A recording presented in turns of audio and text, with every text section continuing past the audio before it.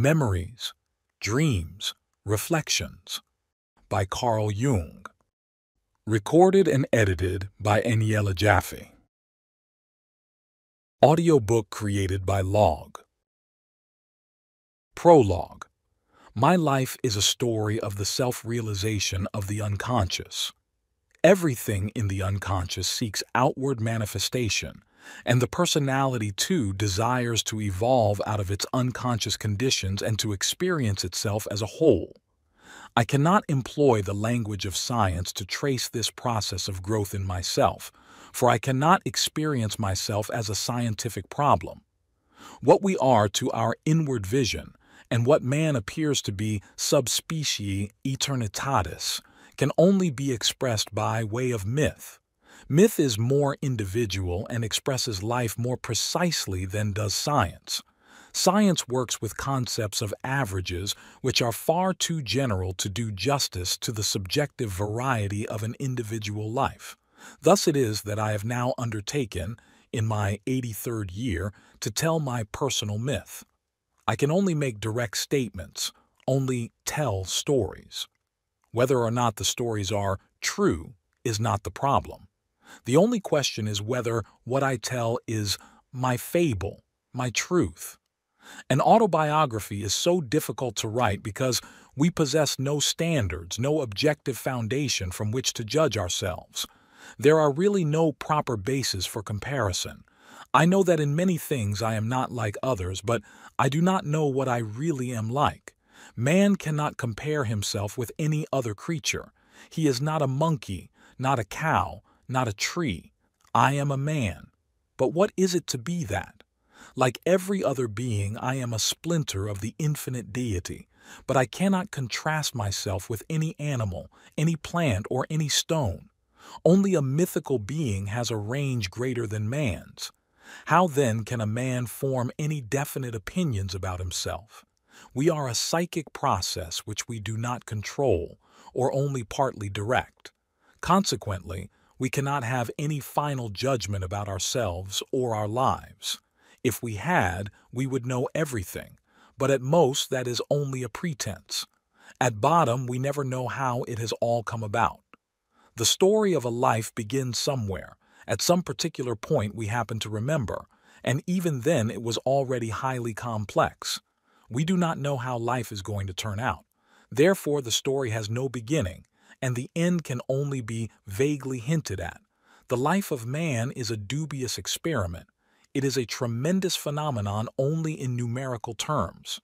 Individually, it is so fleeting, so insufficient that it is literally a miracle that anything can exist and develop at all.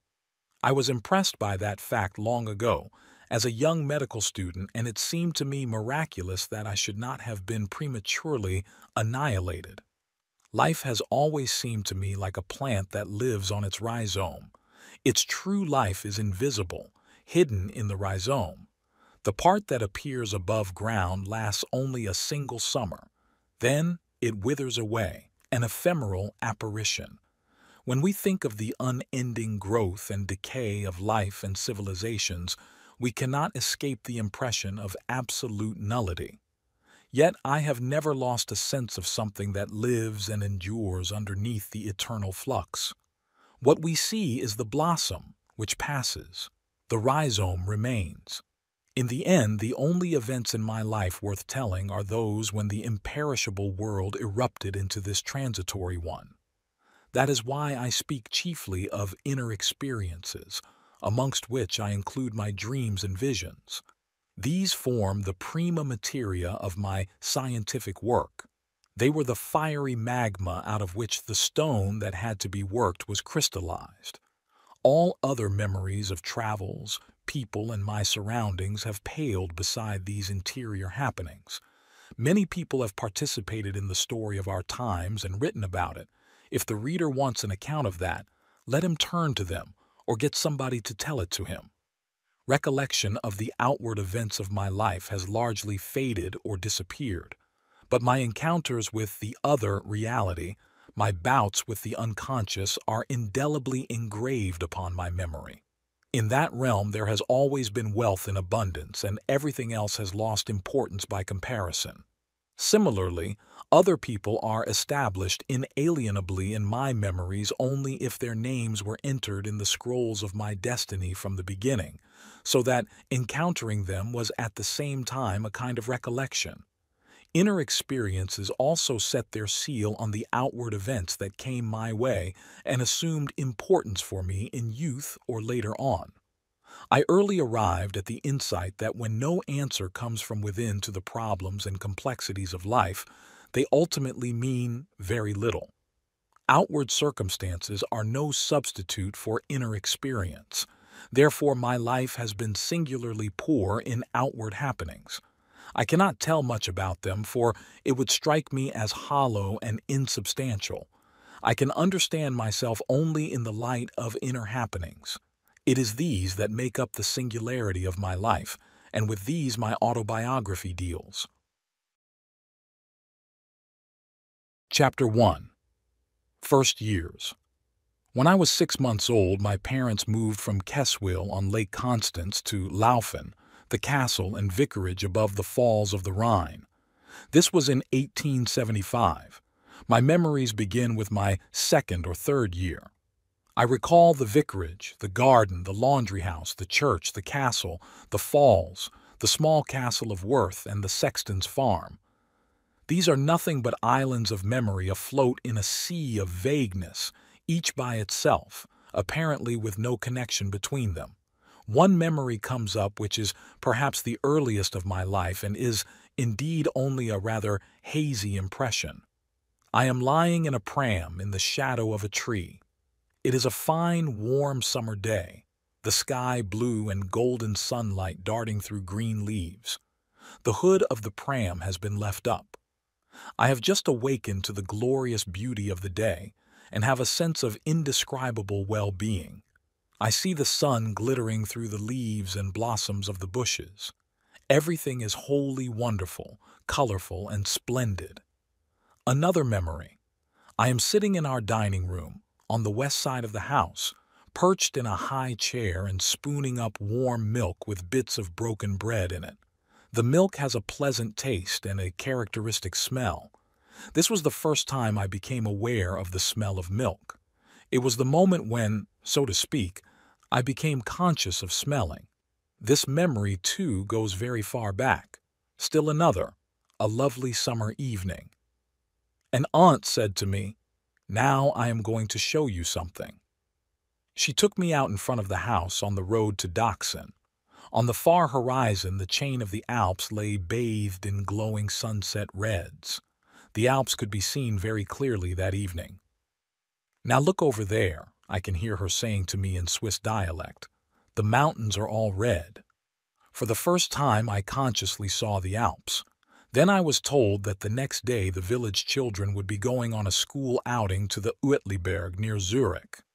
I wanted so much to go too. To my sorrow, I was informed that children as small as I could not go along. There was nothing to be done about it. From then on, the Uetliberg in Zurich became an unattainable land of dreams, near to the glowing, snow-covered mountains. From a somewhat later period comes another memory. My mother took me to the Thurgau to visit friends who had a castle on Lake Constance. I could not be dragged away from the water. The waves from the steamer washed up to the shore, the sun glistened on the water, and the sand under the water had been curled into little ridges by the waves. The lake stretched away and away into the distance. This expanse of water was an inconceivable pleasure to me, an incomparable splendor. At that time the idea became fixed in my mind that I must live near a lake. Without water, I thought, nobody could live at all. Still another memory comes up. Strangers, bustle, excitement. The maid comes running and exclaims, "The fishermen have found a corpse, came down the falls, they want to put it in the wash house." My father says, "Yes, yes. I want to see the dead body at once." My mother holds me back and sternly forbids me to go into the garden. When all the men had left, I quickly stole into the garden to the wash house. But the door was locked. I went around the house. At the back, There was an open drain running down the slope, and I saw blood and water trickling out. I found this extraordinarily interesting. At that time, I was not yet 4 years old. Yet another image. I am restive, feverish, unable to sleep. My father carries me in his arms, paces up and down, singing his old student songs. I particularly remember one I was especially fond of and which always used to soothe me, Alles schweige, jeder neige. The beginning went something like that. To this day, I can remember my father's voice, singing over me in the stillness of the night. I was suffering, so my mother told me afterward, from general eczema. Dim intimations of trouble in my parents' marriage hovered around me.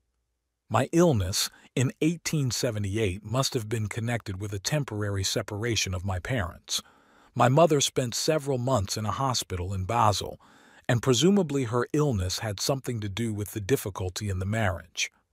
An aunt of mine, who was a spinster and some 20 years older than my mother, took care of me. I was deeply troubled by my mother's being away. From then on, I always felt mistrustful when the word love was spoken. The feeling I associated with woman was for a long time that of innate unreliability. Father, on the other hand, meant reliability and powerlessness. That is the handicap I started off with. Later, these early impressions were revised. I have trusted men friends and been disappointed by them, and I have mistrusted women and was not disappointed. While my mother was away, our maid, too, looked after me. I still remember her picking me up and laying my head against her shoulder. She had black hair and an olive complexion, and was quite different from my mother.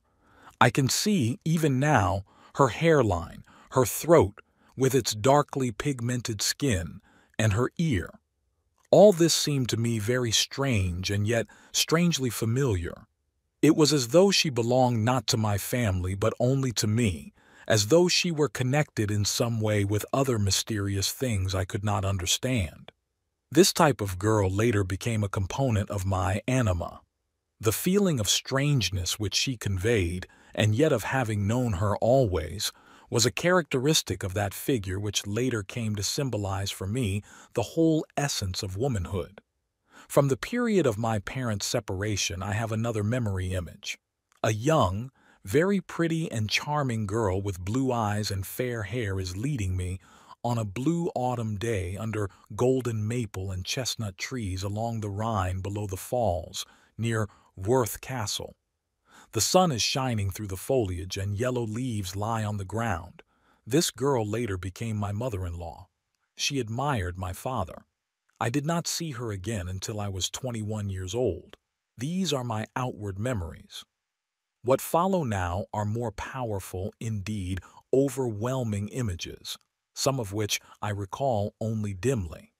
There was a fall downstairs, for example, and another fall against the angle of a stove leg. I remember pain and blood, a doctor sewing a wound in my head. The scar remained visible until my senior year at the gymnasium.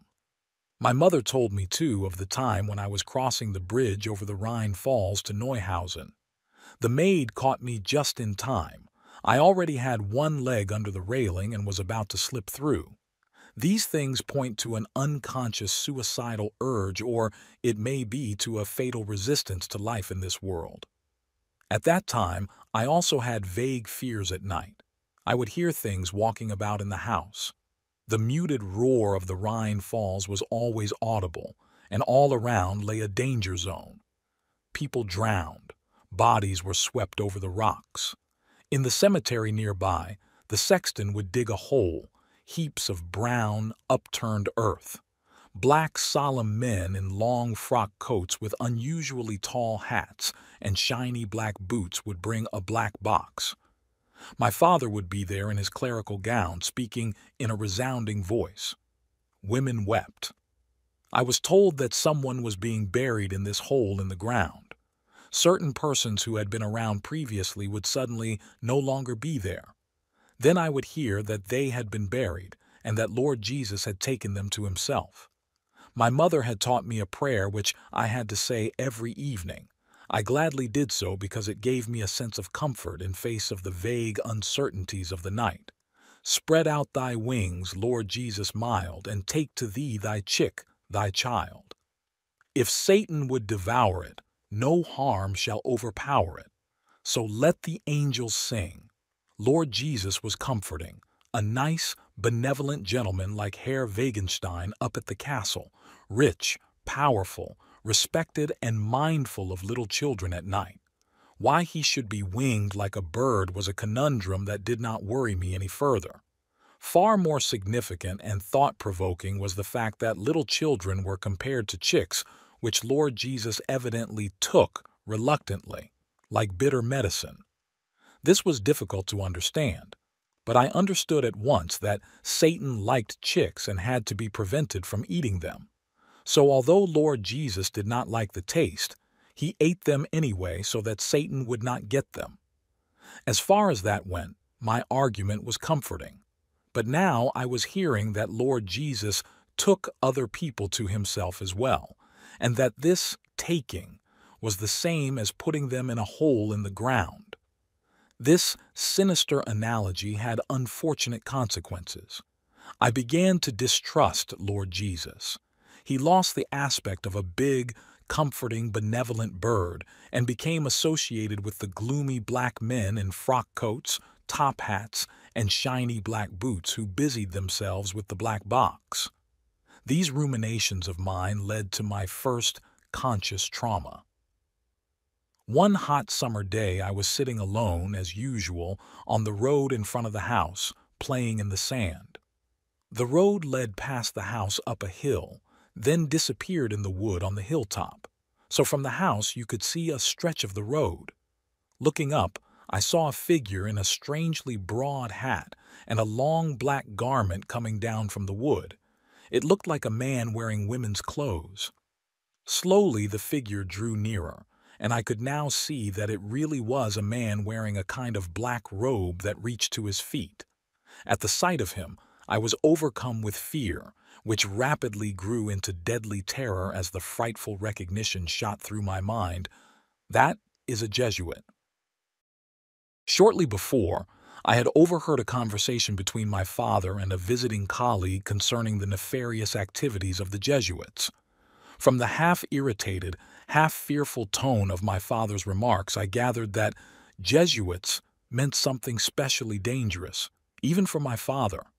Actually, I had no idea what Jesuits were, but I was familiar with the word Jesus from my little prayer. The man coming down the road must be in disguise, I thought. That was why he wore women's clothes. Probably he had evil intentions. Terrified, I ran helter-skelter into the house, rushed up the stairs, and hid under a beam in the darkest corner of the attic. I don't know how long I remained there, but it must have been a fairly long time, because when I ventured down again to the first floor and cautiously stuck my head out of the window, far and wide there was not a trace of the black figure to be seen. For days afterward, the hellish fright clung to my limbs and kept me in the house. And even when I began to play in the road again, the wooded hilltop was still the object of my uneasy vigilance. Later I realized, of course, that the black figure was a harmless Catholic priest. At about the same time, I could not say with absolute certainty whether it preceded this experience or not, I had the earliest dream I can remember, a dream which was to preoccupy me all my life. I was then between 3 and 4 years old.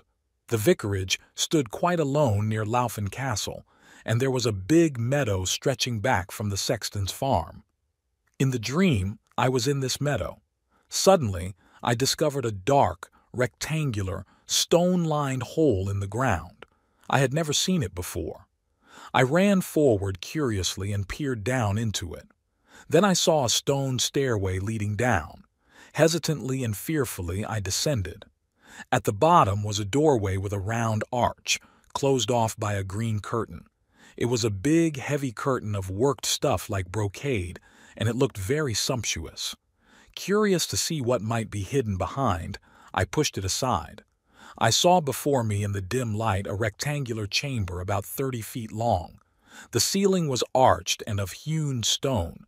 The floor was laid with flagstones, and in the center a red carpet ran from the entrance to a low platform.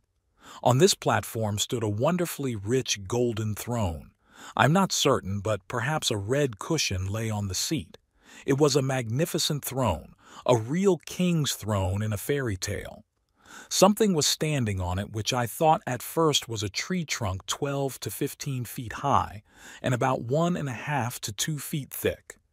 It was a huge thing, reaching almost to the ceiling, but it was of a curious composition. It was made of skin and naked flesh, and on top there was something like a rounded head with no face and no hair.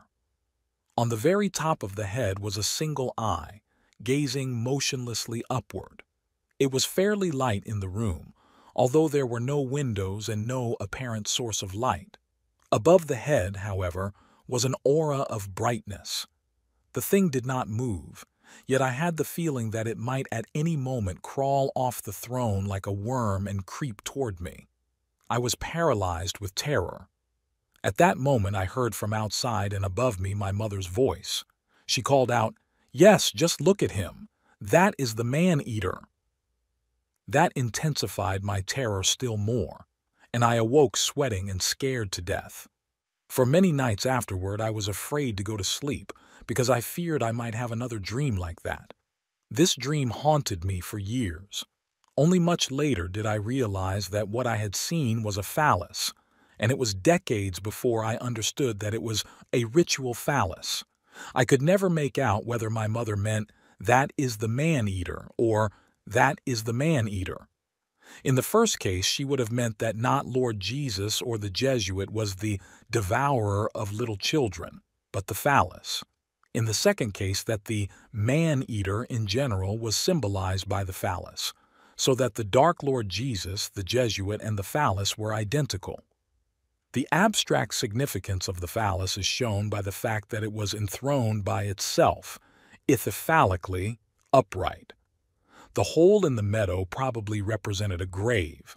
The grave itself was an underground temple whose green curtain symbolized the meadow, in other words, the mystery of earth with her covering of green vegetation. The carpet was blood red. What about the vault? Perhaps I had already been to the Munau, the citadel of Schaffhausen.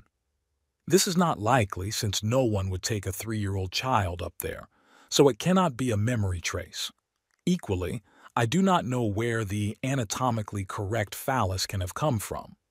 The interpretation of the orificium urethrae as an eye, with the source of light apparently above it, points to the etymology of the word phallus, shining, bright. At all events, the phallus of this dream seems to be a subterranean god not to be named, and such it remained throughout my youth, reappearing whenever anyone spoke too emphatically about Lord Jesus. Lord Jesus never became quite real for me, never quite acceptable, never quite lovable, for again and again I would think of his underground counterpart, a frightful revelation which had been accorded me without my seeking it.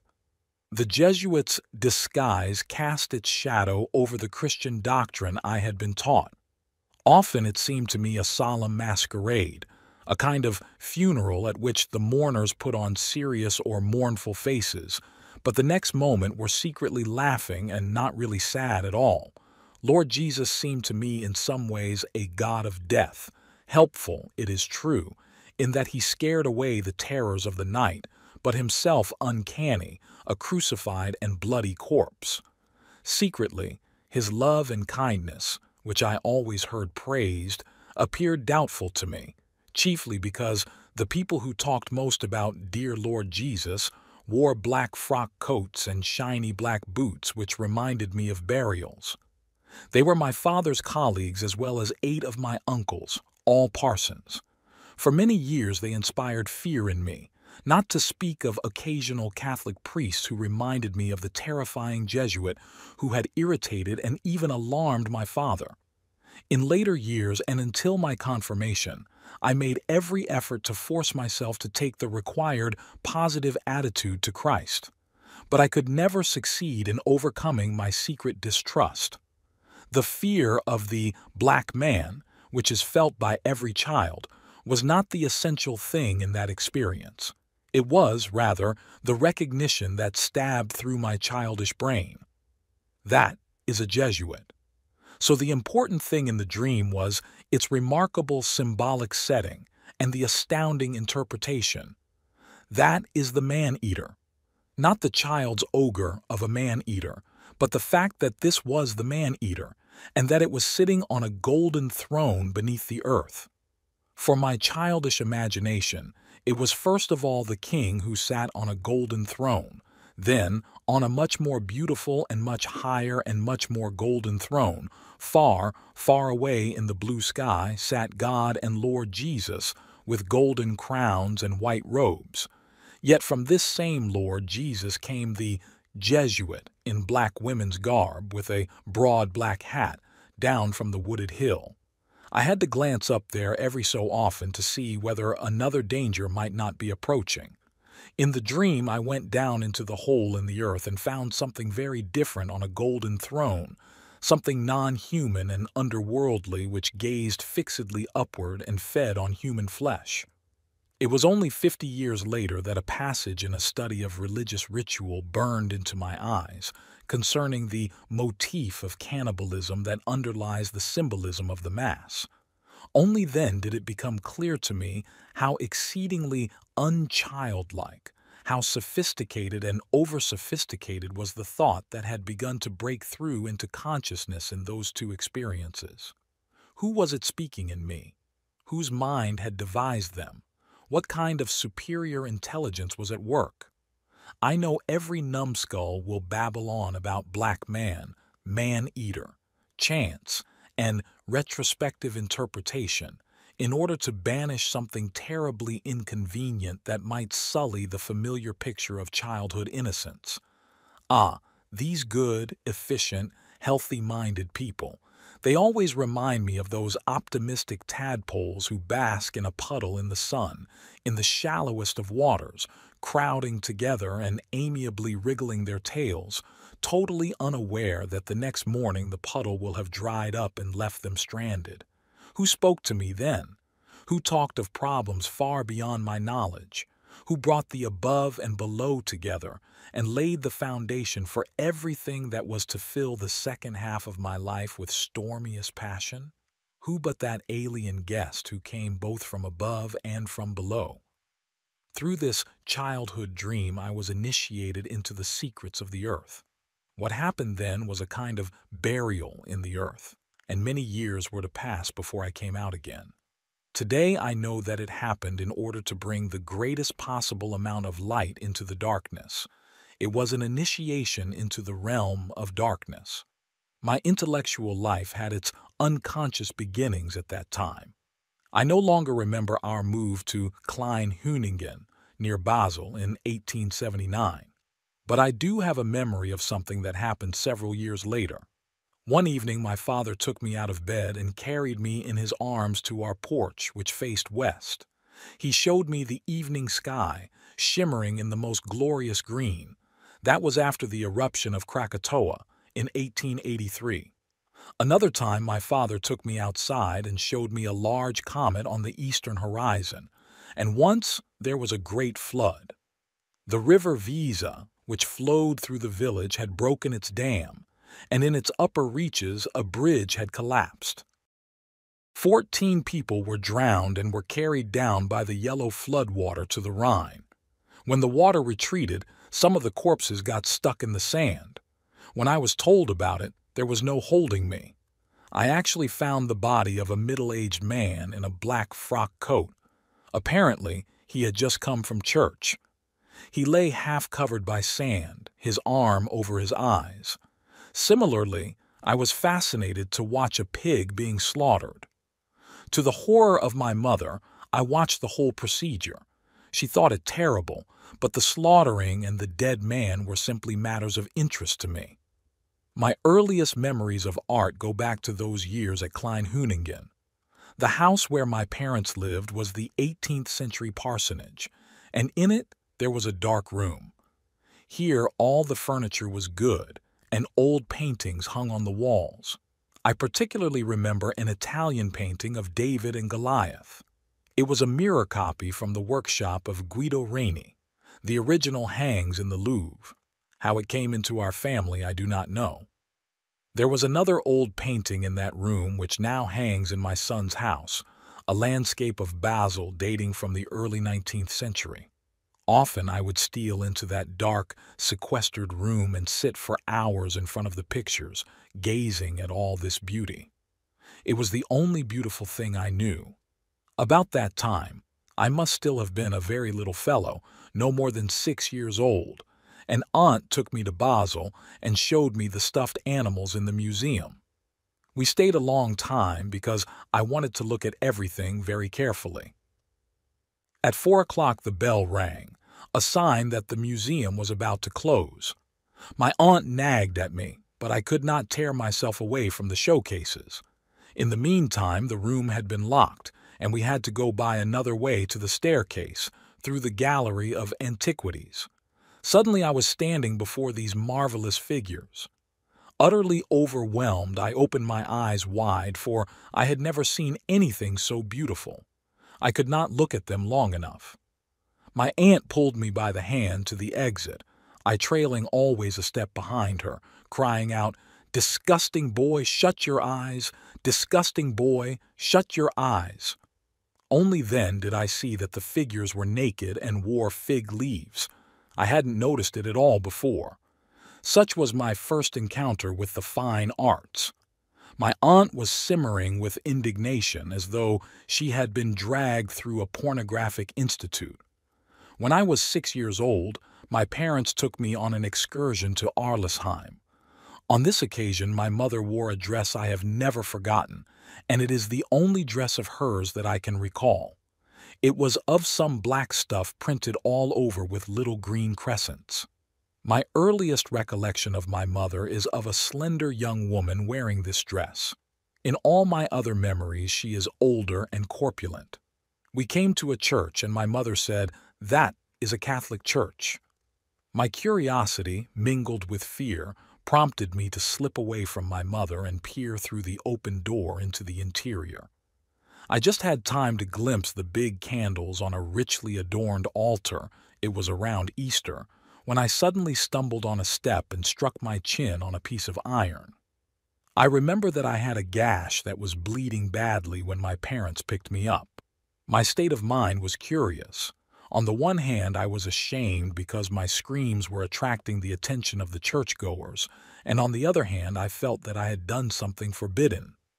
Jesuits, green curtain, secret of the man-eater. So that is the Catholic Church which has to do with Jesuits. It is their fault that I stumbled and screamed. For years afterward, I was unable to set foot inside a Catholic church without a secret fear of blood and falling and Jesuits.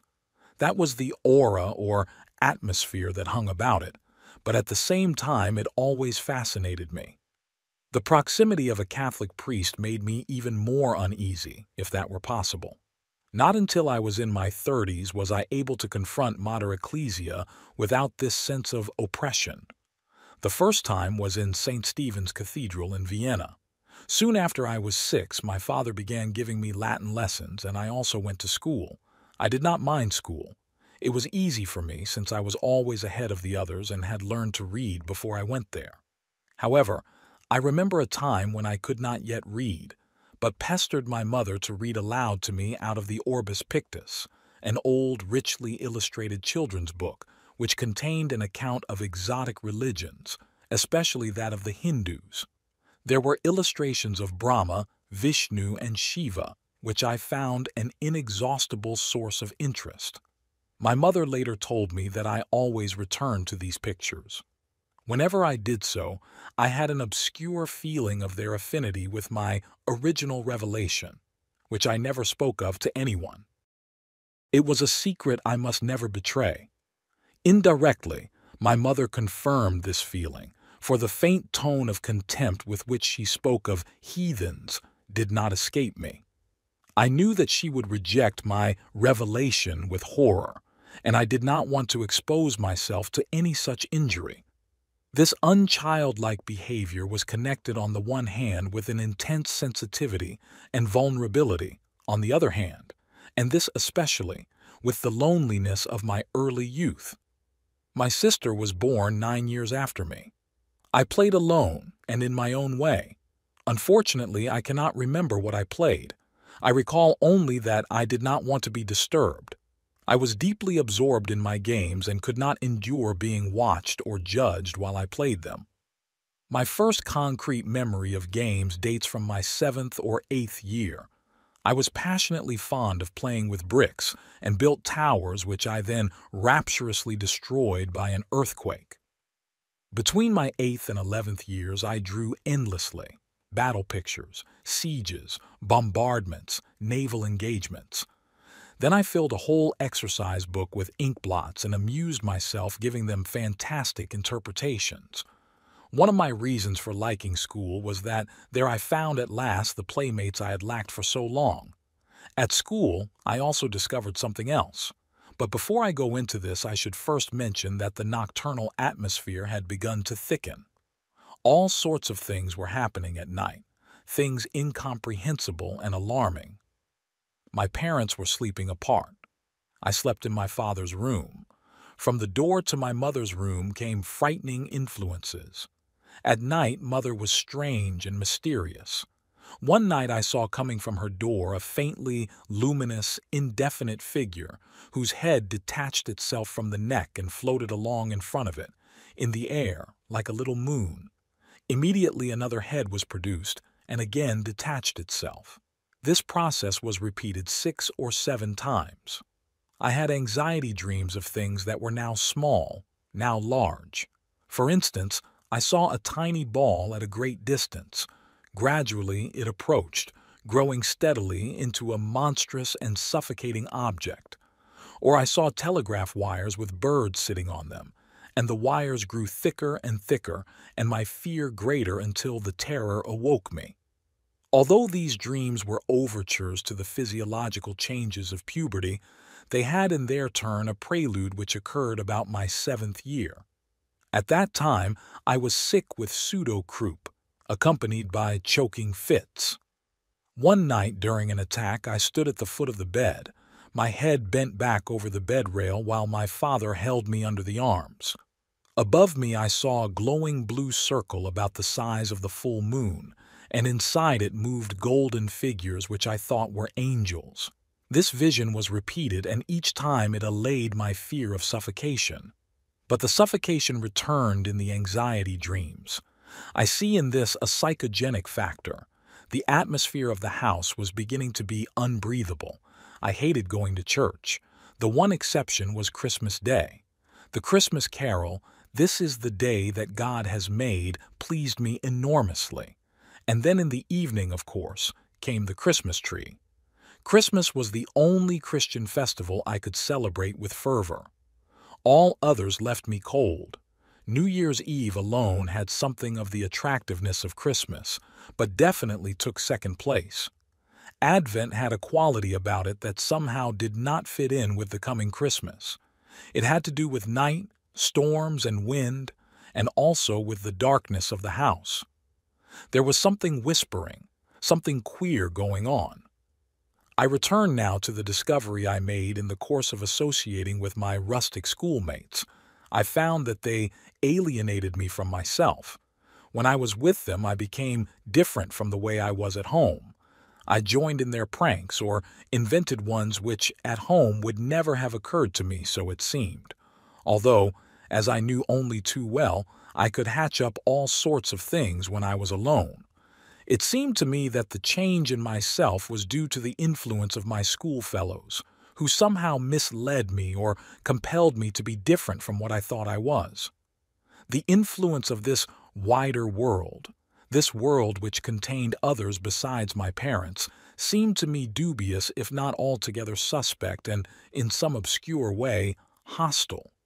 Though I became increasingly aware of the beauty of the bright daylight world where golden sunlight filters through green leaves, at the same time I had a premonition of an inescapable world of shadows filled with frightening, unanswerable questions which had me at their mercy. My nightly prayer did, of course, grant me a ritual protection since it concluded the day properly and just as properly ushered in night and sleep. But the new peril lurked by day. It was as if I sensed a splitting of myself and feared it. My inner security was threatened. I also recall from this period, 7 to 9, that I was fond of playing with fire. In our garden there was an old wall built of large blocks of stone, the interstices of which made interesting caves. I used to tend a little fire in one of these caves, with other children helping me. A fire that had to burn forever and therefore had to be constantly maintained by our united efforts, which consisted in gathering the necessary wood. No one but myself was allowed to tend this fire. Others could light other fires in other caves, but these fires were profane and did not concern me. My fire alone was living and had an unmistakable aura of sanctity. In front of this wall was a slope in which was embedded a stone that jutted out, my stone. Often when I was alone I sat down on this stone, and then began an imaginary game that went something like this. I am sitting on top of this stone and it is underneath. But the stone also could say I and think, I am lying here on this slope and he is sitting on top of me. The question then arose, am I the one who is sitting on the stone, or am I the stone on which he is sitting? This question always perplexed me, and I would stand up, wondering who was what now. The answer remained totally unclear, and my uncertainty was accompanied by a feeling of curious and fascinating darkness. But there was no doubt whatsoever that this stone stood in some secret relationship to me. I could sit on it for hours, fascinated by the puzzle it set me. 30 years later, I again stood on that slope. I was a married man, had children, a house, a place in the world, and a head full of ideas and plans.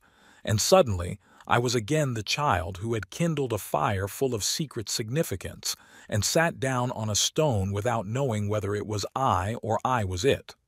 I thought suddenly of my life in Zurich, and it seemed alien to me, like news from some remote world and time. This was frightening, for the world of my childhood in which I had just become absorbed was eternal, and I had been wrenched away from it and had fallen into a time that continued to roll onward, moving farther and farther away. The pull of that other world was so strong that I had to tear myself violently from the spot in order not to lose hold of my future. I have never forgotten that moment, for it illuminated in a flash of lightning the quality of eternity in my childhood. What this meant was revealed soon afterward, in my 10th year. My disunion with myself and uncertainty in the world at large led me to an action which, at the time, was quite incomprehensible to me.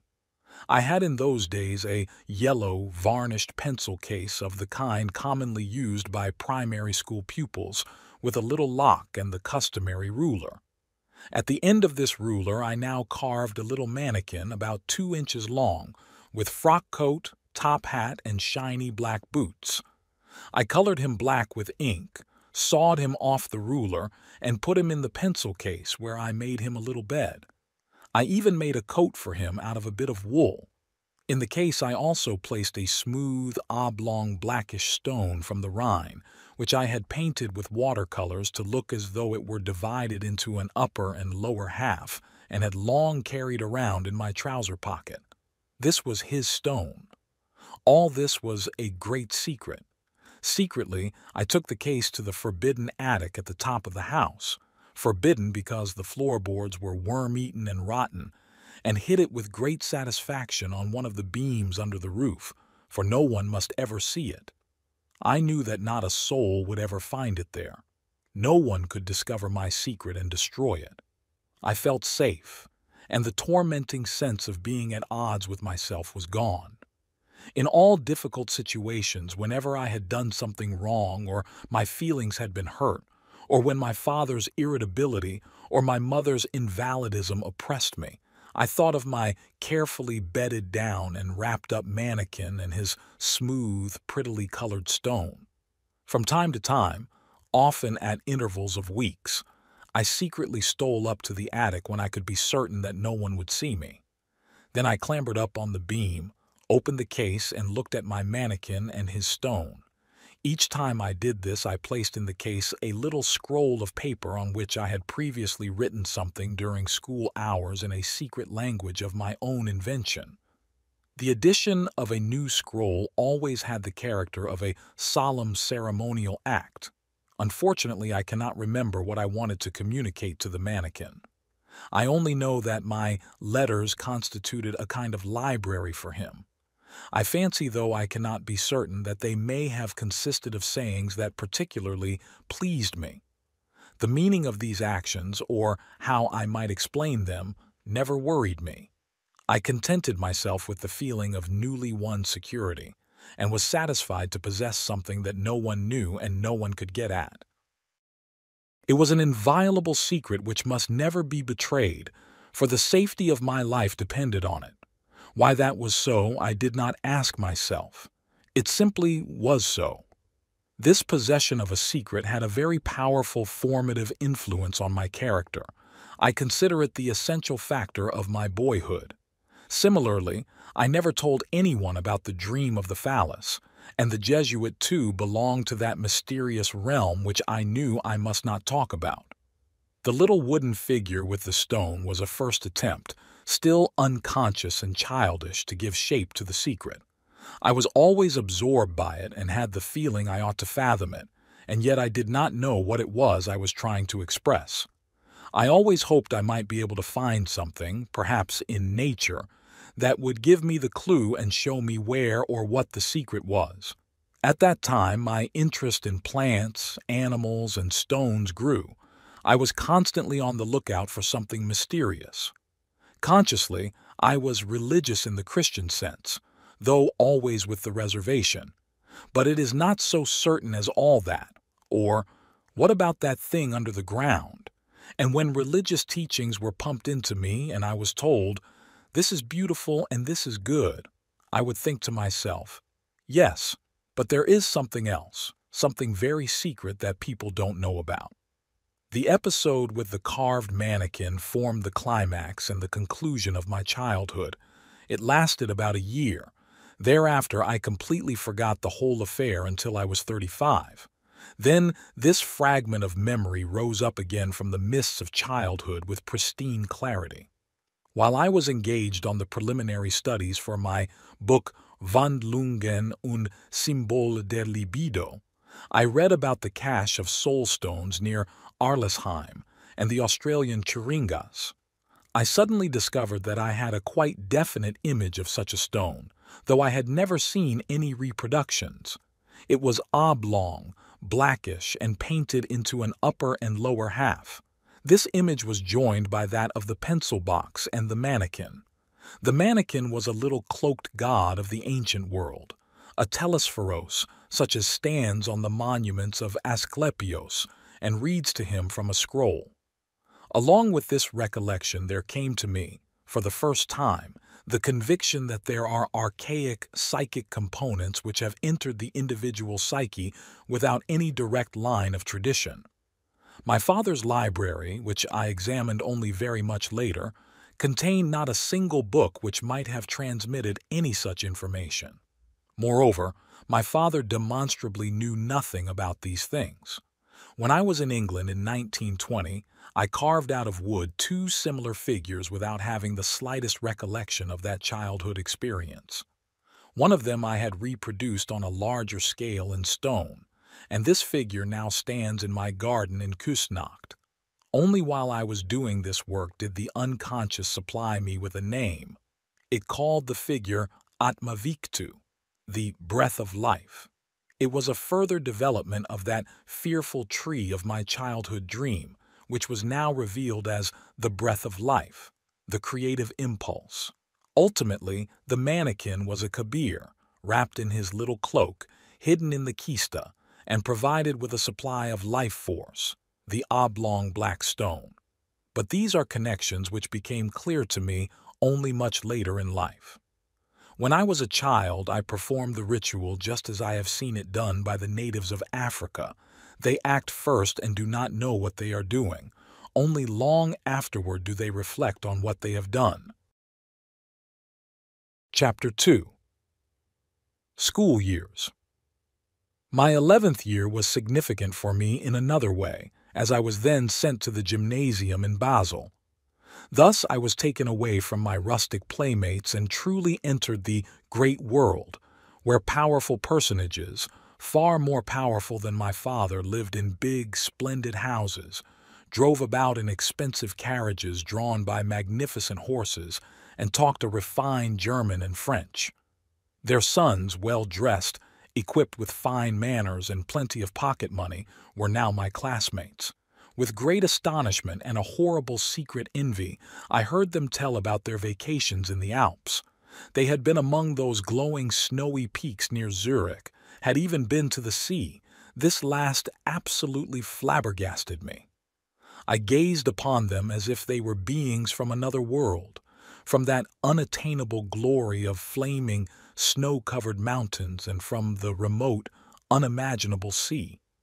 Then, for the first time, I became aware how poor we were, that my father was a poor country parson, and I a still poorer parson's son who had holes in his shoes and had to sit for 6 hours in school with wet socks.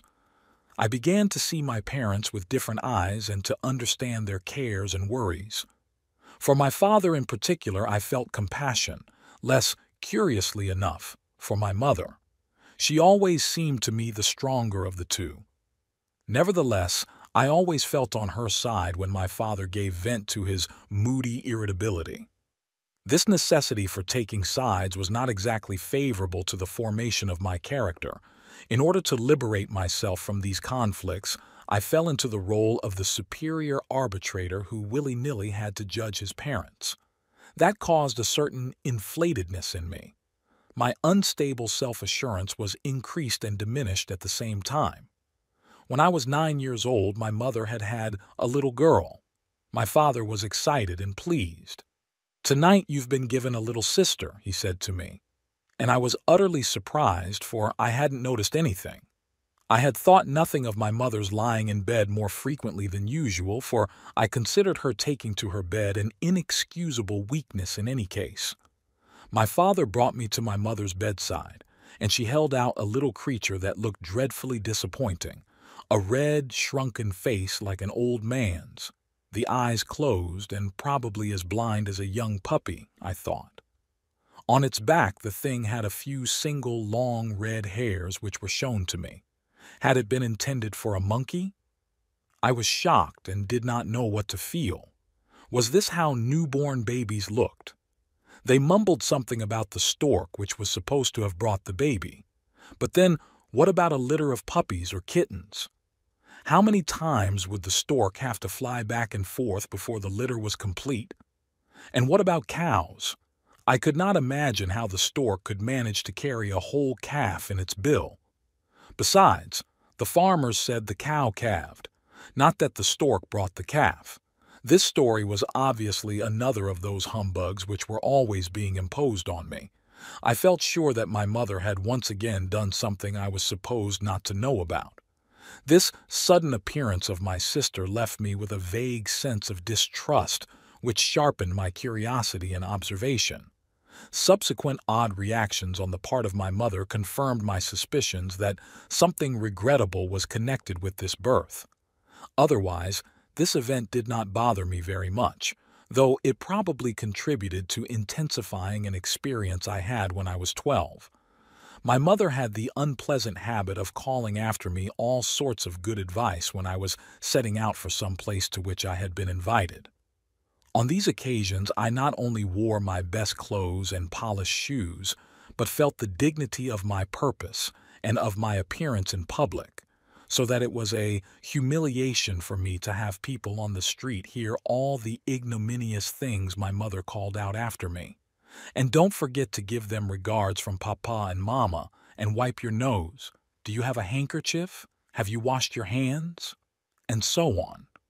It struck me as definitely unfair that the inferiority feelings which accompanied my self-importance should thus be exposed to the world when I had taken every care, out of amour propre and vanity, to present as irreproachable an appearance as possible. For these occasions meant a very great deal to me. On the way to the house to which I was invited, I felt important and dignified, as I always did when I wore my Sunday clothes on a weekday. The picture changed radically, however, as soon as I came in sight of the house I was visiting. Then a sense of the grandeur and power of those people overcame me. I was afraid of them, and in my smallness wished I might sink fathoms deep into the ground. That was how I felt when I rang the bell. The tinkling sound from inside rang like the toll of doom in my ears. I felt as timid and craven as a stray dog. It was ever so much worse when my mother had prepared me properly beforehand. Then the bell would ring in my ears. My shoes are filthy, and so are my hands. I have no handkerchief, and my neck is black with dirt. Out of defiance, I would then not convey my parents' regards, or I would act with unnecessary shyness and stubbornness. If things became too bad, I would think of my secret treasure in the attic, and that helped me regain my poise. For in my forlorn state, I remembered that I was also the other, the person who possessed that inviolable secret, the black stone and the little man in frock coat and top hat. I cannot recall in my boyhood ever having thought of the possibility of a connection between Lord Jesus, or the Jesuit in the black robe, the men in frock coats and top hats standing by the grave-like hole in the meadow, the underground temple of the phallus, and my little man in the pencil case. The dream of the ithyphallic god was my first great secret. The mannequin was the second. It does seem to me, however, that I had a vague sense of relationship between the soul stone and the stone which was also myself. To this day, writing down my memories at the age of 83, I have never fully unwound the tangle of my earliest memories. They are like individual shoots of a single underground rhizome, like stations on a road of unconscious development. While it became increasingly impossible for me to adopt a positive attitude to Lord Jesus, I remember that from the time I was 11, the idea of God began to interest me. I took to praying to God, and this somehow satisfied me because it was a prayer without contradictions. God was not complicated by my distrust. Moreover, he was not a person in a black robe, and not Lord Jesus of the pictures, draped with brightly colored clothes with whom people behave so familiarly. Rather, he was a unique being of whom, so I heard, it was impossible to form any correct conception. He was, to be sure, something like a very powerful old man. But to my great satisfaction there was a commandment to the effect that thou shalt not make unto thee any graven image or any likeness of anything. Therefore, one could not deal with him as familiarly as with Lord Jesus, who was no secret. A certain analogy with my secret in the attic began to dawn on me. School came to bore me. It took up far too much time, which I would rather have spent drawing battles and playing with fire. Divinity classes were unspeakably dull, and I felt a downright fear of the mathematics class. The teacher pretended that algebra was a perfectly natural affair to be taken for granted, whereas I didn't even know what numbers really were. They were not flowers, not animals, not fossils. They were nothing that could be imagined, mere quantities that resulted from counting. To my confusion, these quantities were now represented by letters, which signified sounds, so that it became possible to hear them, so to speak. Oddly enough, my classmates could handle these things and found them self-evident. No one could tell me what numbers were, and I was unable even to formulate the question. To my horror, I found that no one understood my difficulty. The teacher, I must admit, went to great lengths to explain to me the purpose of this curious operation of translating understandable quantities into sounds. I finally grasped that what was aimed at was a kind of system of abbreviation, with the help of which many quantities could be put in a short formula. But this did not interest me in the least. I thought the whole business was entirely arbitrary. Why should numbers be expressed by sounds? One might just as well express A by apple tree, B by box, and X by a question mark. A, B, C, X, Y, Z were not concrete and did not explain to me anything about the essence of numbers, any more than an apple tree did. But the thing that exasperated me most of all was the proposition. If A equals B and B equals C, then A equals C, even though by definition A meant something other than B, and being different could therefore not be equated with B, let alone with C. Whenever it was a question of an equivalence, then it was said that A equals A, B equals B, and so on. This I could accept, whereas A equals B seemed to me a downright lie or a fraud. I was equally outraged when the teacher stated in the teeth of his own definition of parallel lines that they met at infinity. This seemed to me no better than a stupid trick to catch peasants with, and I could not and would not have anything to do with it. My intellectual morality fought against these whimsical inconsistencies, which have forever debarred me from understanding mathematics. Right into old age, I have had the incorrigible feeling that if, like my schoolmates, I could have accepted without a struggle the proposition that A equals B, or that sun equals moon, dog equals cat, then mathematics might have fooled me endlessly, just how much I only began to realize at the age of 84. All my life it remained a puzzle to me why it was that I never managed to get my bearings in mathematics when there was no doubt whatever that I could calculate properly. Least of all did I understand my own moral doubts concerning mathematics. Equations I could comprehend only by inserting specific numerical values in place of the letters and verifying the meaning of the operation by actual calculation. As we went on in mathematics, I was able to get along, more or less, by copying out algebraic formulas whose meaning I did not understand, and by memorizing where a particular combination of letters had stood on the blackboard. I could no longer make headway by substituting numbers, for from time to time the teacher would say, "Here we put the expression so-and-so," and then he would scribble a few letters on the blackboard. I had no idea where he got them and why he did it. The only reason I could see was that it enabled him to bring the procedure to what he felt was a satisfactory conclusion. I was so intimidated by my incomprehension that I did not dare to ask any questions. Mathematics classes became sheer terror and torture to me. Other subjects I found easy, and as, thanks to my good visual memory, I contrived for a long while to swindle my way through mathematics, I usually had good marks. But my fear of failure and my sense of smallness in face of the vast world around me created in me not only a dislike, but a kind of silent despair which completely ruined school for me. In addition, I was exempted from drawing classes on grounds of utter incapacity. This, in a way, was welcome to me, since it gave me more free time, but on the other hand it was a fresh defeat, since I had some facility in drawing, although I did not realize that it depended essentially on the way I was feeling. I could draw only what stirred my imagination, but I was forced to copy prints of Greek gods with sightless eyes, and when that wouldn't go properly, the teacher obviously thought I needed something more naturalistic and set before me the picture of a goat's head. This assignment I failed completely, and that was the end of my drawing classes. To my defeats in mathematics and drawing there was now added a third.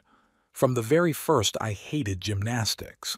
I could not endure having others tell me how to move. I was going to school in order to learn something, not to practice useless and senseless acrobatics.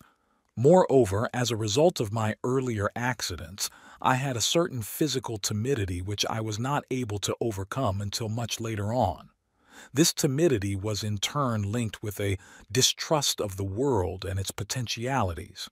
To be sure, the world seemed to me beautiful and desirable, but it was also filled with vague and incomprehensible perils. Therefore, I always wanted to know at the start to what and to whom I was entrusting myself. Was this perhaps connected with my mother, who had abandoned me for several months?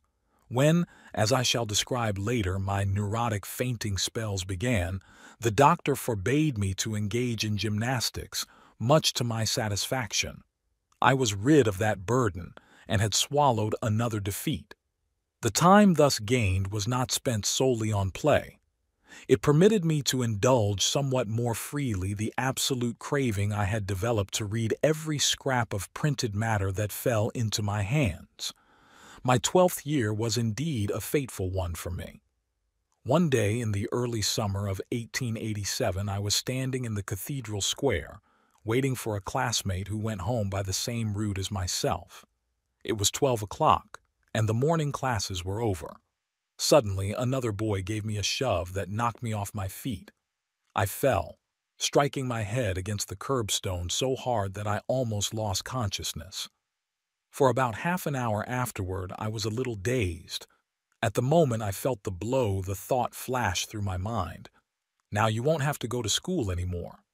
I was only half unconscious, but I remained lying there a few moments longer than was strictly necessary, chiefly in order to avenge myself on my assailant. Then people picked me up and took me to a house nearby, where two elderly spinster aunts lived. From then on, I began to have fainting spells whenever I had to return to school, and whenever my parents set me to doing my homework. For more than 6 months I stayed away from school, and for me that was a picnic. I was free, could dream for hours, be anywhere I liked, in the woods or by the water, or draw.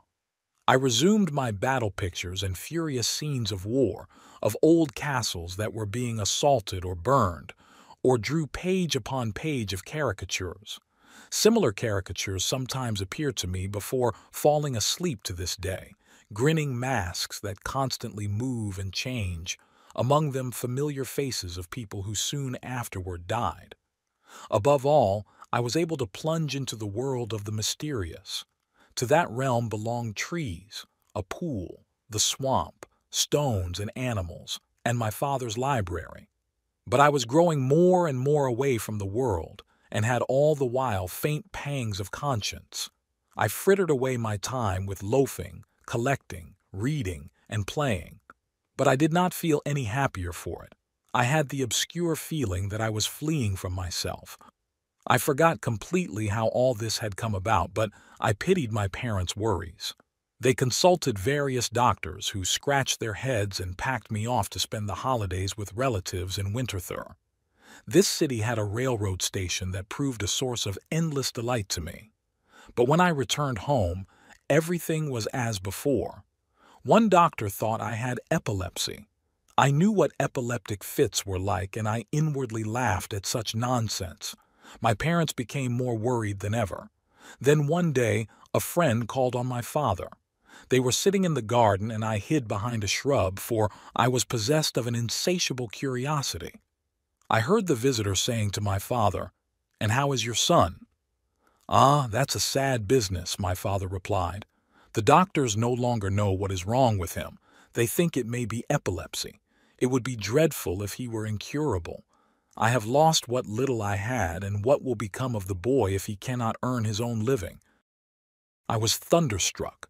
This was the collision with reality. Why then, I must get to work, I thought suddenly.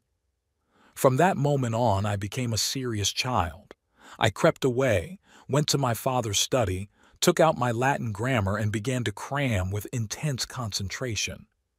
After 10 minutes of this, I had the finest of fainting fits. I almost fell off the chair, but after a few minutes I felt better and went on working.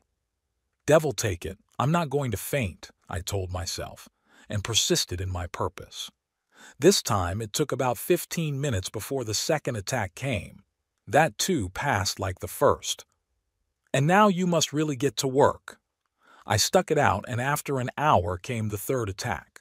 Still, I did not give up and worked for another hour until I had the feeling that I had overcome the attacks.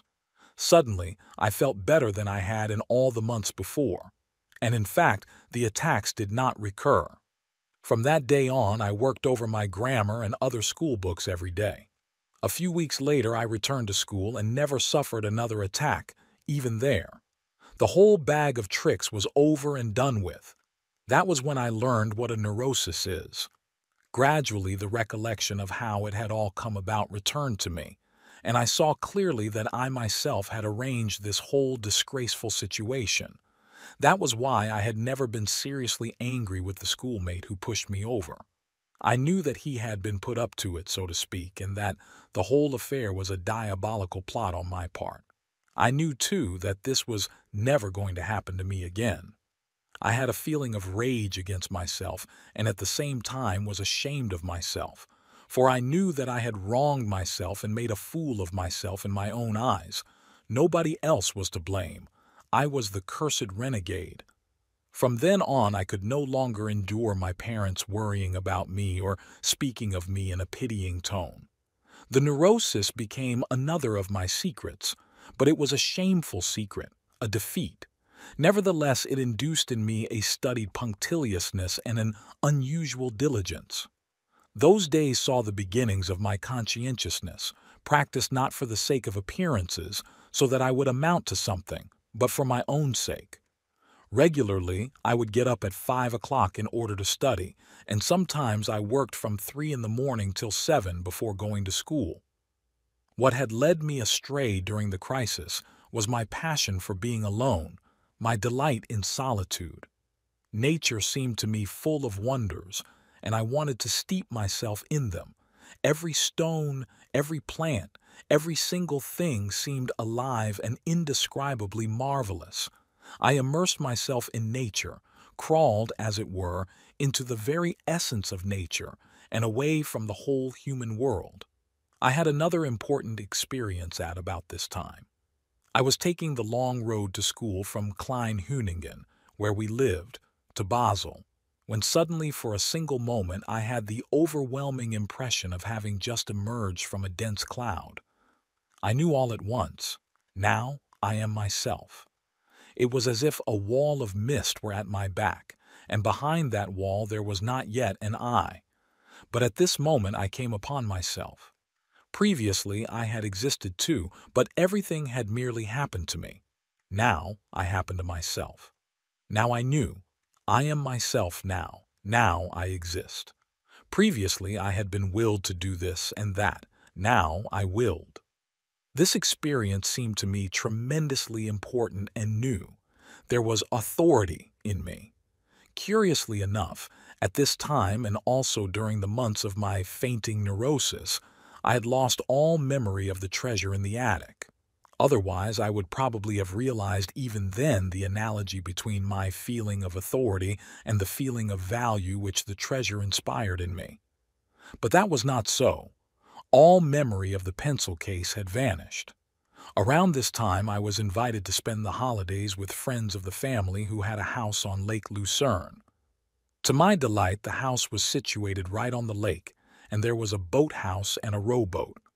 My host allowed his son and me to use the boat, although we were sternly warned not to be reckless.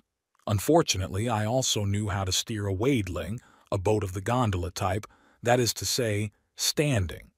At home, we had such a punt in which we had tried out every imaginable trick. The first thing I did, therefore, was to take my stand on the stern seat and with one oar push off into the lake.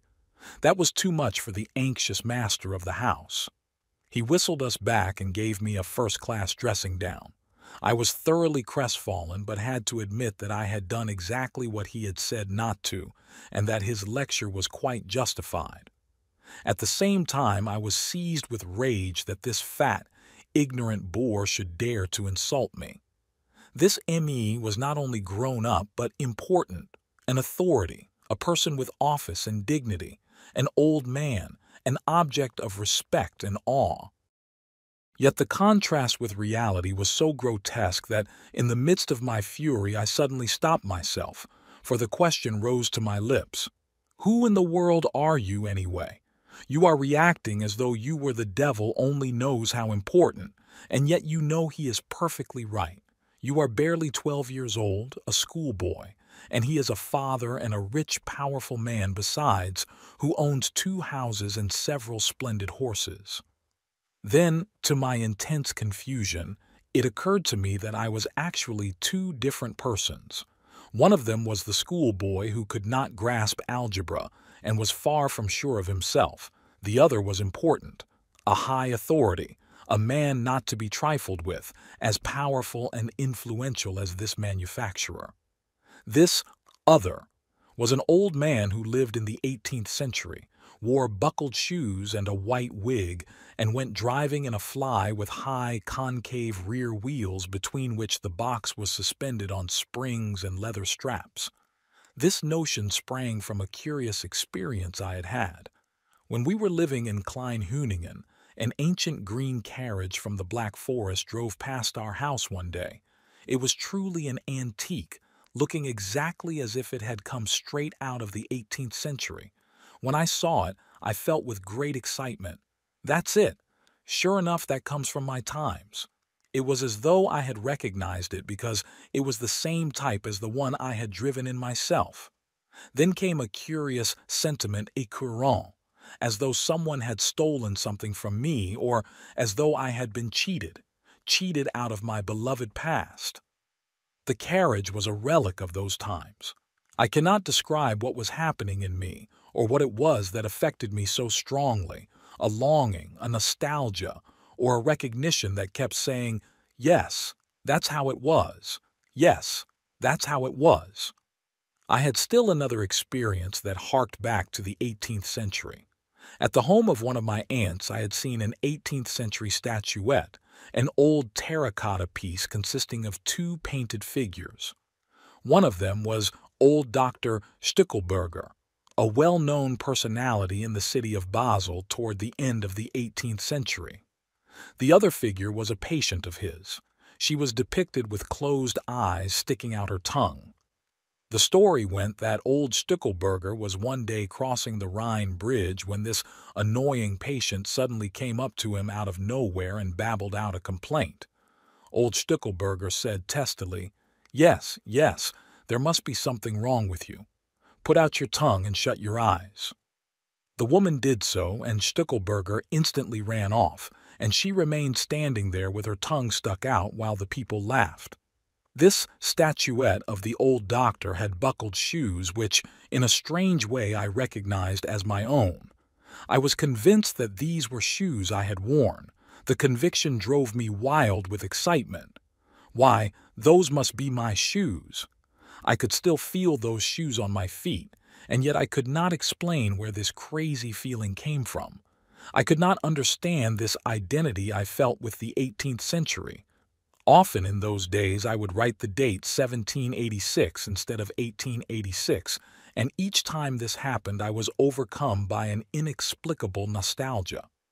After my escapade with the boat and my well-merited punishment, I began pondering these isolated impressions, and they coalesced into a coherent picture of myself living in 2 ages simultaneously and being 2 different persons. I felt confused and was full to the brim with heavy reflections. At last I reached the disappointing realization that now, at any rate, I was nothing but the little schoolboy who had deserved his punishment and who had to behave according to his age. The other person must be sheer nonsense. I suspected that he was somehow connected with the many tales I had heard from my parents and relatives about my grandfather.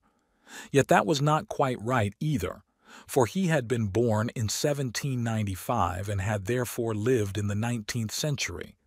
Moreover, he had died long before I was born.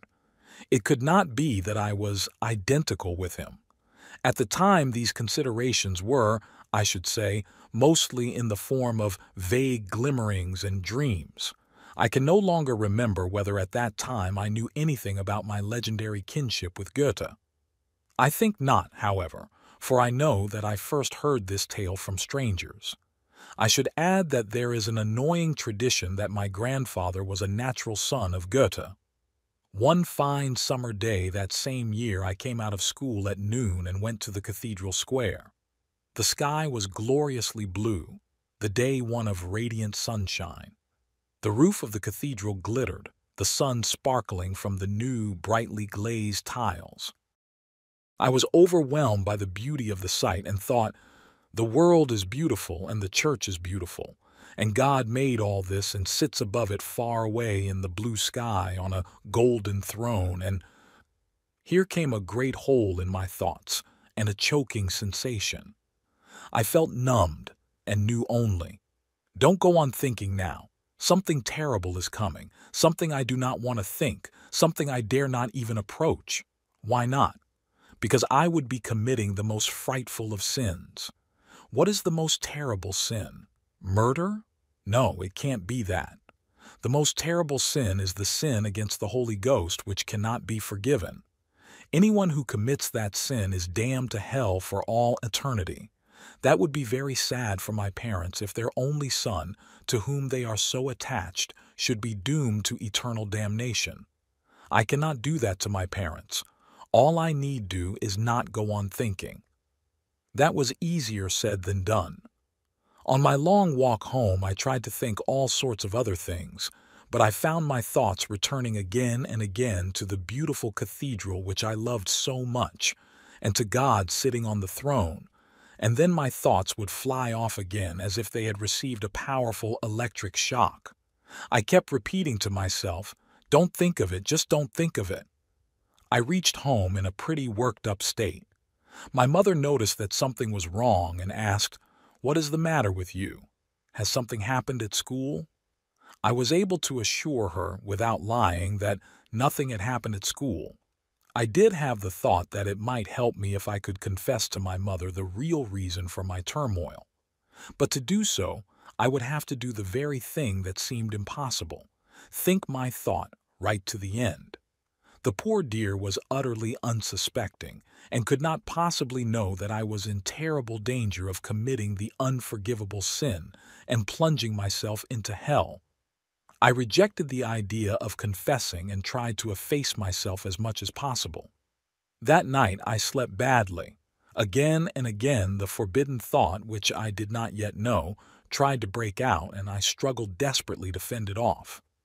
The next 2 days were sheer torture, and my mother was convinced that I was ill. But I resisted the temptation to confess, aided by the thought that it would cause my parents intense sorrow. On the third night, however, the torment became so unbearable that I no longer knew what to do. I awoke from a restless sleep just in time to catch myself thinking again about the cathedral and God. I had almost continued the thought. I felt my resistance weakening. Sweating with fear, I sat up in bed to shake off sleep. Now it is coming. Now it's serious. I must think. It must be thought out beforehand. Why should I think something I do not know? I don't want to, by God, that's sure. But who wants me to? Who wants to force me to think something I don't know and don't want to know? Where does this terrible will come from? And why should I be the one to be subjected to it? I was thinking praises of the Creator of this beautiful world. I was grateful to Him for this immeasurable gift. So why should I have to think something inconceivably wicked? I don't know what it is, I really don't, for I cannot and must not come anywhere near this thought, for that would be to risk thinking it at once. I haven't done this or wanted this. It has come on me like a bad dream. Where do such things come from? This has happened to me without my doing. Why? After all, I didn't create myself. I came into the world the way God made me. That is, the way I was shaped by my parents.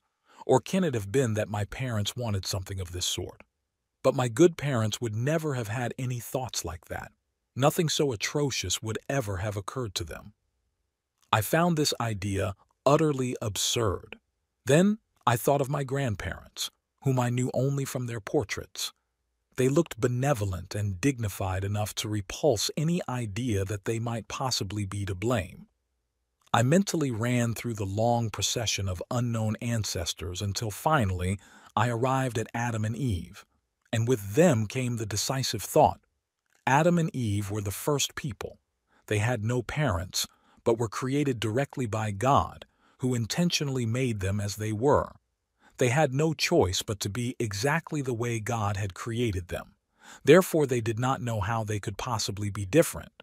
They were perfect creatures of God, for He creates only perfection, and yet they committed the first sin by doing what God did not want them to do. How was that possible? They could not have done it if God had not placed in them the possibility of doing it. That was clear, too, from the serpent, whom God had created before them, obviously so that it could induce Adam and Eve to sin. God, in His omniscience, had arranged everything so that the first parents would have to sin. Therefore, it was God's intention that they should sin. This thought liberated me instantly from my worst torment, since I now knew that God Himself had placed me in this situation. At first, I did not know whether He intended me to commit my sin or not. I no longer thought of praying for illumination, since God had landed me in this fix without my willing it and had left me without any help. I was certain that I must search out His intention myself and seek the way out alone. At this point, another argument began. What does God want? To act or not to act? I must find out what God wants with me, and I must find out right away. I was aware, of course, that according to conventional morality, there was no question but that sin must be avoided. That was what I had been doing up to now, but I knew I could not go on doing it. My broken sleep and my spiritual distress had worn me out to such a point that fending off the thought was tying me into unbearable knots. This could not go on. At the same time, I could not yield before I understood what God's will was and what He intended, for I was now certain that He was the author of this desperate problem. Oddly enough, I did not think for a moment that the devil might be playing a trick on me. The devil played little part in my mental world at that time, and in any case, I regarded him as powerless compared with God. But from the moment I emerged from the mist and became conscious of myself, the unity, the greatness, and the superhuman majesty of God began to haunt my imagination. Hence there was no question in my mind but that God Himself was arranging a decisive test for me, and that everything depended on my understanding Him correctly. I knew, beyond a doubt, that I would ultimately be compelled to break down, to give way, but I did not want it to happen without my understanding it, since the salvation of my eternal soul was at stake. God knows that I cannot resist much longer, and He does not help me, although I am on the point of having to commit the unforgivable sin. In His omnipotence, He could easily lift this compulsion from me, but evidently He is not going to. Can it be that He wishes to test my obedience by imposing on me the unusual task of doing something against my own moral judgment and against the teachings of my religion, and even against His own commandment, something I am resisting with all my strength because I fear eternal damnation? Is it possible that God wishes to see whether I am capable of obeying His will, even though my faith and my reason raise before me the specters of death and hell? That might really be the answer, but these are merely my own thoughts. I may be mistaken. I dare not trust my own reasoning as far as that. I must think it all through once more. I thought it over again and arrived at the same conclusion. Obviously, God also desires me to show courage, I thought. If that is so and I go through with it, then He will give me His grace and illumination. I gathered all my courage as though I were about to leap forthwith into hell fire, and let the thought come. I saw before me the cathedral, the blue sky. God sits on His golden throne, high above the world, and from under the throne an enormous turd falls upon the sparkling new roof, shatters it, and breaks the walls of the cathedral asunder. So that was it. I felt an enormous, an indescribable relief. Instead of the expected damnation, grace had come upon me, and with it an unutterable bliss such as I had never known. I wept for happiness and gratitude. The wisdom and goodness of God had been revealed to me now that I had yielded to His inexorable command. It was as though I had experienced an illumination. A great many things I had not previously understood became clear to me. That was what my father had not understood, I thought, He had failed to experience the will of God, had opposed it for the best reasons and out of the deepest faith. And that was why he had never experienced the miracle of grace which heals all and makes all comprehensible. He had taken the Bible's commandments as his guide. He believed in God as the Bible prescribed and as his forefathers had taught him, but he did not know the immediate living God who stands, omnipotent and free, above his Bible and his church, who calls upon man to partake of his freedom and can force him to renounce his own views and convictions in order to fulfill without reserve the command of God. In his trial of human courage, God refuses to abide by traditions, no matter how sacred. In his omnipotence, he will see to it that nothing really evil comes of such tests of courage. If one fulfills the will of God, one can be sure of going the right way. God had also created Adam and Eve in such a way that they had to think what they did not at all want to think. He had done that in order to find out whether they were obedient. And he could also demand something of me that I would have had to reject on traditional religious grounds. It was obedience which brought me grace. And after that experience, I knew what God's grace was. One must be utterly abandoned to God. Nothing matters but fulfilling his will. Otherwise, all is folly and meaninglessness. From that moment on, when I experienced grace, my true responsibility began. Why did God befoul his cathedral? That, for me, was a terrible thought. But then came the dim understanding that God could be something terrible.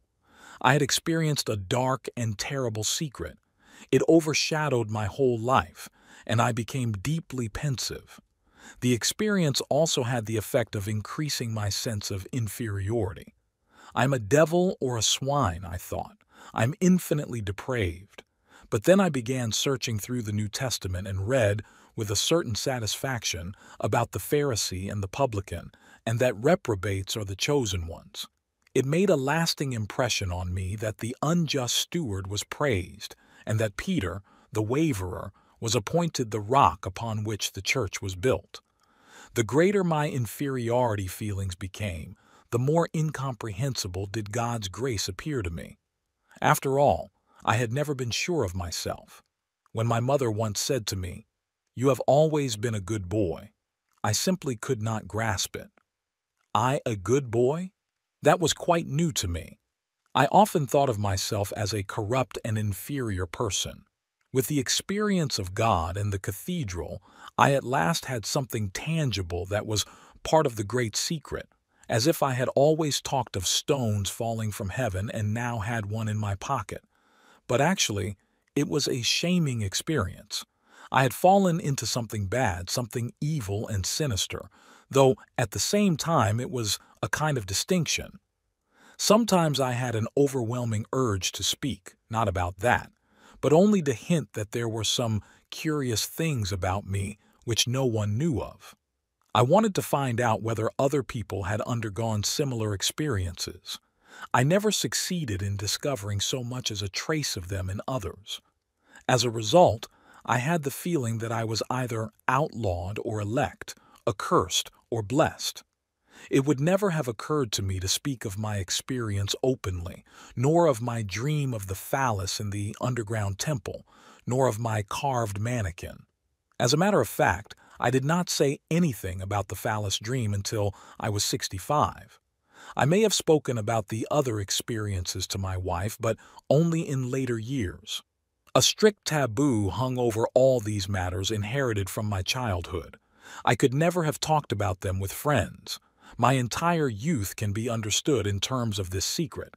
It induced in me an almost unendurable loneliness. My one great achievement during those years was that I resisted the temptation to talk about it with anyone. Thus, the pattern of my relationship to the world was already prefigured. Today, as then, I am a solitary, because I know things and must hint at things which other people do not know and usually do not even want to know. In my mother's family there were 6 parsons, and on my father's side not only was my father a parson but 2 of my uncles also. Thus I heard many religious conversations, theological discussions, and sermons. Whenever I listened to them, I had the feeling, yes, yes, that is all very well. But what about the secret? The secret is also the secret of grace. None of you know anything about that. You don't know that God wants to force me to do wrong, that He forces me to think abominations in order to experience His grace.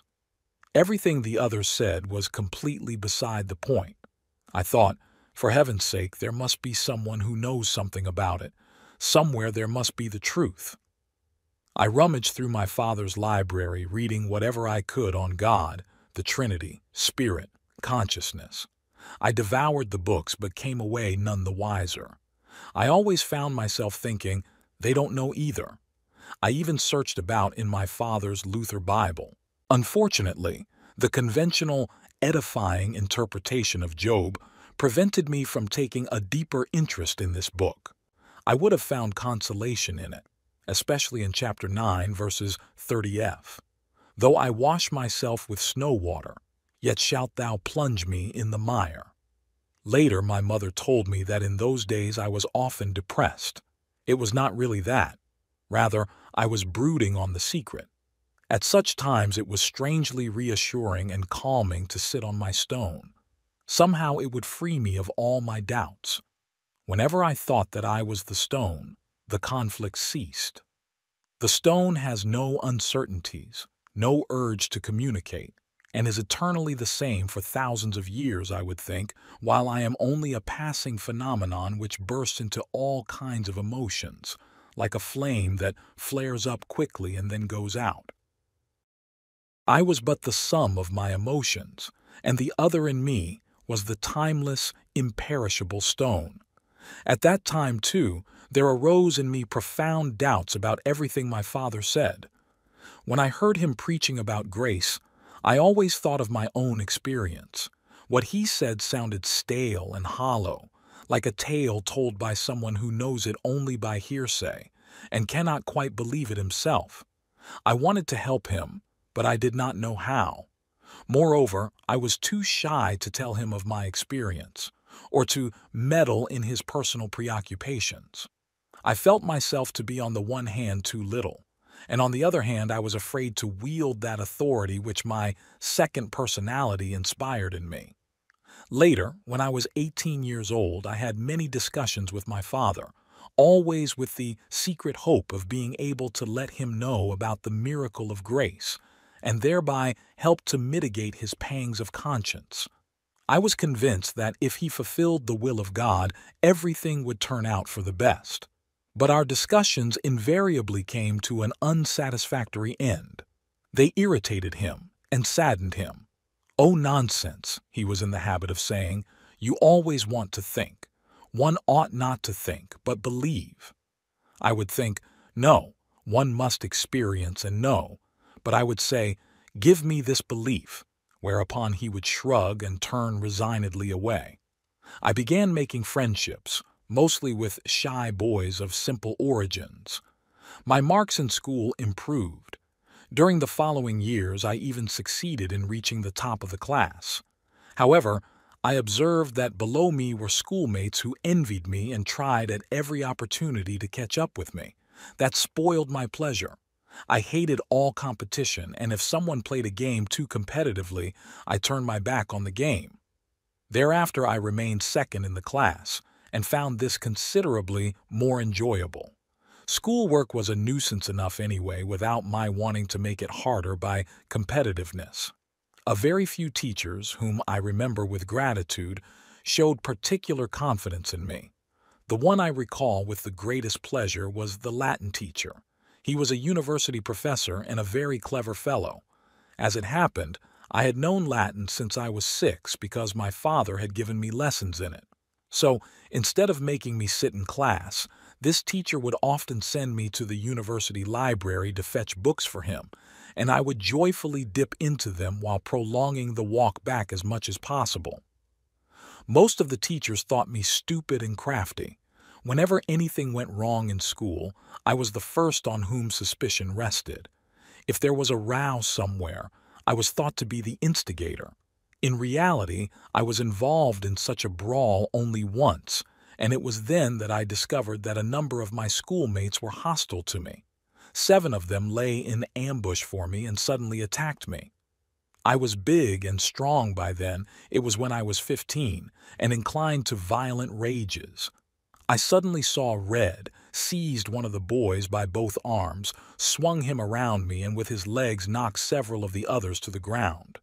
The teachers found out about the affair, but I only dimly remember some sort of punishment which seemed to me unjust. From then on, I was let alone.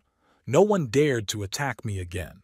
To have enemies and be accused unjustly was not what I had expected, but somehow I did not find it incomprehensible. Everything I was reproached for irritated me, but I could not deny these reproaches to myself. I knew so little about myself, and the little was so contradictory that I could not with a good conscience reject any accusations. As a matter of fact, I always had a guilty conscience and was aware of both actual and potential faults. For that reason, I was particularly sensitive to reproofs, since all of them more or less struck home. Although I had not in reality done what I was accused of, I felt that I might have done it. I would even draw up a list of alibis in case I should be accused of something. I felt positively relieved when I had actually done something wrong. Then at least I knew what my guilty conscience was for. Naturally, I compensated my inner insecurity by an outward show of security, or, to put it better, the defect compensated itself without the intervention of my will. That is, I found myself being guilty and at the same time wishing to be innocent. Somewhere deep in the background, I always knew that I was 2 persons. One was the son of my parents who went to school and was less intelligent, attentive, hard-working, decent and clean than many other boys. The other was grown up, old in fact, skeptical, mistrustful, remote from the world of men, but close to nature, the earth, the sun, the moon, the weather, all living creatures, and above all close to the night, to dreams and to whatever God worked directly in him. I put God in quotation marks here.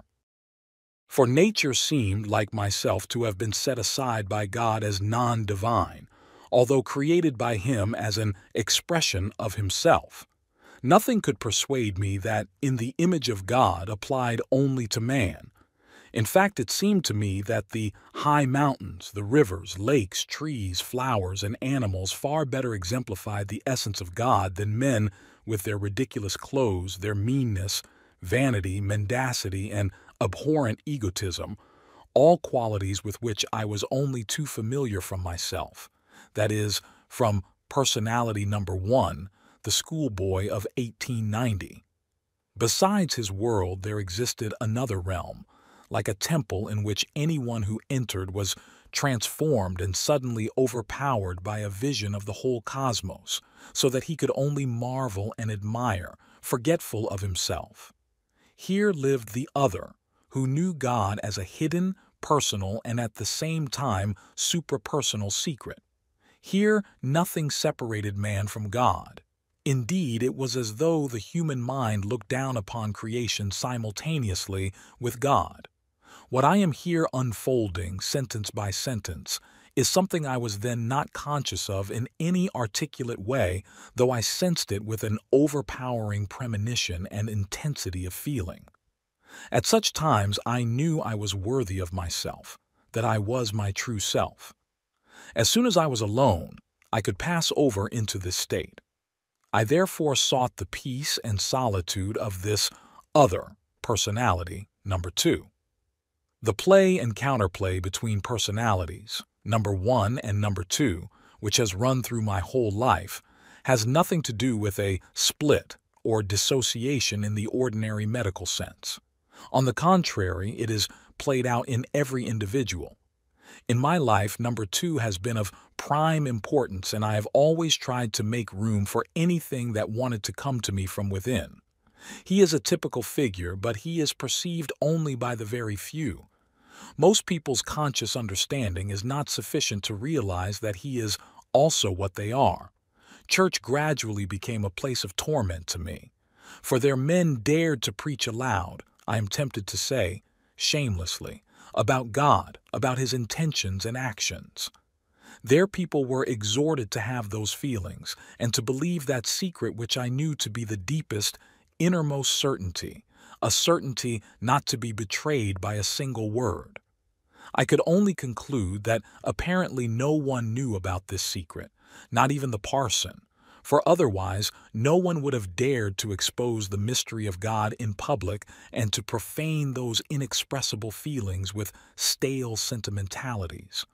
Moreover, I was certain that this was the wrong way to reach God, for I knew from experience that this grace was accorded only to one who fulfilled the will of God without reservation. This was preached from the pulpit too, but always on the assumption that revelation had made the will of God plain. To me, on the other hand, it seemed the most obscure and unknown thing of all. To me, it seemed that one's duty was to explore daily the will of God. I did not do that, but I felt sure that I would do it as soon as an urgent reason for so doing presented itself. Personality number 1 preoccupied me too much of the time. It often seemed to me that religious precepts were being put in place of the will of God, which could be so unexpected and so alarming, for the sole purpose of sparing people the necessity for understanding God's will. I grew more and more skeptical, and my father's sermons and those of other parsons became acutely embarrassing to me. All the people about me seemed to take the jargon for granted, and the dense obscurity that emanated from it. Thoughtlessly, they swallowed all the contradictions, such as that God is omniscient and therefore foresaw all human history, and that he actually created human beings so that they would have to sin, and nevertheless forbids them to sin, and even punishes them by eternal damnation in hellfire. For a long time the devil had played no part in my thinking, curiously enough. The devil appeared to me no worse than a powerful man's vicious watchdog, chained up. Nobody had any responsibility for the world except God, and as I knew only too well, he could be terrible.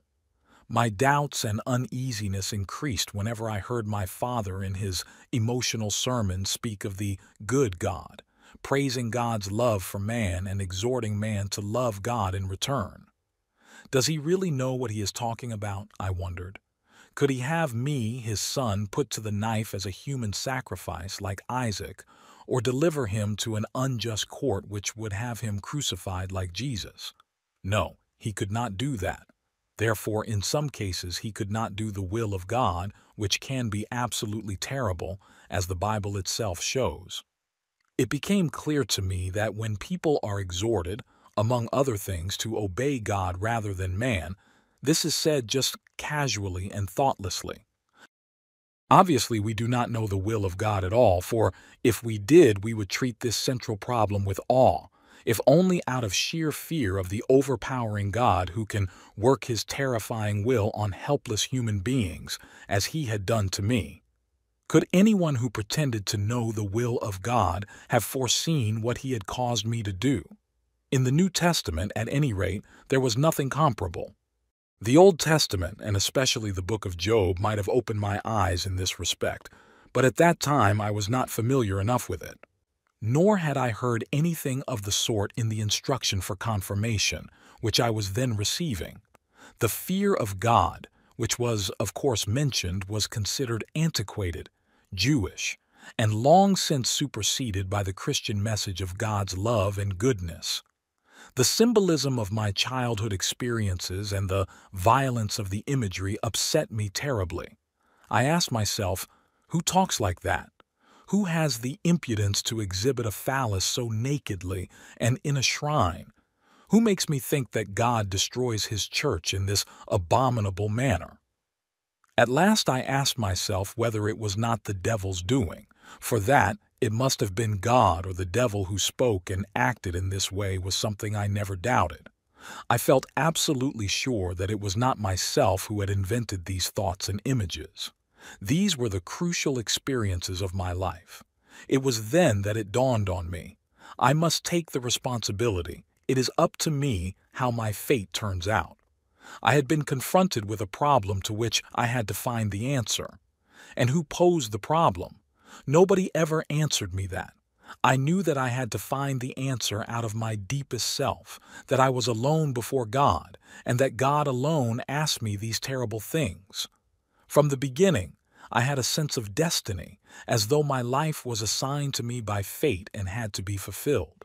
This gave me an inner security, and though I could never prove it to myself, it proved itself to me.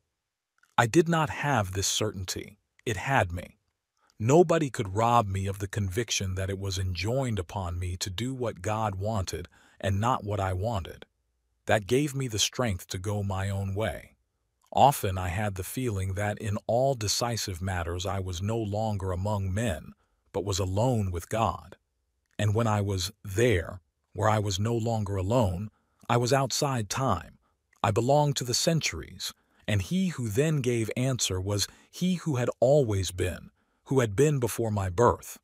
He who always is was there. These talks with the other were my profoundest experiences. On the one hand, a bloody struggle, on the other, supreme ecstasy. Naturally, I could not talk with anyone about these things. I knew of no one to whom I might have communicated them except, possibly, my mother.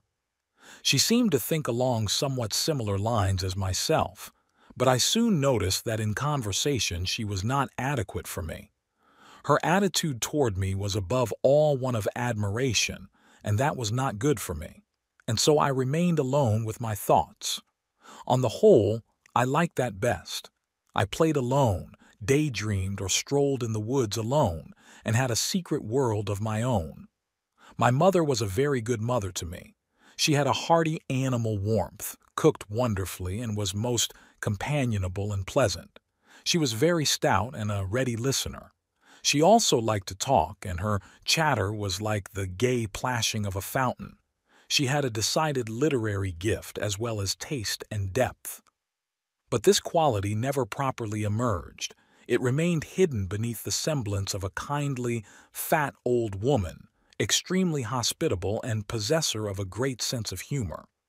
She held all the conventional opinions a person was obliged to have, but then her unconscious personality would suddenly put in an appearance. That personality was unexpectedly powerful. A somber, imposing figure possessed of unassailable authority, and no bones about it.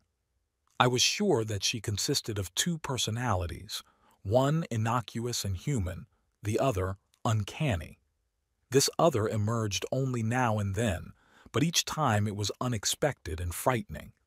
She would then speak as if talking to herself, but what she said was aimed at me and usually struck to the core of my being so that I was stunned into silence. The first time I remember this happening was when I was about 6 years old. At that time we had neighbors who were fairly well off. They had 3 children, the eldest a boy of about my own age, and 2 younger sisters. They were city folk who, especially on Sundays, dressed their children in a manner that seemed ridiculous to me. Patent leather shoes, white frills, little white gloves. Even on weekdays the children were scrubbed and combed. They had fancy manners and anxiously kept their distance from the tough, rude boy with tattered trousers, holes in his shoes, and dirty hands. My mother annoyed me no end with her comparisons and admonishments. Now look at those nice children, so well brought up and polite, but you behave like a little lout. Such exhortations humiliated me, and I decided to give the boy a hiding, which I did. His mother was furious, hastened to mine, and made a great to-do over my act of violence. My mother was properly horrified and gave me a lecture spiced with tears, longer and more passionate than anything I had ever heard from her before.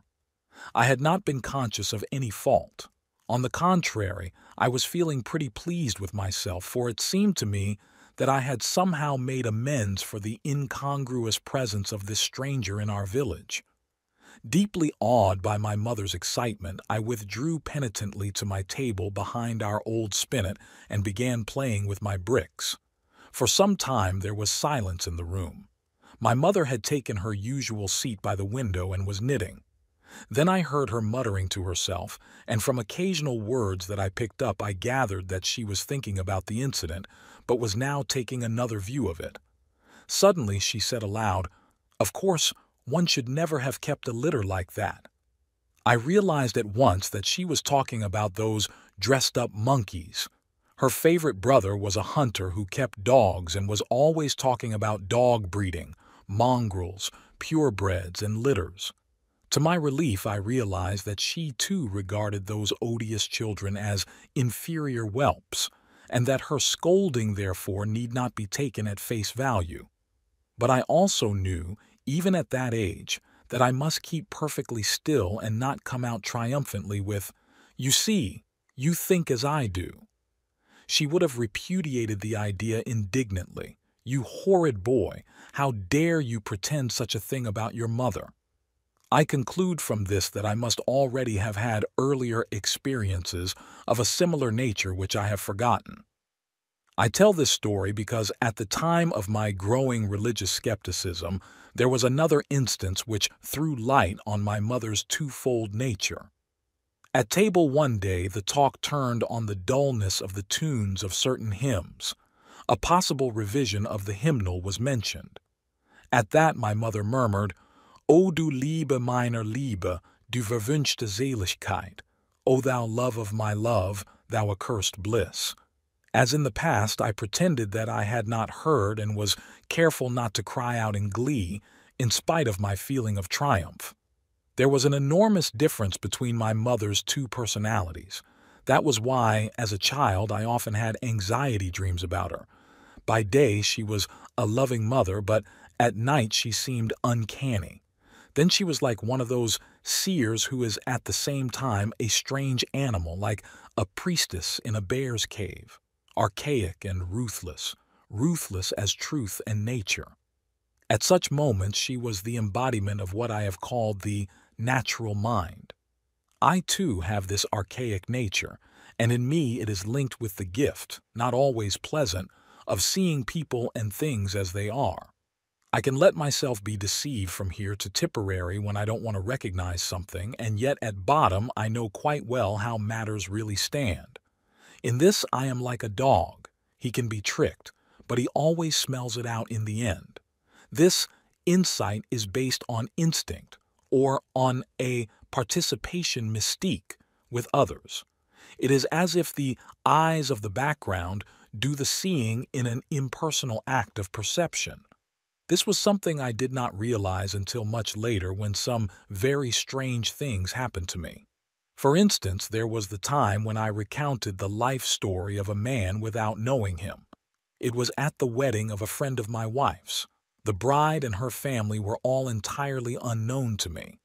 During the meal, I was sitting opposite a middle-aged gentleman with a long, handsome beard who had been introduced to me as a barrister. We were having an animated conversation about criminal psychology. In order to answer a particular question of his, I made up a story to illustrate it, embellishing it with all sorts of details. While I was telling my story, I noticed that a quite different expression came over the man's face, and a silence fell on the table. Very much abashed, I stopped speaking. Thank heavens we were already at the dessert, so I soon stood up and went into the lounge of the hotel. There I withdrew into a corner, lit a cigar, and tried to think over the situation. At this moment, one of the other guests who had been sitting at my table came over and asked reproachfully, "How did you ever come to commit such a frightful indiscretion?" "Indiscretion? Why, yes, that story you told. But I made it all up." To my amazement and horror, it turned out that I had told the story of the man opposite me exactly and in all its details. I also discovered at this moment that I could no longer remember a single word of the story. Even to this day I have been unable to recall it. In his Selbstschau, Joke describes a similar incident, how once, in an inn, he was able to unmask an unknown young man as a thief because he had seen the theft being committed before his inner eye. In the course of my life, it has often happened to me that I suddenly knew something which I really could not know at all. The knowledge came to me as though it were my own idea. It was the same with my mother. She did not know what she was saying. It was like a voice wielding absolute authority, which said exactly what fitted the situation. My mother usually assumed that I was mentally far beyond my age and she would talk to me as to a grown-up. It was plain that she was telling me everything she could not say to my father, for she early made me her confidant and confided her troubles to me. Thus, I was about 11 years old when she informed me of a matter that concerned my father and alarmed me greatly. I racked my brains and at last came to the conclusion that I must consult a certain friend of my father's whom I knew by hearsay to be an influential person. Without saying a word to my mother, I went into town one afternoon after school and called at this man's house. The maid who opened the door told me that he was out. Depressed and disappointed, I returned home. But it was by the mercy of Providence that he was not there. Soon afterward, my mother again referred to this matter and this time gave me a very different and far milder picture of the situation, so that the whole thing went up in smoke. That struck me to the quick, and I thought, what an ass you were to believe it, and you nearly caused a disaster with your stupid seriousness. From then on, I decided to divide everything my mother said by two. My confidence in her was strictly limited, and that was what prevented me from ever telling her about my deeper preoccupations. But then came the moments when her second personality burst forth, and what she said on those occasions was so true and to the point that I trembled before it. If my mother could then have been pinned down, I would have had a wonderful interlocutor. With my father, it was quite different. I would have liked to lay my religious difficulties before him and ask him for advice, but I did not do so because it seemed to me that I knew in advance what he would be obliged to reply out of respect for his office. How right I was in this assumption was demonstrated to me soon afterward. My father personally gave me my instruction for confirmation. It bored me to death. One day I was leafing through the catechism, hoping to find something besides the sentimental-sounding and usually incomprehensible as well as uninteresting expatiations on Lord Jesus. I came across the paragraph on the Trinity. Here was something that challenged my interest, a oneness which was simultaneously a threeness. This was a problem that fascinated me because of its inner contradiction. I waited longingly for the moment when we would reach this question. But when we got that far, my father said, "We now come to the Trinity, but we'll skip that, for I really understand nothing of it myself." I admired my father's honesty, but on the other hand I was profoundly disappointed and said to myself, "There we have it. They know nothing about it and don't give it a thought. Then how can I talk about my secret?" I made vain, tentative attempts with certain of my schoolfellows who struck me as reflective. I awakened no response, but, on the contrary, a stupefaction that warned me off. In spite of the boredom, I made every effort to believe without understanding, an attitude which seemed to correspond with my father's, and prepared myself for communion, on which I had set my last hopes. This was, I thought, merely a memorial meal, a kind of anniversary celebration for Lord Jesus who had died 1890, 1860 years ago. But still, he had let fall certain hints such as, "Take, eat, this is my body," meaning that we should eat the communion bread as if it were his body, which after all had originally been flesh. Likewise, we were to drink the wine which had originally been blood. It was clear to me that in this fashion we were to incorporate him into ourselves. This seemed to me so preposterous an impossibility that I was sure some great mystery must lie behind it, and that I would participate in this mystery in the course of communion, on which my father seemed to place so high a value. As was customary, a member of the church committee stood godfather to me.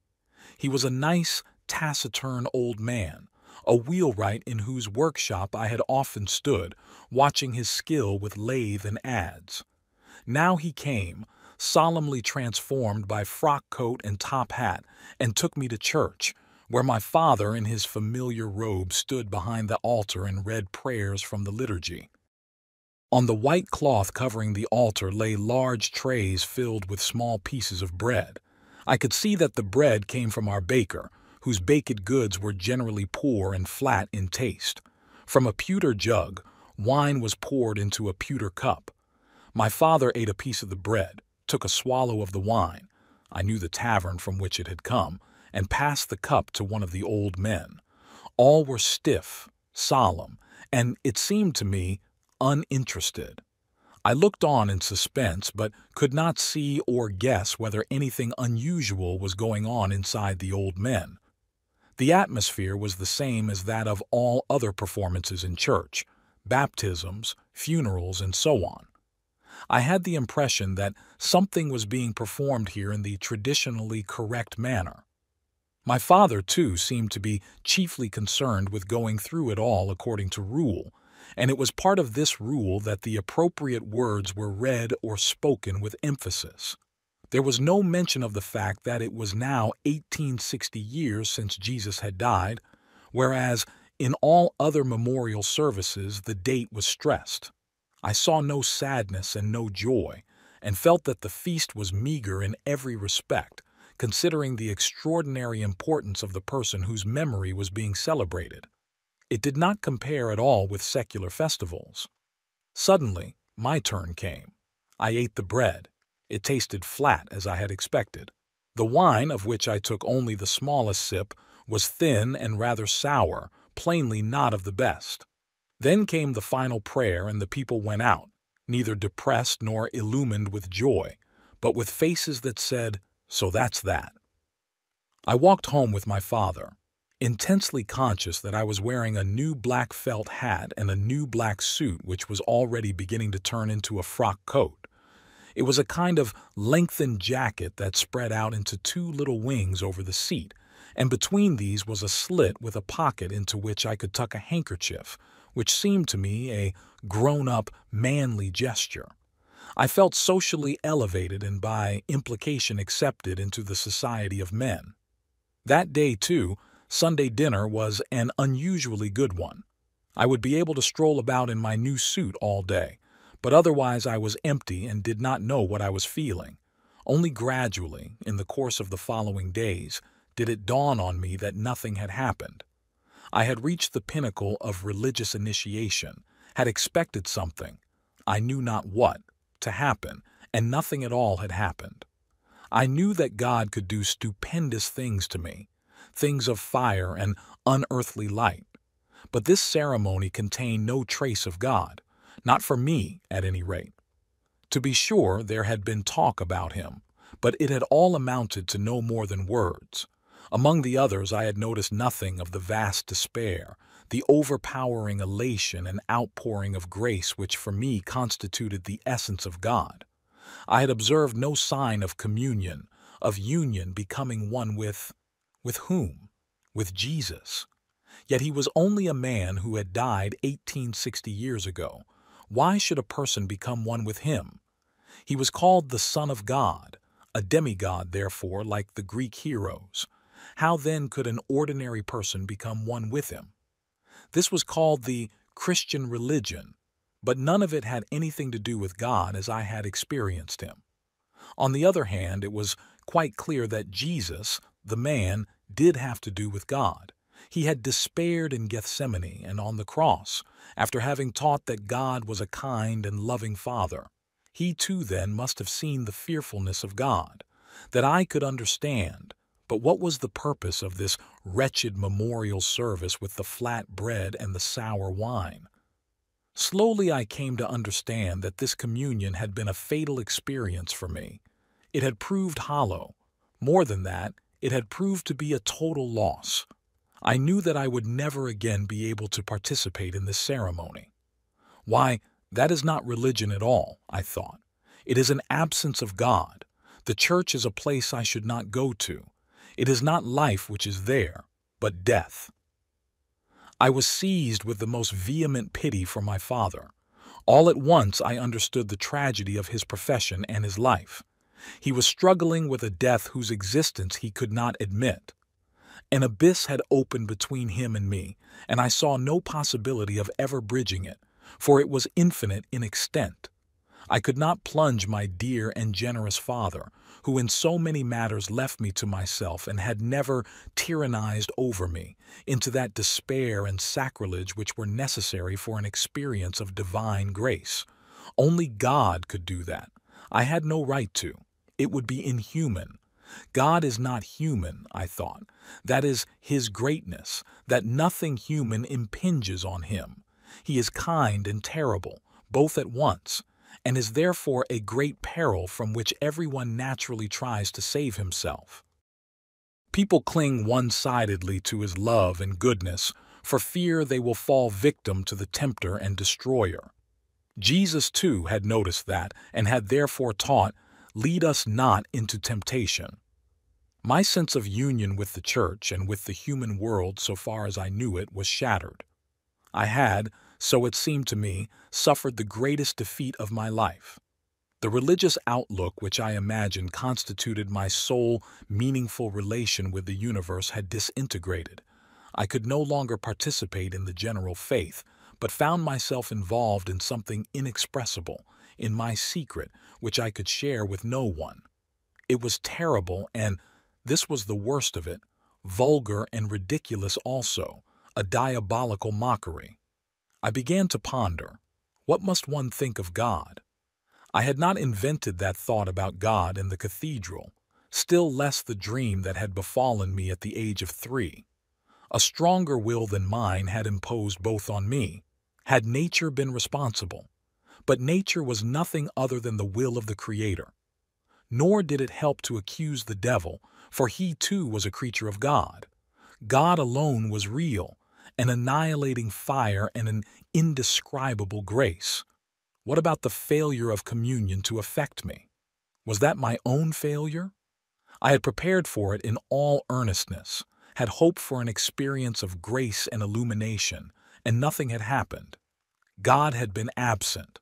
For God's sake, I now found myself cut off from the church and from my father's and everybody else's faith. Insofar as they all represented the Christian religion, I was an outsider. This knowledge filled me with a sadness which was to overshadow all the years until the time I entered the university. I began looking in my father's relatively modest library, which in those days seemed impressive to me, for books that would tell me what was known about God. At first I found only the traditional conceptions, but not what I was seeking, a writer who thought independently. At last I hit upon Biedermann's Christliche Dogmatik, published in 1869. Here, apparently, was a man who thought for himself, who worked out his own views.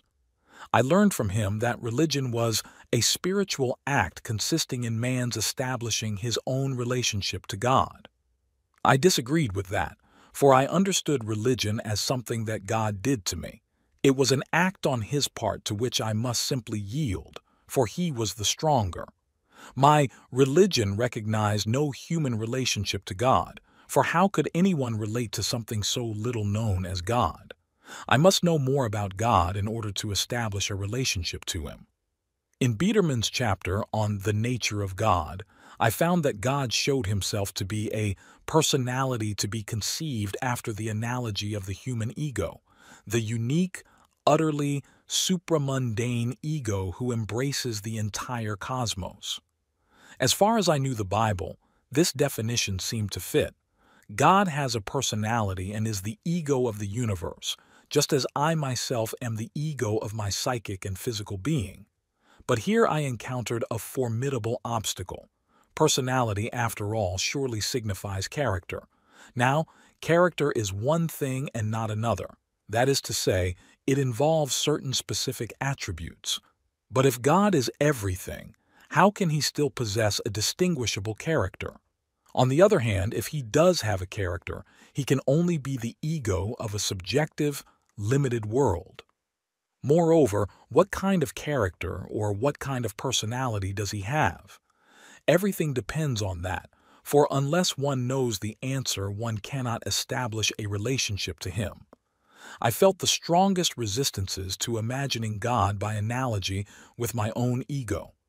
That seemed to me boundlessly arrogant, if not downright blasphemous. My ego was, in any case, difficult enough for me to grasp. In the first place, I was aware that it consisted of two contradictory aspects, number one and number two.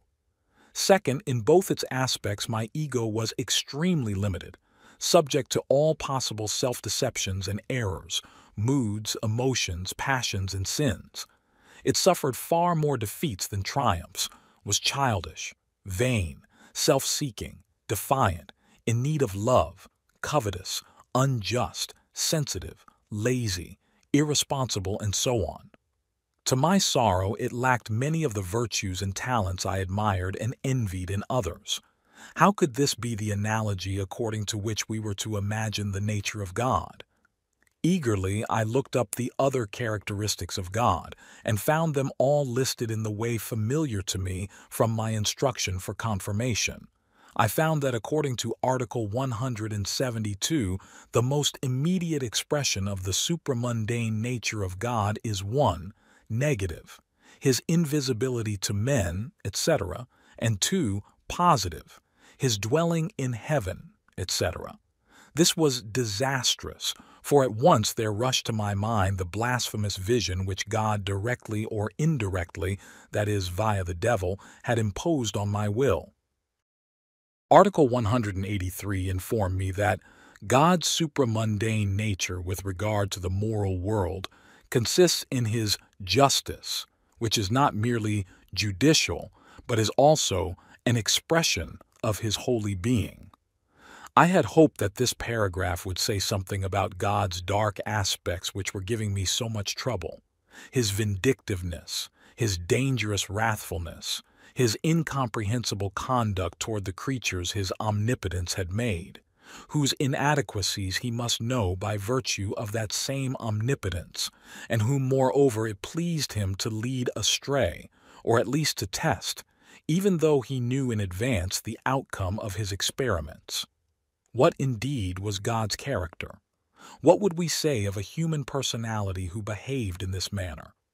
I did not dare to think this question out to its conclusion, and then I read that God, although sufficient unto himself and needing nothing outside himself, had created the world out of his satisfaction, and, as a natural world has filled it with his goodness, and as a moral world desires to fill it with his love. At first I pondered over the perplexing word satisfaction. Satisfaction with what or with whom? Obviously with the world, for he had looked upon his work and called it good. But it was just this that I had never understood. Certainly the world is immeasurably beautiful, but it is quite as horrible. In a small village in the country, where there are few people and nothing much happens, old age, disease, and death are experienced more intensely, in greater detail, and more nakedly than elsewhere. Although I was not yet 16 years old, I had seen a great deal of the reality of the life of man and beast, and in church and school I had heard enough of the sufferings and corruption of the world. God could at most have felt satisfaction with paradise, but then he himself had taken good care that the glory of paradise should not last too long by planting in it that poisonous serpent, the devil. Had he taken satisfaction in that too? I felt certain that Biederman did not mean this, but was simply babbling on in that mindless way that characterized religious instruction, not even aware that he was writing nonsense. As I saw it, it was not at all unreasonable to suppose that God, for all that he probably did not feel any such cruel satisfaction in the unmerited sufferings of man and beast, had nevertheless intended to create a world of contradictions in which one creature devoured another and life meant simply being born to die. The wonderful harmonies of natural law looked to me more like a chaos tamed by fearful effort, and the eternal starry firmament with its predetermined orbits seemed plainly an accumulation of random bodies without order or meaning. For no one could really see the constellations people spoke about. They were mere arbitrary configurations. I either did not see or gravely doubted that God filled the natural world with his goodness. This, apparently, was another of those points which must not be reasoned about but must be believed. In fact, if God is the highest good, why is the world, his creation, so imperfect, so corrupt, so pitiable? Obviously, it has been infected and thrown into confusion by the devil, I thought. But the devil, too, was a creature of God. I had to read up on the devil. He seemed to be highly important after all. I again opened Biederman's book on Christian dogmatics and looked for the answer to this burning question. What were the reasons for suffering, imperfection, and evil? I could find nothing. That finished it for me. This weighty tome on dogmatics was nothing but fancy drivel. Worse still, it was a fraud or a specimen of uncommon stupidity whose sole aim was to obscure the truth. I was disillusioned and even indignant, and once more seized with pity for my father, who had fallen victim to this mumbo-jumbo. But somewhere and at some time there must have been people who sought the truth as I was doing, who thought rationally, and did not wish to deceive themselves and others and deny the sorrowful reality of the world.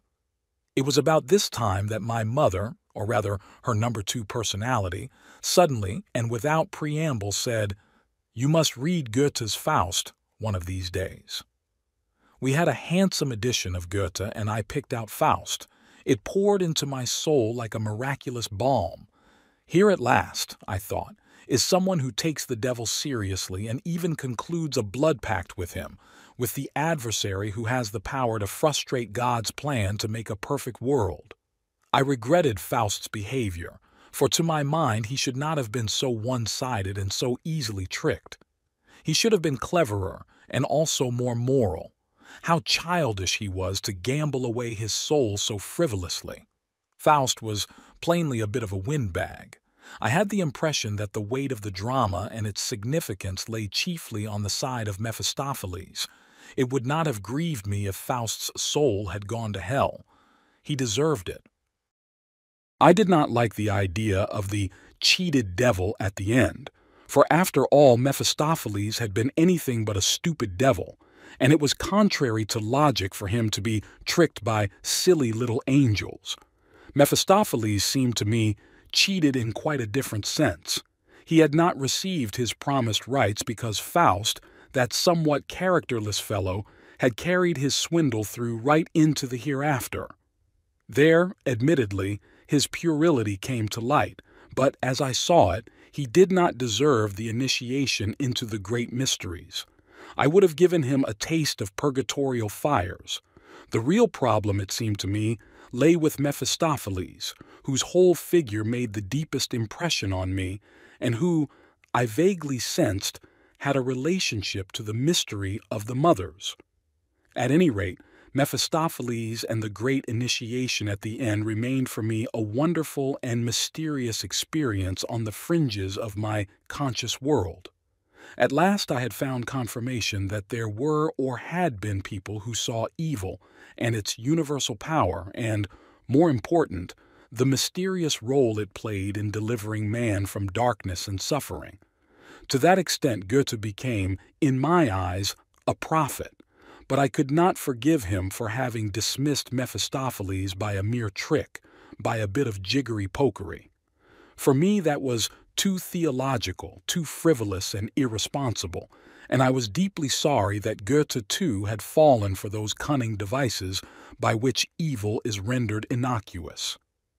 In reading the drama I had discovered that Faust had been a philosopher of sorts, and although he turned away from philosophy, he had obviously learned from it a certain receptivity to the truth. Hitherto I had heard virtually nothing of philosophy, and now a new hope dawned. Perhaps, I thought, there were philosophers who had grappled with these questions and could shed light on them for me. Since there were no philosophers in my father's library, they were suspect because they thought, I had to content myself with Krug's General Dictionary of the Philosophical Sciences, 2nd edition, 1832. I plunged forthwith into the article on God, To my discontent, it began with the etymology of the word God, which, it said, incontestably derived from good and signified the ens summum or perfectissimum. The existence of God could not be proved, it continued, nor the innateness of the idea of God. The latter, however, could exist a priori in man, if not in actuality, at any rate potentially. In any case, our intellectual powers must already be developed to a certain degree before they are capable of engendering so sublime an idea. This explanation astounded me beyond measure. What is wrong with these philosophers? I wondered. Evidently, they know of God only by hearsay. The theologians are different in this respect, at any rate. At least they are sure that God exists, even though they make contradictory statements about him. This lexicographer Krug expresses himself in so involved a manner that it is easy to see he would like to assert that he is already sufficiently convinced of God's existence. Then why doesn't he say so outright? Why does he pretend, as if he really thought that we engender the idea of God, and to do so must first have reached a certain level of development? So far as I knew, even the savages wandering naked in their jungles had such ideas, and they were certainly not philosophers who sat down to engender an idea of God. I never engendered any idea of God either. Of course, God cannot be proved, for how could, say, a clothes moth that eats Australian wool prove to other moths that Australia exists? God's existence does not depend on our proofs. How had I arrived at my certainty about God? I was told all sorts of things about him, yet I could believe nothing. None of it convinced me. That was not where my idea came from. In fact, it was not an idea at all. That is, not something thought out. It was not like imagining something and thinking it out and afterward believing it. For example, all that about Lord Jesus was always suspect to me, and I never really believed it, although it was impressed upon me far more than God, who was usually only hinted at in the background. Why have I come to take God for granted? Why do these philosophers pretend that God is an idea, a kind of arbitrary assumption which they can engender or not, when it is perfectly plain that he exists, as plain as a brick that falls on your head? Suddenly I understood that God was, for me at least, one of the most certain and immediate of experiences. After all, I didn't invent that horrible image about the cathedral. On the contrary, it was forced on me, and I was compelled with the utmost cruelty to think it, and afterward that inexpressible feeling of grace came to me. I had no control over these things. I came to the conclusion that there must be something the matter with these philosophers, for they had the curious notion that God was a kind of hypothesis that could be discussed. I also found it extremely unsatisfying that the philosophers offered no opinions or explanations about the dark deeds of God. These, it seemed to me, merited special attention and consideration from philosophy, since they constituted a problem which, I gathered, was rather a hard one for the theologians. All the greater was my disappointment to discover that the philosophers had apparently never even heard of it. I therefore passed on to the next topic that interested me, the article on the devil. If I read, "We conceived of the devil as originally evil," we would become entangled in patent contradictions. That is to say, we would fall into dualism. Therefore, we would do better to assume that the devil was originally created a good being but had been corrupted by his pride. However, as the author of the article pointed out, and I was glad to see this point made, this hypothesis presupposed the evil it was attempting to explain, namely, pride. For the rest, he continued, the origin of evil was unexplained and inexplicable, which meant to me, like the theologians, he does not want to think about it. The article on evil and its origin proved equally unilluminating. The account I have given here summarizes trains of thought and developments of ideas which, broken by long intervals, extended over several years. They went on exclusively in my number 2 personality and were strictly private. I used my father's library for these researches, secretly and without asking his permission. In the intervals, personality number 1 openly read all the novels of Gerstecker and German translations of the classic English novels. I also began reading German literature, concentrating on those classics which school, with its needlessly laborious explanations of the obvious, had not spoiled for me. I read vastly and planlessly, drama, poetry, history, and later natural science. Reading was not only interesting but provided a welcome and beneficial distraction from the preoccupations of personality number 2, which in increasing measure were leading me to depressions. For everywhere in the realm of religious questions I encountered only locked doors, and if ever one door should chance to open, I was disappointed by what lay behind it. Other people all seemed to have totally different concerns. I felt completely alone with my certainties. More than ever I wanted someone to talk with, but nowhere did I find a point of contact. On the contrary, I sensed in others an estrangement, a distrust, an apprehension which robbed me of speech. That, too, depressed me. I did not know what to make of it. Why has no one had experiences similar to mine, I wondered. Why is there nothing about it in scholarly books? Am I the only one who has had such experiences? Why should I be the only one? It never occurred to me that I might be crazy, for the light and darkness of God seemed to me facts that could be understood, even though they oppressed my feelings.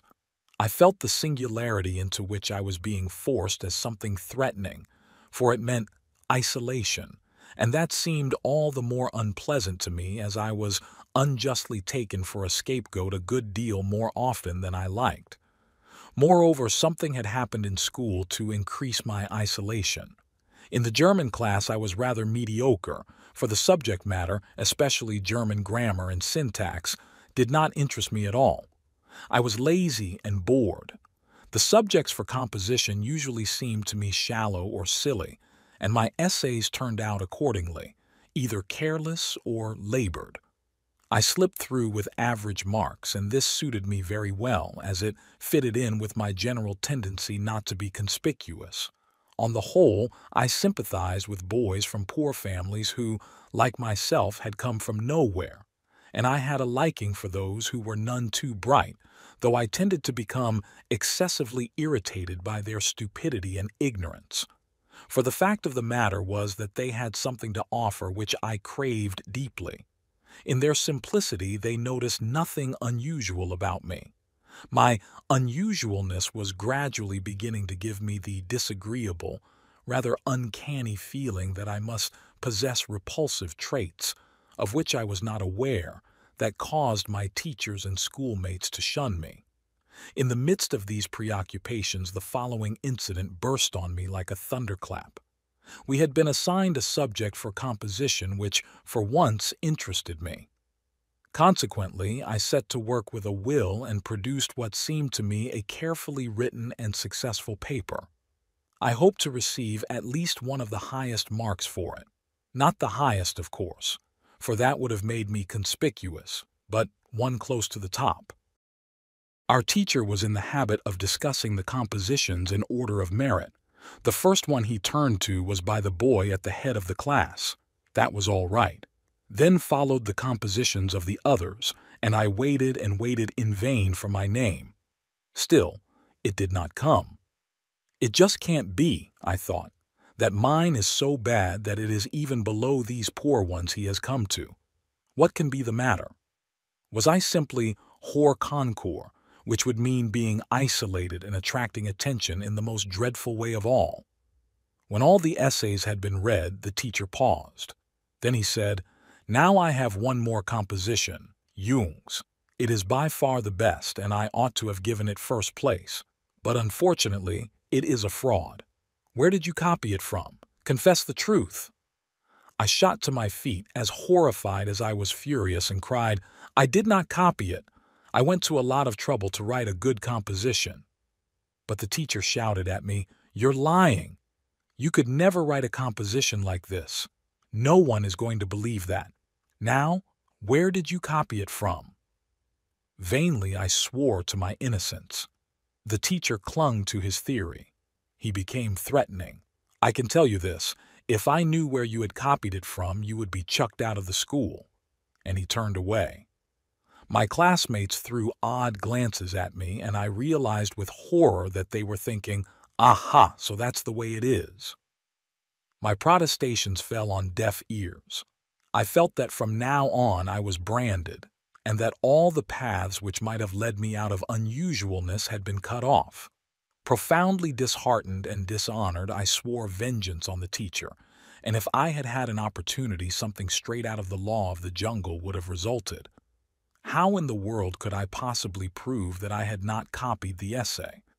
For days I turned this incident over in my thoughts and again came to the conclusion that I was powerless, the sport of a blind and stupid fate that had marked me as a liar and a cheat. Now I realized many things I had not previously understood. For example, how it was that one of the teachers could say to my father, who had inquired about my conduct in school, "Oh, he's just average, but he works commendably hard." I was thought to be relatively stupid and superficial. That did not annoy me really, but what made me furious was that they should think me capable of cheating, and thus morally destroy me. My grief and rage threatened to get out of control. And then something happened that I had already observed in myself several times before.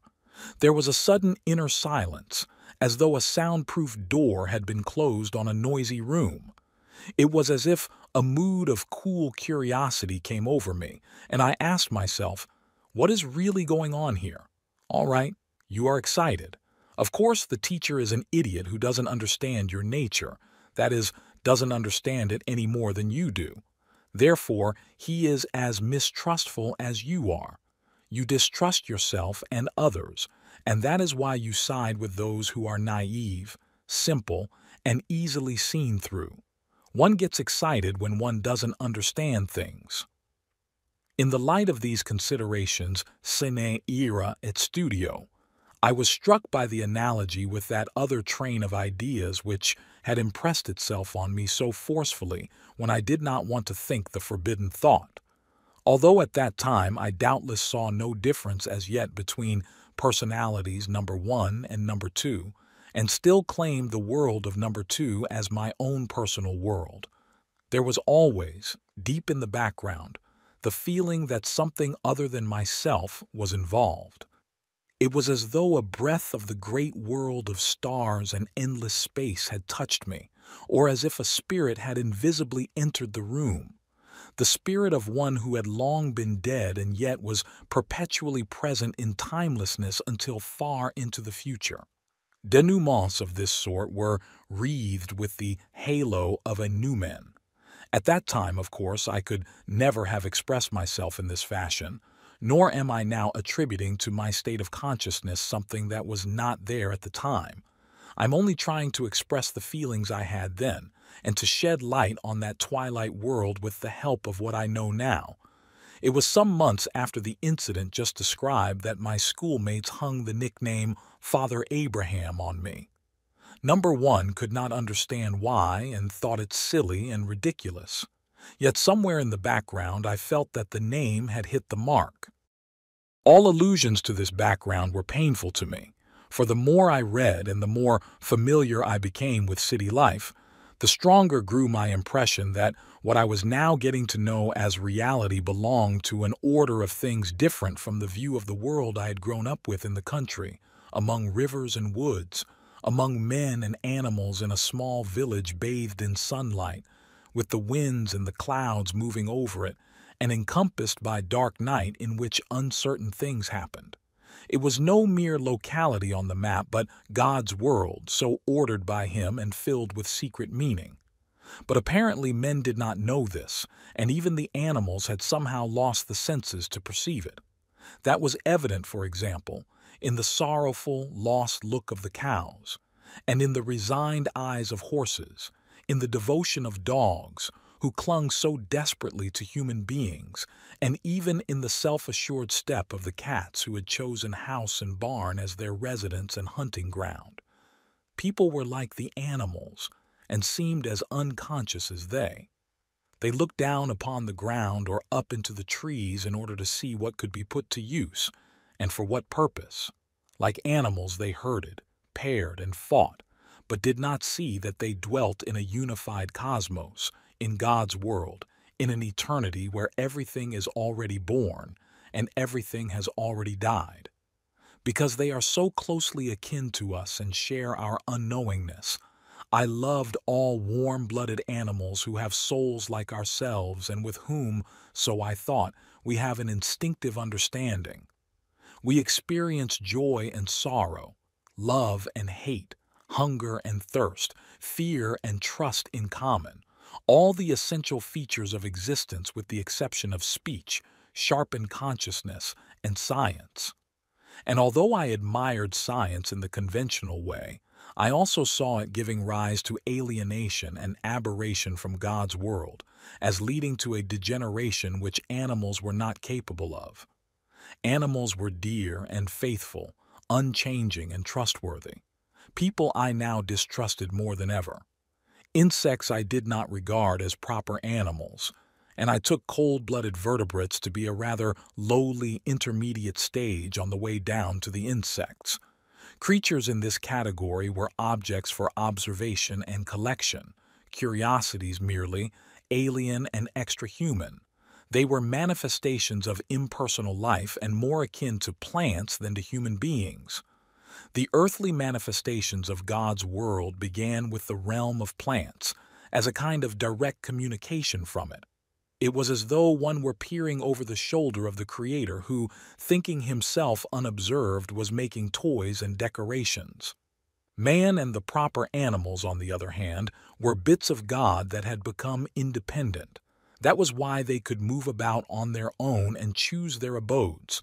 Plants were bound for good or ill to their places. They expressed not only the beauty but also the thoughts of God's world, with no intent of their own and without deviation. Trees, in particular, were mysterious and seemed to me direct embodiments of the incomprehensible meaning of life. For that reason, the woods were the place where I felt closest to its deepest meaning and to its awe-inspiring workings. This impression was reinforced when I became acquainted with Gothic cathedrals, but there the infinity of the cosmos, the chaos of meaning and meaninglessness, of impersonal purpose and mechanical law, were wrapped in stone. This contained and at the same time was the bottomless mystery of being, the embodiment of spirit. What I dimly felt to be my kinship with stone was the divine nature in both, in the dead and the living matter. At that time it would, as I have said, have been beyond my powers to formulate my feelings and intuitions in any graphic way, for they all occurred in number 2 personality, while my active and comprehending ego remained passive and was absorbed into the sphere of the old man who belonged to the centuries. I experienced him and his influence in a curiously unreflective manner. When he was present, number 1 personality paled to the point of non-existence. And when the ego that became increasingly identical with number 1 personality dominated the scene, the old man, if remembered at all, seemed a remote and unreal dream. Between my 16th and 19th years, the fog of my dilemma slowly lifted, and my depressive states of mind improved. Number 1 personality emerged more and more distinctly. School and city life took up my time, and my increased knowledge gradually permeated or repressed the world of intuitive premonitions. I began systematically pursuing questions I had consciously framed. I read a brief introduction to the history of philosophy, and in this way gained a bird's-eye view of everything that had been thought in this field. I found to my gratification that many of my intuitions had historical analogues. Above all, I was attracted to the thought of Pythagoras, Heraclitus, Empedocles, and Plato, despite the long-windedness of Socratic argumentation. Their ideas were beautiful and academic, like pictures in a gallery, but somewhat remote. Only in Meister Eckhart did I feel the breath of life, not that I understood him. The schoolmen left me cold, and the Aristotelian intellectualism of St. Thomas appeared to me more lifeless than a desert. I thought, they all want to force something to come out by tricks of logic, something they have not been granted and do not really know about. They want to prove a belief to themselves, whereas actually it is a matter of experience. They seemed to me like people who knew by hearsay that elephants existed but had never seen one, and were now trying to prove by arguments that on logical grounds such animals must exist and must be constituted as in fact they are. For obvious reasons, the critical philosophy of the 18th century at first did not appeal to me at all. Of the 19th century philosophers, Hegel put me off by his language, as arrogant as it was laborious. I regarded him with downright mistrust. He seemed to me like a man who was caged in the edifice of his own words and was pompously gesticulating in his prison. But the great find resulting from my researches was Schopenhauer. He was the first to speak of the suffering of the world which visibly and glaringly surrounds us, and of confusion, passion, evil, all those things which the others hardly seemed to notice and always tried to resolve into all-embracing harmony and comprehensibility.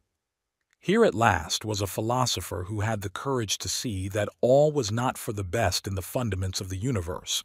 He spoke neither of the all-good and all-wise providence of a creator, nor of the harmony of the cosmos, but stated bluntly that a fundamental flaw underlay the sorrowful course of human history and the cruelty of nature, the blindness of the world-creating will.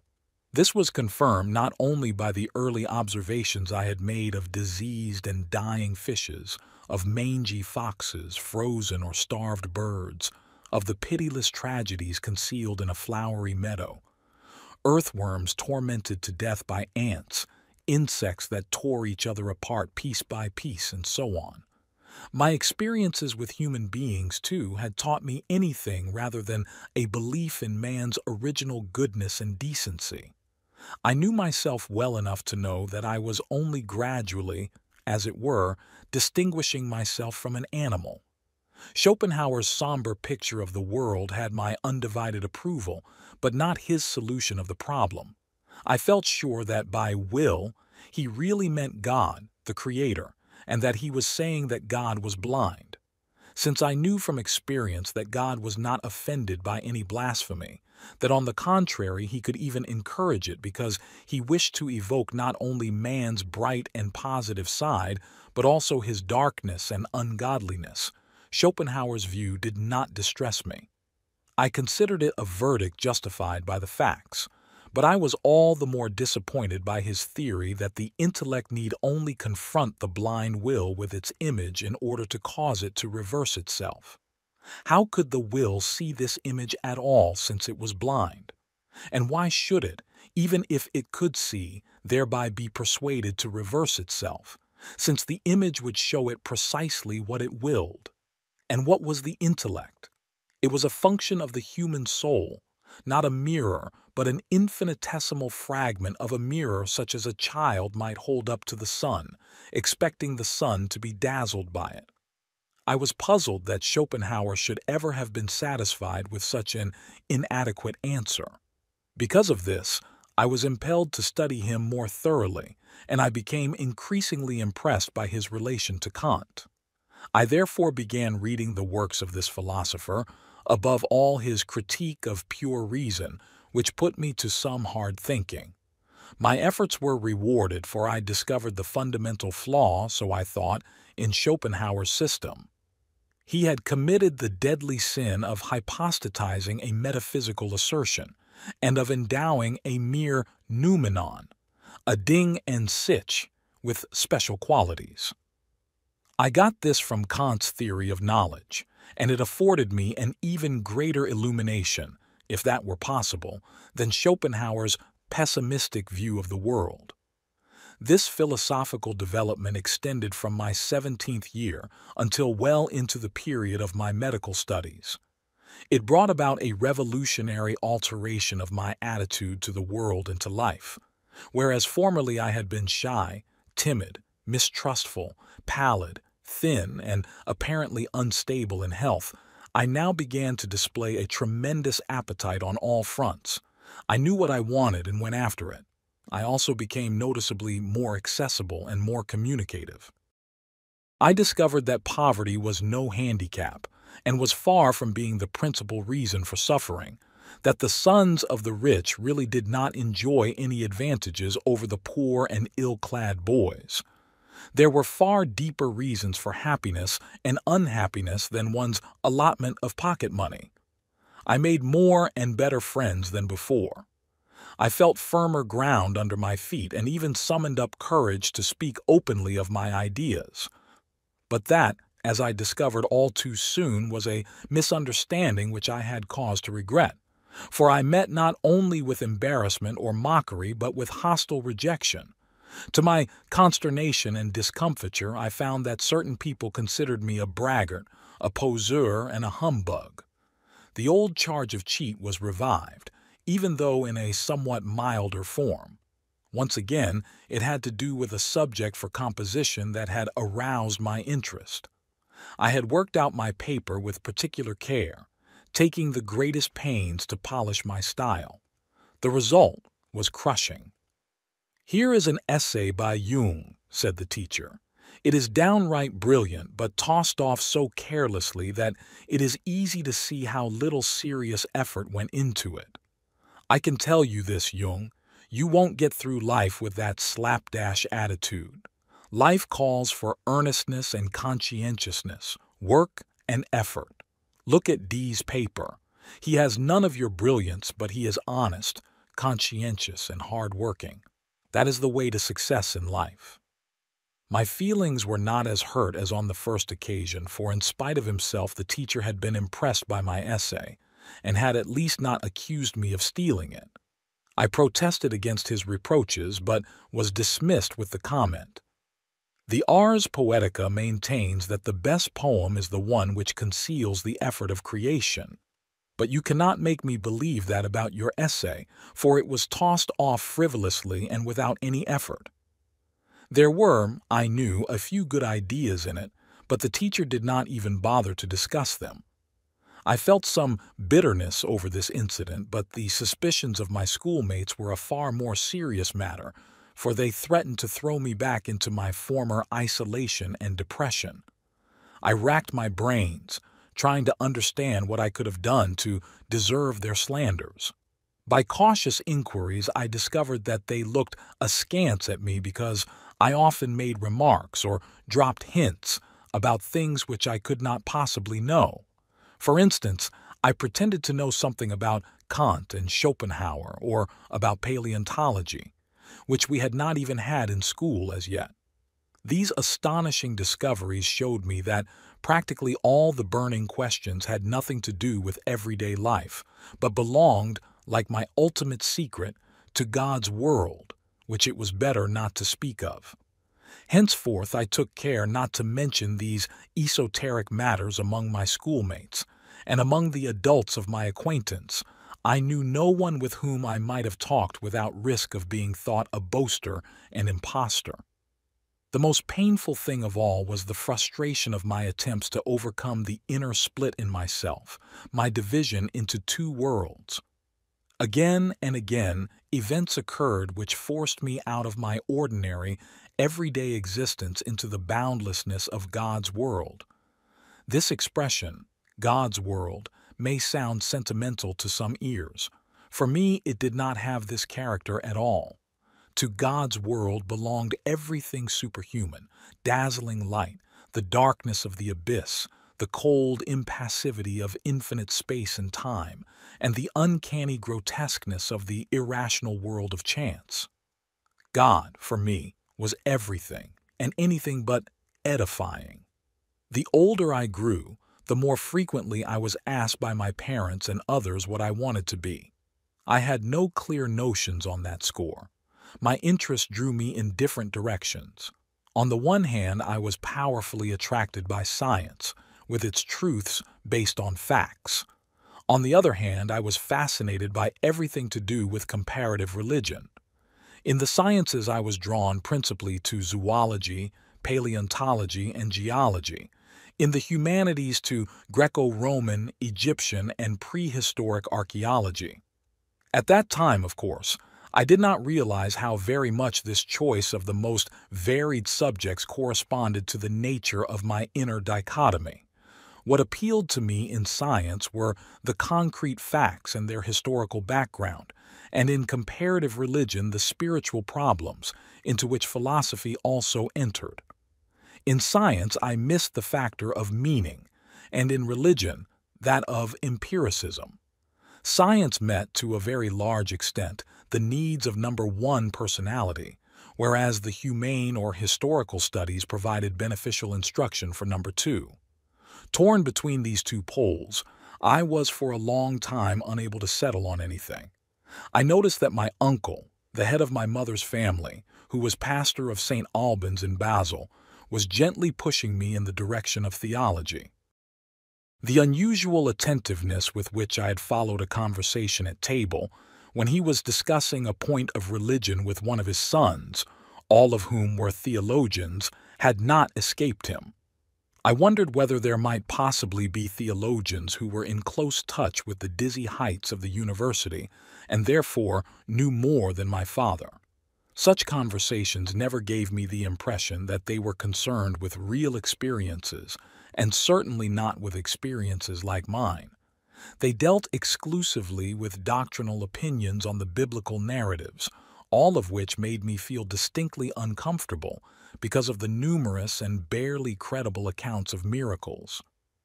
While I was attending the gymnasium, I was allowed to lunch at this uncle's house every Thursday. I was grateful to him not only for the lunch but for the unique opportunity of occasionally hearing at his table an adult, intelligent, and intellectual conversation. It was a marvelous experience for me to discover that anything of this sort existed at all, for in my home surroundings I had never heard anyone discussing learned topics. I did sometimes attempt to talk seriously with my father, but encountered an impatience and anxious defensiveness which puzzled me. Not until several years later did I come to understand that my poor father did not dare to think, because he was consumed by inward doubts. He was taking refuge from himself and therefore insisted on blind faith. He could not receive it as a grace because he wanted to win it by struggle, forcing it to come with convulsive efforts. My uncle and my cousins could calmly discuss the dogmas and doctrines of the Church Fathers and the opinions of modern theologians. They seemed safely ensconced in a self-evident world order in which the name of Nietzsche did not occur at all, and Jacob Burckhardt was paid only a grudging compliment. Burckhardt was liberal, rather too much of a freethinker. I gathered that he stood somewhat askew in the eternal order of things. My uncle, I knew, never suspected how remote I was from theology, and I was deeply sorry to have to disappoint him. I would never have dared to lay my problems before him, since I knew only too well how disastrously this would turn out for me. I had nothing to say in my defense. On the contrary, number one personality was fast taking the lead, and my scientific knowledge, though still meager, was thoroughly saturated with the scientific materialism of the time.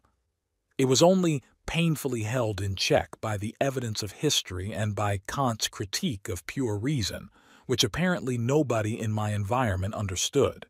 For although Kant was mentioned by my theologian uncle and cousins in tones of praise, his principles were used only to discredit opposing views, but were never applied to their own. About this, too, I said nothing. Consequently, I began to feel more and more uncomfortable when I sat down to table with my uncle and his family. Given my habitually guilty conscience, these Thursdays became black days for me. In this world of social and spiritual security and ease, I felt less and less at home, although I thirsted for the drops of intellectual stimulation which occasionally trickled forth. I felt dishonest and ashamed.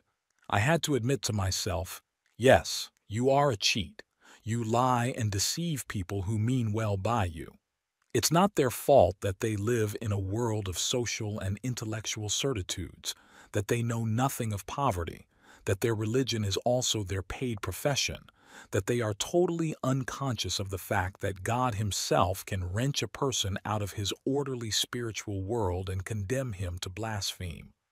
I have no way of explaining this to them. I must take the odium on myself and learn to bear it. Unfortunately, I had so far been singularly unsuccessful in this endeavor. As the tensions of this moral conflict increased, number 2 personality became more and more doubtful and distasteful to me, and I could no longer hide this fact from myself. I tried to extinguish number 2, but could not succeed in that either. At school and in the presence of my friends, I could forget him, and he also disappeared when I was studying science. But as soon as I was by myself, at home or out in the country, Schopenhauer and Kant returned in full force, and with them the grandeur of God's world. My scientific knowledge also formed a part of it, and filled the great canvas with vivid colors and figures. Then number 1 and his worries about the choice of a profession sank below the horizon, a tiny episode in the last decade of the 19th century. But when I returned from my expedition into the centuries, I brought with me a kind of hangover.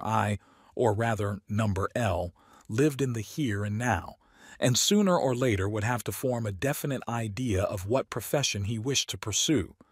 Several times my father had a serious talk with me. I was free to study anything I liked, he said, but if I wanted his advice, I should keep away from theology.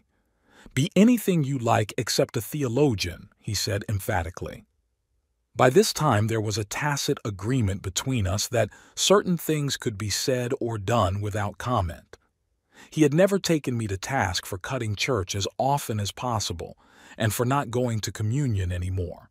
The farther away I was from church, the better I felt. The only things I missed were the organ and the choral music, but certainly not the religious community. The phrase meant nothing to me at all, for the habitual churchgoers struck me as being far less of a community than the worldly folk. The latter may have been less virtuous, but on the other hand they were much nicer people, with natural emotions, more sociable and cheerful, warmer-hearted and more sincere. I was able to reassure my father that I had not the slightest desire to be a theologian, but I continued to waver between science and the humanities. Both powerfully attracted me. I was beginning to realize that number 2 had no pied-à-terre. In him I was lifted beyond the here and now. In him I felt myself a single eye in a thousand-eyed universe, but incapable of moving so much as a pebble upon the earth. Number 1 rebelled against this passivity. He wanted to be up and doing, but for the present he was caught in an insoluble conflict. Obviously, I had to wait and see what would happen. If anyone asked me what I wanted to be, I was in the habit of replying, a philologist, by which I secretly meant Assyrian and Egyptian archaeology. In reality, however, I continued to study science and philosophy in my leisure hours, and particularly during the holidays, which I spent at home with my mother and sister. The days were long past when I ran to my mother, lamenting, "I'm bored. I don't know what to do." Holidays were now the best time of the year when I could amuse myself alone. Moreover, during the summer vacations at least, my father was away as he used regularly to spend his holidays in Saxelm. Only once did it happen that I too went on a vacation trip. I was 14 when, on our doctor's orders, I was sent to Entlebuck for a cure, in the hope that my fitful appetite and my then unstable health would be improved. For the first time I was alone among adult strangers. I was quartered in the Catholic priest's house. For me, this was an eerie and at the same time fascinating adventure. I seldom got a glimpse of the priest himself, and his housekeeper was scarcely an alarming person, though prone to be curt.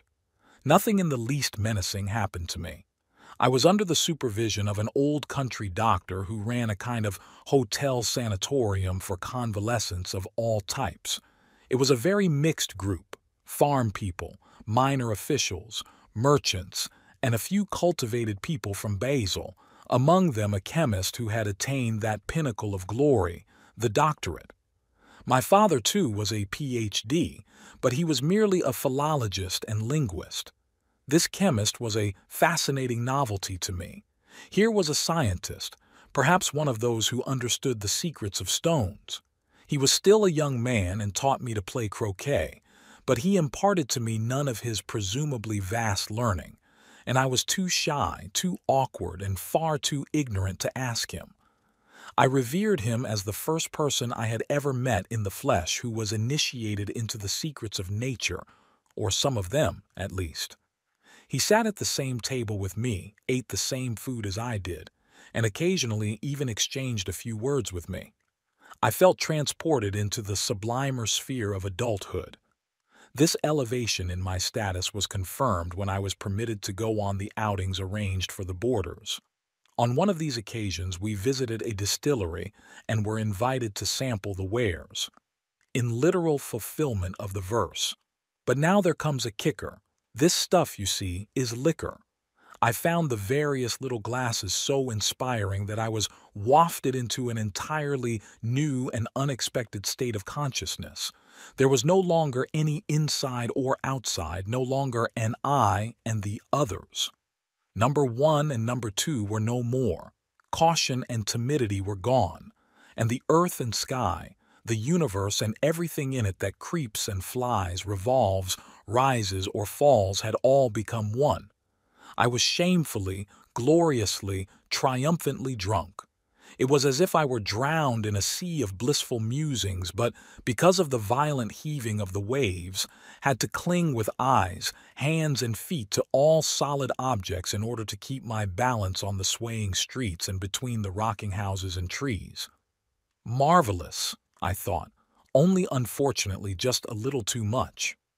The experience came to a rather woeful end, but it nevertheless remained a discovery, a premonition of beauty and meaning which I had spoiled only by my stupidity. At the end of my stay, my father came to fetch me, and we traveled together to Lucerne, where, what happiness, we went aboard a steamship. I had never seen anything like it. I could not see enough of the action of the steam engine, and then suddenly I was told we had arrived in Witznau. Above the village towered a high mountain, and my father now explained to me that this was the Rigi, and that a cogwheel railway ran up it. We went to a small station building, and there stood the strangest locomotive in the world, with the boiler upright but tilted at a queer angle. Even the seats in the carriage were tilted. My father pressed a ticket into my hand and said, "You can ride up to the peak alone. I'll stay here. It's too expensive for the two of us. Be careful not to fall down anywhere." I was speechless with joy. Here I was at the foot of this mighty mountain, higher than any I had ever seen, and quite close to the fiery peaks of my faraway childhood.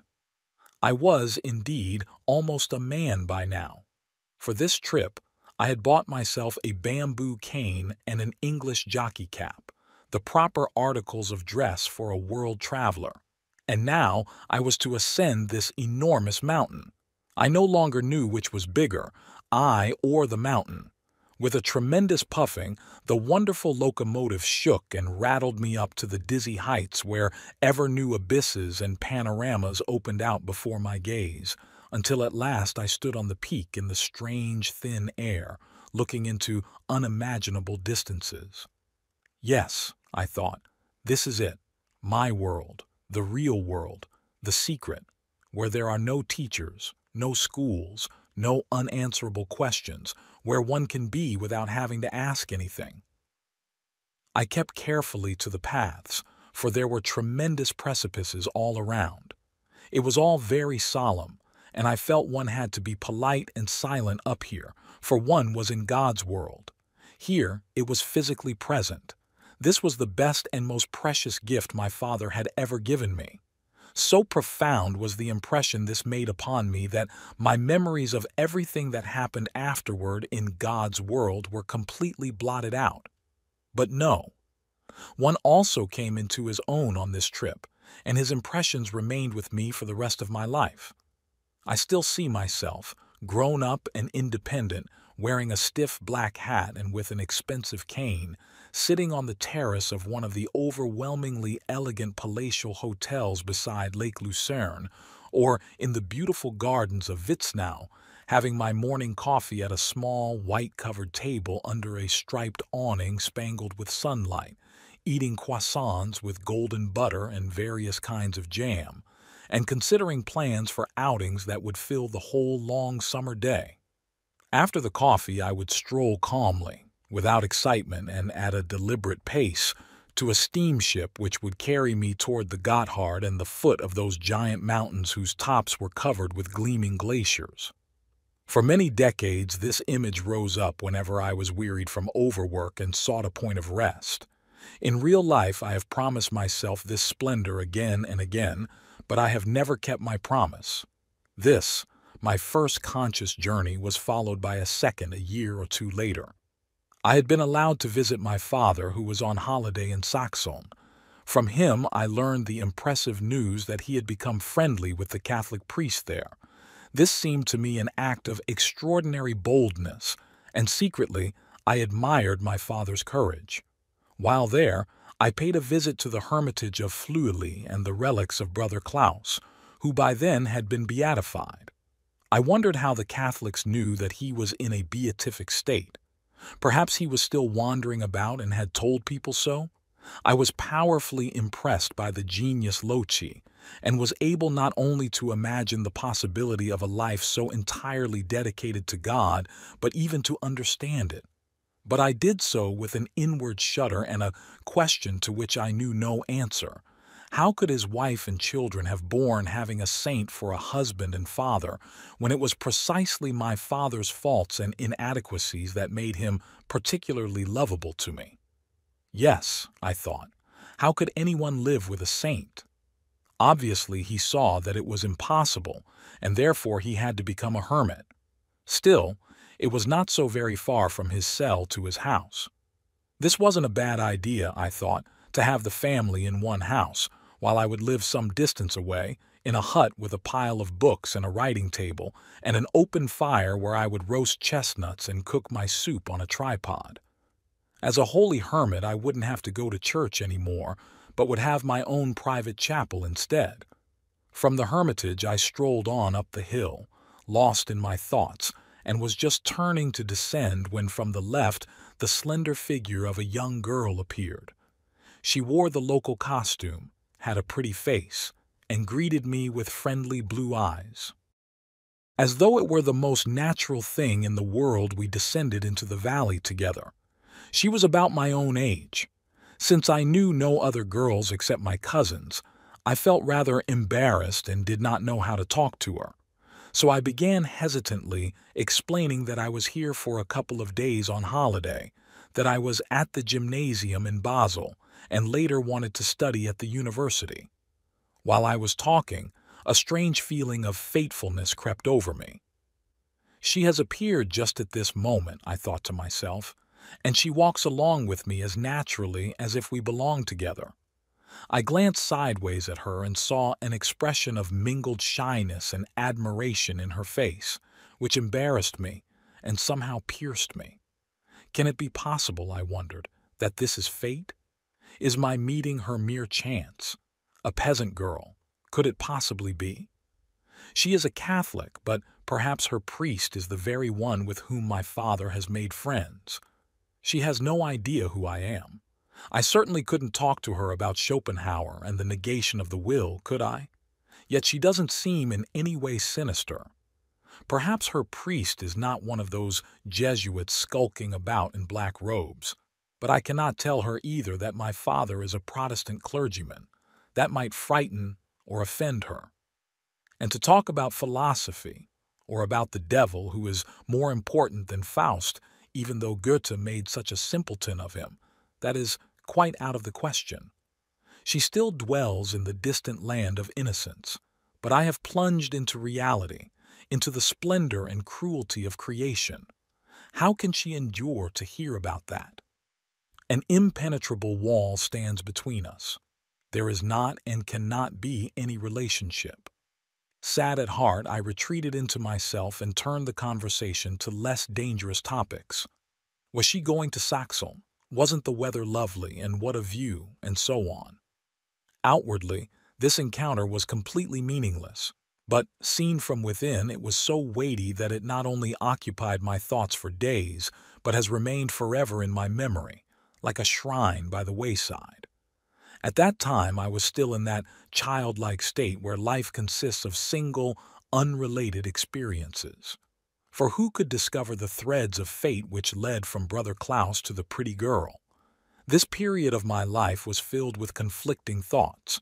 Schopenhauer and Christianity would not square with one another, for one thing. And for another, number one wanted to free himself from the pressure or melancholy of number two.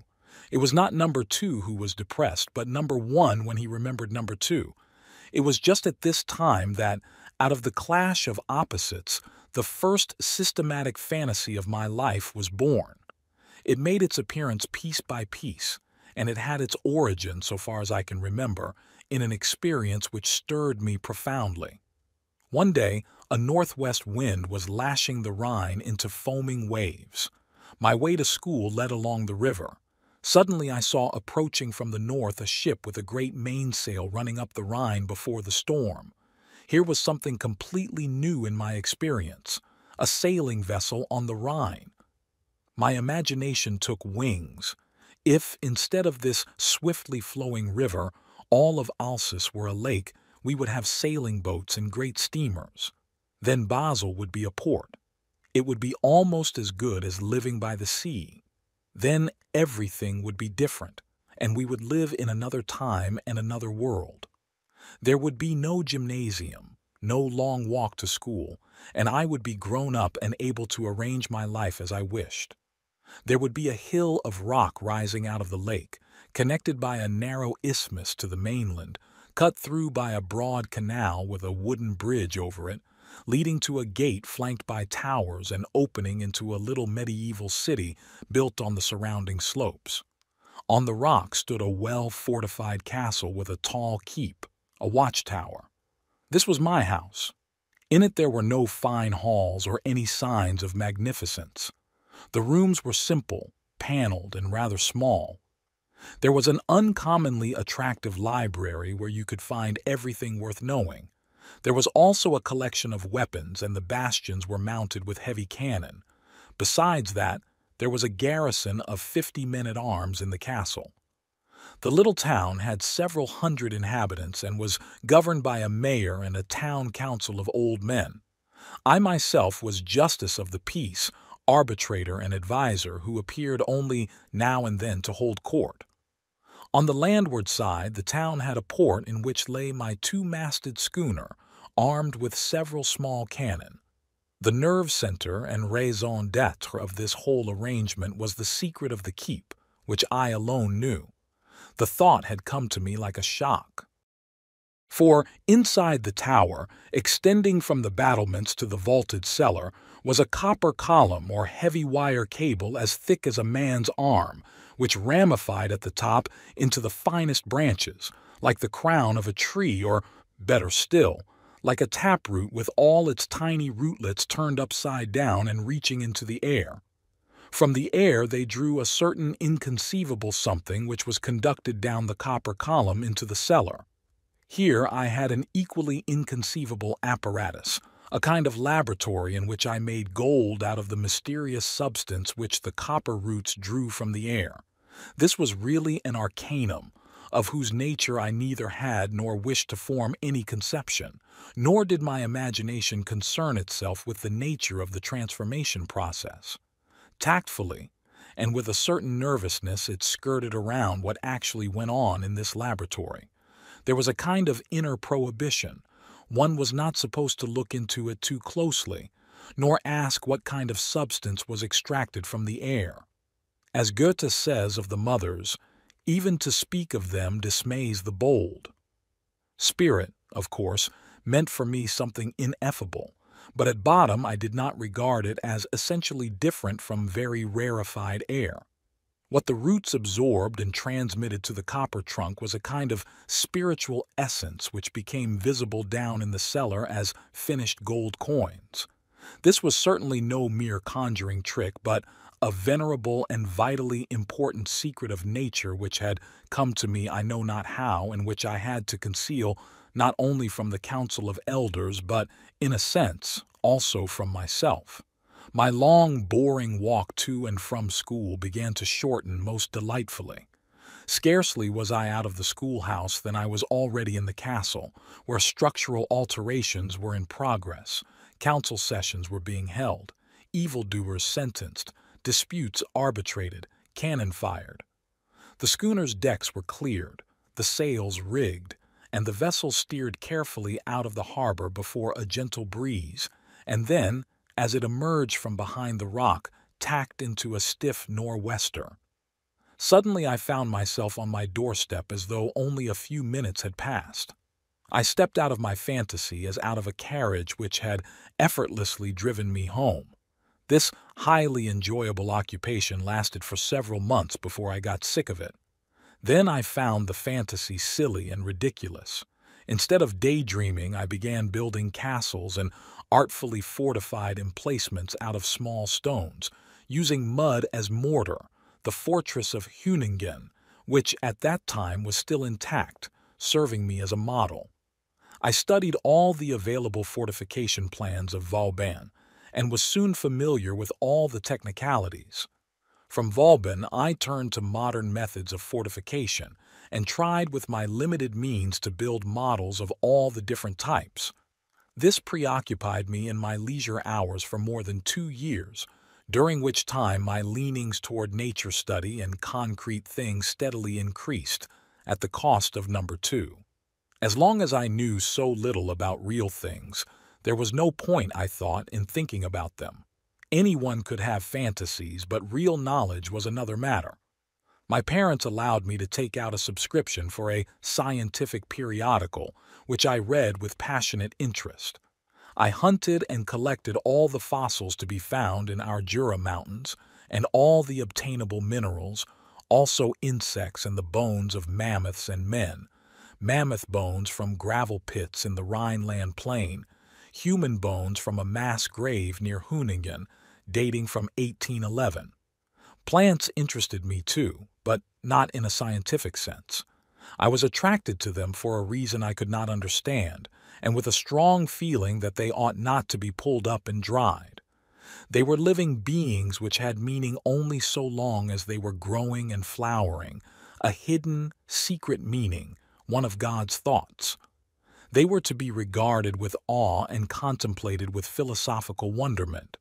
What the biologist had to say about them was interesting, but it was not the essential thing.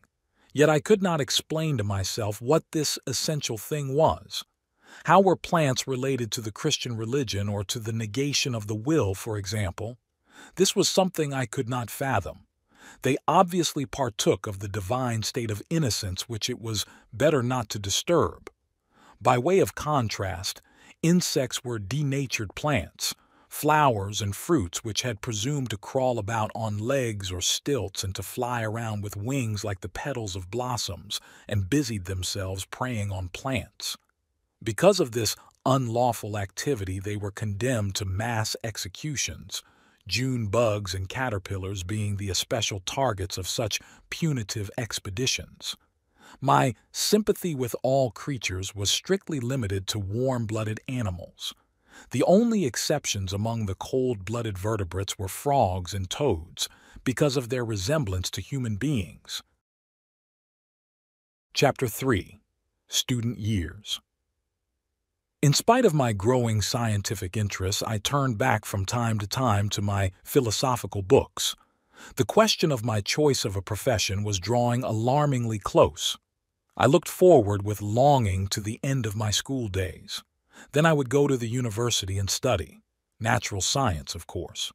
Then I would know something real. But no sooner had I made myself this promise than my doubts began. Was not my bent rather toward history and philosophy? Then again, I was intensely interested in everything Egyptian and Babylonian and would have liked best to be an archaeologist.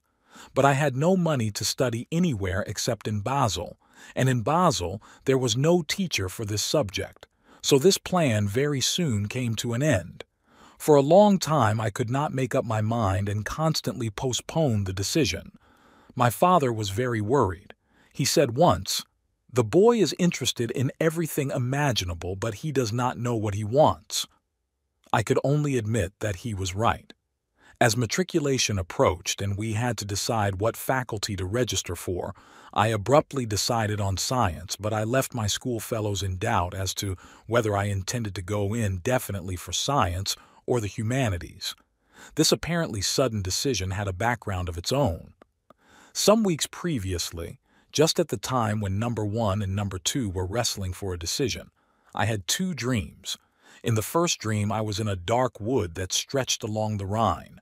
I came to a little hill, a burial mound, and began to dig.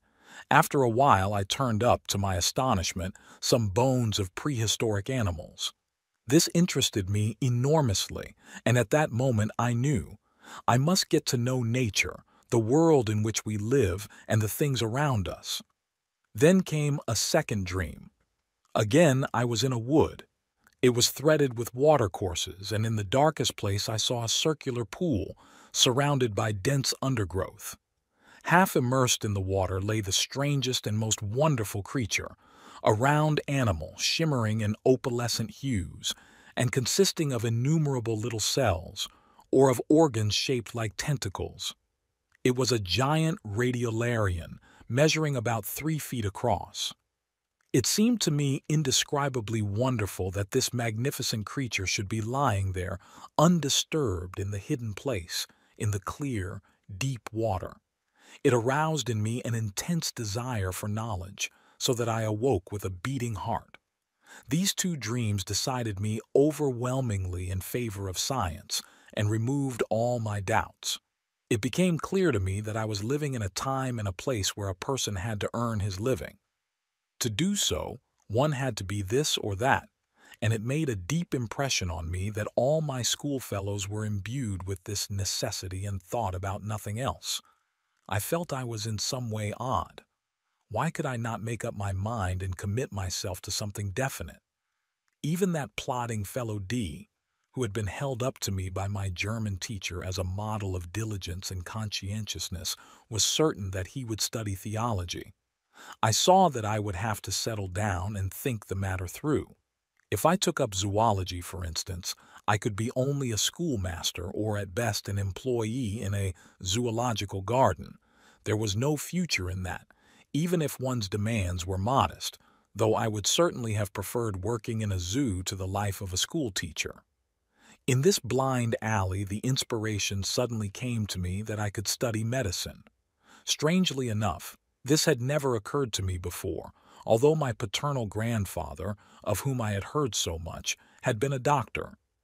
Indeed, for that very reason I had a certain resistance to this profession. "Only don't imitate," was my motto. But now I told myself that the study of medicine at least began with scientific subjects. To that extent I would be doing what I wanted.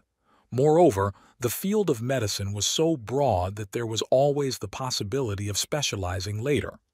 I had definitely opted for science, and the only question was, how?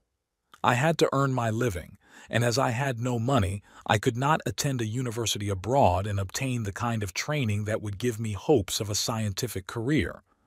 At best, I could become only a dilettante in science.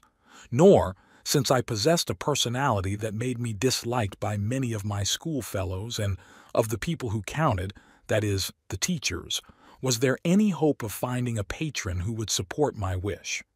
When therefore I finally decided on medicine, it was with the rather disagreeable feeling that it was not a good thing to start life with such a compromise. Nevertheless, I felt considerably relieved now that this irrevocable decision had been made. The painful question then presented itself. Where was the money to come from? My father could raise only part of it. He applied to the University of Basel for a stipend for me, and to my shame it was granted. I was ashamed, not so much because our poverty was laid bare for all the world to see, but because I had secretly been convinced that all the top people, the people who counted, were ill-disposed toward me. I had never expected any such kindness from them. I had obviously profited by the reputation of my father, who was a good and uncomplicated person. Yet I felt myself totally different from him. I had, in fact, two different conceptions of myself. Through number one's eyes, I saw myself as a rather disagreeable and moderately gifted young man with vaulting ambitions, an undisciplined temperament, and dubious manners, alternating between naive enthusiasm and fits of childish disappointment, in his innermost essence a hermit and obscurantist. On the other hand, number two regarded number one as a difficult and thankless moral task, a lesson that had to be got through somehow, complicated by a variety of faults such as spells of laziness, despondency, depression, inept enthusiasm for ideas and things that nobody valued, liable to imaginary friendships, limited, prejudiced, stupid mathematics, with a lack of understanding for other people, vague and confused in philosophical matters, neither an honest Christian nor anything else. Number two had no definable character at all. He was a vita paracta, born, living, dead, everything in one, a total vision of life. Though pitilessly clear about himself, he was unable to express himself through the dense, dark medium of number one, though he longed to do so. When number two predominated, number one was contained and obliterated in him, just as, conversely, number one regarded number two as a region of inner darkness. Number two felt that any conceivable expression of himself would be like a stone thrown over the edge of the world, dropping soundlessly into infinite night. But in him, number two, light reigned as in the spacious halls of a royal palace whose high casements open upon a landscape flooded with sunlight. Here were meaning and historical continuity, in strong contrast to the incoherent fortuitousness of number one's life, which had no real points of contact with its environment. Number two, on the other hand, felt himself in secret accord with the Middle Ages, as personified by Faust, with the legacy of a past which had obviously stirred Goethe to the depths. For Goethe too, therefore, and this was my great consolation, number two was a reality. Faust, as I now realized with something of a shock, meant more to me than my beloved Gospel according to St. John. There was something in Faust that worked directly on my feelings. John's Christ was strange to me, but still stranger was the Savior of the other Gospels. Faust, on the other hand, was the living equivalent of number two, and I was convinced that he was the answer which Goethe had given to his times. This insight was not only comforting to me, it also gave me an increased feeling of inner security and a sense of belonging to the human community. I was no longer isolated and a mere curiosity, a sport of cruel nature. My godfather and authority was the great Goethe himself. About this time I had a dream which both frightened and encouraged me. It was night in some unknown place, and I was making slow and painful headway against a mighty wind. Dense fog was flying along everywhere. I had my hands cupped around a tiny light which threatened to go out at any moment. Everything depended on my keeping this little light alive. Suddenly, I had the feeling that something was coming up behind me. I looked back and saw a gigantic black figure following me. But at the same moment I was conscious, in spite of my terror, that I must keep my little light going through night and wind, regardless of all dangers. When I awoke, I realized at once that the figure was a specter of the Brocken, my own shadow on the swirling mists brought into being by the little light I was carrying. I knew, too, that this little light was my consciousness, the only light I have. My own understanding is the sole treasure I possess, and the greatest. Though infinitely small and fragile in comparison with the powers of darkness, it is still a light, my only light. This dream was a great illumination for me. Now I knew that number 1 was the bearer of the light, and that number 2 followed him like a shadow. My task was to shield the light and not look back at the Vita Paracta. This was evidently a forbidden realm of light of a different sort. I must go forward against the storm, which sought to thrust me back into the immeasurable darkness of a world where one is aware of nothing except the surfaces of things in the background. In the role of number 1, I had to go forward into study, money-making, responsibilities, entanglements, confusions, errors, submissions, defeats. The storm pushing against me was time, ceaselessly flowing into the past, which just as ceaselessly dogs our heels. It exerts a mighty suction which greedily draws everything living into itself. We can only escape from it, for a while, by pressing forward. The past is terribly real and present, and it catches everyone who cannot save his skin with a satisfactory answer. My view of the world spun around another 90 degrees. I recognized clearly that my path led irrevocably outward into the limitations and darkness of three-dimensionality. It seemed to me that Adam must once have left paradise in this manner. Eden had become a specter for him, and light was where a stony field had to be tilled in the sweat of his brow. I asked myself, whence comes such a dream? Till then I had taken it for granted that such dreams were sent directly by God. But now I had imbibed so much epistemology that doubts assailed me. One might say, for instance, that my insight had been slowly ripening for a long time and had then suddenly broken through in a dream. And that, indeed, is what had happened. But this explanation is merely a description.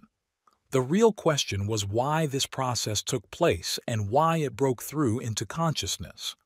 Consciously, I had done nothing to promote any such development. On the contrary, my sympathies were on the other side.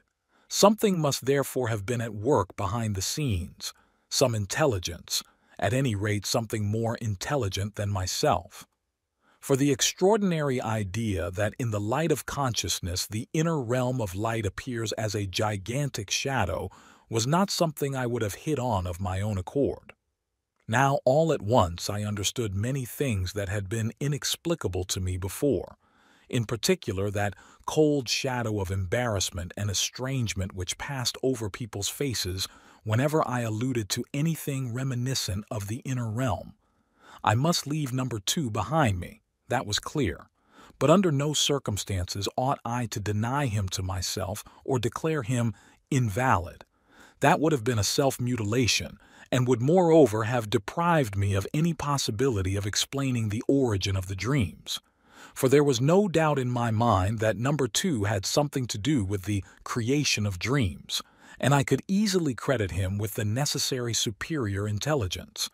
But I felt myself to be increasingly identical with number 1, and this state proved in turn to be merely a part of the far more comprehensive number 2, with whom for that very reason I could no longer feel myself identical. He was indeed a specter, a spirit who could hold his own against the world of darkness. This was something I had not known before the dream, and even at the time, I am sure of this in retrospect, I was conscious of it only vaguely, although I knew it emotionally beyond a doubt.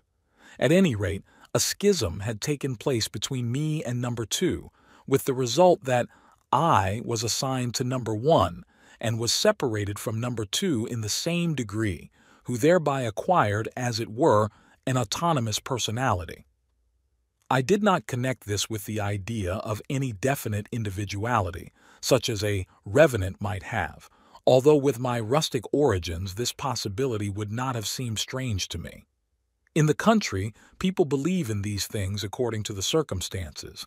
They are, and they are not. The only distinct feature about this spirit was his historical character, his extension in time, or rather, his timelessness. Of course, I did not tell myself this in so many words, nor did I form any conception of his spatial existence. He played the role of a factor in the background of my number one existence, never clearly defined but yet definitely present. Children react much less to what grown-ups say than to the imponderables in the surrounding atmosphere. The child unconsciously adapts himself to them, and this produces in him correlations of a compensatory nature. The peculiar religious ideas that came to me even in my earliest childhood were spontaneous products which can be understood only as reactions to my parental environment and to the spirit of the age.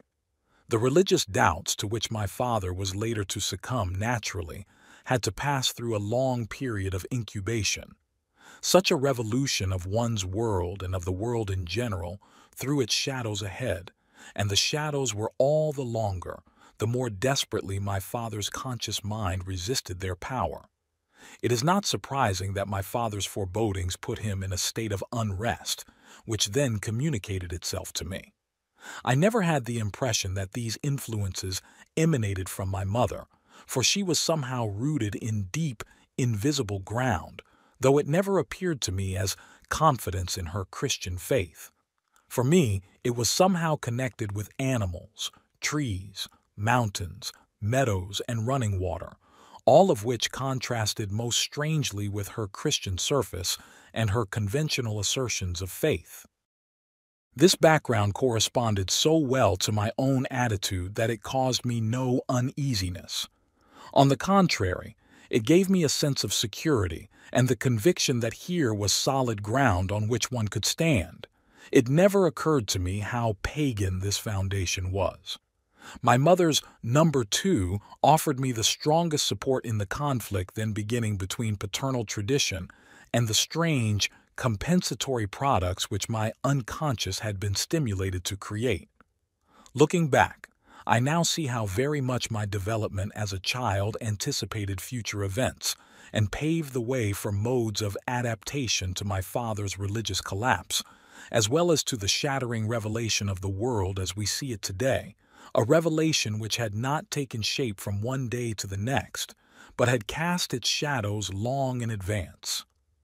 Although we human beings have our own personal life, we are yet in large measure the representatives, the victims and promoters of a collective spirit whose years are counted in centuries.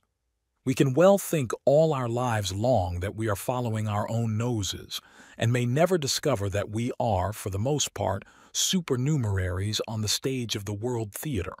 There are factors which, although we do not know them, nevertheless influence our lives, the more so if they are unconscious. Thus at least a part of our being lives in the centuries, that part which, for my private use, I have designated number two. That it is not an individual curiosity is proved by the religion of the West, which expressly applies itself to this inner man and for 2,000 years has earnestly tried to bring him to the knowledge of our surface consciousness with its personalistic preoccupations. Non foras ire, in interior homine habitat veritas. Go not outside, truth dwells in the inner man. During the years 1892 to 94, I had a number of rather vehement discussions with my father. He had studied Oriental languages in Göttingen and had done his dissertation on the Arabic version of the Song of Songs. His days of glory had ended with his final examination. Thereafter he forgot his linguistic talent. As a country parson, he lapsed into a sort of sentimental idealism and into reminiscences of his golden student days, continued to smoke a long student's pipe, and discovered that his marriage was not all he had imagined it to be. He did a great deal of good, far too much, and as a result was usually irritable. Both parents made great efforts to live devout lives, with the result that there were angry scenes between them only too frequently. These difficulties, understandably enough, later shattered my father's faith. At that time his irritability and discontent had increased, and his condition filled me with concern. My mother avoided everything that might excite him and refused to engage in disputes. Though I realized that this was the wisest course to take, Often I could not keep my own temper in check. I would remain passive during his outbursts of rage, but when he seemed to be in a more accessible mood, I sometimes tried to strike up a conversation with him, hoping to learn something about his inner thoughts and his understanding of himself. It was clear to me that something quite specific was tormenting him, and I suspected that it had to do with his faith. From a number of hints he let fall, I was convinced that he suffered from religious doubts. This, it seemed to me, was bound to be the case if the necessary experience had not come to him. From my attempts at discussion, I learned in fact that something of the sort was amiss, for all my questions were met with the same old lifeless theological answers, or with a resigned shrug which aroused the spirit of contradiction in me. I could not understand why he did not seize on these opportunities pugnaciously and come to terms with his situation. I saw that my critical questions made him sad, but I nevertheless hoped for a constructive talk, since it appeared almost inconceivable to me that he should not have had experience of God, the most evident of all experiences. I knew enough about epistemology to realize that knowledge of this sort could not be proved, but it was equally clear to me that it stood in no more need of proof than the beauty of a sunset or the terrors of the night. I tried, no doubt very clumsily, to convey these obvious truths to him, with the hopeful intention of helping him to bear the fate which had inevitably befallen him. He had to quarrel with somebody, so he did it with his family and himself. Why didn't he do it with God, the dark author of all created things, who alone was responsible for the sufferings of the world? God would assuredly have sent him by way of an answer one of those magical, infinitely profound dreams which he had sent to me even without being asked, and which had sealed my fate. I did not know why, it simply was so. Yes, he had even allowed me a glimpse into his own being. This was a great secret which I dared not and could not reveal to my father. I might have been able to reveal it had he been capable of understanding the direct experience of God. But in my talks with him I never got that far, never even came within sight of the problem, because I always set about it in a very unpsychological and intellectual way, and did everything possible to avoid the emotional aspects. Each time this approach was like a red rag to a bull and led to irritable reactions which were incomprehensible to me. I was unable to understand how a perfectly rational argument could meet with such emotional resistance. These fruitless discussions exasperated my father and me, and in the end we abandoned them, each burdened with his own specific feeling of inferiority. Theology had alienated my father and me from one another. I felt that I had once again suffered a fatal defeat, though I sensed I was not alone. I had a dim premonition that he was inescapably succumbing to his fate. He was lonely and had no friend to talk with. At least I knew no one among our acquaintances whom I would have trusted to say the saving word. Once I heard him praying. He struggled desperately to keep his faith. I was shaken and outraged at once because I saw how hopelessly he was entrapped by the church and its theological thinking. They had blocked all avenues by which he might have reached God directly, and then faithlessly abandoned him. Now I understood the deepest meaning of my earlier experience. God himself had disavowed theology, and the church founded upon it. On the other hand, God condoned this theology as he condoned so much else. It seemed ridiculous to me to suppose that men were responsible for such developments. What were men, anyway? They are born dumb and blind as puppies, I thought, and like all God's creatures are furnished with the dimmest light, never enough to illuminate the darkness in which they grope. I was equally sure that none of the theologians I knew had ever seen the light that shineth in the darkness with his own eyes, for if they had, they would not have been able to teach a theological religion, which seemed quite inadequate to me, since there was nothing to do with it but believe it without hope. This was what my father had tried valiantly to do, and had run aground. He could not even defend himself against the ridiculous materialism of the psychiatrists. This, too, was something that one had to believe, just like theology, only in the opposite sense.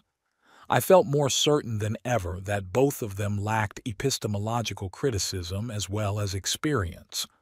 My father was obviously under the impression that psychiatrists had discovered something in the brain which proved that in the place where mind should have been, there was only matter and nothing spiritual. This was borne out by his admonitions that if I studied medicine, I should in heaven's name not become a materialist. To me, this warning meant that I ought to believe nothing at all, for I knew that materialists believed in their definitions just as the theologians did in theirs, and that my poor father had simply jumped out of the frying pan into the fire. I recognized that this celebrated faith of his had played this deadly trick on him, and not only on him, but on most of the cultivated and serious people I knew. The arch sin of faith, it seemed to me, was that it forestalled experience. How did the theologians know that God had deliberately arranged certain things and permitted certain others? And how did the psychiatrists know that matter was endowed with the qualities of the human mind? I was in no danger of succumbing to materialism, but my father certainly was. Apparently someone had whispered something about suggestion, for I discovered that he was reading Bernheim's book on suggestion in Sigmund Freud's translation. This was a new and significant departure, for I had never before seen my father reading anything but novels or an occasional travel book. All clever and interesting books were taboo, but his psychiatric reading made him no happier. His depressive moods increased in frequency and intensity, and so did his hypochondria. For a number of years he had complained of all sorts of abdominal symptoms, though his doctor had been unable to find anything definite wrong with him. Now he complained of the sensation of having stones in the abdomen. For a long time we did not take this seriously, but at last the doctor became suspicious. This was toward the end of the summer of 1895. In the spring of that year I had begun my studies at the University of Basel. The only time in my life that I have ever been bored, my school days at the gymnasium, was over at last, and the golden gates to the Universitas Literarum and to academic freedom were opening wide for me. Now I would hear the truth about nature, at least its most essential aspects. I would learn all there was to know about the anatomy and physiology of man, and would acquire knowledge of the diseases. In addition to all this, I was admitted into a color-wearing fraternity to which my father had belonged. Early in my freshman year, he came along on a fraternity outing to a wine-growing village in the Markgrafen country, and there delivered a whimsical speech in which, to my delight, the gay spirit of his own student days came back again. I realized in a flash that his life had come to a standstill at his graduation, and the verse of a student's song echoed in my ears. Sie zogen mit gesenktem Blick in das Philisterland zurück. O Jerum, Jerum, Jerum, o quae mutatio rerum. The words fell heavily on my soul. Once upon a time he too had been an enthusiastic student in his first year, as I was now. The world had opened out for him, as it was doing for me. The infinite treasures of knowledge had spread before him, as now before me. How can it have happened that everything was blighted for him, had turned to sourness and bitterness? I found no answer, or too many. The speech he delivered that summer evening over the wine was the last chance he had to live out his memories of the time when he was what he should have been. Soon afterward his condition deteriorated. In the late autumn of 1895 he became bedridden, and early in 1896 he died. I had come home after lectures and asked how he was. "Oh, still the same. He's very weak," my mother said. He whispered something to her which she repeated to me, warning me with her eyes of his delirious condition. "He wants to know whether you have passed the state examination." I saw that I must lie. "Yes, it went very well." He sighed with relief and closed his eyes. A little later I went in to see him again. He was alone. My mother was doing something in the adjoining room. There was a rattling in his throat, and I could see that he was in the death agony. I stood by his bed, fascinated. I had never seen anyone die before. Suddenly he stopped breathing. I waited and waited for the next breath. It did not come. Then I remembered my mother and went into the next room where she sat by the window knitting. "He is dying," I said. She came with me to the bed and saw that he was dead. She said, as if in wonderment, "How quickly it has all passed." The following days were gloomy and painful, and little of them has remained in my memory. Once my mother spoke to me or to the surrounding air in her second voice and remarked, "He died in time for you," which appeared to mean you did not understand each other and he might have become a hindrance to you. This view seemed to me to fit in with my mother's number 2 personality. The words "for you" hit me terribly hard, and I felt that a bit of the old days had now come irrevocably to an end. At the same time, a bit of manliness and freedom awoke in me. After my father's death, I moved into his room and took his place inside the family. For instance, I had to hand out the housekeeping money to my mother every week because she was unable to economize and could not manage money. 6 weeks after his death, my father appeared to me in a dream. Suddenly he stood before me and said that he was coming back from his holiday. He had made a good recovery and was now coming home. I thought he would be annoyed with me for having moved into his room, but not a bit of it. Nevertheless, I felt ashamed because I had imagined he was dead. 2 days later, the dream was repeated. My father had recovered and was coming home, and again I reproached myself because I had thought he was dead. Later, I kept asking myself, what does it mean that my father returns in dreams and that he seems so real? It was an unforgettable experience, and it forced me for the first time to think about life after death. With the death of my father, difficult problems arose concerning the continuation of my studies. Some of my mother's relations took the view that I ought to look for a clerk's job in a business house so as to earn money as quickly as possible. My mother's youngest brother offered to help her since her resources were not nearly sufficient to live on. An uncle on my father's side helped me. At the end of my studies, I owed him 3,000 francs. The rest I earned by working as a junior assistant and by helping an aged aunt dispose of her small collection of antiques. I sold them piece by piece at good prices and received a very welcome percentage. I would not have missed this time of poverty. One learns to value simple things. I still remember the time when I was given a box of cigars as a present. It seemed to me princely. They lasted a whole year, for I allowed myself one only on Sundays. My student days were a good time for me. Everything was intellectually alive, and it was also a time of friendships. In the fraternity meetings, I gave several lectures on theological and psychological subjects. We had many animated discussions, and not always about medical questions only. We argued over Schopenhauer and Kant. We knew all about the stylistic niceties of Cicero and were interested in theology and philosophy. During my student days, I received much stimulation in regard to religious questions. At home, I had the welcome opportunity to talk with a theologian who had been my father's vicar. He was distinguished not only by his phenomenal appetite, which put mine quite in the shade, but by his remarkable erudition. From him, I learned a great deal about the Church Fathers and the history of dogma. He also introduced me to new aspects of Protestant theology. Ritschl's theology was much in fashion in those days. Its historicism irritated me, especially the comparison with a railway train. The theological students with whom I had discussions in the fraternity all seemed quite content with the theory of the historical effect produced by Christ's life. This view seemed to me not only soft-witted, but altogether lifeless. Neither could I subscribe to the tendency to move Christ into the foreground and make him the sole decisive figure in the drama of God and man. To me, this absolutely belied Christ's own view that the Holy Ghost, who had begotten him, would take his place among men after his death. For me, the Holy Ghost was a manifestation of the inconceivable God.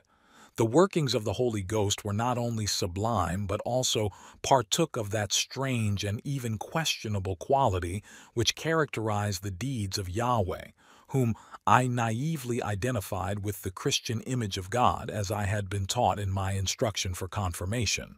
I was also not aware at this time that the devil, properly speaking, had been born with Christianity. Lord Jesus was to me unquestionably a man and therefore a fallible figure, or else a mere mouthpiece of the Holy Ghost. This highly unorthodox view, a far cry from the theological one, naturally ran up against utter incomprehension. The disappointment I felt about this gradually led me to a kind of resigned indifference, and confirmed my conviction that in religious matters only experience counted. During my first years at the university, I made the discovery that while science opened the door to enormous quantities of knowledge, it provided genuine insights very sparingly, and these in the main were of a specialized nature. I knew from my philosophical reading that the existence of the psyche was responsible for this situation. Without the psyche, there would be neither knowledge nor insight, yet nothing was ever said about the psyche. Everywhere it was tacitly taken for granted, and even when someone mentioned it, as did C.G. Carus, for example, there was no real knowledge of it but only philosophical speculation which might just as easily take one turn as another. I could make neither head nor tail of this curious observation. At the end of my second semester, however, I made another discovery, which was to have great consequences. In the library of a classmate's father, I came upon a small book on spiritualistic phenomena, dating from the 70s. It was an account of the beginnings of spiritualism and was written by a theologian. My initial doubts were quickly dissipated, for I could not help seeing that the phenomena described in the book were in principle much the same as the stories I had heard again and again in the country since my earliest childhood. The material, without a doubt, was authentic, but the great question of whether these stories were physically true was not answered to my satisfaction. Nevertheless, it could be established that at all times and all over the world the same stories had been reported again and again. There must be some reason for this, and it could not possibly have been the predominance of the same religious conceptions everywhere, for that was obviously not the case. Rather, it must be connected with the objective behavior of the human psyche. But with regard to this cardinal question, the objective nature of the psyche, I could find out absolutely nothing, except what the philosophers said. The observations of the spiritualists, weird and questionable as they seemed to me, were the first accounts I had seen of objective psychic phenomena. Names like Zollner and Crookes impressed themselves on me, and I read virtually the whole of the literature available to me at the time. Naturally, I also spoke of these matters to my comrades, who, to my great astonishment, reacted with derision and disbelief or with anxious defensiveness. I wondered at the sureness with which they could assert that things like ghosts and table-turning were impossible and therefore fraudulent, and on the other hand at the evidently anxious nature of their defensiveness. I, too, was not certain of the absolute reliability of the reports, but why, after all, should there not be ghosts? How did we know that something was impossible? And above all, what did the anxiety signify? For myself, I found such possibilities extremely interesting and attractive. They added another dimension to my life. The world gained depth and background. Could, for example, dreams have anything to do with ghosts? Kant's dreams of a spirit seer came just at the right moment, and soon I also discovered Karl Duprel, who had evaluated these ideas philosophically and psychologically. I dug up Eschenmayer, Passavant, Justinus Kerner, and Goerres, and read 7 volumes of Swedenborg. My mother's number 2 sympathized wholeheartedly with my enthusiasm, but everyone else I knew was distinctly discouraging. Hitherto, I had encountered only the brick wall of traditional views, but now I came up against the steel of people's prejudice and their utter incapacity to admit unconventional possibilities. I found this even with my closest friends. To them, all this was far worse than my preoccupation with theology. I had the feeling that I had pushed to the brink of the world. What was of burning interest to me was null and void for others, and even a cause for dread. Dread of what? I could find no explanation for this. After all, there was nothing preposterous or world-shaking in the idea that there might be events which overstepped the limited categories of space, time, and causality. Animals were known to sense beforehand storms and earthquakes. There were dreams which foresaw the death of certain persons, clocks which stopped at the moment of death, glasses which shattered at the critical moment. All these things had been taken for granted in the world of my childhood, and now I was apparently the only person who had ever heard of them. In all earnestness, I asked myself what kind of world I had stumbled into. Plainly, the urban world knew nothing about the country world, the real world of mountains, woods, and rivers, of animals and God's thoughts, plants and crystals. I found this explanation comforting. At all events, it bolstered my self-esteem, for I realized that for all its wealth of learning, the urban world was mentally rather limited. This insight proved dangerous because it tricked me into fits of superiority, misplaced criticism, and aggressiveness, which got me deservedly disliked. This eventually brought back all the old doubts, inferiority feelings, and depressions, a vicious circle I was resolved to break at all costs. No longer would I stand outside the world, enjoying the dubious reputation of a freak. After my first introductory course, I became junior assistant in anatomy, and the following semester the demonstrator placed me in charge of the course in histology. To my intense satisfaction, naturally, I interested myself primarily in evolutionary theory and comparative anatomy, and I also became acquainted with neo-vitalistic doctrines. What fascinated me most of all was the morphological point of view in the broadest sense. With physiology, it was just the opposite. I found the subject thoroughly repellent because of vivisection, which was practiced merely for purposes of demonstration. I could never free myself from the feeling that warm-blooded creatures were akin to us and not just cerebral automata. Consequently, I cut demonstration classes whenever I could. I realized that one had to experiment on animals, but the demonstration of such experiments nevertheless seemed to me horrible, barbarous, and above all unnecessary. I had imagination enough to picture the demonstrated procedures from a mere description of them. My compassion for animals did not derive from the Buddhistic trimmings of Schopenhauer's philosophy, but rested on the deeper foundation of a primitive attitude of mind, on an unconscious identity with animals. At the time, of course, I was wholly ignorant of this important psychological fact. My repugnance for physiology was so great that my examination results in this subject were correspondingly poor. Nevertheless, I scraped through. The clinical semesters that followed kept me so busy that scarcely any time remained for my forays into outlying fields. I was able to study Kant only on Sundays. I also read Edward von Hartmann assiduously. Nietzsche had been on my program for some time, but I hesitated to begin reading him because I felt I was insufficiently prepared. At that time, he was much discussed, mostly in adverse terms, by the allegedly competent philosophy students, from which I was able to deduce the hostility he aroused in the higher echelons. The supreme authority, of course, was Jacob Burckhardt, whose various critical comments on Nietzsche were bandied about. Moreover, there were some persons at the university who had known Nietzsche personally and were able to retail all sorts of unflattering tidbits about him. Most of them had not read a word of Nietzsche and therefore dwelt at length on his outward foibles, for example, his putting on airs as a gentleman, his manner of playing the piano, his stylistic exaggerations, idiosyncrasies which got on the nerves of the good people of Basel in those days. Such things would certainly not have caused me to postpone the reading of Nietzsche. On the contrary, they acted as the strongest incentive. But I was held back by a secret fear that I might perhaps be like him, at least in regard to the secret which had isolated him from his environment.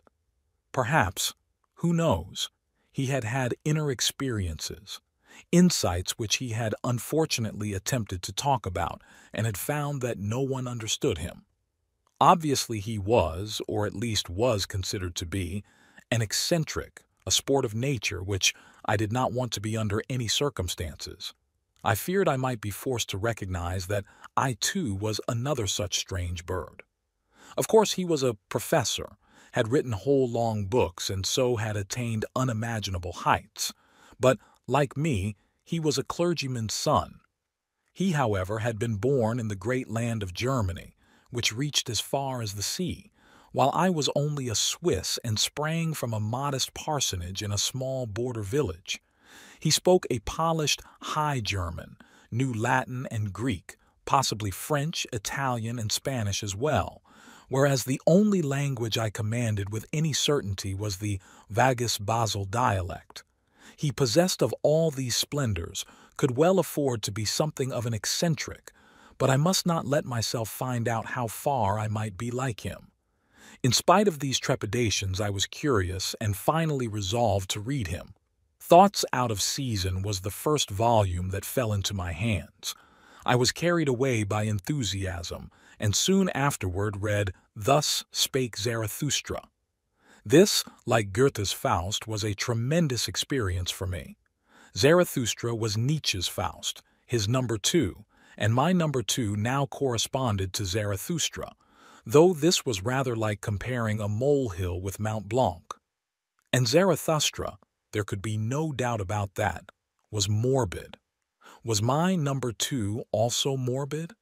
This possibility filled me with a terror which for a long time I refused to admit, but the idea cropped up again and again at inopportune moments, throwing me into a cold sweat so that in the end I was forced to reflect on myself. Nietzsche had discovered his number two only late in life, when he was already past middle age, whereas I had known mine ever since boyhood. Nietzsche had spoken naively and incautiously about this Araton, this thing not to be named as though it were quite in order. But I had noticed in time that this only leads to trouble. He was so brilliant that he was able to come to Basel as a professor when still a young man, not suspecting what lay ahead of him. Because of his very brilliance, he should have noticed in time that something was amiss. That, I thought, was his morbid misunderstanding, that he fearlessly and unsuspectingly let his number two loose upon a world that knew and understood nothing about such things. He was moved by the childish hope of finding people who would be able to share his ecstasies and could grasp his transvaluation of all values. But he found only educated Philistines. Tragicomically, he was one himself. Like the rest of them, he did not understand himself when he fell head first into the unutterable mystery and wanted to sing its praises to the dull, God-forsaken masses. That was the reason for the bombastic language, the piling up of metaphors, the hymn-like raptures, all a vain attempt to catch the ear of a world which had sold its soul for a mass of disconnected facts. And he fell, tightrope walker that he proclaimed himself to be, into depths far beyond himself. He did not know his way about in this world and was like a man possessed, one who could be handled only with the utmost caution. Among my friends and acquaintances I knew of only two who openly declared themselves adherents of Nietzsche. Both were homosexual. One of them ended by committing suicide. The other ran to seed as a misunderstood genius. The rest of my friends were not so much dumbfounded by the phenomenon of Zarathustra as simply immune to its appeal. Just as Faust had opened a door for me, Zarathustra slammed one shut, and it remained shut for a long time to come. I felt like the old peasant who discovered that two of his cows had evidently been bewitched and had got their heads in the same halter. "How did that happen?" asked his small son. "Boy, one doesn't talk about such things," replied his father. "I realize that one gets nowhere unless one talks to people about the things they know. The naive person does not appreciate what an insult it is to talk to one's fellows about anything that is unknown to them. They pardon such ruthless behavior only in a writer, journalist, or poet. I came to see that a new idea, or even just an unusual aspect of an old one, can be communicated only by facts. Facts remain and cannot be brushed aside. Sooner or later someone will come upon them and know what he has found. I realized that I talked only for want of something better, that I ought to be offering facts, and these I lacked entirely. I had nothing concrete in my hands. More than ever, I found myself driven toward empiricism. I began to blame the philosophers for rattling away when experience was lacking, and holding their tongues when they ought to have been answering with facts. In this respect, they all seemed like watered-down theologians. I felt that at some time or other I had passed through the Valley of Diamonds, but I could convince no one, not even myself, when I looked at them more closely, that the specimens I had brought back were not mere pieces of gravel. This was in 1898, when I began to think more seriously about my career as a medical man. I soon came to the conclusion that I would have to specialize. The choice seemed to lie between surgery and internal medicine. I inclined toward the former because of my special training in anatomy and my preference for pathology, and would very probably have made surgery my profession if I had possessed the necessary financial means. All along, it had been extremely painful to me to have to go into debt in order to study at all. I knew that after the final examination I would have to begin earning my living as soon as possible. I imagined a career as assistant at some cantonal hospital, where there was more hope of obtaining a paid position than in a clinic. Moreover, a post in a clinic depended to a large extent on the backing or personal interest of the chief. With my questionable popularity and estrangement from others, experienced all too often, I dared not think of any such stroke of luck, and therefore contented myself with the modest prospect of a post in one of the local hospitals. The rest depended on hard work and on my capability and application. During the summer holidays, however, something happened that was destined to influence me profoundly. One day I was sitting in my room, studying my textbooks. In the adjoining room, the door to which stood ajar, my mother was knitting. That was our dining room, where the round walnut dining table stood. The table had come from the dowry of my paternal grandmother, and was at this time about 70 years old. My mother was sitting by the window, about a yard away from the table. My sister was at school and our maid in the kitchen. Suddenly there sounded a report like a pistol shot. I jumped up and rushed into the room from which the noise of the explosion had come. My mother was sitting flabbergasted in her armchair, the knitting fallen from her hands. She stammered out, "Woo, woo, what's happened? It was right beside me," and stared at the table. Following her eyes, I saw what had happened. The tabletop had split from the rim to beyond the center, and not along any joint. The split ran right through the solid wood. I was thunderstruck. How could such a thing happen? A table of solid walnut that had dried out for 70 years. How could it split on a summer day in the relatively high degree of humidity characteristic of our climate? If it had stood next to a heated stove on a cold, dry winter day, then it might have been conceivable. What in the world could have caused such an explosion? There certainly are curious accidents, I thought. My mother nodded darkly. "Yes, yes," she said in her number 2 voice. "That means something." Against my will, I was impressed and annoyed with myself for not finding anything to say. Some 2 weeks later, I came home at 6 o'clock in the evening and found the household, my mother, my 14-year-old sister, and the maid, in a great state of agitation. About an hour earlier, there had been another deafening report. This time it was not the already damaged table. The noise had come from the direction of the sideboard, a heavy piece of furniture dating from the early 19th century. They had already looked all over it, but had found no trace of a split. I immediately began examining the sideboard and the entire surrounding area, but just as fruitlessly. Then I began on the interior of the sideboard. In the cupboard containing the bread basket, I found a loaf of bread and, beside it, the bread knife. The greater part of the blade had snapped off in several pieces. The handle lay in one corner of the rectangular basket, and in each of the other corners lay a piece of the blade.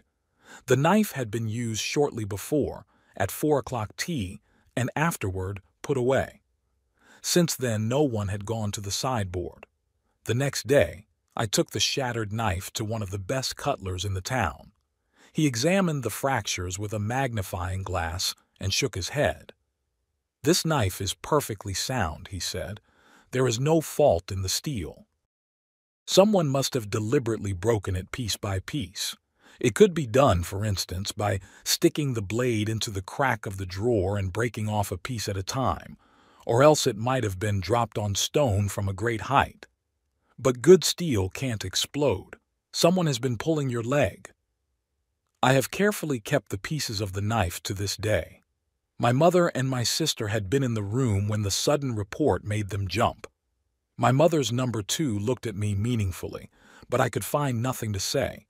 I was completely at a loss and could offer no explanation of what had happened, and this was all the more annoying as I had to admit that I was profoundly impressed. Why and how had the table split and the knife shattered? The hypothesis that it was just a coincidence went much too far. It seemed highly improbable to me that the Rhine would flow backward just once by mere chance, and all other possible explanations were automatically ruled out. So what was it? A few weeks later, I heard of certain relatives who had been engaged for some time in table turning and also had a medium, a young girl of 15 and a half. The group had been thinking of having me meet the medium, who produced somnambulistic states and spiritualistic phenomena. When I heard this, I immediately thought of the strange manifestations in our house, and I conjectured that they might be somehow connected with this medium. I therefore began attending the regular seances which my relatives held every Saturday evening. We had results in the form of communications and tapping noises from the walls and the table. Movements of the table independently of the medium were questionable, and I soon found out that limiting conditions imposed on the experiment generally had an obstructive effect. I therefore accepted the obvious autonomy of the tapping noises and turned my attention to the content of the communications. I set forth the results of these observations in my doctoral thesis. After about 2 years of experimentation, we all became rather weary of it. I caught the medium trying to produce phenomena by trickery, and this made me break off the experiments. Very much to my regret, for I had learned from this example how a number 2 personality is formed, how it enters into a child's consciousness and finally integrates it into itself. She was one of these precociously matured personalities, and she died of tuberculosis at the age of 26. I saw her once again when she was 24 and received a lasting impression of the independence and maturity of her personality.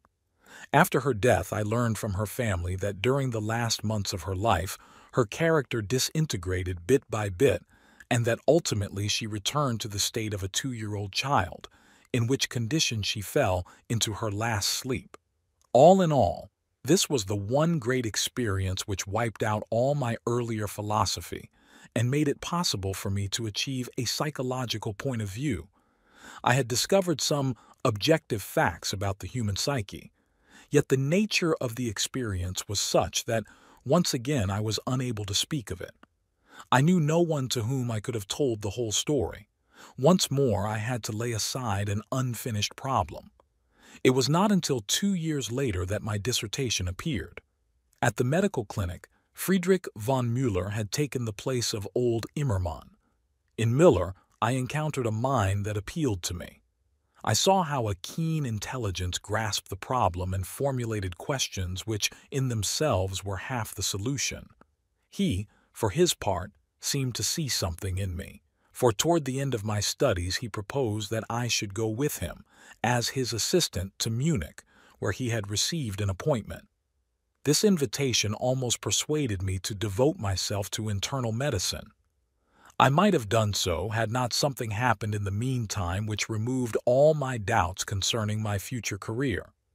Though I had attended psychiatric lectures and clinics, the current instructor in psychiatry was not exactly stimulating, and when I recalled the effects which the experience of asylums had had on my father, this was not calculated to prepossess me in favor of psychiatry. In preparing myself for the state examination, therefore, the textbook on psychiatry was the last I attacked. I expected nothing of it, and I still remember that as I opened the book by Krafft-Ebing, the thought came to me, well, now let's see what a psychiatrist has to say for himself. The lectures and clinical demonstrations had not made the slightest impression on me. I could not remember a single one of the cases I had seen in the clinic, but only my boredom and disgust. I began with the preface, intending to find out how a psychiatrist introduced his subject or, indeed, justified his reason for existing at all. By way of excuse for this high and mighty attitude, I must make it clear that in the medical world at that time, psychiatry was quite generally held in contempt.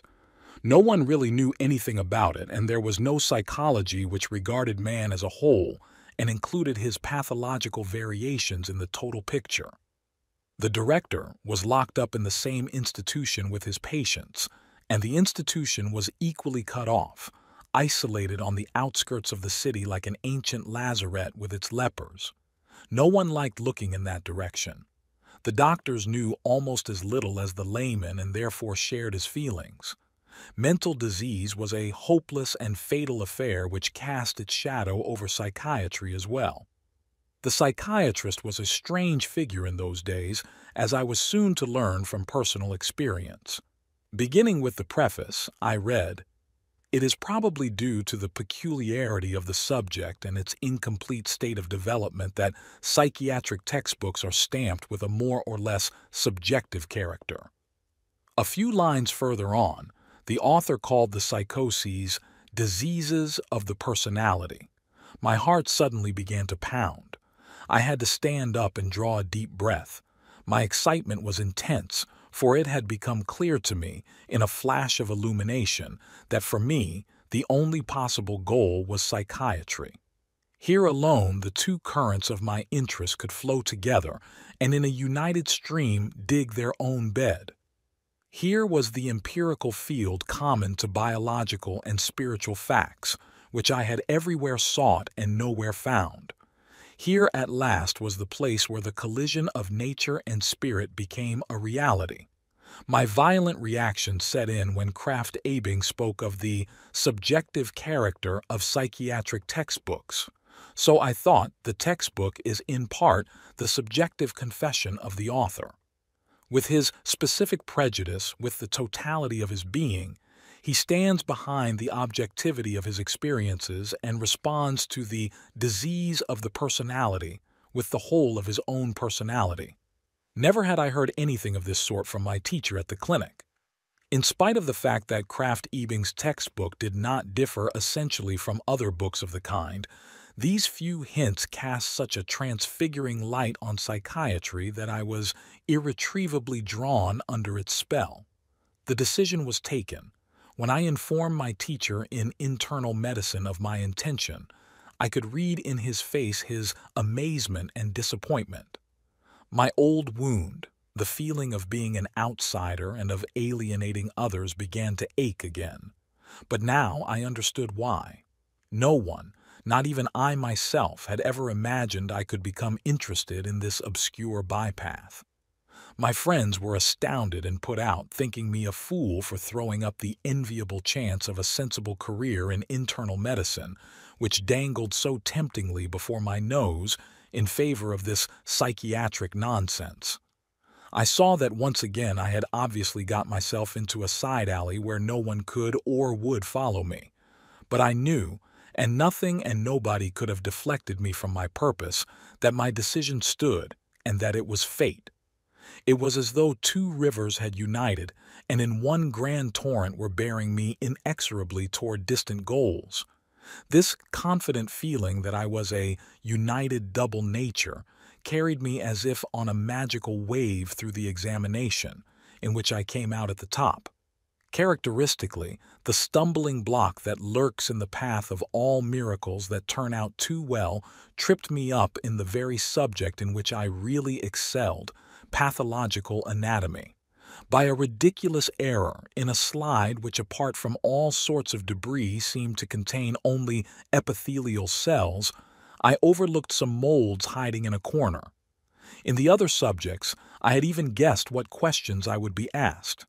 Thanks to this, I cleared several dangerous reefs with flying colors. In revenge, I was then fooled in the most grotesque way just where I felt most certain of myself. Had it not been for this, I would have had the highest mark in the examination. As it was, another candidate received the same number of points as I did. He was a lone wolf, with a personality quite opaque to me and suspiciously banal. It was impossible to talk to him about anything except shop. He reacted to everything with an enigmatic smile, which reminded me of the Greek statues at Aegina. He had an air of superiority, and yet underneath it he seemed embarrassed and never quite fitted into any situation. Or was it a kind of stupidity? I could never make him out. The only definite thing about him was the impression he gave of almost monomaniacal ambition which precluded interest in anything but sheer facts. A few years afterward he became schizophrenic. I mention this as a characteristic example of the parallelism of events. My first book was on the psychology of dementia praecox, schizophrenia, and in it my personality with its bias or personal equation responded to this disease of the personality. I maintain that psychiatry, in the broadest sense, is a dialogue between the sick psyche and the psyche of the doctor, which is presumed to be normal.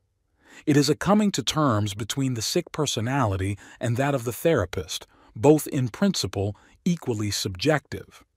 My aim was to show that delusions and hallucinations were not just specific symptoms of mental disease, but also had a human meaning. The evening after my last examination, I treated myself, for the first time in my life, to the longed-for luxury of going to the theater. Until then, my finances had not permitted any such extravagance, but I still had some money left from the sale of the antiques, and this allowed me not only a visit to the opera, but even a trip to Munich and Stuttgart. Bizet intoxicated and overwhelmed me, rocked me on the waves of an infinite sea. And next day, when the train carried me over the border into a wider world, the melodies of Carmen accompanied me.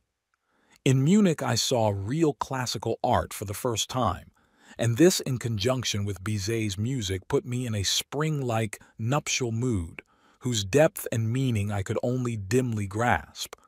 Outwardly, however, it was a dismal week between the 1st and the 9th of December 1900. In Stuttgart, I paid a farewell visit to my aunt, Frau Reimer Jung, whose husband was a psychiatrist. She was the daughter of my paternal grandfather's first marriage to Virginia de Lasso. She was an enchanting old lady with sparkling blue eyes and a vivacious temperament. She seemed to me immersed in a world of impalpable fantasies and of memories that refused to go home, the last breath of a vanishing, irrevocable past. This visit was a final farewell to the nostalgias of my childhood. On December 10, 1900, I took up my post as assistant at Burghölzli Mental Hospital, Zurich. I was glad to be in Zurich, for in the course of the years Basel had become too stuffy for me. For the Baslers, no town exists but their own. Only Basel is civilized, and north of the river Birs the land of the barbarians begins. My friends could not understand my going away and reckoned I would be back in no time. But that was out of the question, For in Basel I was stamped for all time as the son of the Reverend Paul Jung and the grandson of Professor Carl Gustav Jung. I was an intellectual and belonged to a definite social set. I felt resistances against this, for I could not and would not let myself be classified. The intellectual atmosphere of Basel seemed to me enviably cosmopolitan, but the pressure of tradition was too much for me. When I came to Zurich, I felt the difference at once. Zurich relates to the world not by the intellect but by commerce. Yet here the air was free, and I had always valued that. Here you were not weighed down by the brown fog of the centuries, even though one missed the rich background of culture. For Basel, I have to this day a nostalgic weakness, despite the fact that I know it no longer is as it was.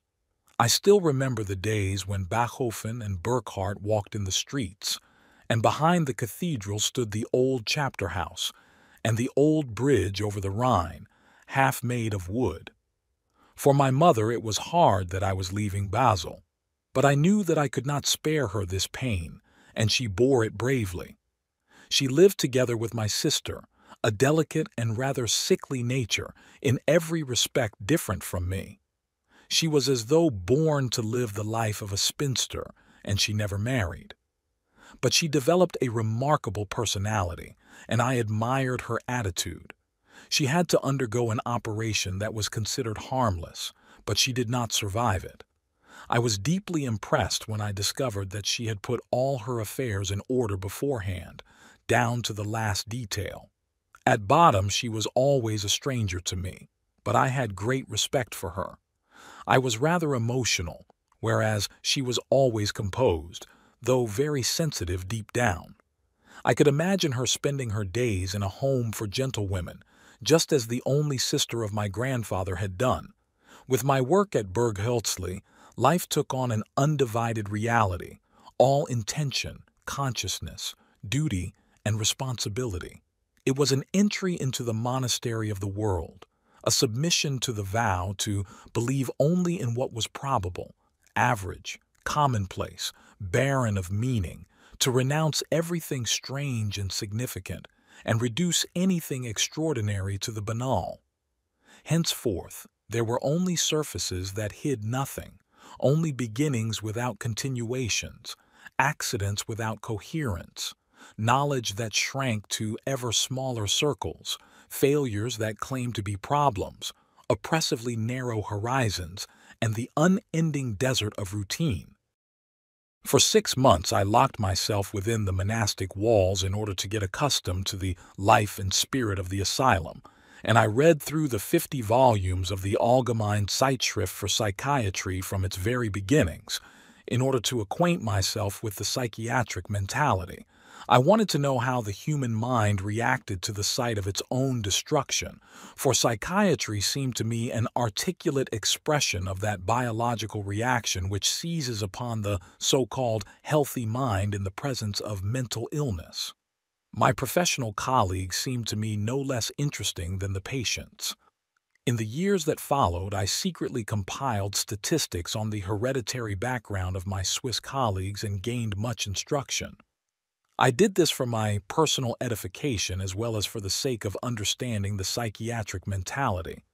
I need scarcely mention that my concentration and self-imposed confinement alienated me from my colleagues. They did not know, of course, how strange psychiatry seemed to me, and how intent I was on penetrating into its spirit. At that time, my interest in therapy had not awakened, but the pathological variants of so-called normality fascinated me, because they offered me the longed-for opportunity to obtain a deeper insight into the psyche in general. These, then, were the conditions under which my career in psychiatry began, the subjective experiment out of which my objective life emerged. I have neither the desire nor the capacity to stand outside myself and observe my fate in a truly objective way. I would commit the familiar autobiographical mistake either of weaving an illusion about how it ought to have been, or of writing an apologia pro vita sua.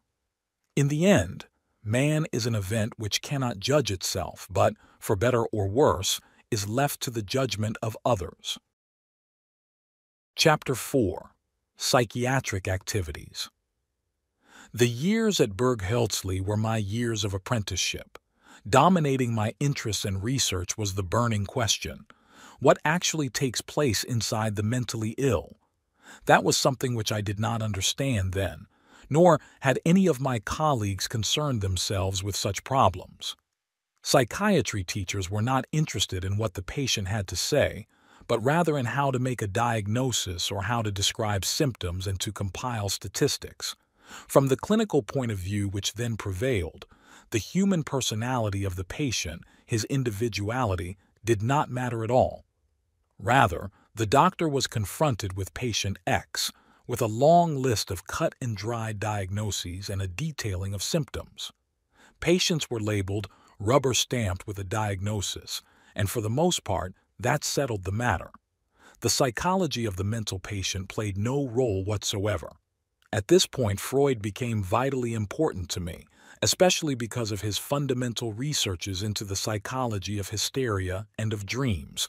For me, his ideas pointed the way to a closer investigation and understanding of individual cases. Freud introduced psychology into psychiatry, although he himself was a neurologist. I still recollect very well a case which greatly interested me at the time. A young woman had been admitted to the hospital suffering from melancholia. The examination was conducted with the usual care: anamnesis, tests, physical checkups, and so on. The diagnosis was schizophrenia, or dementia praecox in the phrase of those days. The prognosis: poor. This woman happened to be in my section. At first I did not dare to question the diagnosis. I was still a young man then, a beginner, and would not have had the temerity to suggest another one. And yet the case struck me as strange. I had the feeling that it was not a matter of schizophrenia but of ordinary depression, and resolved to apply my own method. At the time I was much occupied with diagnostic association studies, and so I undertook an association experiment with the patient. In addition, I discussed her dreams with her. In this way I succeeded in uncovering her past, which the anamnesis had not clarified. I obtained information directly from the unconscious, and this information revealed a dark and tragic story. Before the woman married, she had known a man, the son of a wealthy industrialist, in whom all the girls of the neighborhood were interested. Since she was very pretty, she thought her chances of catching him were fairly good. But apparently, he did not care for her, and so she married another man. 5 years later, an old friend visited her. They were talking over old times, and he said to her, "When you got married, it was quite a shock to someone. You're Mr. X, the wealthy industrialist's son. That was the moment." Her depression dated from this period, and several weeks later led to a catastrophe. She was bathing her children, first her 4-year-old girl and then her 2-year-old son. She lived in a country where the water supply was not perfectly hygienic. There was pure spring water for drinking and tainted water from the river for bathing and washing. While she was bathing the little girl, she saw the child sucking at the sponge but did not stop her. She even gave her little son a glass of the impure water to drink. Naturally, she did this unconsciously, or only half-consciously, for her mind was already under the shadow of the incipient depression. A short time later, after the incubation period had passed, the girl came down with typhoid fever and died. The girl had been her favorite. The boy was not infected. At that moment, the depression reached its acute stage, and the woman was sent to the institution. From the association test, I had seen that she was a murderess, and I had learned many of the details of her secret. It was at once apparent that this was a sufficient reason for her depression.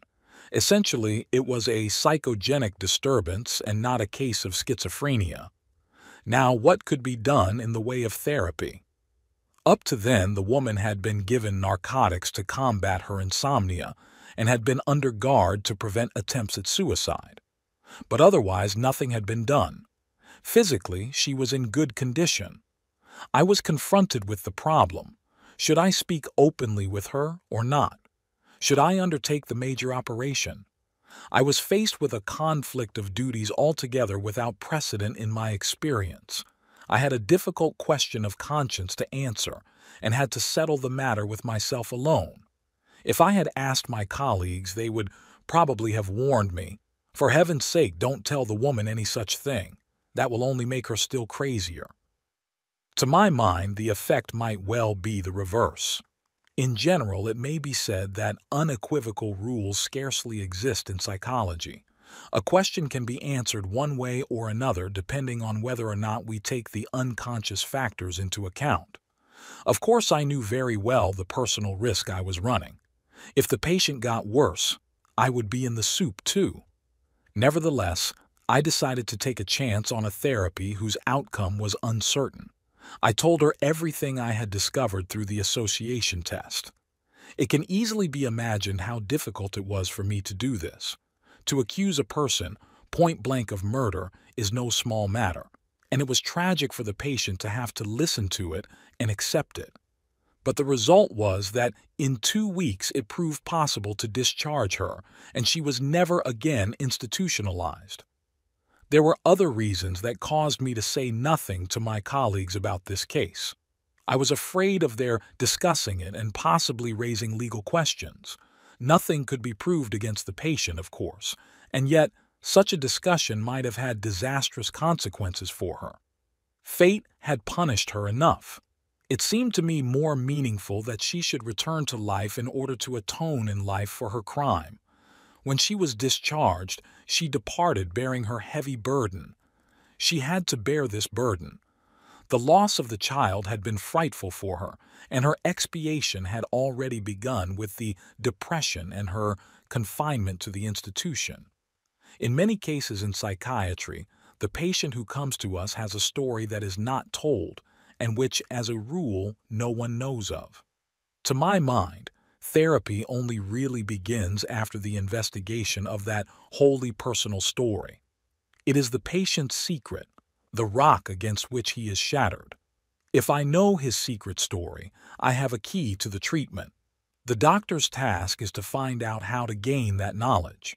In most cases, exploration of the conscious material is insufficient. Sometimes an association test can open the way. So can the interpretation of dreams or long and patient human contact with the individual. In therapy, the problem is always the whole person, never the symptom alone. We must ask questions which challenge the whole personality. In 1905, I became lecturer in psychiatry at the University of Zurich, and that same year I became senior physician at the Psychiatric clinic. I held this position for 4 years. Then in 1909 I had to resign because by this time I was simply over my head in work. In the course of the years I had acquired so large a private practice that I could no longer keep up with my tasks. However, I continued my professorship until the year 1913. I lectured on psychopathology and, naturally, also on the foundations of Freudian psychoanalysis, as well as on the psychology of primitives. These were my principal subjects. During the first semesters, my lectures dealt chiefly with hypnosis, also with Janet and Flournoy. Later, the problem of Freudian psychoanalysis moved into the foreground. In my courses on hypnosis, I used to inquire into the personal history of the patients whom I presented to the students. One case I still remember very well. A middle-aged woman, apparently with a strong religious bent, appeared one day. She was 58 years old and came on crutches, led by her maid. For 17 years she had been suffering from a painful paralysis of the left leg. I placed her in a comfortable chair and asked her for her story. She began to tell it to me, and how terrible it all was. The whole long tale of her illness came out with the greatest circumstantiality. Finally, I interrupted her and said, "Well, now, we have no more time for so much talk. I am now going to hypnotize you." I had scarcely said the words when she closed her eyes and fell into a profound trance, without any hypnosis at all. I wondered at this, but did not disturb her. She went on talking without pause and related the most remarkable dreams, dreams that represented a fairly deep experience of the unconscious. This, however, I did not understand until years later. At the time, I assumed she was in a kind of delirium. The situation was gradually growing rather uncomfortable for me. Here were 20 students present to whom I was going to demonstrate hypnosis. After half an hour of this, I wanted to awaken the patient again. She would not wake up. I became alarmed. It occurred to me that I might inadvertently have probed into a latent psychosis. It took some 10 minutes before I succeeded in waking her. All the while, I dared not let the students observe my nervousness. When the woman came to, she was giddy and confused. I said to her, "I am the doctor and everything is all right." Whereupon she cried out, "But I am cured," threw away her crutches and was able to walk. Flushed with embarrassment, I said to the students, "Now you've seen what can be done with hypnosis." In fact, I had not the slightest idea what had happened. That was one of the experiences that prompted me to abandon hypnosis. I could not understand what had really happened, but the woman was in fact cured and departed in the best of spirits. I asked her to let me hear from her, since I counted on a relapse in 24 hours at the latest. But her pains did not recur. In spite of my skepticism, I had to accept the fact of her cure. At the first lecture of the summer semester next year, she reappeared.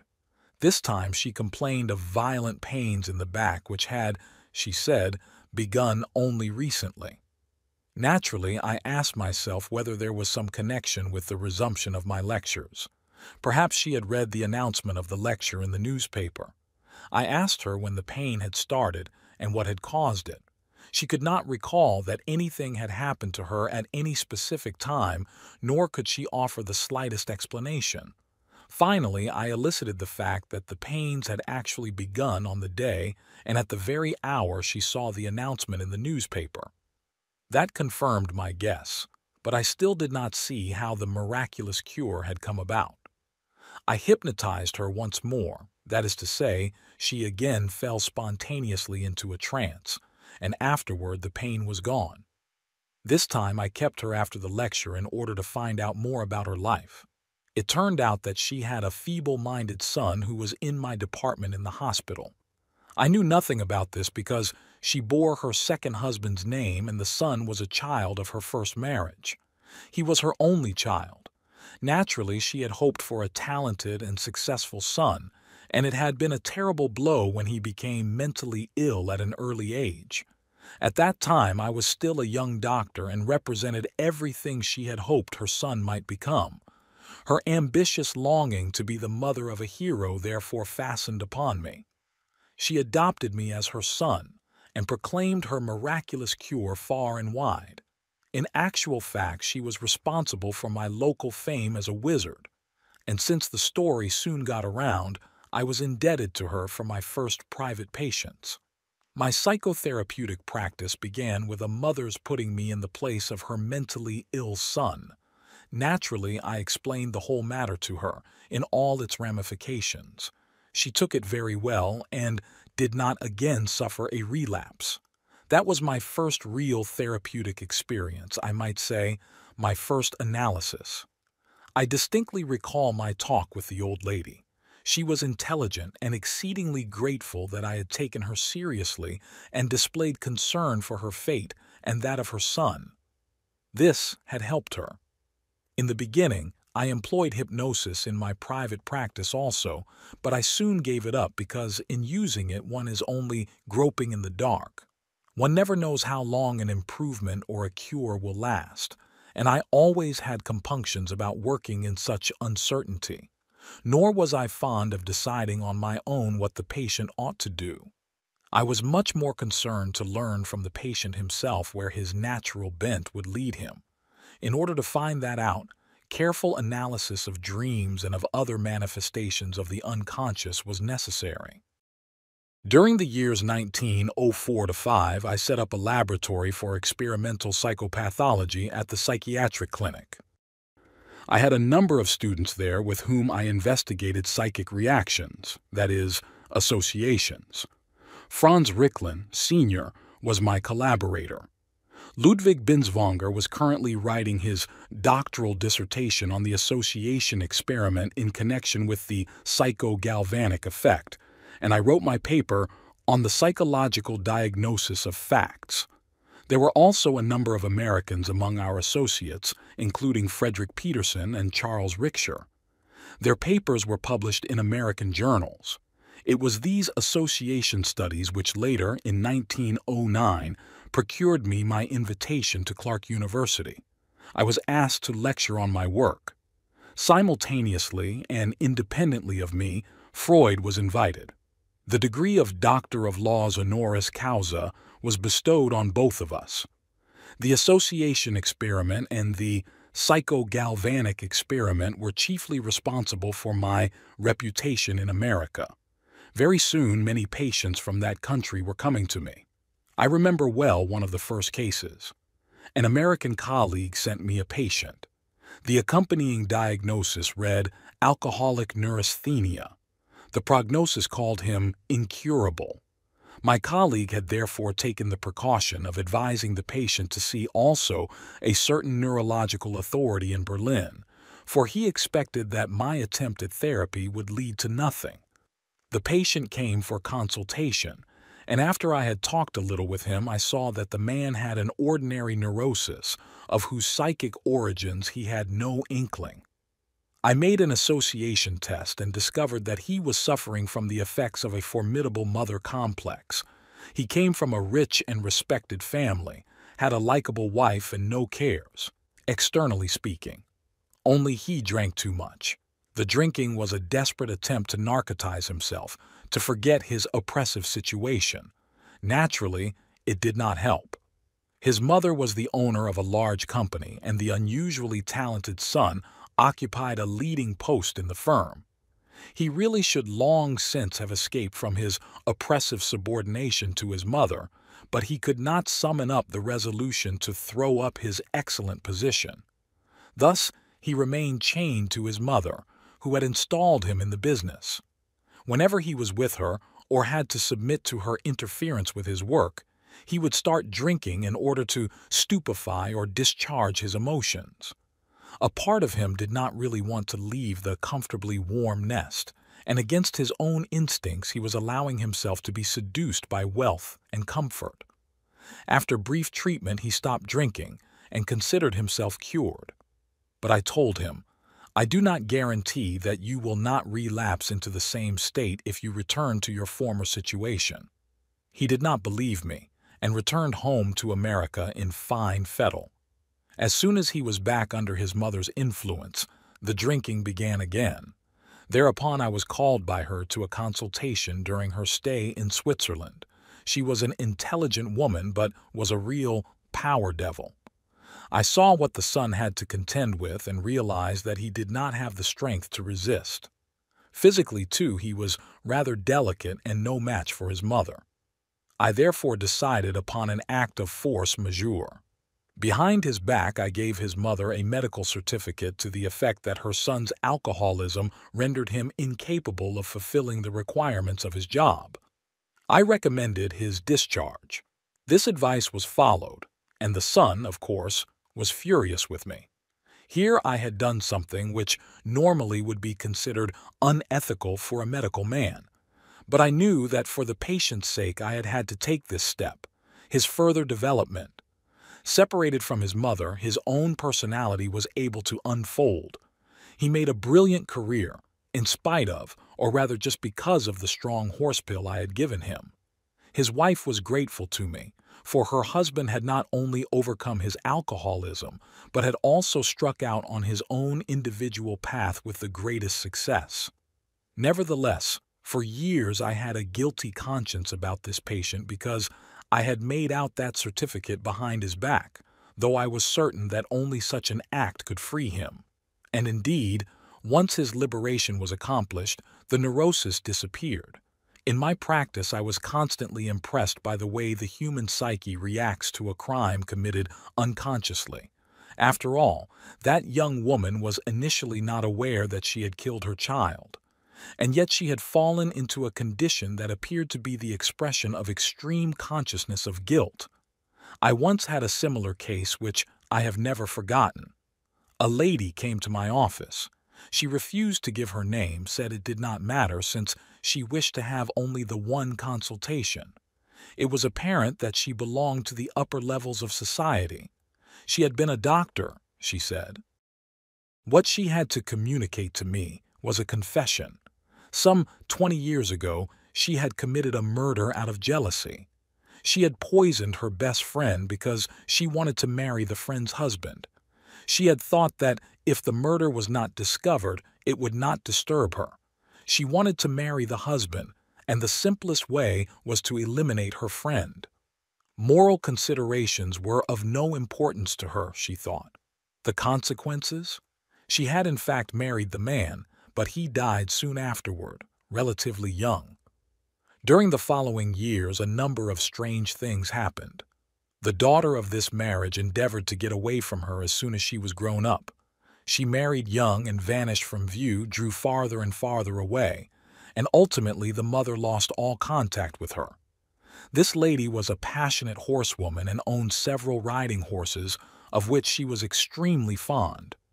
One day she discovered that the horses were beginning to grow nervous under her. Even her favorite shied and threw her. Finally, she had to give up riding. Thereafter, she clung to her dogs. She owned an unusually beautiful wolfhound to which she was greatly attached.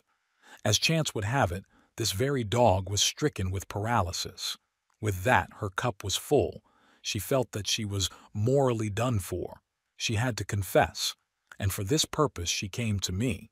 She was a murderess, but on top of that she had also murdered herself. For one who commits such a crime destroys his own soul. The murderer has already passed sentence on himself. If someone has committed a crime and is caught, he suffers judicial punishment. If he has done it secretly, without moral consciousness of it, and remains undiscovered, the punishment can nevertheless be visited upon him, as our case shows. It comes out in the end. Sometimes it seems as if even animals and plants know it. As a result of the murder, the woman was plunged into unbearable loneliness. She had even become alienated from animals. And in order to shake off this loneliness, she had made me share her knowledge. She had to have someone who was not a murderer to share the secret. She wanted to find a person who could accept her confession without prejudice, for by so doing, she would achieve once more something resembling a relationship to humanity. And the person would have to be a doctor rather than a professional confessor. She would have suspected a priest of listening to her because of his office, and of not accepting the facts for their own sake but for the purpose of moral judgment. She had seen people and animals turn away from her, and had been so struck by this silent verdict that she could not have endured any further condemnation. I never found out who she was, nor do I have any proof that her story was true. Sometimes I have asked myself what might have become of her, for that was by no means the end of her journey. Perhaps she was driven ultimately to suicide. I cannot imagine how she could have gone on living in that utter loneliness. Clinical diagnoses are important since they give the doctor a certain orientation, but they do not help the patient. The crucial thing is the story, for it alone shows the human background and the human suffering, and only at that point can the doctor's therapy begin to operate. A case demonstrated this to me most cogently. The case concerned an old patient in the women's ward. She was about 75 and had been bedridden for 40 years. Almost 50 years ago she had entered the institution, but there was no one left who could recall her admittance. Everyone who had been there had since died. Only one head nurse, who had been working at the institution for 35 years, still remembered something of the patient's story. The old woman could not speak and could only take fluid or semi-fluid nourishment. She ate with her fingers, letting the food drip off them into her mouth. Sometimes it would take her almost 2 hours to consume a cup of milk. When not eating, she made curious, rhythmic motions with her hands and arms. I did not understand what they meant. I was profoundly impressed by the degree of destruction that can be wrought by mental disease, but saw no possible explanation. At the clinical lectures, she used to be presented as a catatonic form of dementia praecox, but that meant nothing to me, for these words did not contribute in the slightest to an understanding of the significance and origin of those curious gestures. The impression this case made upon me typifies my reaction to the psychiatry of the period. When I became an assistant, I had the feeling that I understood nothing whatsoever about what psychiatry purported to be. I felt extremely uncomfortable beside my chief and my colleagues, who assumed such airs of certainty while I was groping perplexedly in the dark. For I regarded the main task of psychiatry as understanding the things that were taking place within the sick mind, and as yet I knew nothing about these things. Here I was engaged in a profession in which I did not know my way about. Late one evening, as I was walking through the ward, I saw the old woman still making her mysterious movements and again asked myself, why must this be? Thereupon I went to our old head nurse and asked whether the patient had always been that way. Yes, she replied, but my predecessor told me she used to make shoes. I then checked through her yellowing case history once more, and sure enough, there was a note to the effect that she was in the habit of making cobbler's motions. In the past, shoemakers used to hold shoes between their knees and draw the threads through the leather with precisely such movements. Village cobblers can still be seen doing this today. When the patient died shortly afterward, her elder brother came to the funeral. Why did your sister lose her sanity? I asked him. He told me that she had been in love with a shoemaker who for some reason had not wanted to marry her, and that when he finally rejected her, she had gone off. The shoemaker movements indicated an identification with her sweetheart which had lasted until her death. That case gave me my first inkling of the psychic origins of dementia praecox. Henceforth, I devoted all my attention to the meaningful connections in a psychosis. Another patient's story revealed to me the psychological background of psychosis and, above all, of the senseless delusions. From this case, I was able for the first time to understand the language of schizophrenics, which had hitherto been regarded as meaningless. The patient was Babette S., whose story I have published elsewhere. In 1908, I delivered a lecture on her in the town hall of Zurich. She came out of the old town of Zurich, out of narrow, dirty streets where she had been born in poverty-stricken circumstances and had grown up in a mean environment. Her sister was a prostitute, her father a drunkard. At the age of 39, she succumbed to a paranoid form of dementia praecox with characteristic megalomania. When I saw her, she had been in the institution for 20 years. She had served as an object lesson to hundreds of medical students. In her, they had seen the uncanny process of psychic disintegration. She was a classic case. Babette was completely demented and given to saying the craziest things which made no sense at all. I tried with all my might to understand the content of her abstruse utterances. For example, she would say, "I am the Lorelei." The reason for that was that the doctors, when trying to understand her case, would always say, "Ich weiß nicht, was soll es bedeuten?" Or she would wail, "I am Socrates' deputy." That, as I discovered, was intended to mean, "I am unjustly accused like Socrates."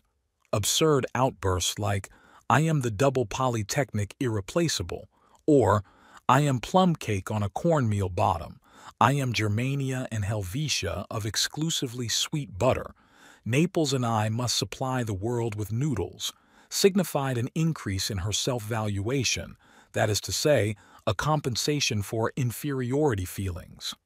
My preoccupation with Babette and other such cases convinced me that much of what we had hitherto regarded as senseless was not as crazy as it seemed.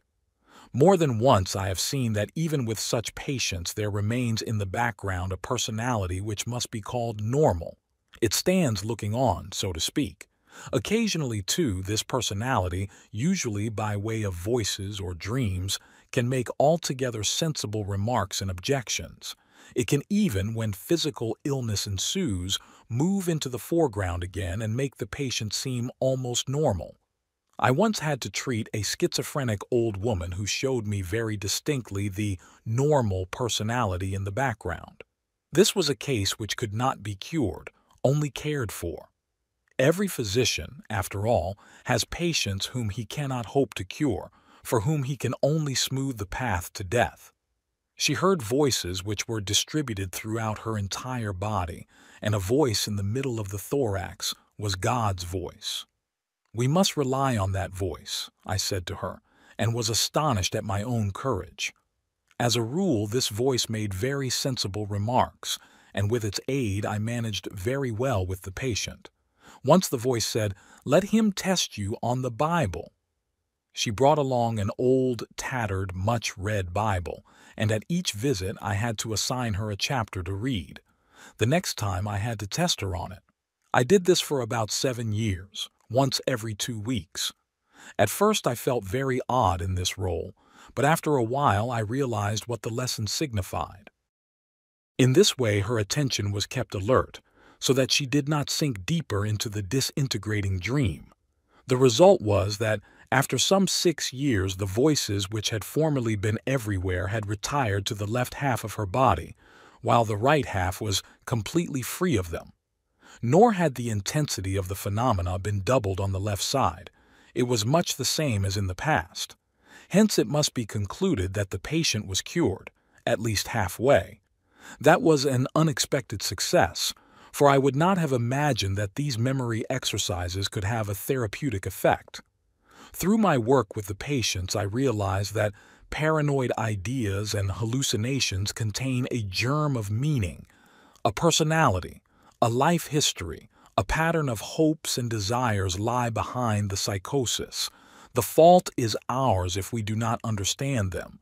It dawned upon me then for the first time that a general psychology of the personality lies concealed within psychosis, and that even here we come upon the old human conflicts.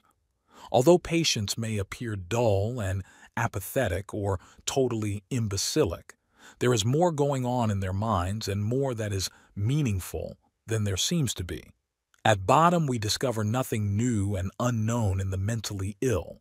Rather, we encounter the substratum of our own natures.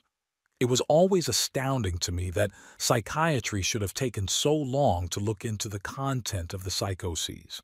No one concerned himself with the meaning of fantasies, or thought to ask why this patient had one kind of fantasy, another an altogether different one, or what it signified when, for instance, a patient had the fantasy of being persecuted by the Jesuits, or when another imagined that the Jews wanted to poison him, or a third was convinced that the police were after him.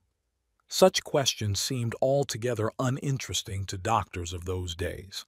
The fantasies were simply lumped together under some generic name as, for instance, ideas of persecution. It seems equally odd to me that my investigations of that time are almost forgotten today. Already at the beginning of the century, I treated schizophrenia psychotherapeutically. That method, therefore, is not something that has only just been discovered. It did, however, take a long time before people began to introduce psychology into psychiatry. While I was still at the clinic, I had to be most circumspect about treating my schizophrenic patients, or I would have been accused of wool gathering. Schizophrenia was considered incurable.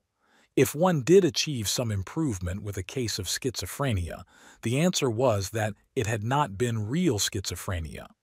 When Freud visited me in Zurich in 1908, I demonstrated the case of Babette to him. Afterward, he said to me, "You know, Jung, what you have found out about this patient is certainly interesting, but how in the world were you able to bear spending hours and days with this phenomenally ugly female?" I must have given him a rather dashed look, for this idea had never occurred to me. In a way, I regarded the woman as a pleasant old creature because she had such lovely delusions and said such interesting things. And after all, even in her insanity, the human being emerged from a cloud of grotesque nonsense. Therapeutically, nothing was accomplished with Babette. She had been sick for too long. But I have seen other cases in which this kind of attentive entering into the personality of the patient produced a lasting therapeutic effect. Regarding them from the outside, all we see of the mentally ill is their tragic destruction, rarely the life of that side of the psyche which is turned away from us. Outward appearances are frequently deceptive, as I discovered to my astonishment in the case of a young catatonic patient. She was 18 years old and came from a cultivated family. At the age of 15, she had been seduced by her brother and abused by a schoolmate. From her 16th year on, she retreated into isolation. She concealed herself from people, and ultimately the only emotional relationship left to her was one with a vicious watchdog which belonged to another family and which she tried to win over. She grew steadily odder, and at 17 was taken to the mental hospital where she spent a year and a half. She heard voices, refused food, and was completely mutistic, that is, no longer spoke. When I first saw her, she was in a typical catatonic state. In the course of many weeks, I succeeded, very gradually, in persuading her to speak. After overcoming many resistances, she told me that she had lived on the moon. The moon, it seemed, was inhabited, but at first she had seen only men. They had at once taken her with them and deposited her in a sublunar dwelling where their children and wives were kept. For on the high mountains of the moon there lived a vampire who kidnapped and killed the women and children, so that the moon people were threatened with extinction. That was the reason for the sublunar existence of the feminine half of the population. My patient made up her mind to do something for the moon people and planned to destroy the vampire. After long preparations, she waited for the vampire on the platform of a tower which had been erected for this purpose. After a number of nights, she at last saw the monster approaching from afar, winging his way toward her like a great black bird. She took her long sacrificial knife, concealed it in her gown, and waited for the vampire's arrival. Suddenly he stood before her. He had several pairs of wings. His face and entire figure were covered by them, so that she could see nothing but his feathers. Wonderstruck, she was seized by curiosity to find out what he really looked like.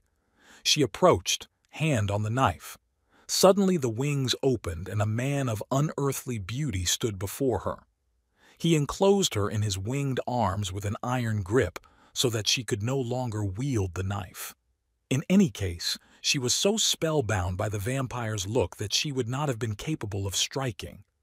He raised her from the platform and flew off with her.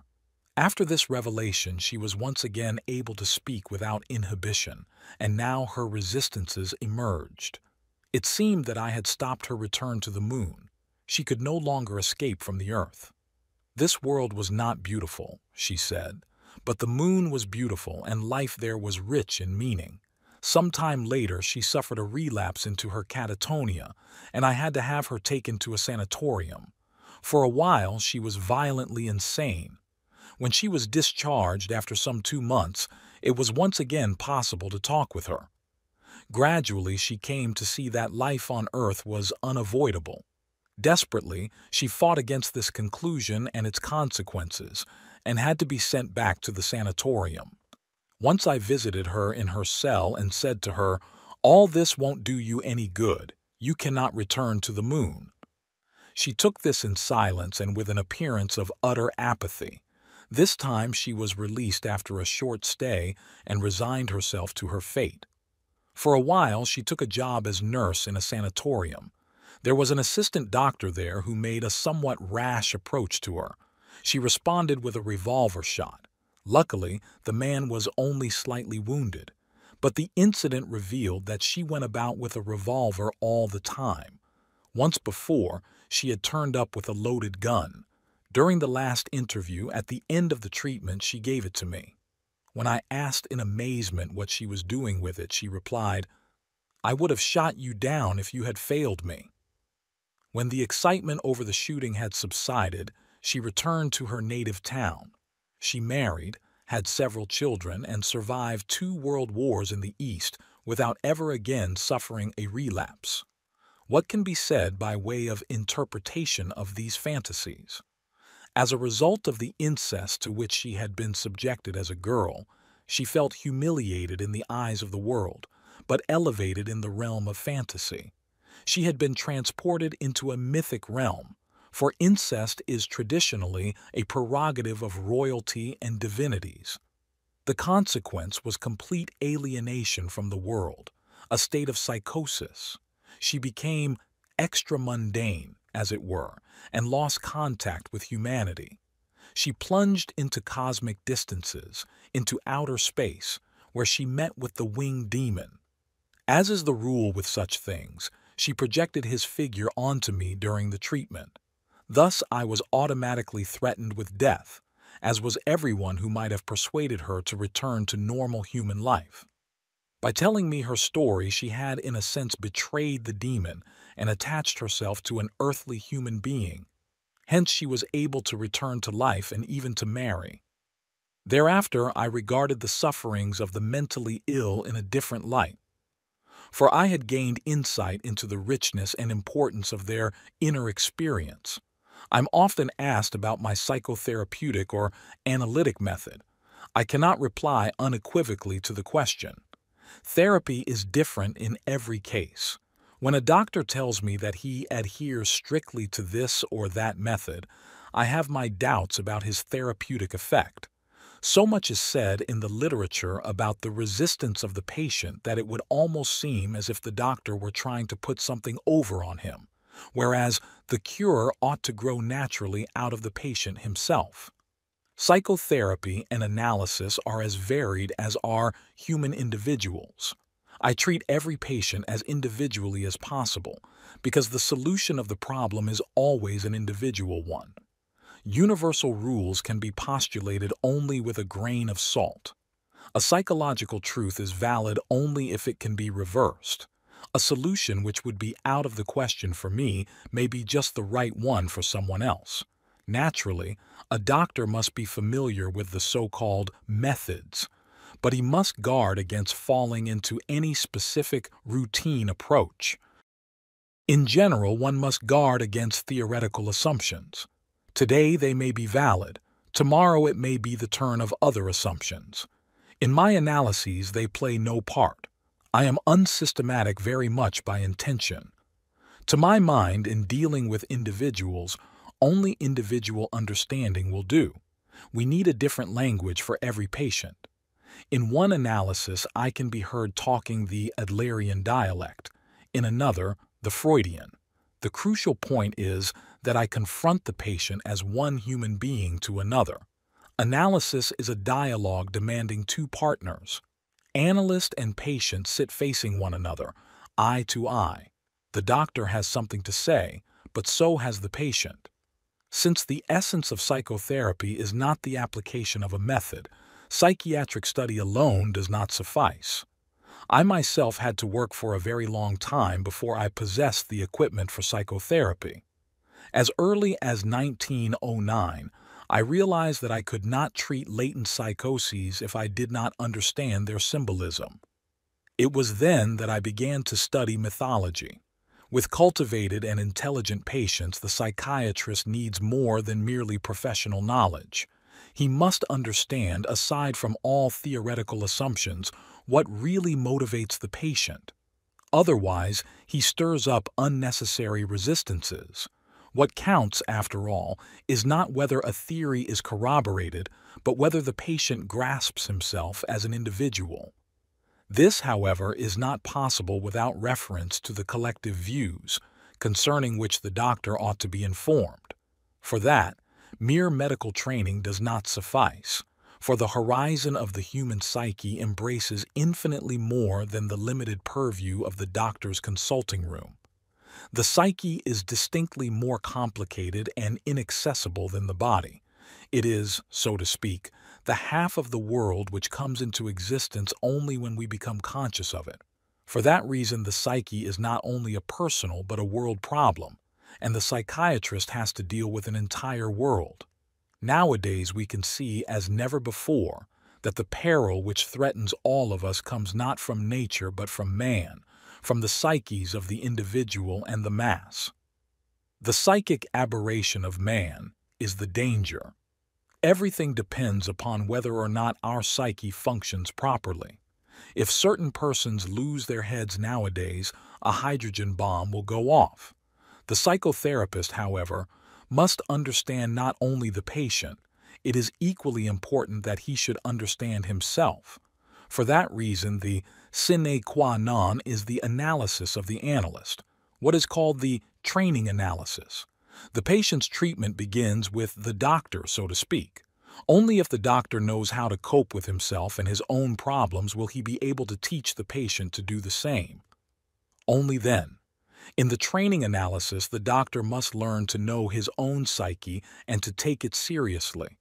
If he cannot do that, the patient will not learn either. He will lose a portion of his psyche, just as the doctor has lost that portion of his psyche which he has not learned to understand. It is not enough, therefore, for the training analysis to consist in acquiring a system of concepts. The analysand must realize that it concerns himself, that the training analysis is a bit of real life and is not a method which can be learned by rote.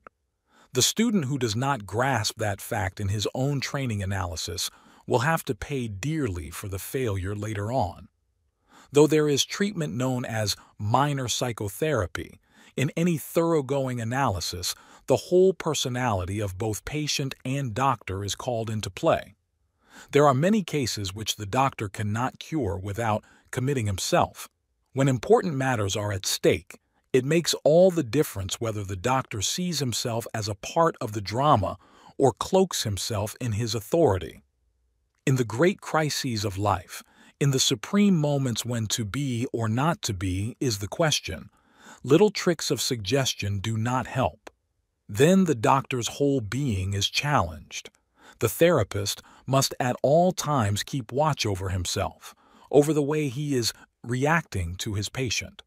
For we do not react only with our consciousness. Also, we must always be asking ourselves, how is our unconscious experiencing this situation? We must therefore observe our dreams, pay the closest attention, and study ourselves just as carefully as we do the patient. Otherwise, the entire treatment may go off the rails. I shall give a single example of this. I once had a patient, a highly intelligent woman who, for various reasons, aroused my doubts. At first, the analysis went very well, but after a while, I began to feel that I was no longer getting at the correct interpretation of her dreams, and I thought I also noticed an increasing shallowness in our dialogue. I therefore decided to talk with my patient about this, since it had of course not escaped her that something was going wrong. The night before I was to speak with her, I had the following dream. I was walking down a highway through a valley in late afternoon sunlight. To my right was a steep hill. At its top stood a castle, and on the highest tower there was a woman sitting on a kind of balustrade. In order to see her properly, I had to bend my head far back. I awoke with a crick in the back of my neck. Even in the dream, I had recognized the woman as my patient. The interpretation was immediately apparent to me. If in the dream I had to look up at the patient in this fashion, in reality I had probably been looking down on her. Dreams are, after all, compensations for the conscious attitude. I told her of the dream and my interpretation. This produced an immediate change in the situation, and the treatment once more began to move forward. As a doctor, I constantly have to ask myself what kind of message the patient is bringing me. What does he mean to me? If he means nothing, I have no point of attack. The doctor is effective only when he himself is affected. Only the wounded physician heals. But when the doctor wears his personality like a coat of armor, he has no effect. I take my patients seriously. Perhaps I am confronted with a problem just as much as they.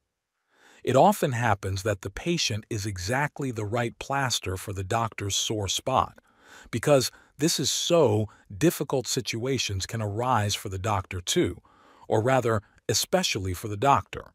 Every therapist ought to have a control by some third person so that he remains open to another point of view. Even the Pope has a confessor. I always advise analysts, have a father confessor or a mother confessor. Women are particularly gifted for playing such a part. They often have excellent intuition and a trenchant critical insight, and can see what men have up their sleeves.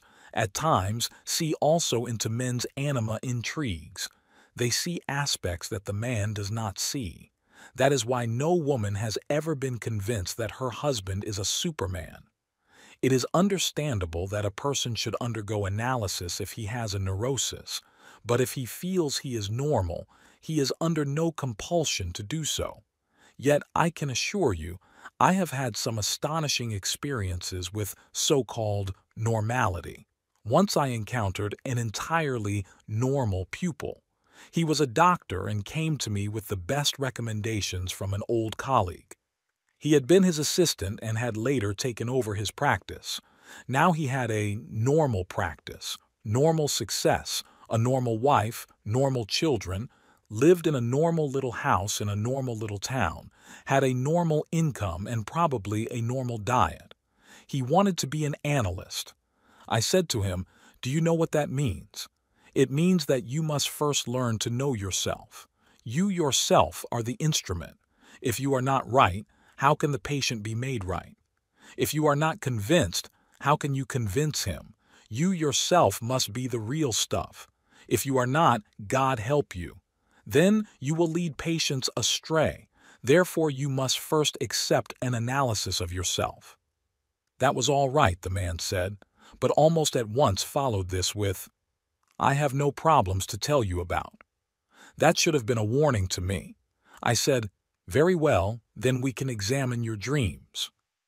"I have no dreams," he said. "You will soon have some," I responded.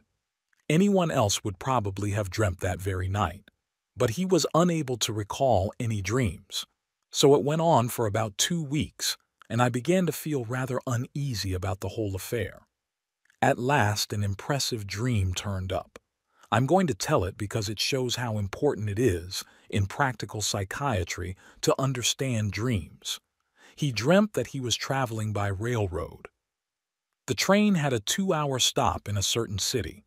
Since he did not know the city and wanted to see something of it, he set out toward the city center. There he found a medieval building, probably the town hall, and went into it. He wandered down long corridors and came upon handsome rooms, their walls lined with old paintings and fine tapestries. Precious old objects stood about. Suddenly he saw that it had grown darker and the sun had set. He thought, "I must get back to the railroad station." At this moment he discovered that he was lost and no longer knew where the exit was. He started in alarm and simultaneously realized that he had not met a single person in this building. He began to feel uneasy and quickened his pace, hoping to run into someone. But he met no one. Then he came to a large door and thought with relief, "That is the exit." He opened the door and discovered that he had stumbled upon a gigantic room. It was so huge and dark that he could not even see the opposite wall. Profoundly alarmed, the dreamer ran across the great empty room, hoping to find the exit on the other side. Then he saw, precisely in the middle of the room, something white on the floor. As he approached, he discovered that it was an idiot child of about 2 years old. It was sitting on a chamber pot and had smeared itself with feces. At that moment he awoke with a cry, in a state of panic. I knew all I needed to know. Here was a latent psychosis. I must say I sweated as I tried to lead him out of that dream. I had to represent it to him as something quite innocuous and gloss over all the perilous details. What the dream says is approximately this. The trip on which he sets out is the trip to Zurich. He remains there, however, for only a short time. The child in the center of the room is himself as a 2-year-old child. In small children, such uncouth behavior is somewhat unusual, but still possible. They may be intrigued by their feces, which are colored and have an odd smell. Raised in a city environment and possibly along strict lines, a child might easily be guilty of such a failing. But the dreamer, the doctor, was no child. He was a grown man, and therefore the dream image in the center of the room is a sinister symbol. When he told me the dream, I realized that his normality was a compensation. I had caught him in the nick of time, for the latent psychosis was within a hair's breadth of breaking out and becoming manifest. This had to be prevented. Finally, with the aid of one of his other dreams, I succeeded in finding an acceptable pretext for ending the training analysis. We were both of us very glad to stop. I had not informed him of my diagnosis, but he had probably become aware that he was on the verge of a fatal panic, for he had a dream in which he was being pursued by a dangerous maniac. Immediately afterward, he returned home. He never again stirred up the unconscious. His emphatic normality reflected a personality which would not have been developed, but simply shattered by a confrontation with the unconscious. These latent psychoses are the bête noire of psychotherapists, since they are often very difficult to recognize. With this, we come to the question of lay analysis. I am in favor of non-medical men studying psychotherapy and practicing it, but in dealing with latent psychoses, there is the risk of their making dangerous mistakes. Therefore, I favor laymen working as analysts, but under the guidance of a professional physician. As soon as a lay analyst feels the slightest bit uncertain, he ought to consult his mentor. Even for doctors, it is difficult to recognize and treat a latent schizophrenia, all the more so for laymen. But I have repeatedly found that laymen who have practiced psychotherapy for years and who have themselves been in analysis are shrewd and capable. Moreover, there are not enough doctors practicing psychotherapy. For such practice, long and thorough training is necessary, and a wide culture which very few possess. The relationship between doctor and patient, especially when a transference on the part of the patient occurs, or a more or less unconscious identification of doctor and patient, can lead to parapsychological phenomena. I have frequently run into this. One such case which was particularly impressive was that of a patient whom I had pulled out of a psychogenic depression.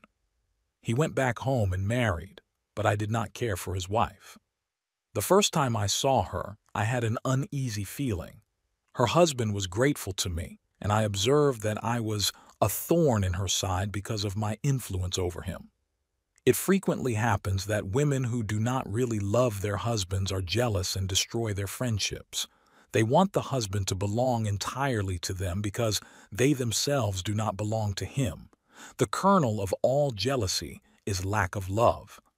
The wife's attitude placed a tremendous burden on the patient which he was incapable of coping with. Under its pressure, he relapsed, after a year of marriage, into a new depression. Foreseeing this possibility, I had arranged with him that he was to get in touch with me at once if he observed his spirits sinking. He neglected to do so, partly because of his wife, who scoffed at his moods. I heard not a word from him. At that time, I had to deliver a lecture in B. I returned to my hotel around midnight. I sat with some friends for a while after the lecture, then went to bed, but I lay awake for a long time. At about 2 o'clock, I must have just fallen asleep. I awoke with a start and had the feeling that someone had come into the room. I even had the impression that the door had been hastily opened. I instantly turned on the light, but there was nothing. Someone might have mistaken the door, I thought, and I looked into the corridor. But it was still as death. Odd, I thought. Someone did come into the room. Then I tried to recall exactly what had happened, and it occurred to me that I had been awakened by a feeling of dull pain, as though something had struck my forehead and then the back of my skull. The following day, I received a telegram saying that my patient had committed suicide. He had shot himself. Later, I learned that the bullet had come to rest in the back wall of the skull. This experience was a genuine synchronistic phenomenon such as is quite often observed in connection with an archetypal situation, in this case, death. By means of a relativization of time and space in the unconscious, it could well be that I had perceived something which in reality was taking place elsewhere. The collective unconscious is common to all. It is the foundation of what the ancients called the sympathy of all things. In this case, the unconscious had knowledge of my patient's condition. All that evening, in fact, I had felt curiously restive and nervous, very much in contrast to my usual mood. I never try to convert a patient to anything and never exercise any compulsion. What matters most to me is that the patient should reach his own view of things.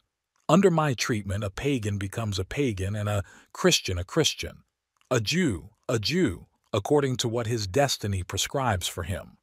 I well recall the case of a Jewish woman who had lost her faith. It began with a dream of mine in which a young girl, unknown to me, came to me as a patient. She outlined her case to me, and while she was talking, I thought, I don't understand her at all. I don't understand what it is all about. But suddenly it occurred to me that she must have an unusual father complex. That was the dream. For the next day, I had down in my appointment book a consultation for 4 o'clock. A young woman appeared. She was Jewish, daughter of a wealthy banker, pretty, chic, and highly intelligent. She had already undergone an analysis, but the doctor acquired a transference to her and finally begged her not to come to him anymore, for if she did, it would mean the destruction of his marriage.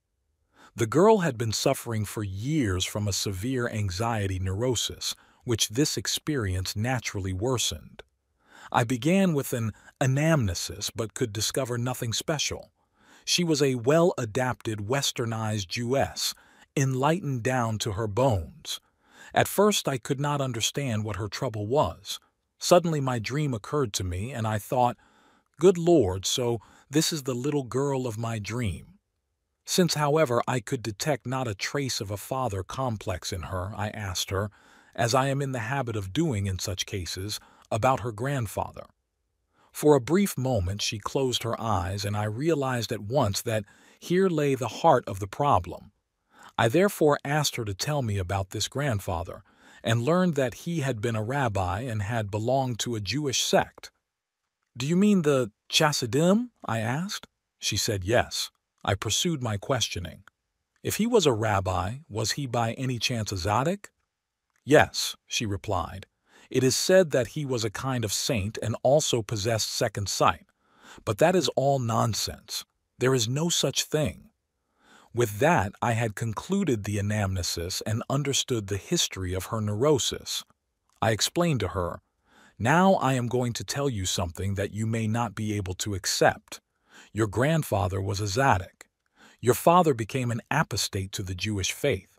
He betrayed the secret and turned his back on God. And you have your neurosis because the fear of God has got into you." That struck her like a bolt of lightning. The following night I had another dream. A reception was taking place in my house, and behold, this girl was there too. She came up to me and asked, "Haven't you got an umbrella? It is raining so hard." I actually found an umbrella, fumbled around with it to open it, and was on the point of giving it to her. But what happened instead? I handed it to her on my knees, as if she were a goddess.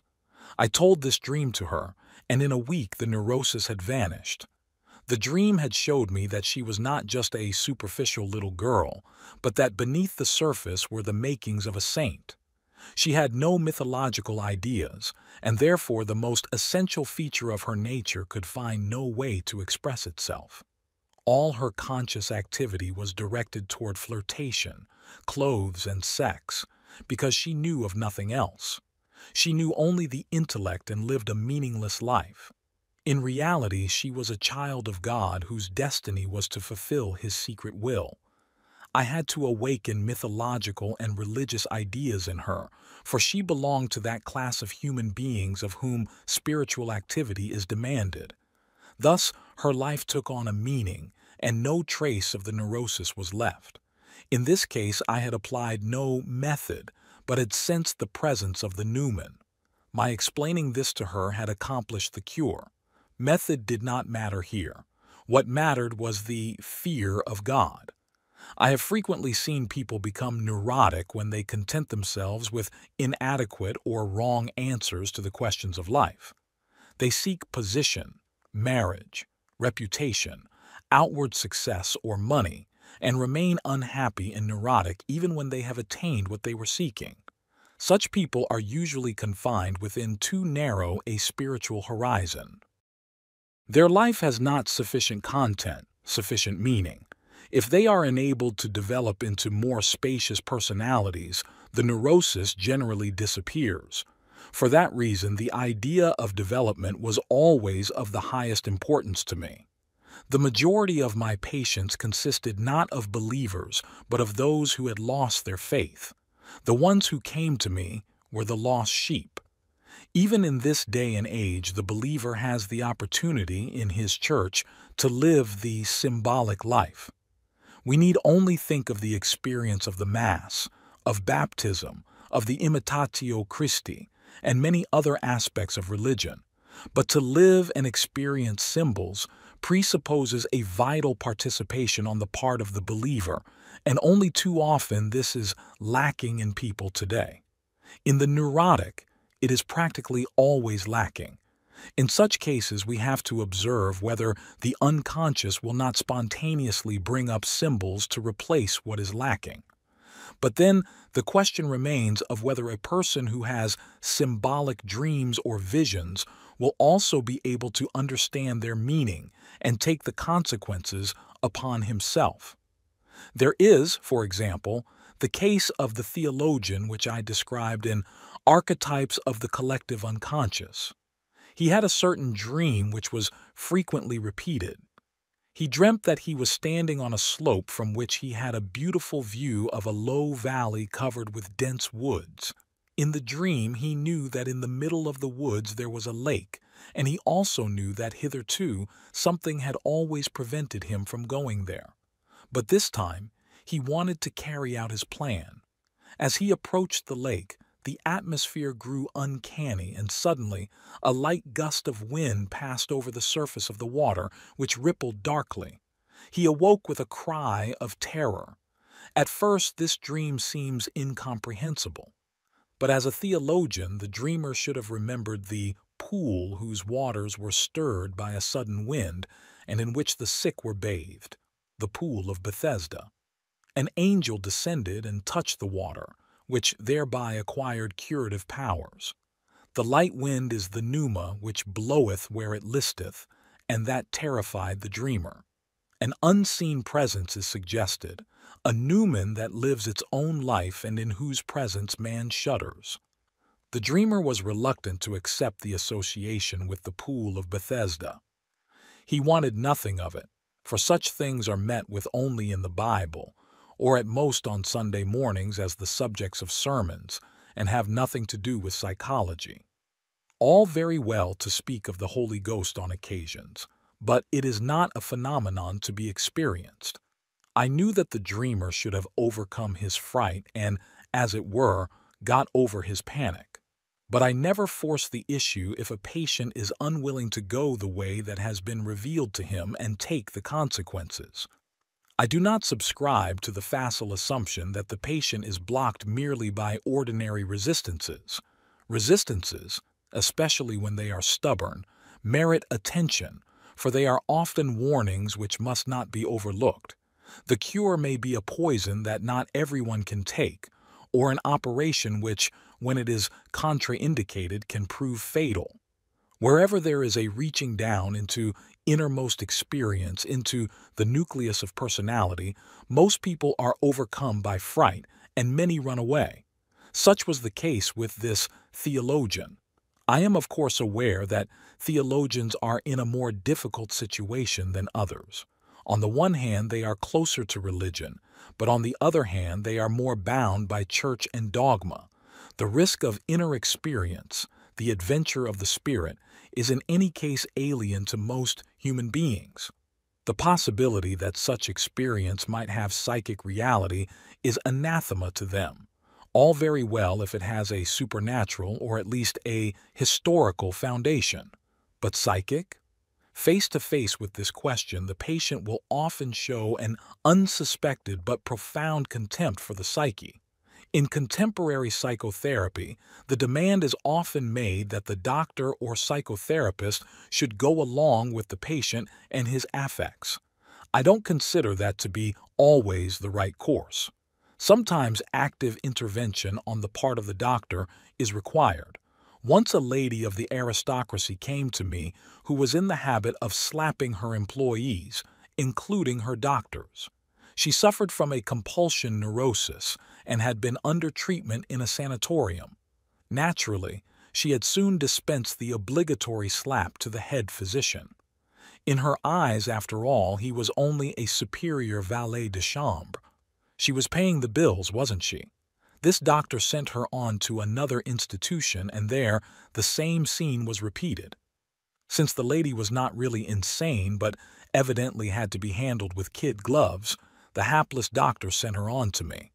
She was a very stately and imposing person, 6 feet tall, and there was power behind her slaps, I can tell you. She came then, and we had a very good talk. Then came the moment when I had to say something unpleasant to her. Furious, she sprang to her feet and threatened to slap me. I, too, jumped up and said to her, "Very well, you are the lady. You hit first, ladies first." But then I hit back. And I meant it. She fell back into her chair and deflated before my eyes. "No one has ever said that to me before," she protested.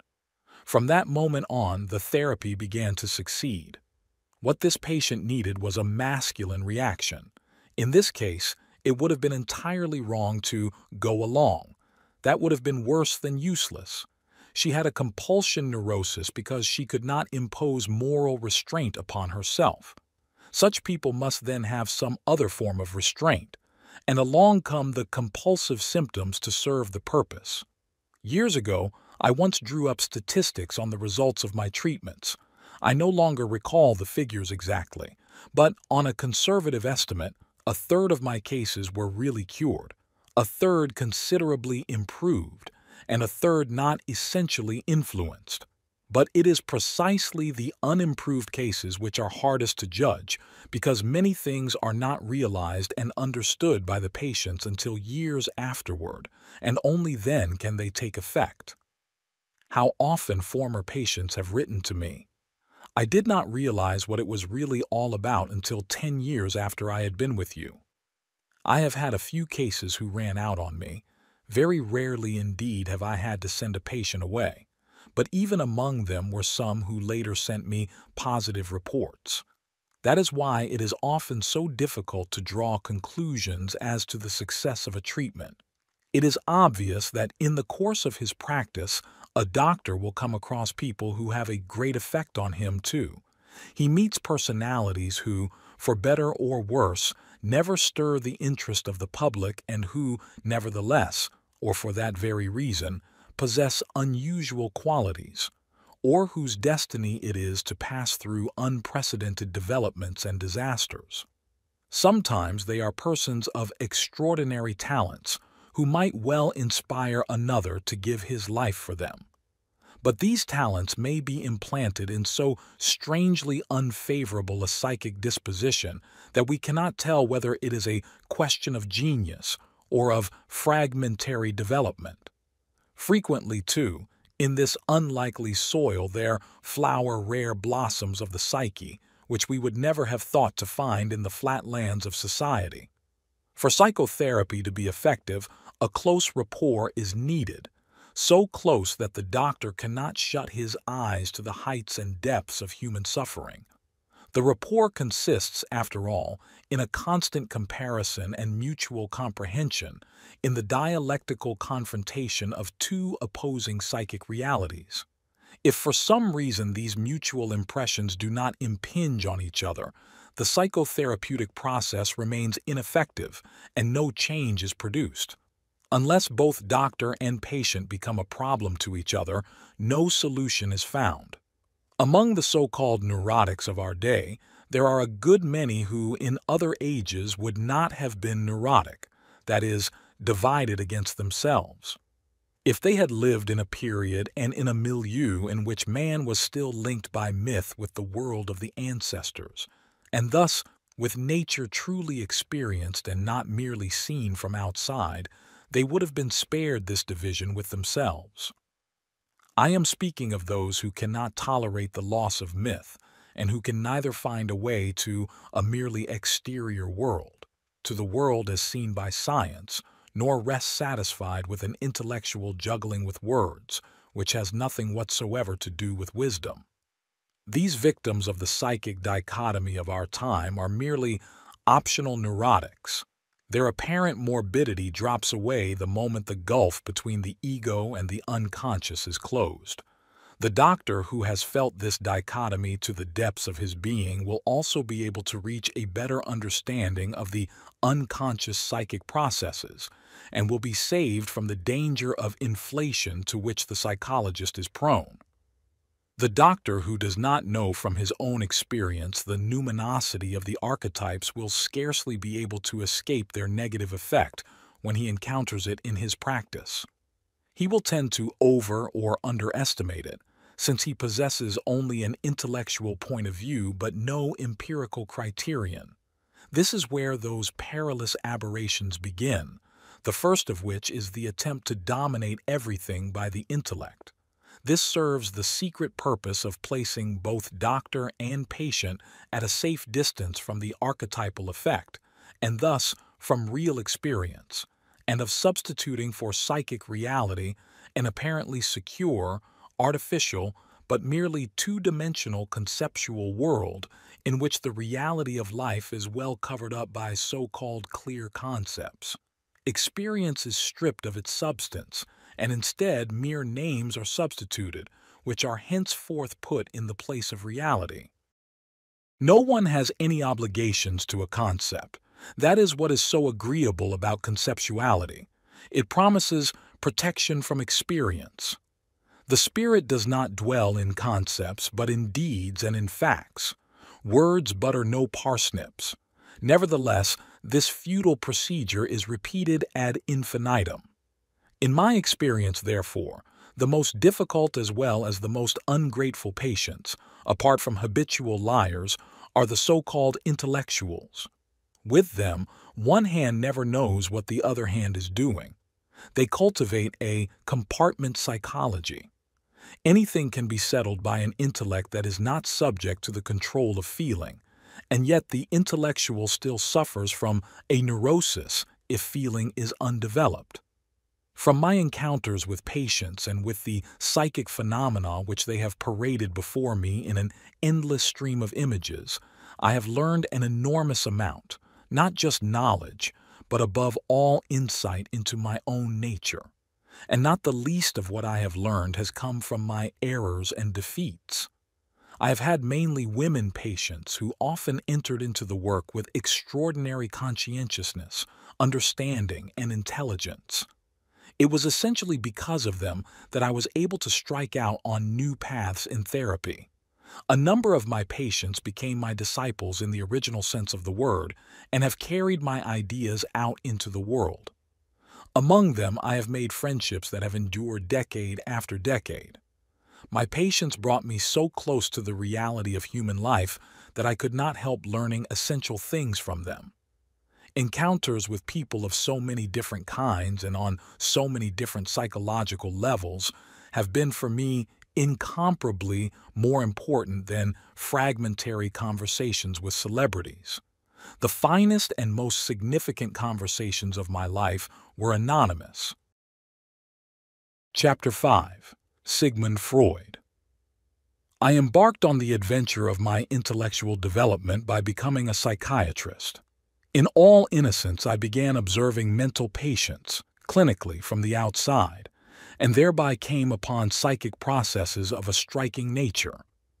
I noted and classified these things without the slightest understanding of their contents, which were considered to be adequately evaluated when they were dismissed as pathological. In the course of time, my interest focused more and more upon cases in which I experienced something understandable, that is, cases of paranoia, manic depressive insanity, and psychogenic disturbances. From the start of my psychiatric career, the studies of Breuer and Freud, along with the work of Pierre Janet, provided me with a wealth of suggestions and stimuli.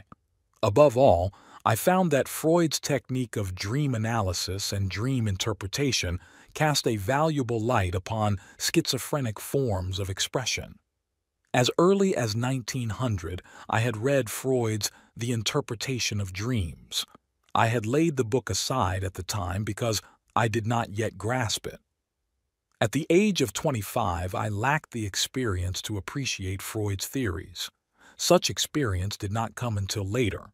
In 1903, I once more took up The Interpretation of Dreams and discovered how it all linked up with my own ideas. What chiefly interested me was the application to dreams of the concept of the repression mechanism, which was derived from the psychology of the neuroses. This was important to me because I had frequently encountered repressions in my experiments with word association. In response to certain stimulus words, the patient either had no associative answer or was unduly slow in his reaction time. As was later discovered, such a disturbance occurred each time the stimulus word had touched upon a psychic lesion or conflict. In most cases, the patient was unconscious of this. When questioned about the cause of the disturbance, he would often answer in a peculiarly artificial manner. My reading of Freud's The Interpretation of Dreams showed me that the repression mechanism was at work here, and that the facts I had observed were consonant with his theory. Thus, I was able to corroborate Freud's line of argument. The situation was different when it came to the content of the repression. Here, I could not agree with Freud. He considered the cause of the repression to be a sexual trauma. From my practice, however, I was familiar with numerous cases of neurosis in which the question of sexuality played a subordinate part, other factors standing in the foreground. For example, the problem of social adaptation, of oppression by tragic circumstances of life, prestige considerations, and so on. Later, I presented such cases to Freud, but he would not grant that factors other than sexuality could be the cause. That was highly unsatisfactory to me. At the beginning, it was not easy for me to assign Freud the proper place in my life, or to take the right attitude toward him. When I became acquainted with his work, I was planning an academic career and was about to complete a paper that was intended to advance me at the university. But Freud was definitely persona non grata in the academic world at the time, and any connection with him would have been damaging in scientific circles. Important people, at most, mentioned him surreptitiously, and at congresses he was discussed only in the corridors, never on the floor. Therefore, the discovery that my association experiments were in agreement with Freud's theories was far from pleasant to me. Once, while I was in my laboratory and reflecting again upon these questions, the devil whispered to me that I would be justified in publishing the results of my experiments and my conclusions without mentioning Freud. After all, I had worked out my experiments long before I understood his work. But then I heard the voice of my second personality. If you do a thing like that, as if you had no knowledge of Freud, it would be a piece of trickery. You cannot build your life upon a lie. With that, the question was settled. From then on, I became an open partisan of Freud's and fought for him.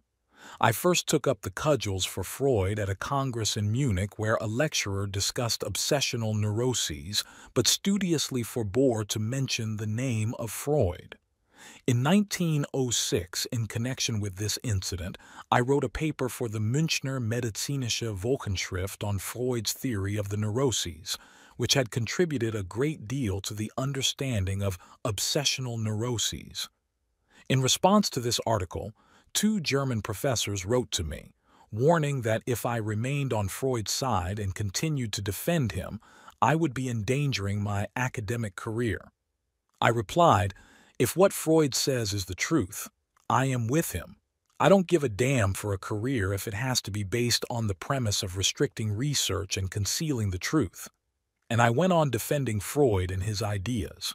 But on the basis of my own findings, I was still unable to feel that all neuroses were caused by sexual repression or sexual traumata. In certain cases that was so, but not in others. Nevertheless, Freud had opened up a new path of investigation, and the shocked outcries against him at the time seemed to me absurd. I had not met with much sympathy for the ideas expressed in The Psychology of Dementia Precox. In fact, my colleagues laughed at me. But through this book I came to know Freud. He invited me to visit him, and our first meeting took place in Vienna in March 1907. We met at 1 o'clock in the afternoon and talked virtually without a pause for 13 hours. Freud was the first man of real importance I had encountered. In my experience up to that time, no one else could compare with him. There was nothing the least trivial in his attitude. I found him extremely intelligent, shrewd, and altogether remarkable. And yet my first impressions of him remained somewhat tangled. I could not make him out. What he said about his sexual theory impressed me. Nevertheless, his words could not remove my hesitations and doubts. I tried to advance these reservations of mine on several occasions, but each time he would attribute them to my lack of experience. Freud was right. In those days I had not enough experience to support my objections. I could see that his sexual theory was enormously important to him, both personally and philosophically.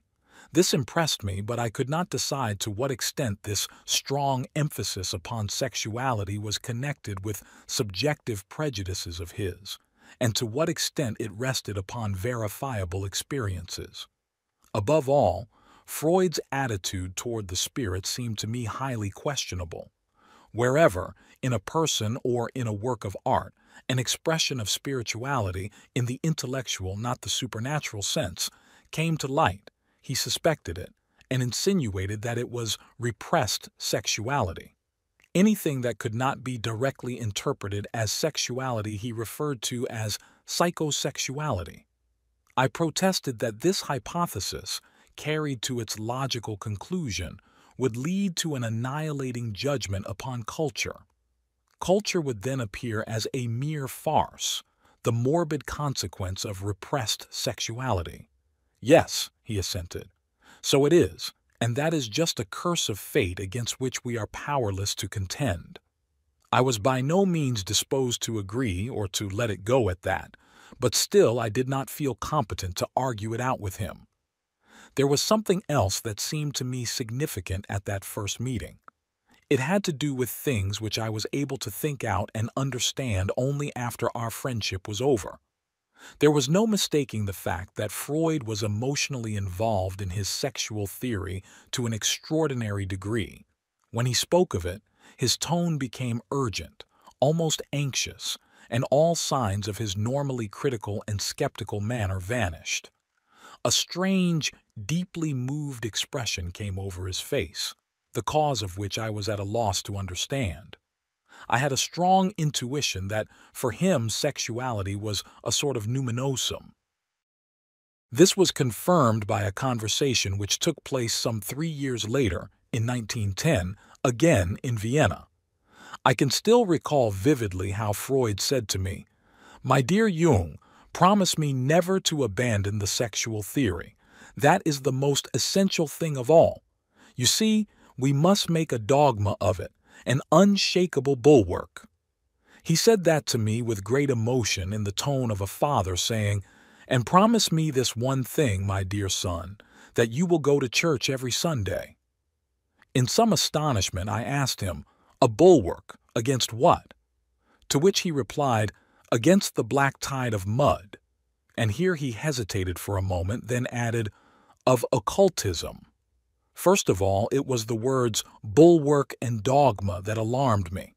For a dogma, that is to say, an undisputable confession of faith, is set up only when the aim is to suppress doubts once and for all. But that no longer has anything to do with scientific judgment, only with a personal power drive. This was the thing that struck at the heart of our friendship. I knew that I would never be able to accept such an attitude. What Freud seemed to mean by occultism was virtually everything that philosophy and religion, including the rising contemporary science of parapsychology, had learned about the psyche. To me, the sexual theory was just as occult, that is to say, just as unproven an hypothesis, as many other speculative views. As I saw it, a scientific truth was a hypothesis which might be adequate for the moment but was not to be preserved as an article of faith for all time. Although I did not properly understand it then, I had observed in Freud the eruption of unconscious religious factors. Evidently, he wanted my aid in erecting a barrier against these threatening unconscious contents. The impression this conversation made upon me added to my confusion. Until then, I had not considered sexuality as a precious and imperiled concept to which one must remain faithful. Sexuality evidently meant more to Freud than to other people. For him, it was something to be religiously observed. In the face of such deep convictions, one generally becomes shy and reticent. After a few stammering attempts on my part, the conversation soon came to an end. I was bewildered and embarrassed. I had the feeling that I had caught a glimpse of a new, unknown country from which swarms of new ideas flew to meet me. One thing was clear. Freud, who had always made much of his irreligiosity, had now constructed a dogma. Or rather, in the place of a jealous God whom he had lost, he had substituted another compelling image, that of sexuality. It was no less insistent, exacting, domineering, threatening, and morally ambivalent than the original one. Just as the psychically stronger agency is given divine or demonic attributes, so the sexual libido took over the role of a deus absconditus, a hidden or concealed god. The advantage of this transformation for Freud was, apparently, that he was able to regard the new numinous principle as scientifically irreproachable and free from all religious taint. At bottom, however, the numinosity, that is, the psychological qualities of the two rationally incommensurable opposites, Yahweh and sexuality, remained the same. The name alone had changed, and with it, of course, the point of view. The lost God had now to be sought below, not above. But what difference does it make ultimately to the stronger agency if it is called now by one name and now by another? If psychology did not exist, but only concrete objects, the one would actually have been destroyed and replaced by the other. But in reality, that is to say, in psychological experience, there is not one whit the less of urgency, anxiety, compulsiveness, etc. The problem still remains: how to overcome or escape our anxiety, bad conscience, guilt, compulsion, unconsciousness, and instinctuality. If we cannot do this from the bright, idealistic side, then perhaps we shall have better luck by approaching the problem from the dark, biological side. Like flames suddenly flaring up, these thoughts darted through my mind. Much later, when I reflected upon Freud's character, they revealed their significance. There was one characteristic of his that preoccupied me above all: his bitterness. It had struck me at our first encounter, but it remained inexplicable to me until I was able to see it in connection with his attitude toward sexuality. Although, for Freud, sexuality was undoubtedly a numinosum, his terminology and theory seemed to define it exclusively as a biological function. It was only the emotionality with which he spoke of it that revealed the deeper elements reverberating within him. Basically, he wanted to teach, or so at least it seemed to me, that, regarded from within, sexuality included spirituality and had an intrinsic meaning. but his concretistic terminology was too narrow to express this idea. He gave me the impression that at bottom he was working against his own goal and against himself. And there is, after all, no harsher bitterness than that of a person who is his own worst enemy. In his own words, he felt himself menaced by a black tide of mud, he who more than anyone else had tried to let down his buckets into those black depths. Freud never asked himself why he was compelled to talk continually of sex, why this idea had taken such possession of him. He remained unaware that his monotony of interpretation expressed a flight from himself, or from that other side of him which might perhaps be called mystical.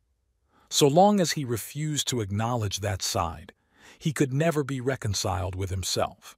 He was blind toward the paradox and ambiguity of the contents of the unconscious, and did not know that everything which arises out of the unconscious has a top and a bottom, an inside and an outside. When we speak of the outside, and that is what Freud did, we are considering only half of the whole, with the result that a counter-effect arises out of the unconscious. There was nothing to be done about this one-sidedness of Freud's. Perhaps some inner experience of his own might have opened his eyes, but then his intellect would have reduced any such experience to mere sexuality or psychosexuality. He remained the victim of the one aspect he could recognize, and for that reason I see him as a tragic figure, for he was a great man, and what is more, a man in the grip of his daemon. After that second conversation in Vienna, I also understood Alfred Adler's power hypothesis, to which I had hitherto paid scant attention. Like many sons, Adler had learned from his father not what the father said, but what he did. Instantly, the problem of love, eros, and power came down upon me like a leaden weight. Freud himself had told me that he had never read Nietzsche. Now I saw Freud's psychology as, so to speak, an adroit move on the part of intellectual history, compensating for Nietzsche's deification of the power principle. The problem had obviously to be rephrased not as Freud versus Adler, but Freud versus Nietzsche. It was therefore, I thought, more than a domestic quarrel in the domain of psychopathology. The idea dawned on me that eros and the power drive might be in a sense like the dissident sons of a single father, or the products of a single motivating psychic force which manifested itself empirically in opposing forms, like positive and negative electrical charges, eros as a patiens, the power drive as an agens, and vice versa. Eros makes just as great demands upon the power drive as the latter upon the former. Where is the one drive without the other? On the one hand, man succumbs to the drive. On the other hand, he tries to master it. Freud shows how the object succumbs to the drive, and Adler, how man uses the drive in order to force his will upon the object. Nietzsche, helpless in the hands of his destiny, had to create a Superman for himself. Freud, I concluded, must himself be so profoundly affected by the power of eros that he actually wished to elevate it into a dogma, aer perennius, like a religious numen. It is no secret that Zarathustra is the proclaimer of a gospel, and here was Freud also trying to outdo the church and to canonize a theory. To be sure, he did not do this too loudly. Instead, he suspected me of wanting to be a prophet. He made his tragic claim and demolished it at the same time. That is how people usually behave with numinosities, and rightly so, for in one respect they are true, in another untrue. Numinous experience elevates and humiliates simultaneously. If Freud had given somewhat more consideration to the psychological truth that sexuality is numinous, both a god and a devil, he would not have remained bound within the confines of a biological concept, and Nietzsche might not have been carried over the brink of the world by his intellectual excesses if he had only held more firmly to the foundations of human existence. Wherever the psyche is set violently oscillating by a numinous experience, there is a danger that the thread by which one hangs may be torn. Should that happen, one man tumbles into an absolute affirmation, another into an equally absolute negation. Nirdvandva, freedom from opposites, is the Orient's remedy for this. I have not forgotten that. The pendulum of the mind oscillates between sense and nonsense, not between right and wrong. The numinosum is dangerous because it lures men to extremes, so that a modest truth is regarded as the truth and a minor mistake is equated with fatal error. Tout passe. Yesterday's truth is today's deception, and yesterday's false inference may be tomorrow's revelation. This is particularly so in psychological matters, of which, if truth were told, we still know very little. We are still a long way from understanding what it signifies that nothing has any existence unless some small, and oh so transitory, consciousness has become aware of it. My conversation with Freud had shown me that he feared that the numinous light of his sexual insights might be extinguished by a black tide of mud. Thus a mythological situation had arisen, the struggle between light and darkness. That explains its numinosity, and why Freud immediately fell back on his dogma as a religious means of defense. In my next book, Wandlungen und Symbole der Libido, which dealt with the hero's struggle for freedom, Freud's curious reaction prompted me to investigate further this archetypal theme and its mythological background. What with the sexual interpretation on the one hand and the power drive of dogma on the other, I was led, over the years, to a consideration of the problem of typology. It was necessary to study the polarity and dynamics of the psyche, and I also embarked upon an investigation extending over several decades of the black tide of mud of occultism. That is to say, I tried to understand the conscious and unconscious historical assumptions underlying our contemporary psychology. It interested me to hear Freud's views on precognition and on parapsychology in general. When I visited him in Vienna in 1909, I asked him what he thought of these matters. Because of his materialistic prejudice, he rejected this entire complex of questions as nonsensical, and did so in terms of so shallow a positivism that I had difficulty in checking the sharp retort on the tip of my tongue. It was some years before he recognized the seriousness of parapsychology and acknowledged the factuality of occult phenomena. While Freud was going on this way, I had a curious sensation. It was as if my diaphragm were made of iron and were becoming red hot, a glowing vault. And at that moment there was such a loud report in the bookcase, which stood right next to us, that we both started up in alarm, fearing the thing was going to topple over on us. I said to Freud, "There, that is an example of a so-called catalytic exteriorization phenomenon." "Oh, come," he exclaimed, "that is sheer bosh." "It is not," I replied. "You are mistaken, Herr Professor. And to prove my point, I now predict that in a moment there will be another such loud report." Sure enough, no sooner had I said the words than the same detonation went off in the bookcase. To this day I do not know what gave me this certainty, but I knew beyond all doubt that the report would come again. Freud only stared aghast at me. I do not know what was in his mind or what his look meant. In any case, this incident aroused his mistrust of me, and I had the feeling that I had done something against him. I never afterward discussed the incident with him. The year 1909 proved decisive for our relationship. I had been invited to lecture on the association experiment at Clark University in Worcester, Massachusetts. Independently, Freud had also received an invitation, and we decided to travel together. We met in Bremen, where Ferenczi joined us.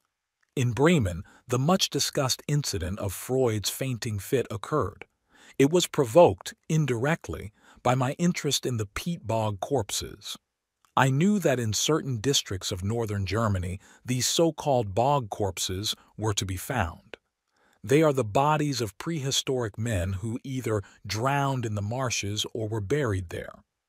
The bog water in which the bodies lie contains humic acid, which consumes the bones and simultaneously tans the skin so that it and the hair are perfectly preserved. In essence, this is a process of natural mummification, in the course of which the bodies are pressed flat by the weight of the peat. Such remains are occasionally turned up by peat diggers in Holstein, Denmark, and Sweden. Having read about these peat bog corpses, I recalled them when we were in Bremen, but, being a bit muddled, confused them with the mummies in the lead cellars of the city. This interest of mine got on Freud's nerves. "Why are you so concerned with these corpses?" he asked me several times.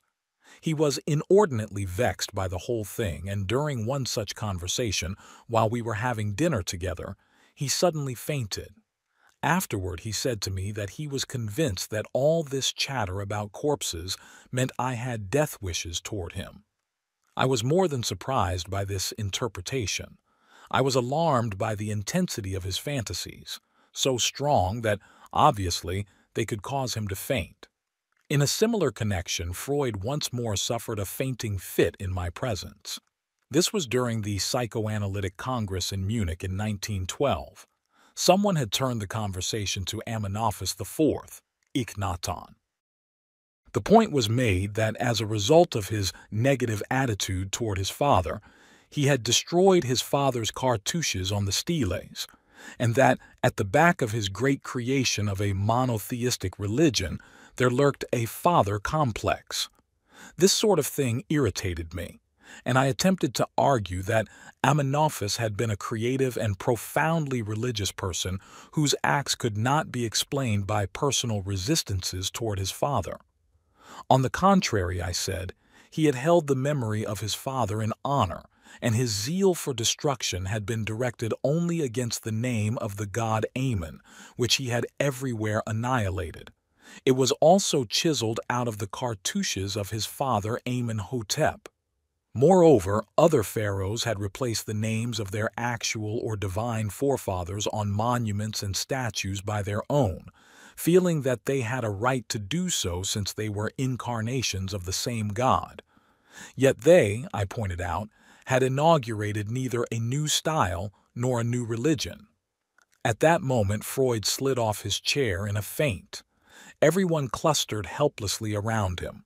I picked him up, carried him into the next room, and laid him on a sofa. As I was carrying him, he half came to, and I shall never forget the look he cast at me. In his weakness he looked at me as if I were his father. Whatever other causes may have contributed to this faint, the atmosphere was very tense. The fantasy of father murder was common to both cases. At the time, Freud frequently made allusions indicating that he regarded me as his successor. These hints were embarrassing to me, for I knew that I would never be able to uphold his views properly, that is to say, as he intended them. On the other hand, I had not yet succeeded in working out my criticisms in such a manner that they would carry any weight with him, and my respect for him was too great for me to want to force him to come finally to grips with my own ideas. I was by no means charmed by the thought of being burdened, virtually over my own head, with the leadership of a party. In the first place, that sort of thing was not in my nature. In the second place, I could not sacrifice my intellectual independence, and in the third place, such luster was highly unwelcome to me, since it would only deflect me from my real aims. I was concerned with investigating truth, not with questions of personal prestige. The trip to the United States, which began in Bremen in 1909, lasted for 7 weeks. We were together every day and analyzed each other's dreams. At the time, I had a number of important ones, but Freud could make nothing of them. I did not regard that as any reflection upon him, for it sometimes happens to the best analyst that he is unable to unlock the riddle of a dream. It was a human failure, and I would never have wanted to discontinue our dream analyses on that account. On the contrary, they meant a great deal to me, and I found our relationship exceedingly valuable.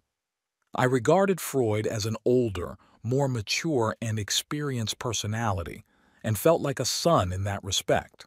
But then something happened which proved to be a severe blow to the whole relationship. Freud had a dream. I would not think it right to air the problem it involved. I interpreted it as best I could, but added that a great deal more could be said about it if he would supply me with some additional details from his private life. Freud's response to these words was a curious look, a look of the utmost suspicion. Then he said, "But I cannot risk my authority." At that moment he lost it altogether. That sentence burned itself into my memory, and in it the end of our relationship was already foreshadowed. Freud was placing personal authority above truth. As I have already said, Freud was able to interpret the dreams I was then having only incompletely or not at all. They were dreams with collective contents, containing a great deal of symbolic material. One in particular was important to me, for it led me for the first time to the concept of the collective unconscious, and thus formed a kind of prelude to my book, Wandlungen und Symbole der Libido. This was the dream. I was in a house I didn't know, which had 2 stories. It was my house. I found myself in the upper story, where there was a kind of salon furnished with fine old pieces in Rococo style. On the walls hung a number of precious old paintings. I wondered that this should be my house and thought, not bad. But then it occurred to me that I did not know what the lower floor looked like. Descending the stairs, I reached the ground floor. There everything was much older, and I realized that this part of the house must date from about the 15th or 16th century. The furnishings were medieval. The floors were of red brick. Everywhere it was rather dark. I went from one room to another thinking, now I really must explore the whole house. I came upon a heavy door and opened it. Beyond it, I discovered a stone stairway that led down into the cellar. Descending again, I found myself in a beautifully vaulted room which looked exceedingly ancient. Examining the walls, I discovered layers of brick among the ordinary stone blocks and chips of brick in the mortar. As soon as I saw this, I knew that the walls dated from Roman times. My interest by now was intense. I looked more closely at the floor. It was of stone slabs, and in one of these I discovered a ring. When I pulled it, the stone slab lifted, and again I saw a stairway of narrow stone steps leading down into the depths. These too I descended, and entered a low cave cut into the rock. Thick dust lay on the floor, and in the dust were scattered bones and broken pottery, like remains of a primitive culture.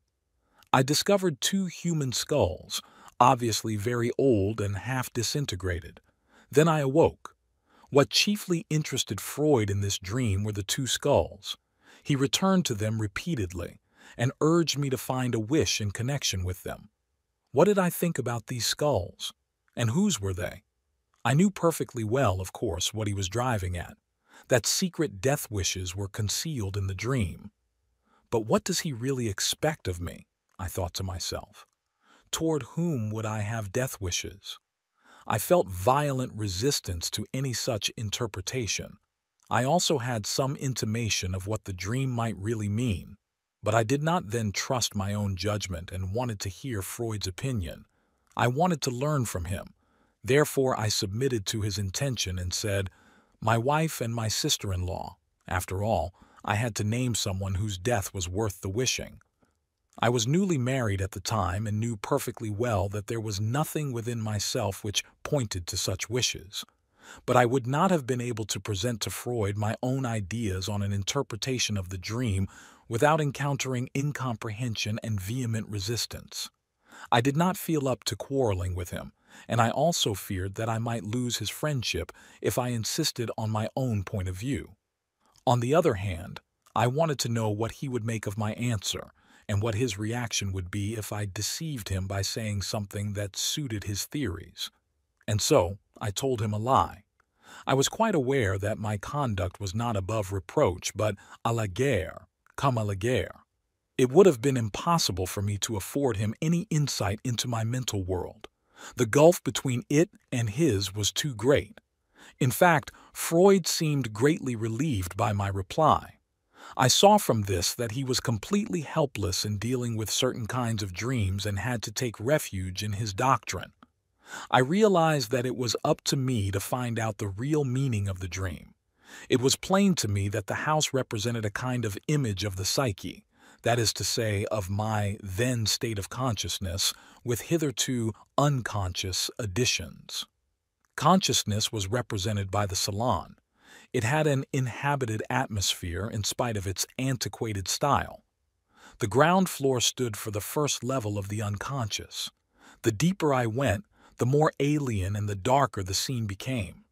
In the cave, I discovered remains of a primitive culture, that is, the world of the primitive man within myself, a world which can scarcely be reached or illuminated by consciousness.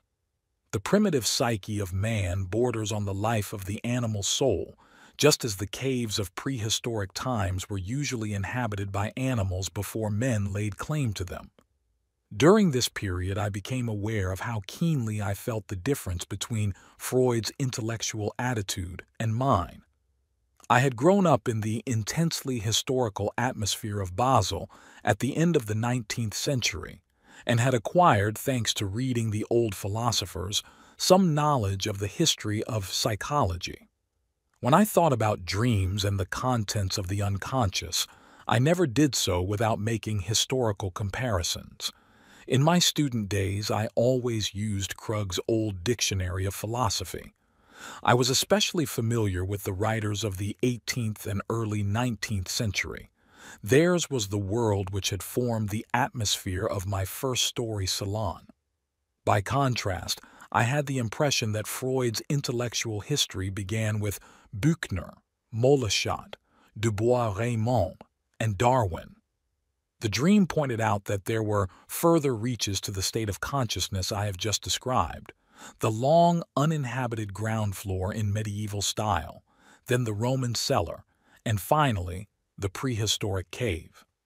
These signified past times and past stages of consciousness. Certain questions had been much on my mind during the days preceding this dream. They were: on what premises is Freudian psychology founded? To what category of human thought does it belong? What is the relationship of its almost exclusive personalism to general historical assumptions? My dream was giving me the answer. It obviously pointed to the foundations of cultural history, a history of successive layers of consciousness. My dream thus constituted a kind of structural diagram of the human psyche. It postulated something of an altogether impersonal nature underlying that psyche. It clicked, as the English have it, and the dream became for me a guiding image which in the days to come was to be corroborated to an extent I could not at first suspect. It was my first inkling of a collective a priori beneath the personal psyche. This I first took to be the traces of earlier modes of functioning. Later, with increasing experience and on the basis of more reliable knowledge, I recognized them as forms of instinct, that is, as archetypes. I was never able to agree with Freud that the dream is a facade, behind which its meaning lies hidden, a meaning already known but maliciously, so to speak, withheld from consciousness. To me, dreams are a part of nature which harbors no intention to deceive, but expresses something as best it can, just as a plant grows or an animal seeks its food as best it can. These forms of life, too, have no wish to deceive our eyes, but we may deceive ourselves because our eyes are short-sighted, or we hear amiss because our ears are rather deaf, but it is not our ears that wish to deceive us. Long before I met Freud, I regarded the unconscious and dreams, which are its direct exponents, as natural processes to which no arbitrariness can be attributed, and above all, no legerdemain. I knew no reasons for the assumption that the tricks of consciousness can be extended to the natural processes of the unconscious. On the contrary, Daily experience taught me what intense resistance the unconscious opposes to the tendencies of the conscious mind.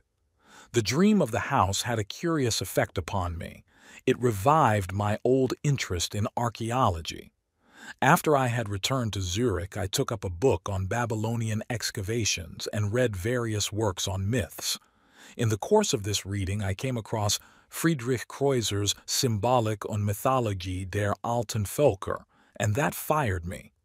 I read like mad and worked with feverish interest through a mountain of mythological material, then through the Gnostic writers, and ended in total confusion. I found myself in a state of perplexity similar to the one I had experienced at the clinic when I tried to understand the meaning of psychotic states of mind. It was as if I were in an imaginary madhouse and were beginning to treat and analyze all the centaurs, nymphs, gods, and goddesses in Kreuzer's book as though they were my patients. While thus occupied, I could not help but discover the close relationship between ancient mythology and the psychology of primitives, and this led me to an intensive study of the latter. In the midst of these studies, I came upon the fantasies of a young American altogether unknown to me, Miss Miller. The material had been published by my revered and fatherly friend, Theodore Flournoy, in the Archive de Psychologie, Geneva. I was immediately struck by the mythological character of the fantasies. They operated like a catalyst upon the stored-up and still disorderly ideas within me. Gradually, there formed out of them, and out of the knowledge of myths I had acquired, my book Wandlungen und Symbol der Libido. While I was working on this book, I had dreams which presaged the forthcoming break with Freud. One of the most significant had its scene in a mountainous region on the Swiss-Austrian border.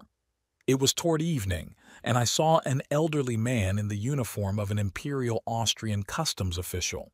He walked past, somewhat stooped, without paying any attention to me. His expression was peevish, rather melancholic and vexed. There were other persons present, and someone informed me that the old man was not really there, but was the ghost of a customs official who had died years ago. He is one of those who still couldn't die properly. That was the first part of the dream. I set about analyzing this dream. In connection with customs, I at once thought of the word censorship. In connection with border, I thought of the border between consciousness and the unconscious on the one hand, and between Freud's views and mine on the other. The extremely rigorous customs examination at the border seemed to me an allusion to analysis. At a border, suitcases are opened and examined for contraband. In the course of this examination, unconscious assumptions are discovered. As for the old customs official, his work had obviously brought him so little that was pleasurable and satisfactory that he took a sour view of the world. I could not refuse to see the analogy with Freud. At that time, Freud had lost much of his authority for me, but he still meant to me a superior personality upon whom I projected the father, and at the time of the dream this projection was still far from eliminated. Where such a projection occurs, we are no longer objective. We persist in a state of divided judgment. On the one hand, we are dependent, and on the other, we have resistances.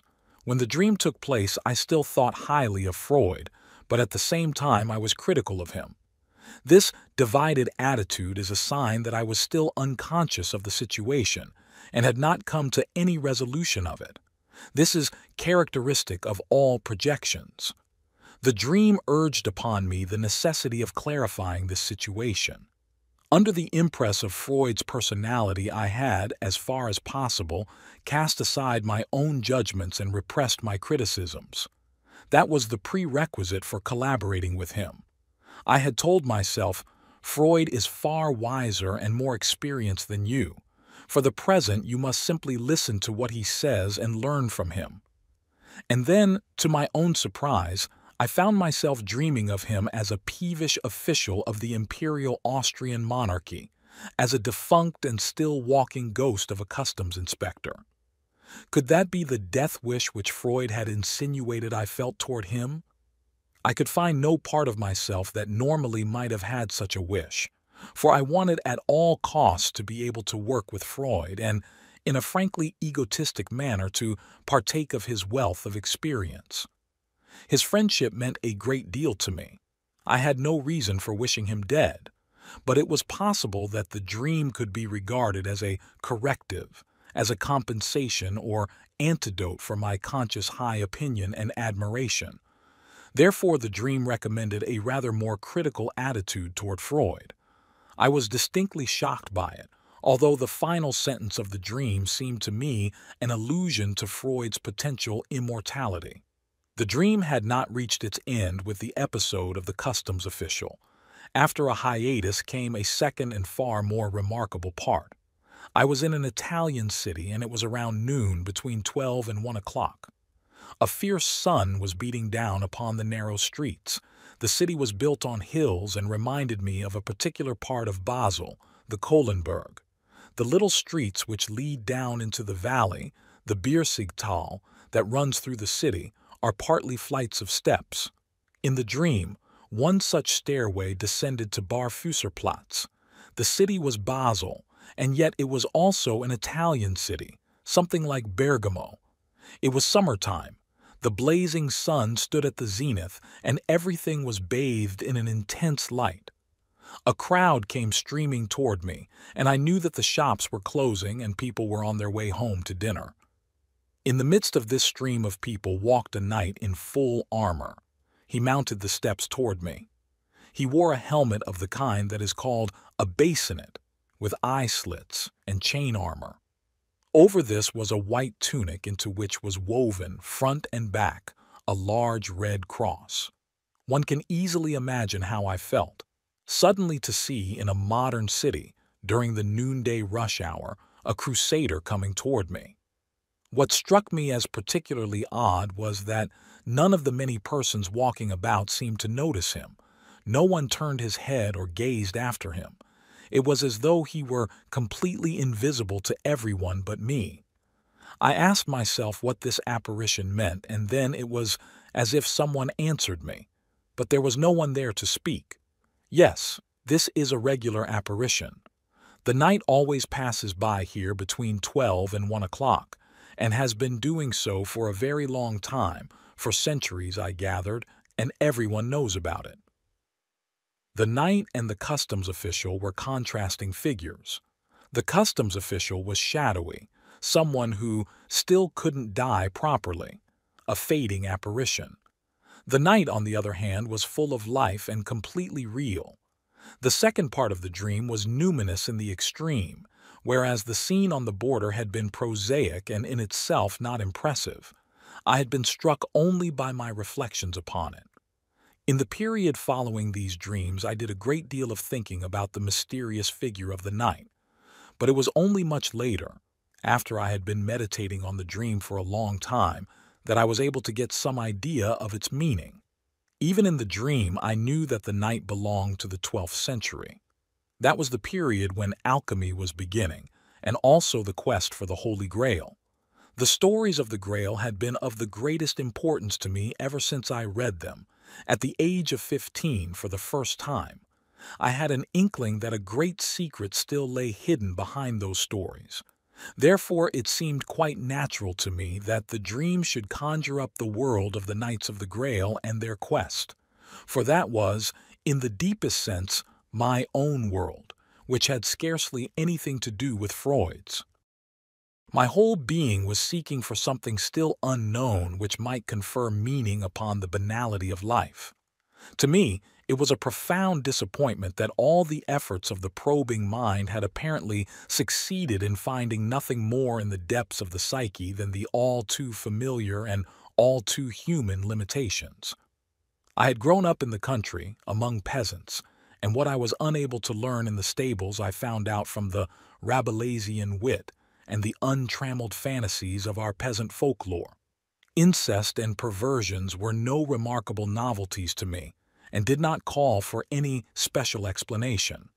Along with criminality, they formed part of the black lees that spoiled the taste of life by showing me only too plainly the ugliness and meaninglessness of human existence. That cabbages thrive in dung, was something I had always taken for granted. In all honesty, I could discover no helpful insight in such knowledge. It's just that all of those people are city folks who know nothing about nature and the human stable, I thought, sick and tired of these ugly matters. People who know nothing about nature are, of course, neurotic, for they are not adapted to reality. They are too naive, like children, and it is necessary to tell them the facts of life, so to speak, to make it plain to them that they are human beings like all others. Not that such enlightenment will cure neurotics. They can only regain their health when they climb up out of the mud of the commonplace. But they are only too fond of lingering in what they have earlier repressed. How are they ever to emerge if analysis does not make them aware of something different and better, when even theory holds them fast in it and offers them nothing more than the rational or reasonable injunction to abandon such childishness? That is precisely what they cannot do, and how should they be able to if they do not discover something to stand on? One form of life cannot simply be abandoned unless it is exchanged for another. As for a totally rational approach to life, that is, as experience shows, impossible, especially when a person is by nature as unreasonable as a neurotic.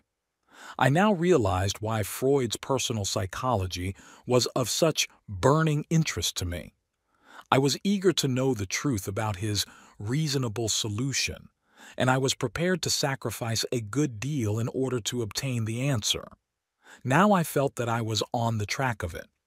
Freud himself had a neurosis, no doubt diagnosable and one with highly troublesome symptoms, as I had discovered on our voyage to America. Of course, he had taught me that everybody is somewhat neurotic and that we must practice tolerance. But I was not at all inclined to content myself with that. Rather, I wanted to know how one could escape having a neurosis. Apparently, neither Freud nor his disciples could understand what it meant for the theory and practice of psychoanalysis if not even the master could deal with his own neurosis. When, then, Freud announced his intention of identifying theory and method and making them into some kind of dogma, I could no longer collaborate with him. There remained no choice for me but to withdraw. When I was working on my book about the libido and approaching the end of the chapter, The Sacrifice, I knew in advance that its publication would cost me my friendship with Freud. For I planned to set down in it my own conception of incest, the decisive transformation of the concept of libido, and various other ideas in which I differed from Freud. To me, incest signified a personal complication only in the rarest cases. Usually, incest has a highly religious aspect, for which reason the incest theme plays a decisive part in almost all cosmogonies and in numerous myths. But Freud clung to the literal interpretation of it and could not grasp the spiritual significance of incest as a symbol. I knew that he would never be able to accept any of my ideas on this subject. I spoke with my wife about this and told her of my fears. She attempted to reassure me, for she thought that Freud would magnanimously raise no objections, although he might not accept my views. I myself was convinced that he could not do so. For 2 months I was unable to touch my pen, so tormented was I by the conflict. Should I keep my thoughts to myself, or should I risk the loss of so important a friendship? At last I resolved to go ahead with the writing, and it did indeed cost me Freud's friendship. After the break with Freud, all my friends and acquaintances dropped away. My book was declared to be rubbish. I was a mystic, and that settled the matter. Ricklin and Mater alone stuck by me, but I had foreseen my isolation and harbored no illusion about the reactions of my so-called friends. That was a point I had thoroughly considered beforehand. I had known that everything was at stake, and that I had to take a stand for my convictions. I realized that the chapter, The Sacrifice, meant my own sacrifice. Having reached this insight, I was able to write again, even though I knew that my ideas would go uncomprehended. In retrospect, I can say that I alone logically pursued the 2 problems which most interested Freud, the problem of archaic vestiges, and that of sexuality. It is a widespread error to imagine that I do not see the value of sexuality. On the contrary, it plays a large part in my psychology as an essential, though not the sole, expression of psychic wholeness. But my main concern has been to investigate, over and above its personal significance and biological function, its spiritual aspect and its numinous meaning, and thus to explain what Freud was so fascinated by but was unable to grasp. My thoughts on this subject are contained in The Psychology of the Transference and the Mysterium Coniunctionis. Sexuality is of the greatest importance as the expression of the chthonic spirit. That spirit is the other face of God, the dark side of the God image. The question of the chthonic spirit has occupied me ever since I began to delve into the world of alchemy. Basically, this interest was awakened by that early conversation with Freud, when, mystified, I felt how deeply stirred he was by the phenomenon of sexuality. Freud's greatest achievement probably consisted in taking neurotic patients seriously and entering into their peculiar individual psychology. He had the courage to let the case material speak for itself, and in this way was able to penetrate into the real psychology of his patients. He saw with the patient's eyes, so to speak, and so reached a deeper understanding of mental illness than had hitherto been possible. In this respect, he was free of bias, courageous, and succeeded in overcoming a host of prejudices. Like an Old Testament prophet, he undertook to overthrow false gods, to rip the veils away from a mass of dishonesties and hypocrisies, mercilessly exposing the rottenness of the contemporary psyche. He did not falter in the face of the unpopularity such an enterprise entailed. The impetus which he gave to our civilization sprang from his discovery of an avenue to the unconscious. By evaluating dreams as the most important source of information concerning the unconscious processes, he gave back to mankind a tool that had seemed irretrievably lost. He demonstrated empirically the presence of an unconscious psyche, which had hitherto existed only as a philosophical postulate, in particular in the philosophies of C.G. Carus and Edward von Hartmann. It may well be said that the contemporary cultural consciousness has not yet absorbed into its general philosophy the idea of the unconscious and all that it means, despite the fact that modern man has been confronted with this idea for more than half a century. The assimilation of the fundamental insight that psychic life has two poles still remains a task for the future. Chapter 6. Confrontation with the Unconscious. After the parting of the ways with Freud, a period of inner uncertainty began for me. It would be no exaggeration to call it a state of disorientation. I felt totally suspended in mid-air, for I had not yet found my own footing. Above all, I felt it necessary to develop a new attitude toward my patients. I resolved for the present not to bring any theoretical premises to bear upon them, but to wait and see what they would tell of their own accord. My aim became to leave things to chance.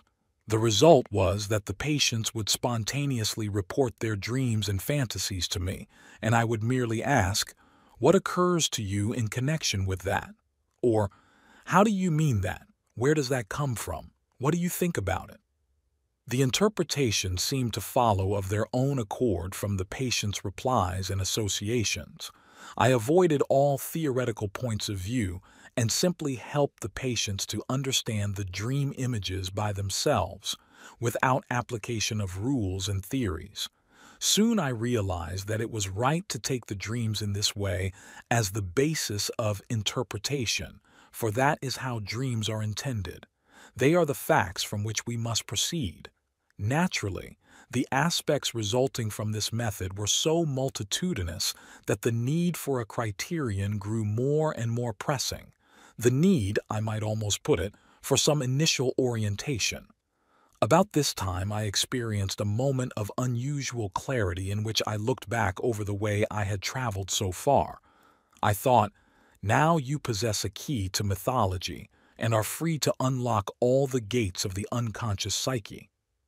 But then something whispered within me, why open all gates? And promptly the question arose of what, after all, I had accomplished. I had explained the myths of peoples of the past. I had written a book about the hero, the myth in which man has always lived. But in what myth does man live nowadays? In the Christian myth, the answer might be, do you live in it? I asked myself. To be honest, the answer was no. For me, it is not what I live by. Then do we no longer have any myth? No, evidently, we no longer have any myth. But then what is your myth? The myth in which you do live? At this point, the dialogue with myself became uncomfortable, and I stopped thinking. I had reached a dead end. Then, around Christmas of 1912, I had a dream. In the dream, I found myself in a magnificent Italian loggia with pillars, a marble floor, and a marble balustrade. I was sitting on a gold Renaissance chair. In front of me was a table of rare beauty. It was made of green stone like emerald. There I sat, looking out into the distance, for the loggia was set high up on the tower of a castle. My children were sitting at the table too. Suddenly, a white bird descended, a small seagull or a dove. Gracefully, it came to rest on the table, and I signed to the children to be still so that they would not frighten away the pretty white bird. Immediately, the dove was transformed into a little girl, about 8 years of age, with golden blonde hair. She ran off with the children and played with them among the colonnades of the castle. I remained lost in thought, musing about what I had just experienced. The little girl returned and tenderly placed her arms around my neck. Then she suddenly vanished. The dove was back and spoke slowly in a human voice. Only in the first hours of the night can I transform myself into a human being, while the male dove is busy with the 12 dead. Then she flew off into the blue air, and I awoke. I was greatly stirred. What business would a male dove be having with 12 dead people? In connection with the emerald table, the story of the tabula smaragdina occurred to me.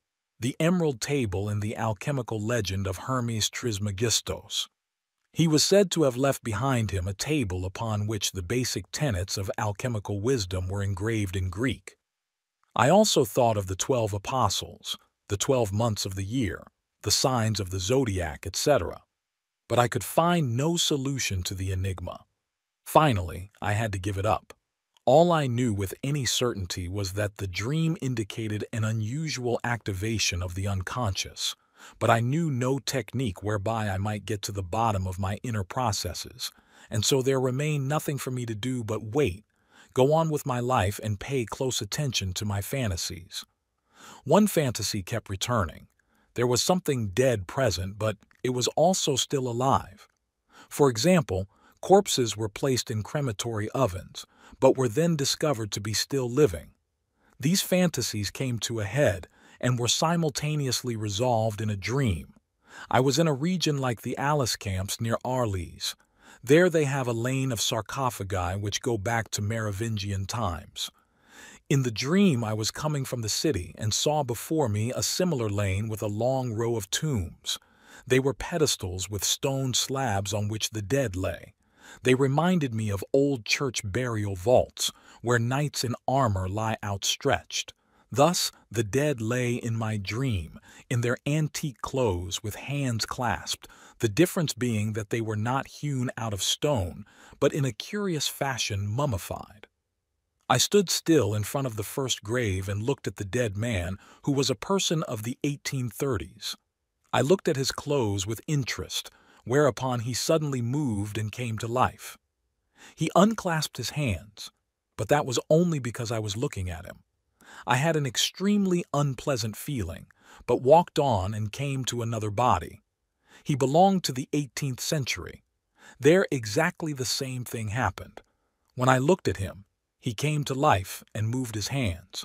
So I went down the whole row until I came to the 12th century, that is, to a crusader in chainmail who lay there with clasped hands. His figure seemed carved out of wood. For a long time I looked at him and thought he was really dead, but suddenly I saw that a finger of his left hand was beginning to stir gently. Of course, I had originally held to Freud's view that vestiges of old experiences exist in the unconscious. But dreams like this, and my actual experiences of the unconscious, taught me that such contents are not dead, outmoded forms but belong to our living being. My work had confirmed this assumption, and in the course of years there developed from it the theory of archetypes. The dreams, however, could not help me over my feeling of disorientation. On the contrary, I lived as if under constant inner pressure. At times this became so strong that I suspected there was some psychic disturbance in myself. Therefore, I twice went over all the details of my entire life, with particular attention to childhood memories, for I thought there might be something in my past which I could not see and which might possibly be the cause of the disturbance. But this retrospection led to nothing but a fresh acknowledgement of my own ignorance. Thereupon I said to myself, since I know nothing at all, I shall simply do whatever occurs to me. Thus I consciously submitted myself to the impulses of the unconscious. The first thing that came to the surface was a childhood memory from perhaps my 10th or 11th year. At that time, I had had a spell of playing passionately with building blocks. I distinctly recalled how I had built little houses and castles, using bottles to form the sides of gates and vaults. Somewhat later, I had used ordinary stones with mud for mortar. These structures had fascinated me for a long time. To my astonishment, this memory was accompanied by a good deal of emotion. Aha, I said to myself, there is still life in these things. The small boy is still around and possesses a creative life which I lack.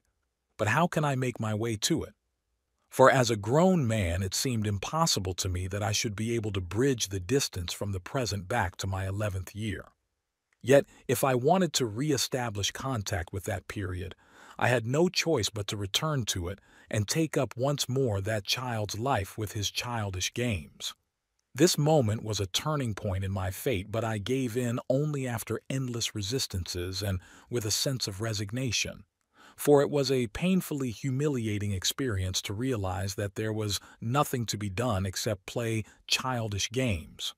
Nevertheless, I began accumulating suitable stones, gathering them partly from the lake shore and partly from the water, and I started building cottages, a castle, a whole village. The church was still missing, so I made a square building with a hexagonal drum on top of it and a dome. A church also requires an altar, but I hesitated to build that. Preoccupied with the question of how I could approach this task, I was walking along the lake as usual one day, picking stones out of the gravel on the shore. Suddenly I caught sight of a red stone, a four-sided pyramid about 1.5 inches high. It was a fragment of stone which had been polished into this shape by the action of the water, a pure product of chance. I knew at once this was the altar. I placed it in the middle under the dome, and as I did so, I recalled the underground phallus of my childhood dream. This connection gave me a feeling of satisfaction. I went on with my building game after the noon meal every day, whenever the weather permitted. As soon as I was through eating, I began playing and continued to do so until the patients arrived. And if I was finished with my work early enough in the evening, I went back to building. In the course of this activity, my thoughts clarified, and I was able to grasp the fantasies whose presence in myself I dimly felt. Naturally, I thought about the significance of what I was doing and asked myself, now really, what are you about? You are building a small town and doing it as if it were a right. I had no answer to my question, only the inner certainty that I was on the way to discovering my own myth. For the building game was only a beginning. It released a stream of fantasies which I later carefully wrote down. This sort of thing has been consistent with me, and at any time in my later life when I came up against a blank wall, I painted a picture or hewed stone. Each such experience proved to be a right d'entrée for the ideas and works that followed hard upon it. Everything that I have written this year and last year, the undiscovered self, flying saucers, a modern myth, a psychological view of conscience, has grown out of the stone sculptures I did after my wife's death. The close of her life, the end, and what it made me realize wrenched me violently out of myself. It cost me a great deal to regain my footing, and contact with stone helped me. Toward the autumn of 1913, the pressure which I had felt was in me seemed to be moving outward, as though there were something in the air. The atmosphere actually seemed to me darker than it had been. It was as though the sense of oppression no longer sprang exclusively from a psychic situation, but from concrete reality. This feeling grew more and more intense. In October, while I was alone on a journey, I was suddenly seized by an overpowering vision. I saw a monstrous flood covering all the northern and low-lying lands between the North Sea and the Alps. When it came up to Switzerland, I saw that the mountains grew higher and higher to protect our country. I realized that a frightful catastrophe was in progress. I saw the mighty yellow waves, the floating rubble of civilization, and the drowned bodies of uncounted thousands. Then the whole sea turned to blood. This vision lasted about 1 hour. I was perplexed and nauseated and ashamed of my weakness. 2 weeks passed. Then the vision recurred, under the same conditions, even more vividly than before, and the blood was more emphasized. An inner voice spoke, "Look at it well. It is wholly real, and it will be so. You cannot doubt it." That winter, someone asked me what I thought were the political prospects of the world in the near future. I replied that I had no thoughts on the matter, but that I saw rivers of blood. I asked myself whether these visions pointed to a revolution, but could not really imagine anything of the sort. And so I drew the conclusion that they had to do with me myself, and decided that I was menaced by a psychosis. The idea of war did not occur to me at all. Soon afterward, in the spring and early summer of 1914, I had a thrice-repeated dream that in the middle of summer an Arctic cold wave descended and froze the land to ice. I saw, for example, the whole of Lorraine and its canals frozen, and the entire region totally deserted by human beings. All living green things were killed by frost. This dream came in April and May, and for the last time in June 1914. In the third dream, frightful cold had again descended from out of the cosmos. This dream, however, had an unexpected end. There stood a leaf-bearing tree, but without fruit, my tree of life, I thought, whose leaves had been transformed by the effects of the frost into sweet grapes full of healing juices. I plucked the grapes and gave them to a large waiting crowd. At the end of July 1914, I was invited by the British Medical Association to deliver a lecture on the importance of the unconscious in psychopathology at a congress in Aberdeen. I was prepared for something to happen, for such visions and dreams are fateful. In my state of mind just then, with the fears that were pursuing me, it seemed fateful to me that I should have to talk on the importance of the unconscious at such a time. On August 1st, the World War broke out. Now my task was clear. I had to try to understand what had happened and to what extent my own experience coincided with that of mankind in general. Therefore, my first obligation was to probe the depths of my own psyche. I made a beginning by writing down the fantasies which had come to me during my building game. This work took precedence over everything else. An incessant stream of fantasies had been released, and I did my best not to lose my head but to find some way to understand these strange things. I stood helpless before an alien world. Everything in it seemed difficult and incomprehensible. I was living in a constant state of tension. Often I felt as if gigantic blocks of stone were tumbling down upon me. One thunderstorm followed another. My enduring these storms was a question of brute strength.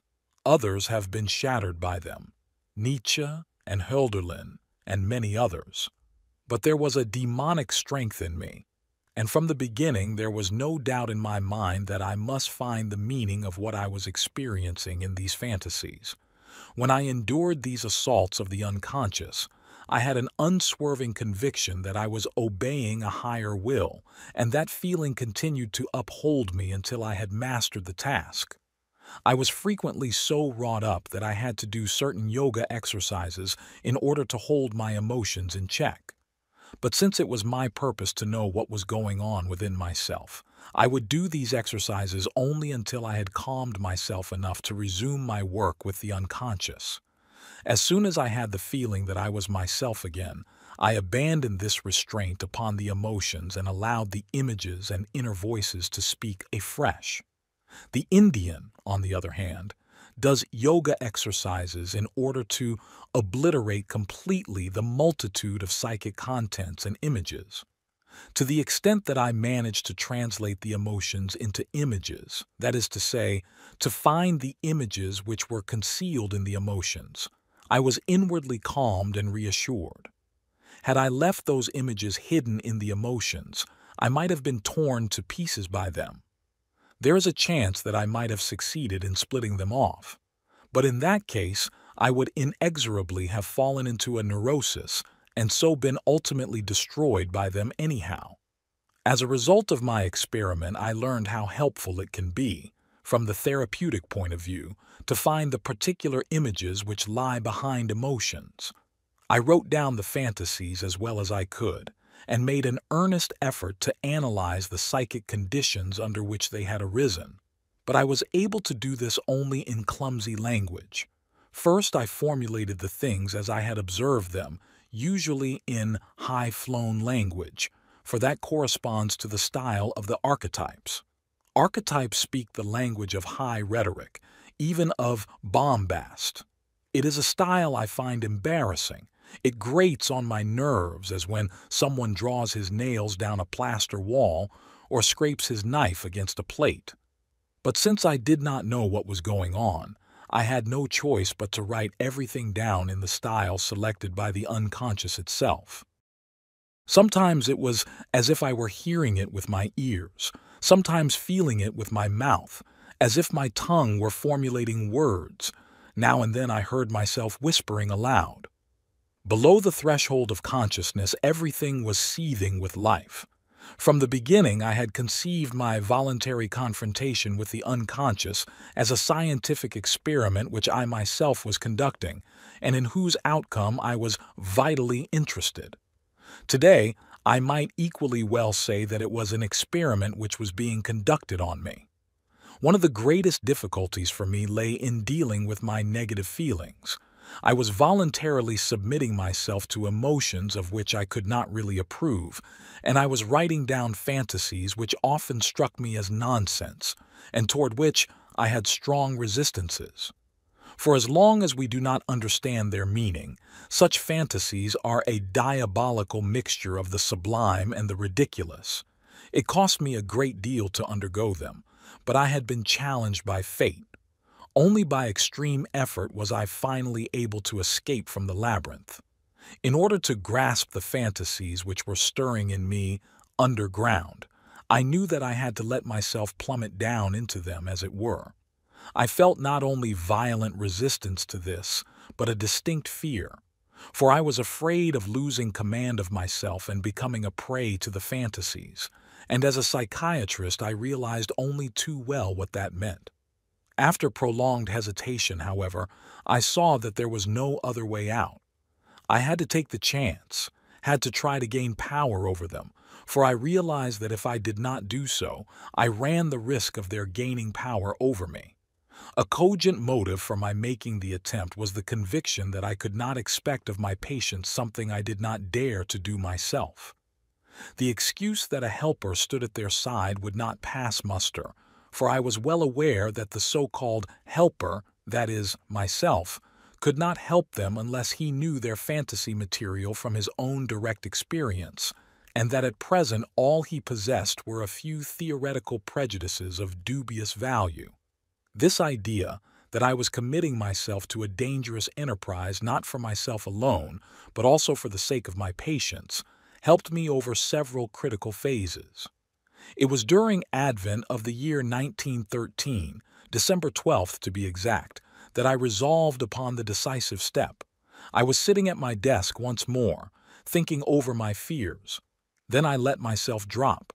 Suddenly it was as though the ground literally gave way beneath my feet, and I plunged down into dark depths. I could not fend off a feeling of panic. But then, abruptly, at not too great a depth, I landed on my feet in a soft, sticky mass. I felt great relief, although I was apparently in complete darkness. After a while, my eyes grew accustomed to the gloom, which was rather like a deep twilight.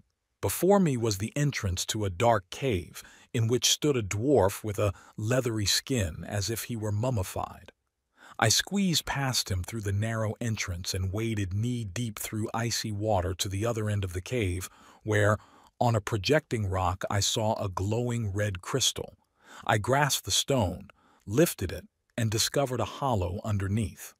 At first I could make out nothing, but then I saw that there was running water. In it, a corpse floated by, a youth with blonde hair and a wound in the head. He was followed by a gigantic black scarab and then by a red newborn sun rising up out of the depths of the water. Dazzled by the light, I wanted to replace the stone upon the opening, but then a fluid welled out. It was blood. A thick jet of it leaped up and I felt nauseated. It seemed to me that the blood continued to spurt for an unendurably long time. At last it ceased, and the vision came to an end. I was stunned by this vision. I realized, of course, that it was a hero and solar myth, a drama of death and renewal, the rebirth symbolized by the Egyptian scarab. At the end, the dawn of the new day should have followed, but instead came that intolerable outpouring of blood, an altogether abnormal phenomenon, so it seemed to me. But then I recalled the vision of blood that I had had in the autumn of that same year, and I abandoned all further attempt to understand. 6 days later, December 18th, 1913, I had the following dream. I was with an unknown brown-skinned man, a savage, in a lonely Rocky Mountain landscape. It was before dawn. The eastern sky was already bright and the stars fading. Then I heard Siegfried's horn sounding over the mountains, and I knew that we had to kill him. We were armed with rifles and lay in wait for him on a narrow path over the rocks. Then Siegfried appeared high up on the crest of the mountain, in the first ray of the rising sun. On a chariot made of the bones of the dead, he drove at furious speed down the precipitous slope. When he turned a corner, we shot at him, and he plunged down, struck dead. Filled with disgust and remorse for having destroyed something so great and beautiful, I turned to flee, impelled by the fear that the murder might be discovered. But a tremendous downfall of rain began, and I knew that it would wipe out all traces of the dead. I had escaped the danger of discovery. Life could go on, but an unbearable feeling of guilt remained. When I awoke from the dream, I turned it over in my mind, but was unable to understand it. I tried, therefore, to fall asleep again, but a voice within me said, "You must understand the dream, and must do so at once." The inner urgency mounted until the terrible moment came when the voice said, "If you do not understand the dream, you must shoot yourself." In the drawer of my night table lay a loaded revolver, and I became frightened. Then I began pondering once again, and suddenly the meaning of the dream dawned on me. Why, that is the problem that is being played out in the world. Siegfried, I thought, represents what the Germans want to achieve, heroically to impose their will, have their own way. Where there is a will, there is a way. I had wanted to do the same, but now that was no longer possible. The dream showed that the attitude embodied by Siegfried, the hero, no longer suited me. Therefore, it had to be killed. After the deed, I felt an overpowering compassion, as though I myself had been shot, a sign of my secret identity with Siegfried, as well as of the grief a man feels when he is forced to sacrifice his ideal and his conscious attitudes. This identity and my heroic idealism had to be abandoned, for there are higher things than the ego's will, and to these one must bow. These thoughts sufficed for the present, and I fell asleep again. The small, brown-skinned savage who accompanied me and had actually taken the initiative in the killing was an embodiment of the primitive shadow. The rain showed that the tension between consciousness and the unconscious was being resolved. Although at the time I was not able to understand the meaning of the dream beyond these few hints, new forces were released in me which helped me to carry the experiment with the unconscious to a conclusion. In order to seize hold of the fantasies, I frequently imagined a steep descent. I even made several attempts to get to the very bottom. The first time I reached, as it were, a depth of about 1,000 feet. The next time I found myself at the edge of a cosmic abyss. It was like a voyage to the moon or a descent into empty space. First came the image of a crater, and I had the feeling that I was in the land of the dead. The atmosphere was that of the other world. Near the steep slope of a rock I caught sight of two figures, an old man with a white beard and a beautiful young girl. I summoned up my courage and approached them as though they were real people, and listened attentively to what they told me. The old man explained that he was Elijah, and that gave me a shock. But the girl staggered me even more, for she called herself Salome. She was blind. What a strange couple, Salome and Elijah. But Elijah assured me that he and Salome had belonged together from all eternity, which completely astounded me. They had a black serpent living with them which displayed an unmistakable fondness for me. I stuck close to Elijah because he seemed to be the most reasonable of the three and to have a clear intelligence. Of Salome I was distinctly suspicious. Elijah and I had a long conversation which, however, I did not understand. Naturally, I tried to find a plausible explanation for the appearance of biblical figures in my fantasy by reminding myself that my father had been a clergyman. But that really explained nothing at all. For what did the old man signify? What did Salome signify? Why were they together? Only many years later, when I knew a great deal more than I knew then, did the connection between the old man and the young girl appear perfectly natural to me. In such dream wanderings, one frequently encounters an old man who is accompanied by a young girl, and examples of such couples are to be found in many mythic tales. Thus, according to Gnostic tradition, Simon Magus went about with a young girl whom he had picked up in a brothel. Her name was Helen, and she was regarded as the reincarnation of the Trojan Helen. Klingsor and Kundry, Lao Tzu, and the dancing girl likewise belonged to this category. I have mentioned that there was a third figure in my fantasy besides Elijah and Salome, the large black snake. In myths, the snake is a frequent counterpart of the hero. There are numerous accounts of their affinity. For example, the hero has eyes like a snake, or after his death he is changed into a snake and revered as such, or the snake is his mother, etc. In my fantasy, therefore, the presence of the snake was an indication of a hero myth. Salome is an anima figure. She is blind because she does not see the meaning of things. Elijah is the figure of the wise old prophet and represents the factor of intelligence and knowledge. Salome, the erotic element. One might say that the two figures are personifications of Logos and Eros, but such a definition would be excessively intellectual. It is more meaningful to let the figures be what they were for me at the time, namely, events and experiences. Soon after this fantasy, another figure rose out of the unconscious. He developed out of the Elijah figure. I called him Philemon.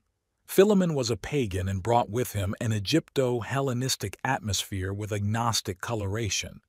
His figure first appeared to me in the following dream. There was a blue sky like the sea, covered not by clouds but by flat brown clods of earth. It looked as if the clods were breaking apart and the blue water of the sea were becoming visible between them. But the water was the blue sky. Suddenly there appeared from the right a winged being sailing across the sky. I saw that it was an old man with the horns of a bull. He held a bunch of 4 keys, one of which he clutched as if he were about to open a lock. He had the wings of the kingfisher with its characteristic colors. Since I did not understand this dream image, I painted it in order to impress it upon my memory. During the days when I was occupied with the painting, I found in my garden by the lake shore a dead kingfisher. I was thunderstruck, for kingfishers are quite rare in the vicinity of Zurich, and I have never since found a dead one. The body was recently dead, at the most 2 or 3 days, and showed no external injuries.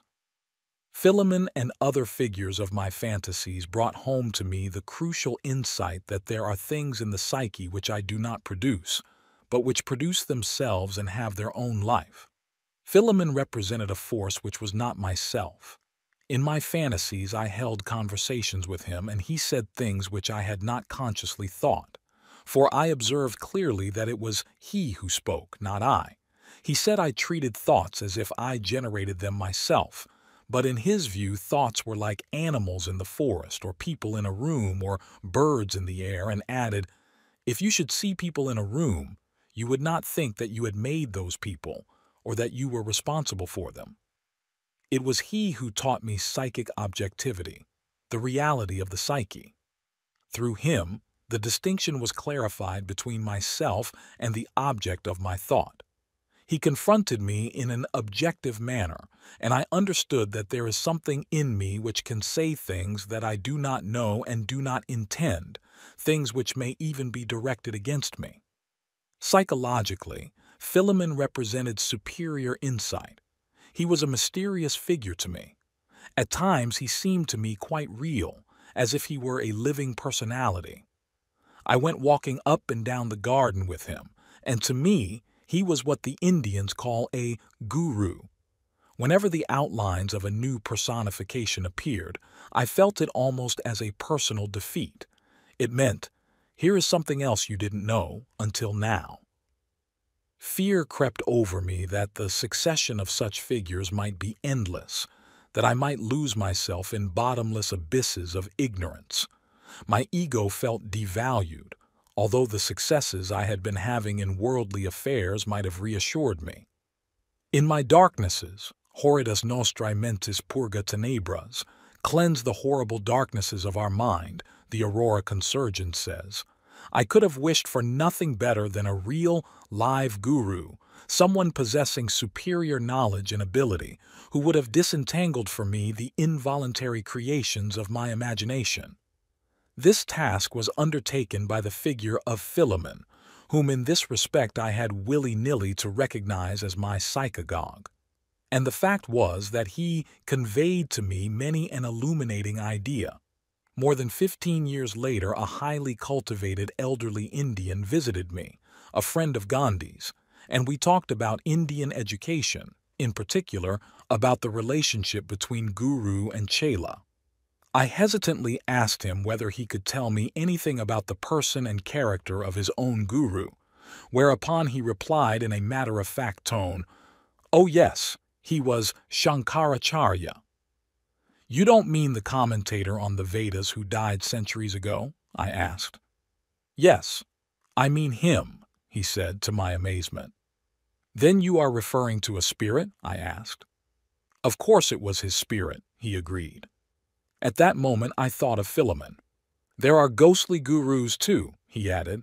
"Most people have living gurus, but there are always some who have a spirit for teacher."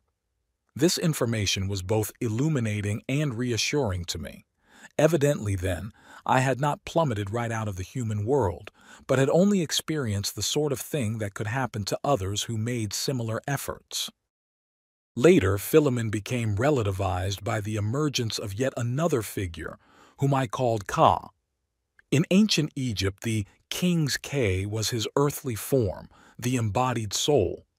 In my fantasy, the K soul came from below, out of the earth as if out of a deep shaft.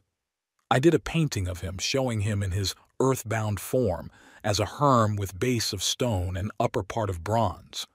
High up in the painting appears a kingfisher's wing, and between it and the head of Ka floats a round, glowing nebula of stars. Ka's expression has something demonic about it. One might also say Mephistophelian. In one hand he holds something like a colored pagoda or a reliquary, and in the other a stylus with which he is working on the reliquary. He is saying, "I am he who buries the gods in gold and gems." Philemon had a lame foot, but was a winged spirit, whereas Ka represented a kind of earth demon or metal demon. Philemon was the spiritual aspect or meaning. Ka, on the other hand, was a spirit of nature like the anthroparian of Greek alchemy, with which at the time I was still unfamiliar. Ka was he who made everything real but who also obscured the halcyon spirit, meaning, or replaced it by beauty, the eternal reflection. In time, I was able to integrate both figures through the study of alchemy. When I was writing down these fantasies, I once asked myself, what am I really doing? Certainly, this has nothing to do with science. But then, what is it? Whereupon a voice within me said, "It is art." I was astonished. It had never entered my head that what I was writing had any connection with art. Then I thought, perhaps my unconscious is forming a personality that is not me, but which is insisting on coming through to expression. I knew for a certainty that the voice had come from a woman. I recognized it as the voice of a patient, a talented psychopath who had a strong transference to me. She had become a living figure within my mind.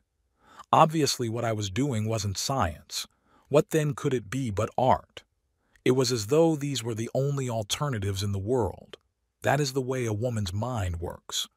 I said very emphatically to this voice that my fantasies had nothing to do with art, and I felt a great inner resistance. No voice came through, however, and I kept on writing. Then came the next assault, and again the same assertion. That is art. This time I caught her and said, "No, it is not art. On the contrary, it is nature," and prepared myself for an argument. When nothing of the sort occurred, I reflected that the woman within me did not have the speech centers I had, and so I suggested that she use mine. She did so and came through with a long statement. I was greatly intrigued by the fact that a woman should interfere with me from within.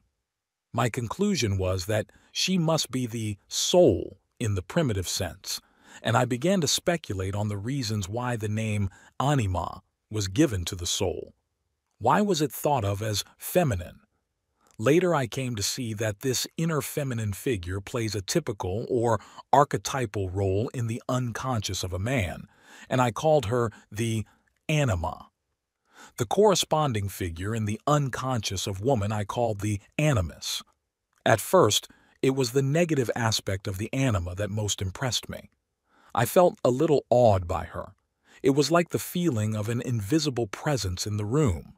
Then a new idea came to me. In putting down all this material for analysis, I was in effect writing letters to the anima, that is, to a part of myself with a different viewpoint from my conscious one. I got remarks of an unusual and unexpected character. I was like a patient in analysis with a ghost and a woman. Every evening I wrote very conscientiously, for I thought if I did not write, there would be no way for the anima to get at my fantasies. Also, by writing them out, I gave her no chance to twist them into intrigues. There is a tremendous difference between intending to tell something and actually telling it. In order to be as honest as possible with myself, I wrote everything down very carefully, following the old Greek maxim, "Give away all that thou hast, then shalt thou receive." Often, as I was writing, I would have peculiar reactions that threw me off. Slowly I learned to distinguish between myself and the interruption. When something emotionally vulgar or banal came up, I would say to myself, It is perfectly true that I have thought and felt this way at some time or other, but I don't have to think and feel that way now. I need not accept this banality of mine in perpetuity. That is an unnecessary humiliation. The essential thing is to differentiate oneself from these unconscious contents by personifying them, and at the same time to bring them into relationship with consciousness. That is the technique for stripping them of their power. It is not too difficult to personify them, as they always possess a certain degree of autonomy, a separate identity of their own. Their autonomy is a most uncomfortable thing to reconcile oneself to, and yet the very fact that the unconscious presents itself in that way gives us the best means of handling it. What the anima said seemed to me full of a deep cunning. If I had taken these fantasies of the unconscious as art, they would have carried no more conviction than visual perceptions, as if I were watching a movie. I would have felt no moral obligation toward them. The anima might then have easily seduced me into believing that I was a misunderstood artist, and that my so-called artistic nature gave me the right to neglect reality. If I had followed her voice, she would in all probability have said to me one day, "Do you imagine the nonsense you're engaged in is really art? Not a bit." Thus the insinuations of the anima, the mouthpiece of the unconscious, can utterly destroy a man. In the final analysis, the decisive factor is always consciousness, which can understand the manifestations of the unconscious and take up a position toward them. But the anima has a positive aspect as well. It is she who communicates the images of the unconscious to the conscious mind, and that is what I chiefly valued her for. For decades, I always turned to the anima when I felt that my emotional behavior was disturbed, and that something had been constellated in the unconscious. I would then ask the anima, "Now what are you up to? What do you see? I should like to know." After some resistance, she regularly produced an image. As soon as the image was there, the unrest or the sense of oppression vanished. The whole energy of these emotions was transformed into interest in and curiosity about the image. I would speak with the anima about the images she communicated to me, for I had to try to understand them as best I could, just like a dream. Today I no longer need these conversations with the anima, for I no longer have such emotions. But if I did have them, I would deal with them in the same way. Today I am directly conscious of the anima's ideas because I have learned to accept the contents of the unconscious and to understand them. I know how I must behave toward the inner images. I can read their meaning directly from my dreams, and therefore no longer need a mediator to communicate them. I wrote these fantasies down first in the black book. Later, I transferred them to the red book, which I also embellished with drawings. It contains most of my mandala drawings. In the red book, I tried an aesthetic elaboration of my fantasies, but never finished it. I became aware that I had not yet found the right language, that I still had to translate it into something else. Therefore, I gave up this aestheticizing tendency in good time, in favor of a rigorous process of understanding. I saw that so much fantasy needed firm ground underfoot, and that I must first return wholly to reality. For me, reality meant scientific comprehension. I had to draw concrete conclusions from the insights the unconscious had given me, and that task was to become a life work. It is of course ironical that I, a psychiatrist, should at almost every step of my experiment have run into the same psychic material, which is the stuff of psychosis and is found in the insane. This is the fund of unconscious images which fatally confuse the mental patient. But it is also the matrix of a mythopoeic imagination which has vanished from our rational age. Though such imagination is present everywhere, it is both tabooed and dreaded, so that it even appears to be a risky experiment or a questionable adventure to entrust oneself to the uncertain path that leads into the depths of the unconscious. It is considered the path of error, of equivocation, and misunderstanding. I am reminded of Goethe's words, Now let me dare to open wide the gate past which men's steps have ever flinching trod. The second part of Faust, too, was more than a literary exercise.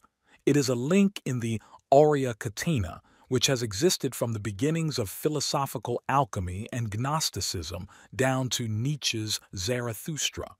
Unpopular, ambiguous, and dangerous, it is a voyage of discovery to the other pole of the world.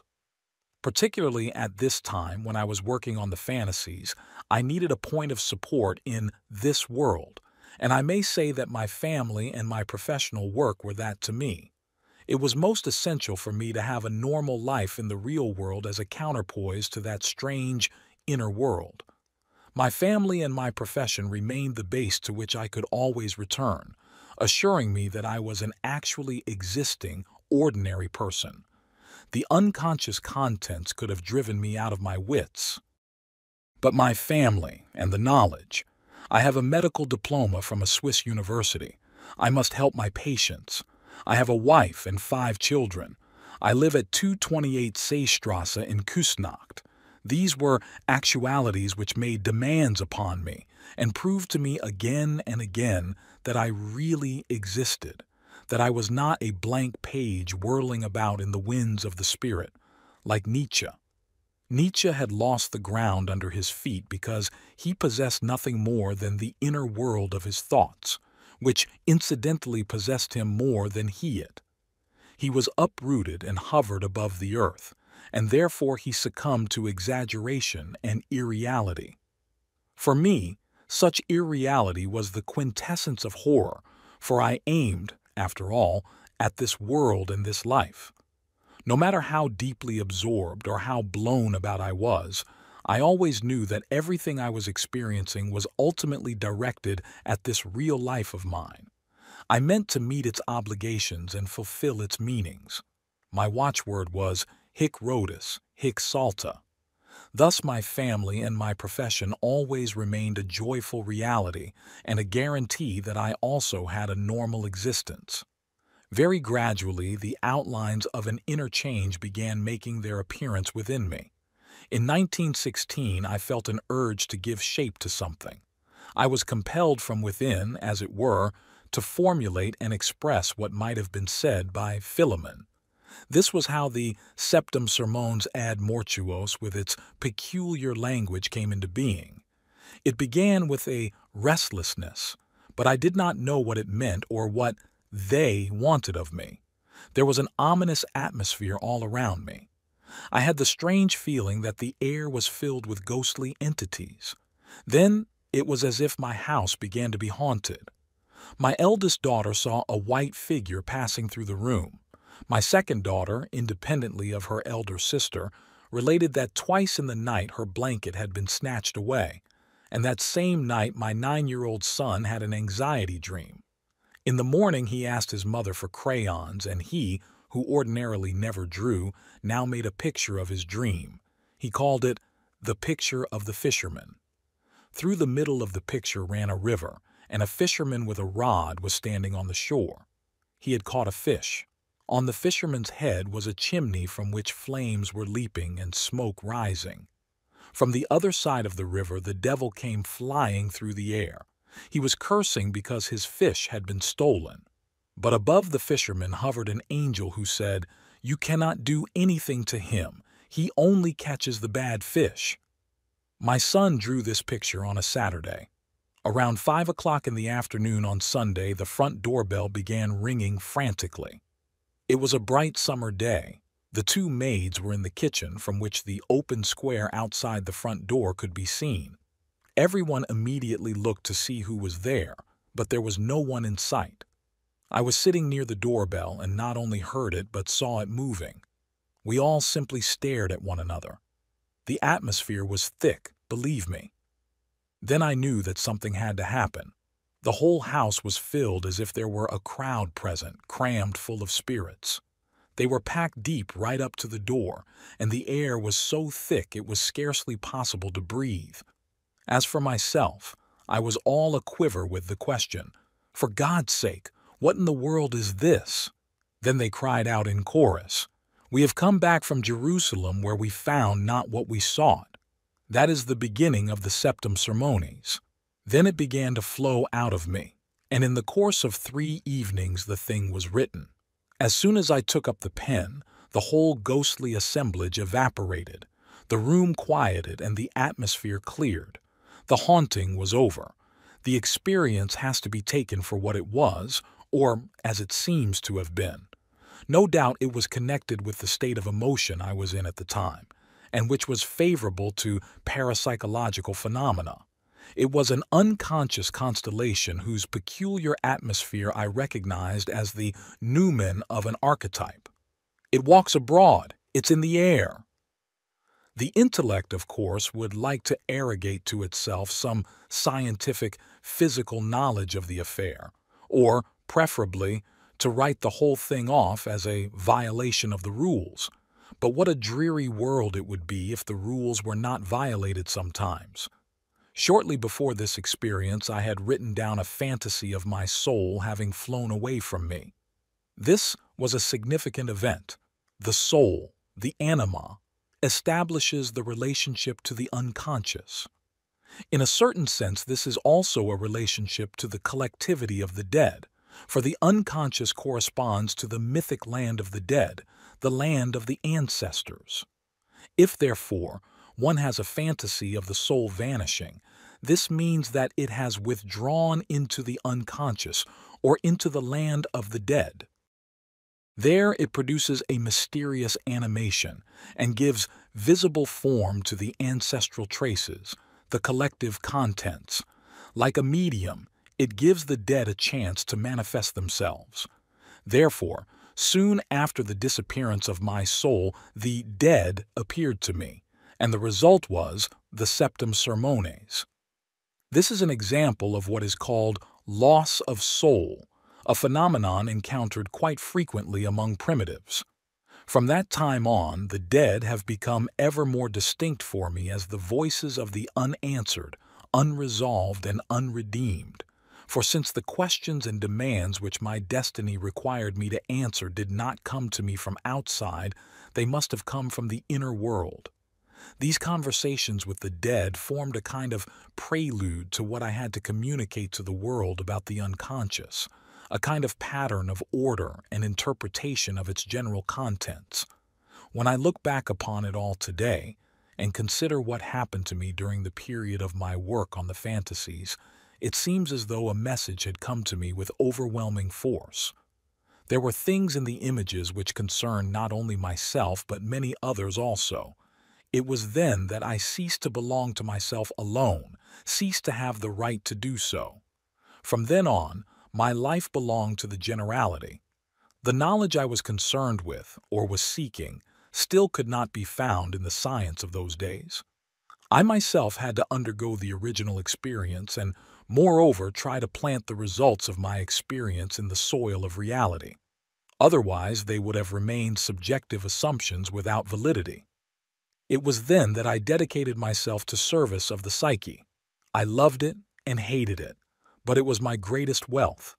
My delivering myself over to it, as it were, was the only way by which I could endure my existence and live it as fully as possible.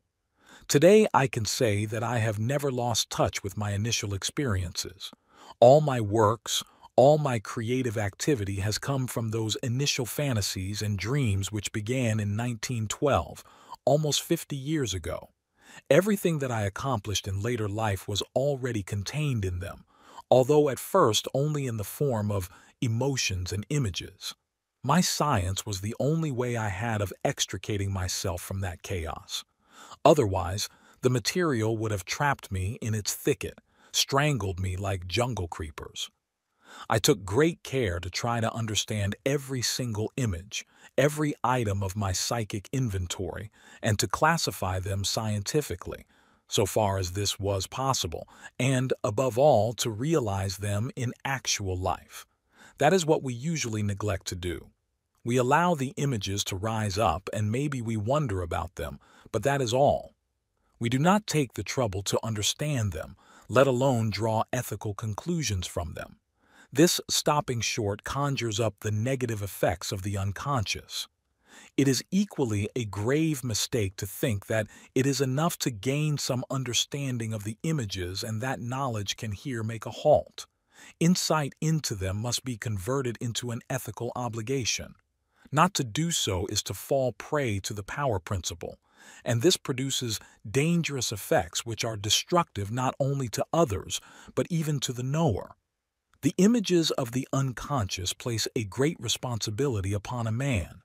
Failure to understand them or a shirking of ethical responsibility deprives him of his wholeness and imposes a painful fragmentariness on his life.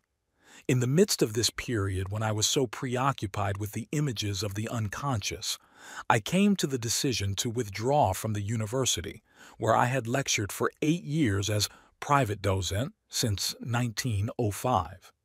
My experience and experiments with the unconscious had brought my intellectual activity to a standstill. After the completion of the psychology of the unconscious, I found myself utterly incapable of reading a scientific book. This went on for 3 years. I felt I could no longer keep up with the world of the intellect, nor would I have been able to talk about what really preoccupied me. The material brought to light from the unconscious had, almost literally, struck me dumb. I could neither understand it nor give it form. At the university, I was in an exposed position and felt that in order to go on giving courses there, I would first have to find an entirely new and different orientation. It would be unfair to continue teaching young students when my own intellectual situation was nothing but a mass of doubts. I therefore felt that I was confronted with the choice of either continuing my academic career, whose road lay smooth before me, or following the laws of my inner personality, of a higher reason, and forging ahead with this curious task of mine, this experiment in confrontation with the unconscious. But until it was completed, I could not appear before the public. Consciously, deliberately then, I abandoned my academic career, for I felt that something great was happening to me, and I put my trust in the thing which I felt to be more important sub specie aeternitatis. I knew that it would fill my life, and for the sake of that goal, I was ready to take any kind of risk. What, after all, did it matter whether or not I became a professor? Of course it bothered me to have to give this up. In many respects, I regretted that I could not confine myself to generally understandable material. I even had moments when I stormed against destiny. But emotions of this kind are transitory and do not count. The other thing, on the contrary, is important. And if we pay heed to what the inner personality desires and says, the sting vanishes. That is something I have experienced again and again, not only when I gave up my academic career. Indeed, I had my first experiences of this sort as a child. In my youth, I was hot-tempered, but whenever the emotion had reached its climax, suddenly it swung around and there followed a cosmic stillness. At such times I was remote from everything, and what had only a moment before excited me seemed to belong to a distant past. The consequence of my resolve and my involvement with things which neither I nor anyone else could understand was an extreme loneliness. I was going about laden with thoughts of which I could speak to no one. They would only have been misunderstood. I felt the gulf between the external world and the interior world of images in its most painful form. I could not yet see that interaction of both worlds which I now understand. I saw only an irreconcilable contradiction between inner and outer.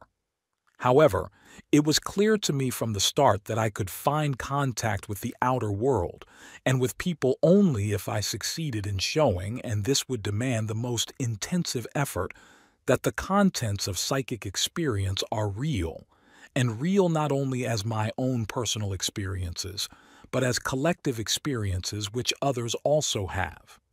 Later I tried to demonstrate this in my scientific work, and I did all in my power to convey to my intimates a new way of seeing things. I knew that if I did not succeed, I would be condemned to absolute isolation. It was only toward the end of the First World War that I gradually began to emerge from the darkness.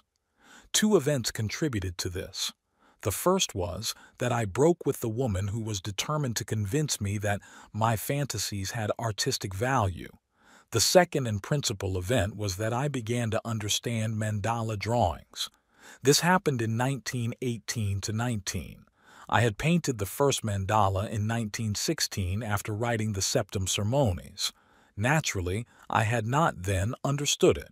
In 1918 to 19, I was in Château d'Aux as commandant de la Région Anglaise des Internés de Guerre. While I was there, I sketched every morning in a notebook a small circular drawing, a mandala, which seemed to correspond to my inner situation at the time.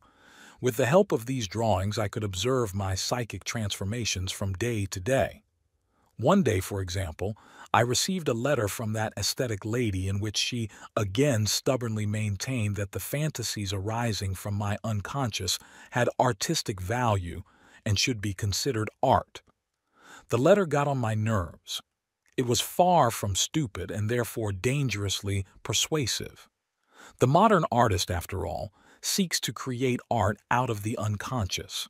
The utilitarianism and self-importance concealed behind this thesis touched a doubt in myself, namely my uncertainty as to whether the fantasies I was producing were really spontaneous and natural, and not ultimately my own arbitrary inventions. I was by no means free from the bigotry and hubris of consciousness which wants to believe that any halfway decent inspiration is due to one's own merit, whereas inferior reactions come merely by chance, or even derive from alien sources. Out of this irritation and disharmony within myself there proceeded the following day a changed mandala. Part of the periphery had burst open and the symmetry was destroyed. Only gradually did I discover what the mandala really is: formation, transformation, eternal mind's eternal recreation. And that is the self, the wholeness of the personality, which if all goes well is harmonious, but which cannot tolerate self-deceptions. My mandalas were cryptograms concerning the state of the self which were presented to me anew each day. In them I saw the self, that is, my whole being, actively at work. To be sure, at first I could only dimly understand them, but they seemed to me highly significant and I guarded them like precious pearls. I had the distinct feeling that they were something central, and in time I acquired through them a living conception of the self. The self, I thought, was like the monad which I am, and which is my world. The mandala represents this monad, and corresponds to the microcosmic nature of the psyche. I no longer know how many mandalas I drew at this time. There were a great many. While I was working on them, the question arose repeatedly: what is this process leading to? Where is its goal? From my own experience, I knew by now that I could not presume to choose a goal which would seem trustworthy to me. It had been proved to me that I had to abandon the idea of the superordinate position of the ego. After all, I had been brought up short when I had attempted to maintain it. I had wanted to go on with the scientific analysis of myths which I had begun in Wandlungen und Symbol. That was still my goal, but I must not think of that. I was being compelled to go through this process of the unconscious. I had to let myself be carried along by the current without a notion of where it would lead me. When I began drawing the mandalas, however, I saw that everything, all the paths I had been following, all the steps I had taken, were leading back to a single point, namely, to the midpoint. It became increasingly plain to me that the mandala is the center. It is the exponent of all paths. It is the path to the center, to individuation. During those years between 1918 and 1920, I began to understand that the goal of psychic development is the self. There is no linear evolution. There is only a circumambulation of the self. Uniform development exists at most only at the beginning. Later, everything points toward the center. This insight gave me stability, and gradually my inner peace returned. I knew that in finding the mandala as an expression of the self, I had attained what was for me the ultimate. Perhaps someone else knows more, but not I. Some years later, in 1927, I obtained confirmation of my ideas about the center and the self by way of a dream. I represented its essence in a mandala which I called Window on Eternity. The picture is reproduced in The Secret of the Golden Flower. A year later, I painted a second picture, likewise a mandala, with a golden castle in the center. When it was finished, I asked myself, why is this so Chinese? I was impressed by the form and choice of colors, which seemed to me Chinese, although there was nothing outwardly Chinese about it. Yet that was how it affected me. It was a strange coincidence that shortly afterward I received a letter from Richard Wilhelm enclosing the manuscript of a Taoist alchemical treatise entitled The Secret of the Golden Flower, with a request that I write a commentary on it. I devoured the manuscript at once, for the text gave me undreamed-of confirmation of my ideas about the mandala and the circumambulation of the center. That was the first event which broke through my isolation. I became aware of an affinity. I could establish ties with something and someone. In remembrance of this coincidence, this synchronicity, I wrote underneath the picture which had made so Chinese an impression upon me. In 1928, when I was painting this picture, showing the golden, well-fortified castle, Richard Wilhelm in Frankfurt sent me the 1,000-year-old Chinese text on the yellow castle, the germ of the immortal body. This is the dream I mentioned earlier. I found myself in a dirty, sooty city. It was night and winter and dark and raining. I was in Liverpool. With a number of Swiss, say half a dozen, I walked through the dark streets. I had the feeling that there we were coming from the harbor, and that the real city was actually up above, on the cliffs. We climbed up there. It reminded me of Basel, where the market is down below, and then you go up through the Totengassen, Alley of the Dead, which leads to a plateau above, and so to the Petersplatz and the Peterskirche. When we reached the plateau, we found a broad square dimly illuminated by streetlights, into which many streets converged. The various quarters of the city were arranged radially around the square. In the center was a round pool, and in the middle of it a small island, while everything round about was obscured by rain, fog, smoke, and dimly lit darkness. The little island blazed with sunlight. On it stood a single tree, a magnolia in a shower of reddish blossoms. It was as though the tree stood in the sunlight and were at the same time the source of light.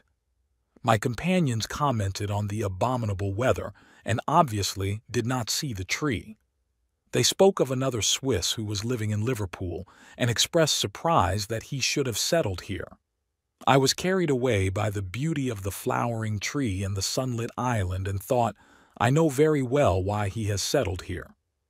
Then I awoke. On one detail of the dream I must add a supplementary comment. The individual quarters of the city were themselves arranged radially around a central point.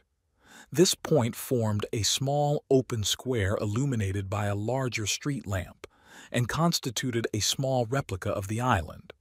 I knew that the other Swiss lived in the vicinity of one of these secondary centers. This dream represented my situation at the time. I can still see the grayish-yellow raincoats, glistening with the wetness of the rain. Everything was extremely unpleasant, black and opaque, just as I felt then.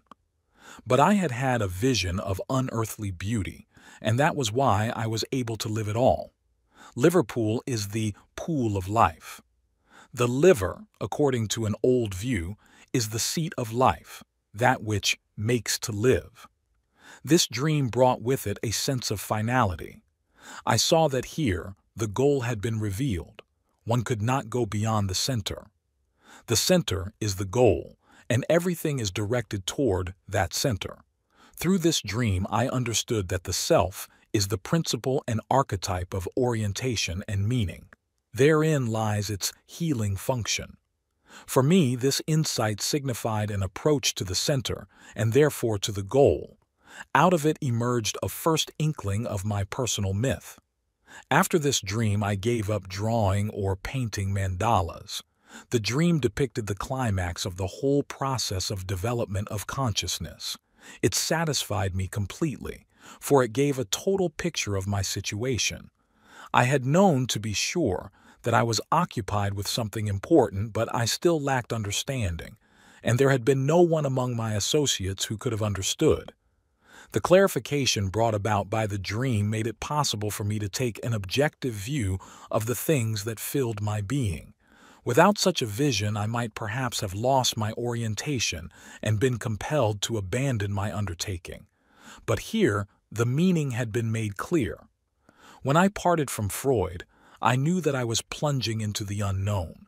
Beyond Freud, after all, I knew nothing, but I had taken the step into darkness. When that happens, and then such a dream comes, one feels it as an act of grace. It has taken me virtually 45 years to distill within the vessel of my scientific work the things I experienced and wrote down at that time. As a young man, my goal had been to accomplish something in my science. But then I hit upon this stream of lava, and the heat of its fires reshaped my life. That was the primal stuff which compelled me to work upon it, and my works are a more or less successful endeavor to incorporate this incandescent matter into the contemporary picture of the world. The years when I was pursuing my inner images were the most important in my life. In them, everything essential was decided. It all began then. The later details are only supplements and clarifications of the material that burst forth from the unconscious and at first swamped me. It was the prima materia for a lifetime's work. Chapter 7. The Work.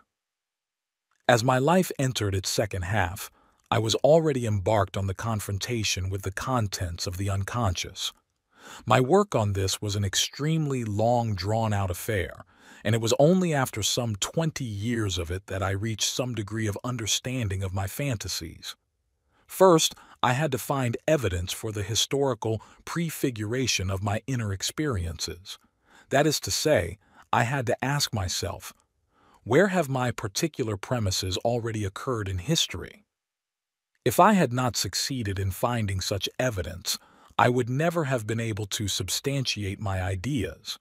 Therefore, my encounter with alchemy was decisive for me, as it provided me with the historical basis which I had hitherto lacked.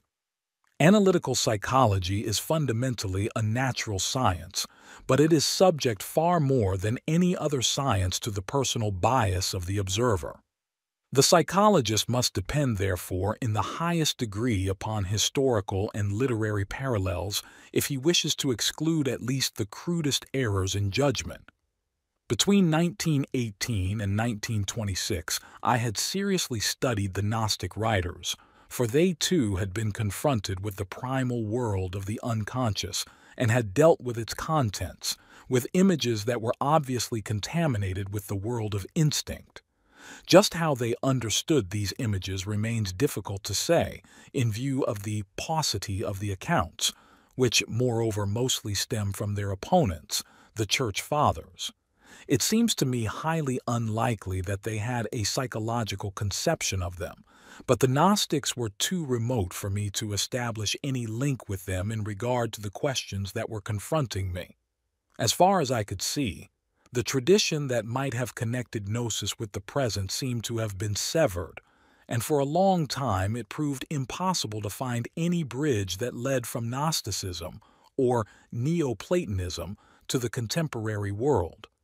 But when I began to understand alchemy, I realized that it represented the historical link with Gnosticism, and that a continuity therefore existed between past and present. Grounded in the natural philosophy of the Middle Ages, alchemy formed the bridge on the one hand into the past, to Gnosticism, and on the other into the future, to the modern psychology of the unconscious. This had been inaugurated by Freud, who had introduced along with it the classical Gnostic motifs of sexuality and the wicked paternal authority. The motif of the Gnostic Yahweh and Creator God reappeared in the Freudian myth of the primal father and the gloomy superego deriving from that father. In Freud's myth, he became a demon who created a world of disappointments, illusions, and suffering. But the materialistic trend which had already come to light in the alchemist's preoccupation with the secrets of matter had the effect of obscuring for Freud that other essential aspect of Gnosticism, the primordial image of the spirit as another, higher God who gave to mankind the crater, mixing vessel, the vessel of spiritual transformation. The crater is a feminine principle which could find no place in Freud's patriarchal world. Incidentally, he is by no means alone in this prejudice. In the realm of Catholic thought, the Mother of God and Bride of Christ has been received into the divine thalamus, bridal chamber, only recently, after centuries of hesitancy, and thus at least been accorded partial recognition. But in the Protestant and Jewish spheres, the Father continues to dominate as much as ever. In philosophical alchemy, on the other hand, the feminine principle plays a role equal to that of the masculine. Before I discovered alchemy, I had a series of dreams which repeatedly dealt with the same theme. Beside my house stood another, that is to say, another wing or annex, which was strange to me. Each time I would wonder in my dream why I did not know this house, although it had apparently always been there. Finally came a dream in which I reached the other wing. I discovered there a wonderful library, dating largely from the 16th and 17th centuries. Large, fat folio volumes bound in pigskin stood along the walls. Among them were a number of books embellished with copper engravings of a strange character, and illustrations containing curious symbols such as I had never seen before. At the time, I did not know to what they referred. Only much later did I recognize them as alchemical symbols. In the dream, I was conscious only of the fascination exerted by them and by the entire library. It was a collection of medieval incunabula and 16th century prints. The unknown wing of the house was a part of my personality, an aspect of myself. It represented something that belonged to me, but of which I was not yet conscious. It, and especially the library, referred to alchemy, of which I was ignorant, but which I was soon to study. Some 15 years later, I had assembled a library very like the one in the dream. The crucial dream anticipating my encounter with alchemy came around 1926. I was in the South Tyrol. It was wartime. I was on the Italian front and driving back from the front line with a little man, a peasant, in his horse-drawn wagon. All around us, shells were exploding, and I knew that we had to push on as quickly as possible, for it was very dangerous. We had to cross a bridge and then go through a tunnel whose vaulting had been partially destroyed by the shells. Arriving at the end of the tunnel, we saw before us a sunny landscape, and I recognized it as the region around Verona. Below me lay the city, radiant in full sunlight. I felt relieved, and we drove on out into the green, thriving Lombard plain. The road led through lovely springtime countryside. We saw the rice fields, the olive trees, and the vineyards. Then, diagonally across the road, I caught sight of a large building, a manor house of grand proportions, rather like the palace of a North Italian duke. It was a typical manor house with many annexes and outbuildings. Just as at the Louvre, the road led through a large courtyard and past the palace. The little coachman and myself drove in through a gate, and from here we could see, through a second gate at the far end, the sunlit landscape again. I looked around. To my right was the facade of the manor house.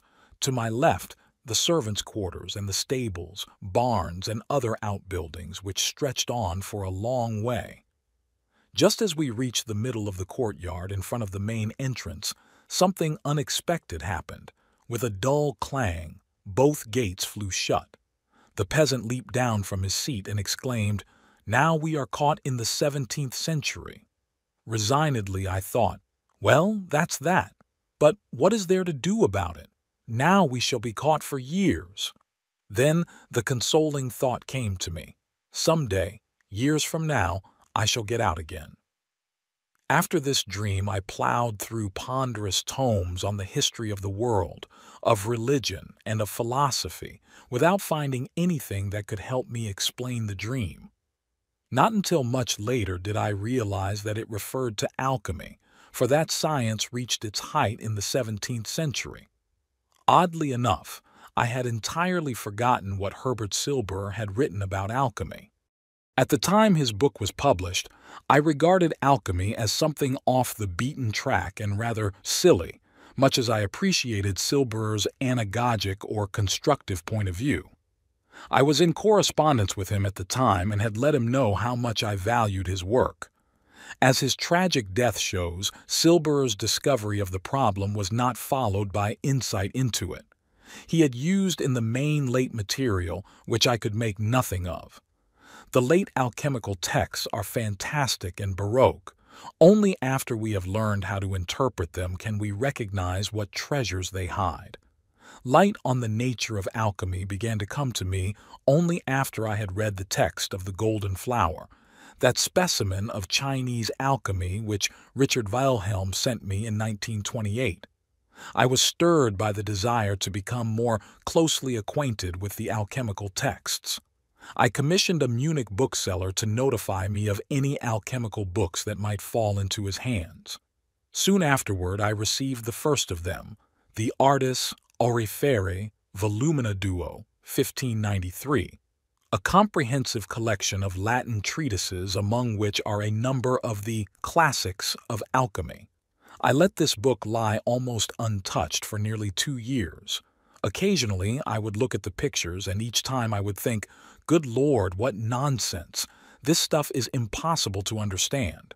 But it persistently intrigued me, and I made up my mind to go into it more thoroughly. The next winter I began, and soon found it provocative and exciting. To be sure, the text still seemed to me blatant nonsense, but here and there would be passages that seemed significant to me, and occasionally I even found a few sentences which I thought I could understand. Finally, I realized that the alchemists were talking in symbols, those old acquaintances of mine. Why, this is fantastic, I thought. I simply must learn to decipher all this. By now I was completely fascinated and buried myself in the texts as often as I had the time. One night, while I was studying them, I suddenly recalled the dream that I was caught in the 17th century. At last I grasped its meaning. So that's it. Now I am condemned to study alchemy from the very beginning. It was a long while before I found my way about in the labyrinth of alchemical thought processes, for no Ariadne had put a thread into my hand. Reading the 16th century text, Rosarium Philosophorum, I noticed that certain strange expressions and turns of phrase were frequently repeated. For example, solve et coagula, unum vas, lapis, prima materia, mercurius, etc. I saw that these expressions were used again and again in a particular sense, but I could not make out what that sense was. I therefore decided to start a lexicon of key phrases with cross-references. In the course of time, I assembled several thousand such key phrases and words, and had volumes filled with excerpts. I worked along philological lines as if I were trying to solve the riddle of an unknown language. In this way, the alchemical mode of expression gradually yielded up its meaning. It was a task that kept me absorbed for more than a decade. I had very soon seen that analytical psychology coincided in a most curious way with alchemy. The experiences of the alchemists were, in a sense, my experiences, and their world was my world. This was, of course, a momentous discovery. I had stumbled upon the historical counterpart of my psychology of the unconscious. The possibility of a comparison with alchemy and the uninterrupted intellectual chain back to Gnosticism gave substance to my psychology. When I pored over these old texts, everything fell into place. The fantasy images, the empirical material I had gathered in my practice, and the conclusions I had drawn from it. I now began to understand what these psychic contents meant when seen in historical perspective. My understanding of their typical character, which had already begun with my investigation of myths, was deepened. The primordial images and the nature of the archetype took a central place in my researches, and it became clear to me that without history there can be no psychology, and certainly no psychology of the unconscious. A psychology of consciousness can, to be sure, content itself with material drawn from personal life.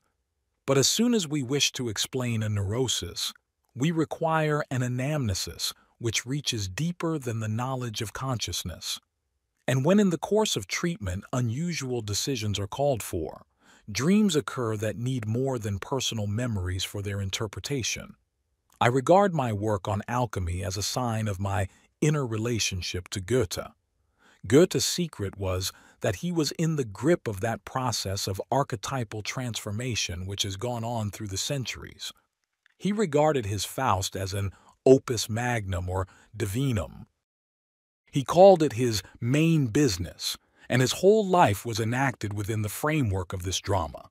Thus, what was alive and active within him was a living substance, a suprapersonal process, the great dream of the mundus archetypus, archetypal world. I myself am haunted by the same dream, and from my 11th year I have been launched upon a single enterprise which is my main business. My life has been permeated and held together by one idea and one goal, namely, to penetrate into the secret of the personality. Everything can be explained from this central point, and all my works relate to this one theme. My real scientific work began with the association experiment in 1903. I regard it as my first scientific work in the sense of an undertaking in the field of natural science. Studies in word association was followed by 2 psychiatric papers whose origin I have already discussed: The Psychology of Dementia Praecox and The Content of the Psychoses. In 1912, my book Wandlungen und Symbole der Libido was published, and my friendship with Freud came to an end. From then on, I had to make my way alone. I had a starting point in my intense preoccupation with the images of my own unconscious.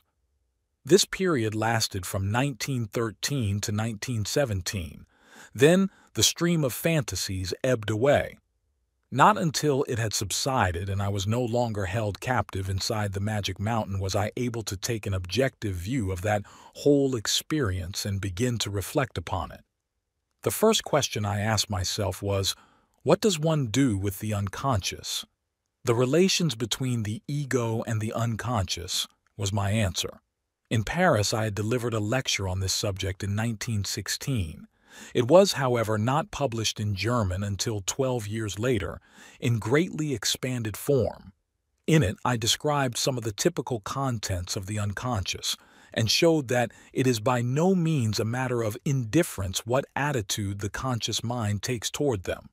Simultaneously, I was busy with preparatory work for psychological types, first published in 1921.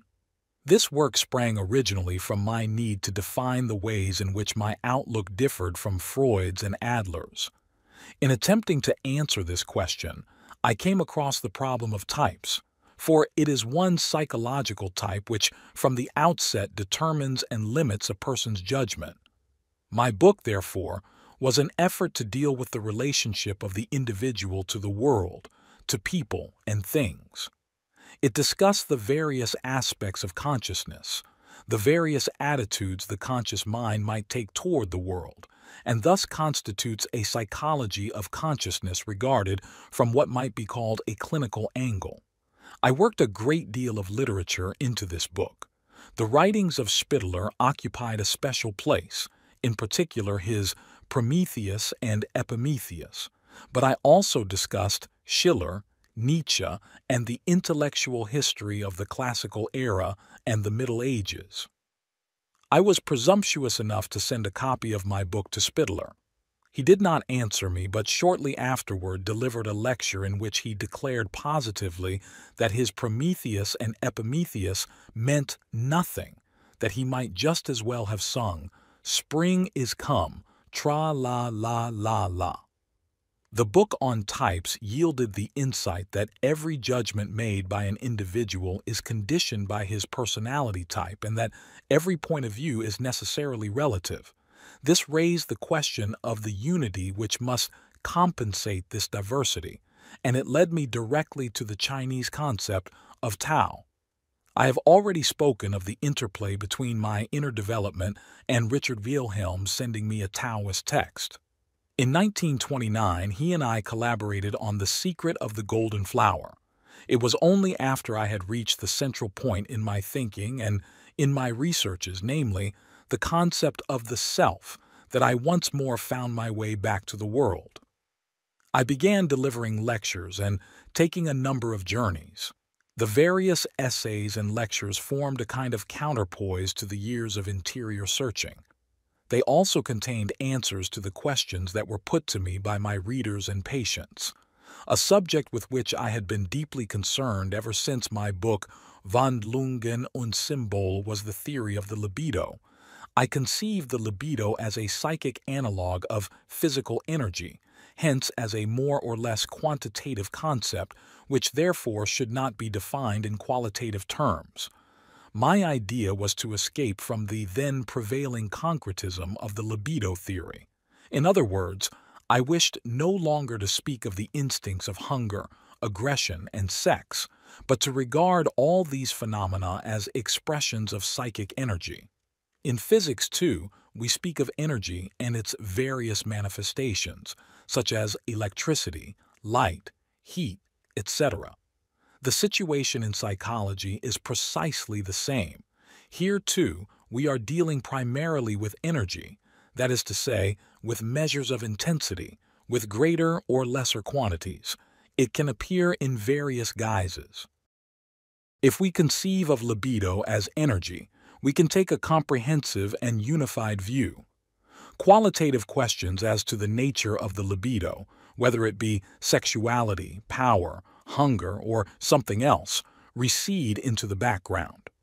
What I wished to do for psychology was to arrive at some logical and thorough view such as is provided in the physical sciences by the theory of energetics.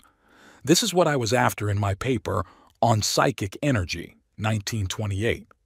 I see man's drives, for example, as various manifestations of energic processes and thus as forces analogous to heat, light, etc., just as it would not occur to the modern physicist to derive all forces from, shall we say, heat alone, so the psychologist should beware of lumping all instincts under the concept of sexuality. This was Freud's initial error, which he later corrected by his assumption of ego instincts. Still later, he brought in the superego and conferred virtual supremacy upon it. In The Relations Between the Ego and the Unconscious, I had discussed only my preoccupation with the unconscious and something of the nature of that preoccupation, but had not yet said anything much about the unconscious itself.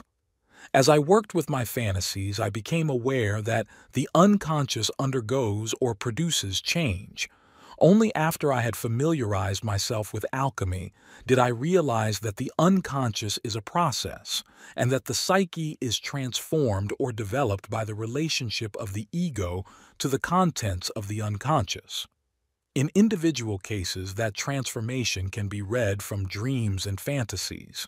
In collective life, it has left its deposit principally in the various religious systems and their changing symbols. Through the study of these collective transformation processes and through understanding of alchemical symbolism, I arrived at the central concept of my psychology, the process of individuation. An essential aspect of my work is that it soon began to touch on the question of one's view of the world and on the relations between psychology and religion. I went into these matters in detail first in Psychology and Religion, 1938, and then, as a direct offshoot of this, in Paracelsica, 1942. The second essay in this book, Paracelsus as a Spiritual Phenomenon, is of particular importance from this point of view. The writings of Paracelsus contain a wealth of original ideas, including clear formulations of the questions posed by the alchemists, though these are set forth in late and Baroque dress. Through Paracelsus, I was finally led to discuss the nature of alchemy in relation to religion and psychology, or, to put it another way, of alchemy as a form of religious philosophy. This I did in Psychology and Alchemy, 1944. Thus, I had at last reached the ground which underlay my own experiences of the years 1913 to 1917, for the process through which I had passed at that time corresponded to the process of alchemical transformation discussed in that book. It is only natural that I should constantly have revolved in my mind the question of the relationship of the symbolism of the unconscious to Christianity as well as to other religions. Not only do I leave the door open for the Christian message, but I consider it of central importance for Western man. It needs, however, to be seen in a new light, in accordance with the changes wrought by the contemporary spirit. Otherwise, it stands apart from the times and has no effect on man's wholeness. I have endeavored to show this in my writings. I have given a psychological interpretation of the dogma of the Trinity and of the text of the Mass, which moreover I compared with the visions described by Zosimos of Panopolis, a 3rd century alchemist and Gnostic. My attempt to bring analytical psychology into relation with Christianity ultimately led to the question of Christ as a psychological figure. As early as 1944, in Psychology and Alchemy, I had been able to demonstrate the parallelism between the Christ figure and the central concept of the alchemists, the lapis or stone. In 1939, I gave a seminar on the spiritual exercises of Ignatius Loyola. At the same time, I was occupied on the studies for psychology and alchemy. One night I awoke and saw, bathed in bright light at the foot of my bed, the figure of Christ on the cross. It was not quite life-size, but extremely distinct, and I saw that his body was made of greenish gold. The vision was marvelously beautiful, and yet I was profoundly shaken by it. A vision as such is nothing unusual for me, for I frequently see extremely vivid hypnagogic images. I'd been thinking a great deal about the Anima Christi, one of the meditations from the spiritual exercises. The vision came to me as if to point out that I had overlooked something in my reflections. The analogy of Christ with the aurum non vulgi and the viriditas of the alchemists. When I realized that the vision pointed to this central alchemical symbol, and that I had had an essentially alchemical vision of Christ, I felt comforted. The green gold is the living quality which the alchemists saw not only in man but also in inorganic nature. It is an expression of the life spirit, the anima mundi, or filius macrocosmi, the anthropos who animates the whole cosmos. This spirit has poured himself out into everything, even into inorganic matter. He is present in metal and stone. My vision was thus a union of the Christ image with his analog in matter, the filius macrocosmi. If I had not been so struck by the greenish gold, I would have been tempted to assume that something essential was missing from my Christian view. In other words, that my traditional Christ image was somehow inadequate and that I still had to catch up with part of the Christian development. The emphasis on the metal, however, showed me the undisguised alchemical conception of Christ as a union of spiritually alive and physically dead matter. I took up the problem of Christ again in Aeon. Here I was concerned not with the various historical parallels, but with the relation of the Christ figure to psychology. Nor did I see Christ as a figure stripped of all externalities. Rather, I wished to show the development extending over the centuries of the religious content which he represented. It was also important to me to show how Christ could have been astrologically predicted and how he was understood both in terms of the spirit of his age and in the course of 2,000 years of Christian civilization. This was what I wanted to portray, together with all the curious marginal glosses which have accumulated around him in the course of the centuries. As I delved into all these matters, the question of the historical person, of Jesus the man, also came up.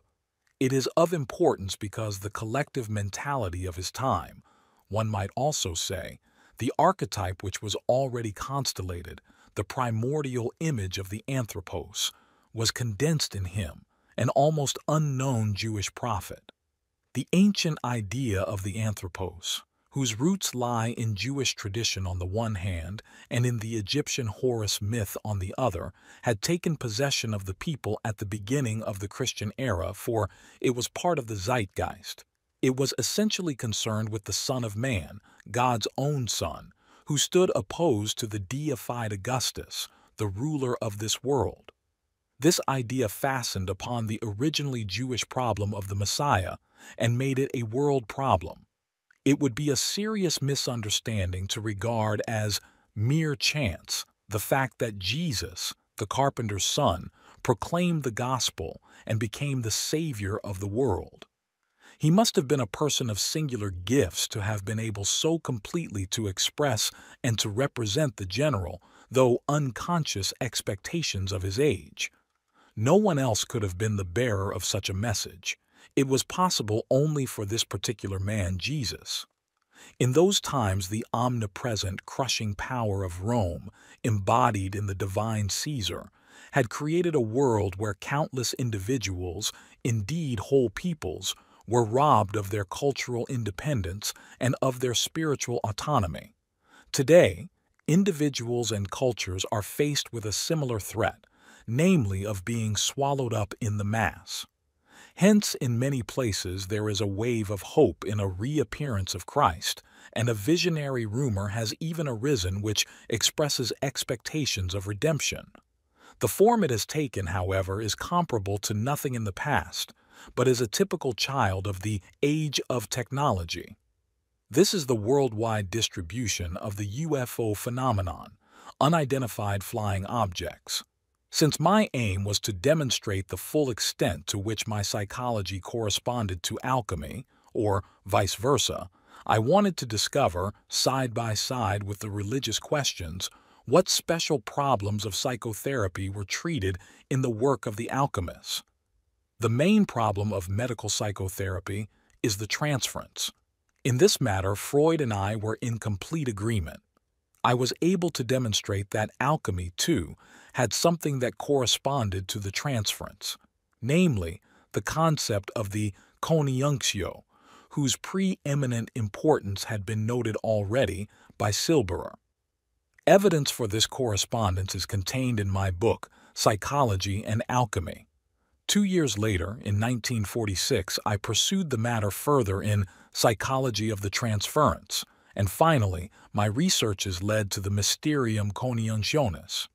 As with all problems that concerned me personally or scientifically, that of the conjunctio was accompanied or heralded by dreams. In one of these dreams, both this and the Christ problem were condensed in a remarkable image. I dreamed once more that my house had a large wing which I had never visited. I resolved to look at it, and finally entered. I came to a big double door. When I opened it, I found myself in a room set up as a laboratory. In front of the window stood a table covered with many glass vessels and all the paraphernalia of a zoological laboratory. This was my father's workroom. However, he was not there. On shelves along the walls stood hundreds of bottles containing every imaginable sort of fish. I was astonished. So now my father was going in for ichthyology. As I stood there and looked around, I noticed a curtain which bellied out from time to time, as though a strong wind were blowing. Suddenly, Hans, a young man from the country, appeared. I told him to look and see whether a window were open in the room behind the curtain. He went and was gone for some time. When he returned, I saw an expression of terror on his face. He said only, "Yes, there is something. It's haunted in there." Then I myself went and found a door which led to my mother's room. There was no one in it. The atmosphere was uncanny. The room was very large, and suspended from the ceiling were 2 rows of 5 chests each, hanging about 2 feet above the floor. They looked like small garden pavilions, each about 6 feet in area, and each containing 2 beds. I knew that this was the room where my mother, who in reality had long been dead, was visited, and that she had set up these beds for visiting spirits to sleep. They were spirits who came in pairs, ghostly married couples, so to speak, who spent the night or even the day there. Opposite my mother's room was a door. I opened it and entered a vast hall. It reminded me of the lobby of a large hotel. It was fitted out with easy chairs, small tables, pillars, sumptuous hangings, etc. A brass band was playing loudly. I had heard music all along in the background, but without knowing where it came from. There was no one in the hall except the brass band blaring forth dance tunes and marches. The brass band in the hotel lobby suggested ostentatious jollity and worldliness. No one would have guessed that behind this loud facade was the other world, also located in the same building. The dream image of the lobby was, as it were, a caricature of my bonhomie or worldly joviality. But this was only the outside aspect. Behind it lay something quite different, which could not be investigated in the blare of the band music, the fish laboratory, and the hanging pavilions for spirits. Both were awesome places in which a mysterious silence prevailed. In them I had the feeling, here is the dwelling of night, whereas the lobby stood for the daylight world and its superficiality. The most important images in the dream were the reception room for spirits and the fish laboratory. The former expresses in somewhat farcical fashion the coniunctio. The latter indicates my preoccupation with Christ, who himself is the fish, ichthys. Both were subjects that were to keep me on the go for more than a decade. It is remarkable that the study of fish was attributed to my father. In the dream he was a caretaker of Christian souls, for, according to the ancient view, these are fish caught in Peter's net. It is equally remarkable that in the same dream my mother was a guardian of departed spirits. Thus, both my parents appeared burdened with the problem of the cure of souls, which in fact was really my task. Something had remained unfinished and was still with my parents, that is to say, it was still latent in the unconscious and hence reserved for the future. I was being reminded that I had not yet dealt with the major concern of philosophical alchemy, the coniunctio, and thus had not answered the question which the Christian soul put to me. Also, the major work on the Grail legend, which my wife had made her life's task, was not completed. I recall how often the quest for the Grail and the Fisher King came to my mind while I was working on the ichthys symbol in Aeon. Had it not been for my unwillingness to intrude upon my wife's field, I would unquestionably have had to include the Grail legend in my studies of alchemy. My memory of my father is of a sufferer stricken with an amphortus wound, a Fisher King whose wound would not heal, that Christian suffering for which the alchemists sought the panacea. I, as a dumb Parsifal, was the witness of this sickness during the years of my boyhood, and, like Parsifal, speech failed me. I had only inklings. In actuality, my father had never interested himself in theriomorphic Christ symbolism. On the other hand, he had literally lived right up to his death the suffering prefigured and promised by Christ, without ever becoming aware that this was a consequence of the imitatio Christi. He regarded his suffering as a personal affliction for which you might ask a doctor's advice. He did not see it as the suffering of the Christian in general. The words of Galatians 2:20, "I live, yet not I, but Christ liveth in me," never penetrated his mind in their full significance, for any thinking about religious matters sent shudders of horror through him. He wanted to rest content with faith, but faith broke faith with him. Such is frequently the reward of the sacrificium intellectus. Not all men can receive this precept, but only those to whom it is given. There are eunuchs who have made themselves eunuchs for the sake of the kingdom of heaven. He who is able to receive this, let him receive it. Matthew 19:11. Blind acceptance never leads to a solution. At best, it leads only to a standstill and is paid for heavily in the next generation. The theriomorphic attributes of the gods show that the gods extend not only into superhuman regions, but also into the subhuman realm. The animals are their shadows, as it were, which nature herself associates with the divine image. The Pisciculi Christianorum show that those who imitate Christ are themselves fish, that is, unconscious souls who require the cura animarum. The fish laboratory is a synonym for the ecclesiastical cure of souls. And just as the wounder wounds himself, so the healer heals himself. Significantly, in the dream, the decisive activity is carried out by the dead upon the dead, in the world beyond consciousness, that is, in the unconscious. At that stage of my life, therefore, I was still not conscious of an essential aspect of my task, nor would I have been able to give a satisfactory interpretation of the dream. I could only sense its meaning. I still had to overcome the greatest inner resistances before I could write Answer to Job. The inner root of this book is to be found in Aeon. There, I had dealt with the psychology of Christianity, and Job is a kind of prefiguration of Christ. The link between them is the idea of suffering. Christ is the suffering servant of God, and so was Job. In the case of Christ, the sins of the world are the cause of suffering, and the suffering of the Christian is the general answer. This leads inescapably to the question, who is responsible for these sins? In the final analysis, it is God who created the world and its sins, and who therefore became Christ in order to suffer the fate of humanity. In Aeon, there are references to the bright and dark side of the divine image. I cited the wrath of God, the commandment to fear God, and the petition, lead us not into temptation. The ambivalent God image plays a crucial part in the book of Job. Job expects that God will, in a sense, stand by him against God. In this, we have a picture of God's tragic contradictoriness. This was the main theme of Answer to Job. There were outside forces, too, which impelled me to write this book. The many questions from the public and from patients had made me feel that I must express myself more clearly about the religious problems of modern man. For years I had hesitated to do so, because I was fully aware of the storm I would be unleashing. But at last I could not help being gripped by the problem, in all its urgency and difficulty, and I found myself compelled to give an answer. I did so in the form in which the problem had presented itself to me, that is, as an experience charged with emotion.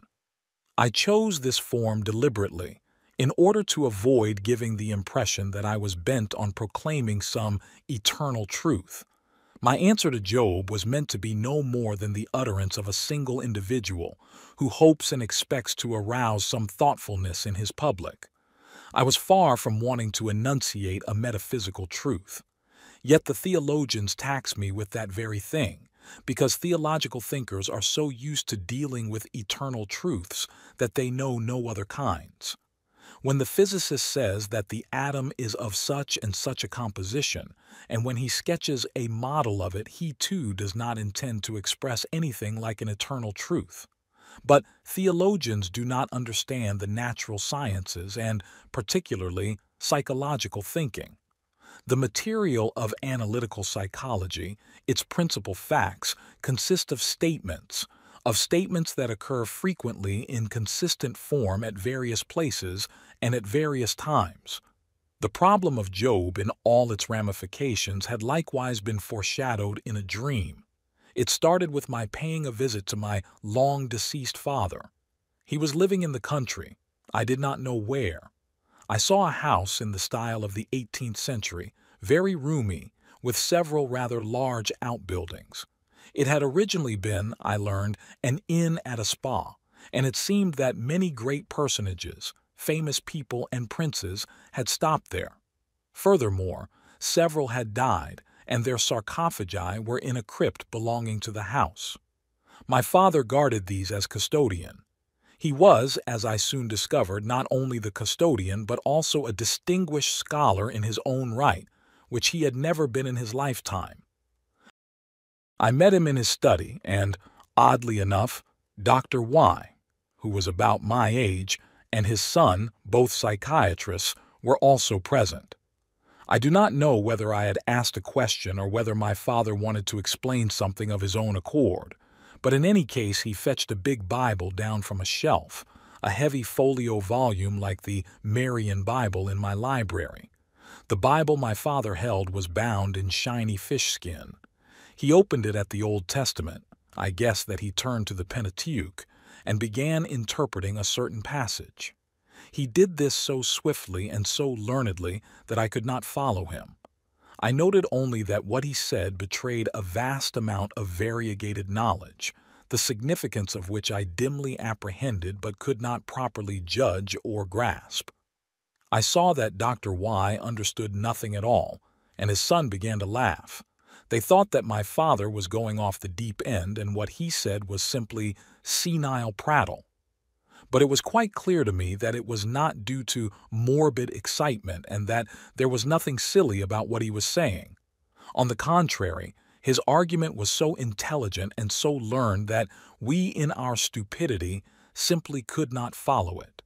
It dealt with something extremely important which fascinated him. That was why he was speaking with such intensity. His mind was flooded with profound ideas.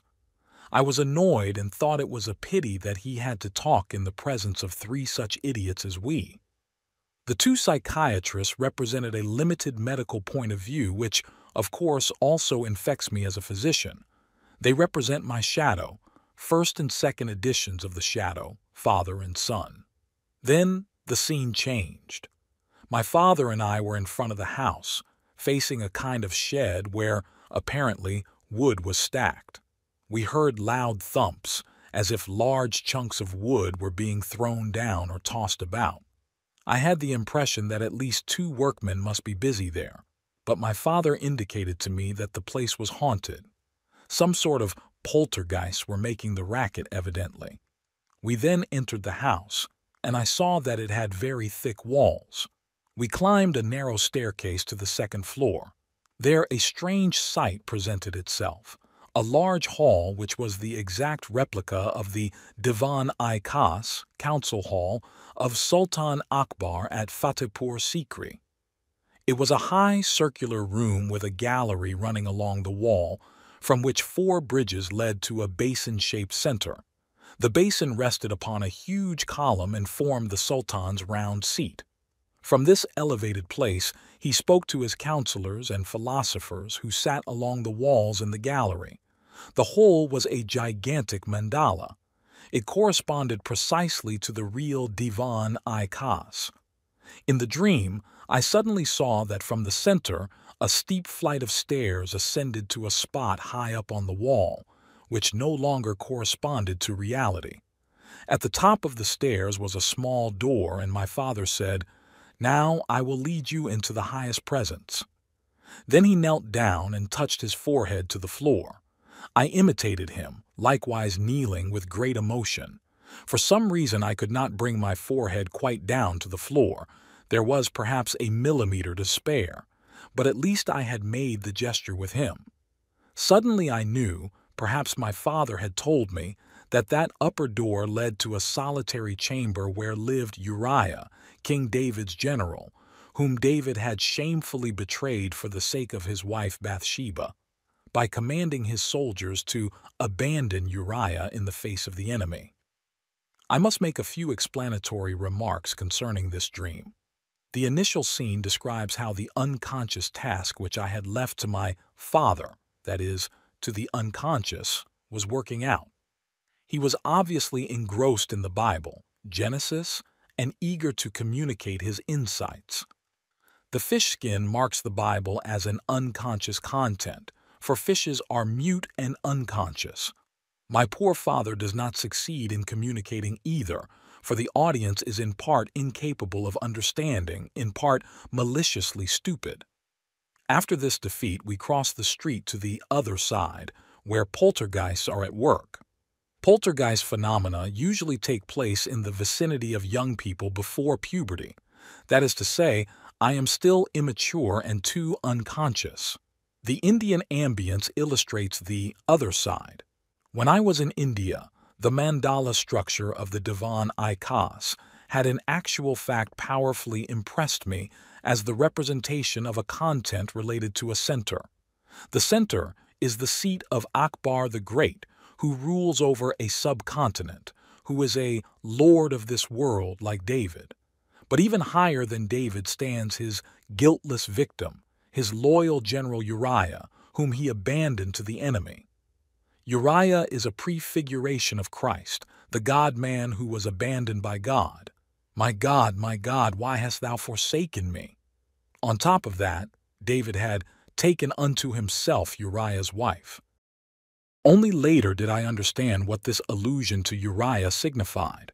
Not only was I forced to speak publicly, and very much to my detriment, about the ambivalence of the God image in the Old Testament, but also my wife would be taken from me by death.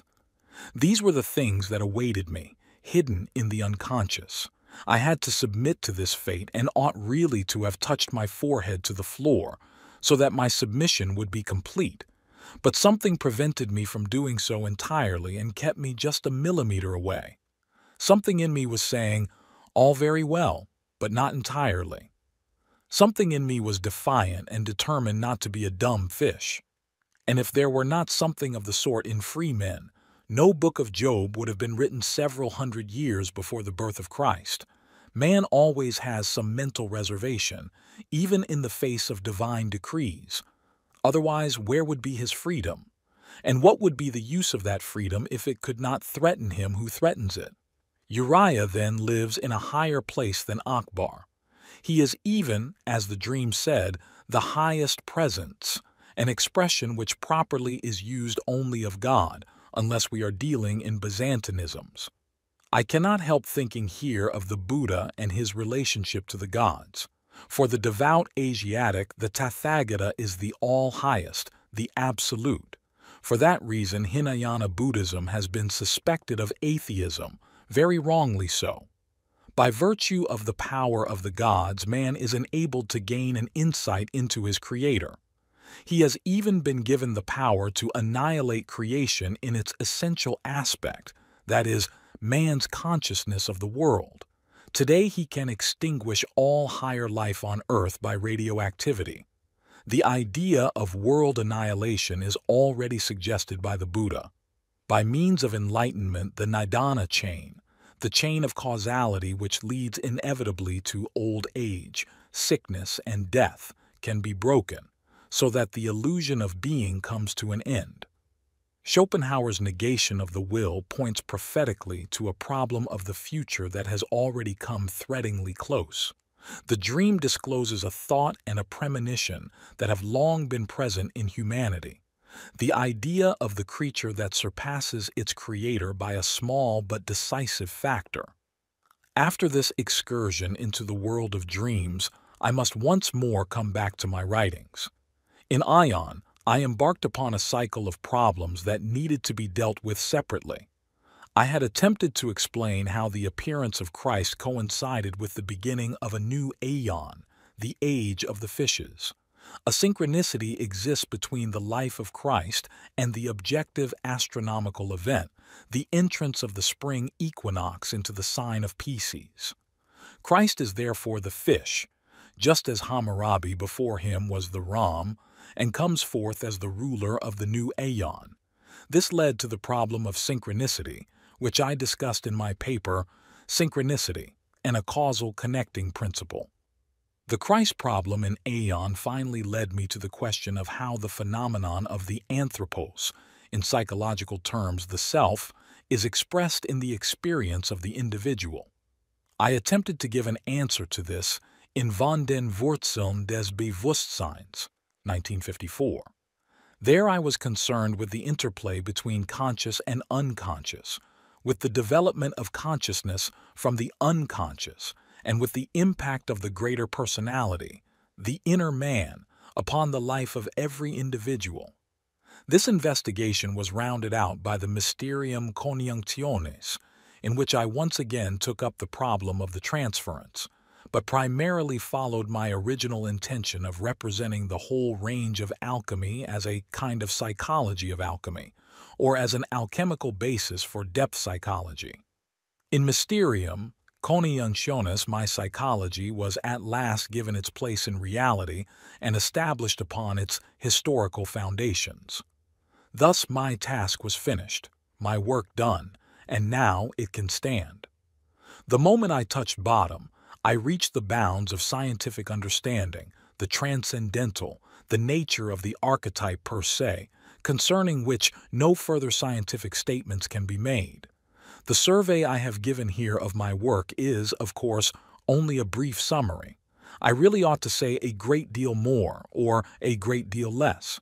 It is an improvisation, like everything I am relating here. It is born of the moment. Those who know my work may possibly profit by it. Others perhaps will be impelled to look into my ideas. My life is what I have done, my scientific work. The one is inseparable from the other. The work is the expression of my inner development, for commitment to the contents of the unconscious forms the man and produces his transformations. My works can be regarded as stations along my life's way. All my writings may be considered tasks imposed from within. Their source was a fateful compulsion. What I wrote were things that assailed me from within myself. I permitted the spirit that moved me to speak out. I have never counted upon any strong response, any powerful resonance to my writings. They represent a compensation for our times, and I have been impelled to say what no one wants to hear. For that reason, and especially at the beginning, I often felt utterly forlorn. I knew that what I said would be unwelcome, for it is difficult for people of our times to accept the counterweight to the conscious world.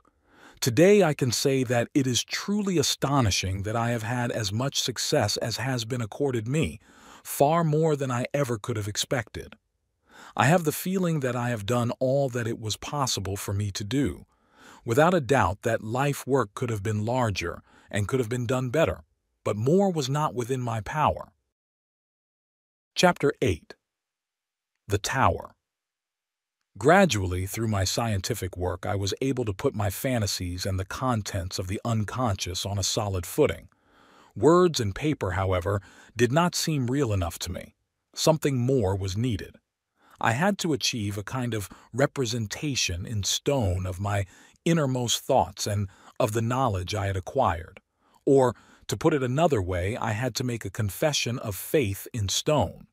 That was the beginning of the Tower, the house which I built for myself at Bollingen. It was settled from the start that I would build near the water. I had always been curiously drawn by the scenic charm of the upper lake of Zurich, and so in 1922 I bought some land in Bollingen. It is situated in the area of St. Meinrad and is old church land, having formerly belonged to the monastery of St. Gall. At first I did not plan a proper house, but merely a kind of primitive one-story dwelling. It was to be a round structure with a hearth in the center and bunks along the walls. I more or less had in mind an African hut where the fire, ringed by a few stones, burns in the middle, and the whole life of the family revolves around this center. Primitive huts concretize an idea of wholeness, a familial wholeness in which all sorts of small domestic animals likewise participate. But I altered the plan even during the first stages of building, for I felt it was too primitive. I realized it would have to be a regular two-story house, not a mere hut crouched on the ground. So in 1923 the first round house was built, and when it was finished I saw that it had become a suitable dwelling tower. The feeling of repose and renewal that I had in this tower was intense from the start. It represented for me the maternal hearth. but I became increasingly aware that it did not yet express everything that needed saying, that something was still lacking. And so, 4 years later, in 1927, the central structure was added, with a tower-like annex. After some time had passed, again the interval was 4 years, I once more had a feeling of incompleteness. The building still seemed too primitive to me, and so in 1931 the tower-like annex was extended. I wanted a room in this tower where I could exist for myself alone. I had in mind what I had seen in Indian houses, in which there is usually an area, though it may be only a corner of a room separated off by a curtain, to which the inhabitants can withdraw. There they meditate for perhaps a quarter or half an hour or do yoga exercises. Such an area of retirement is essential in India, where people live crowded very close together. In my retiring room, I am by myself. I keep the key with me all the time. No one else is allowed in there except with my permission. In the course of the years I have done paintings on the walls and so have expressed all those things which have carried me out of time into seclusion, out of the present into timelessness. Thus the second tower became for me a place of spiritual concentration. In 1935, the desire arose in me for a piece of fenced-in land. I needed a larger space that would stand open to the sky and to nature. And so, once again, after an interval of 4 years, I added a courtyard and a loggia by the lake, which formed a fourth element that was separated from the unitary threeness of the house. Thus a quaternity had arisen, 4 different parts of the building, and, moreover, in the course of 12 years. After my wife's death in 1955, I felt an inner obligation to become what I myself am. To put it in the language of the Bollingen house, I suddenly realized that the small central section which crouched so low, so hidden, was myself. I could no longer hide myself behind the maternal and the spiritual towers. So, in that same year, I added an upper story to this section, which represents myself, or my ego personality. Earlier, I would not have been able to do this. I would have regarded it as presumptuous self-emphasis. Now it signified an extension of consciousness achieved in old age. With that, the building was complete. I had started the first tower in 1923, 2 months after the death of my mother. These 2 dates are meaningful because the tower, as we shall see, is connected with the dead. From the beginning, I felt the tower as in some way a place of maturation, a maternal womb or a maternal figure in which I could become what I was, what I am, and will be. It gave me a feeling as if I were being reborn in stone. It is thus a concretization of the individuation process, a memorial air perennius.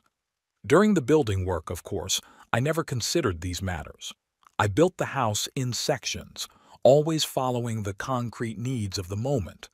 It might also be said that I built it in a kind of dream.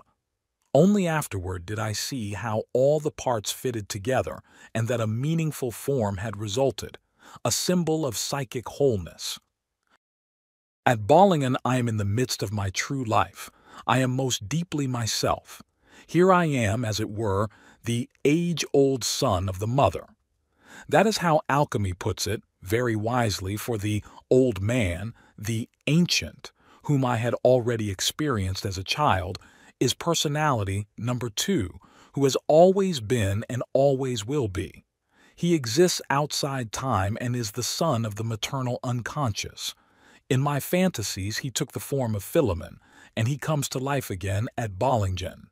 At times I feel as if I am spread out over the landscape and inside things, and am myself living in every tree, in the plashing of the waves, in the clouds and the animals that come and go, in the procession of the seasons.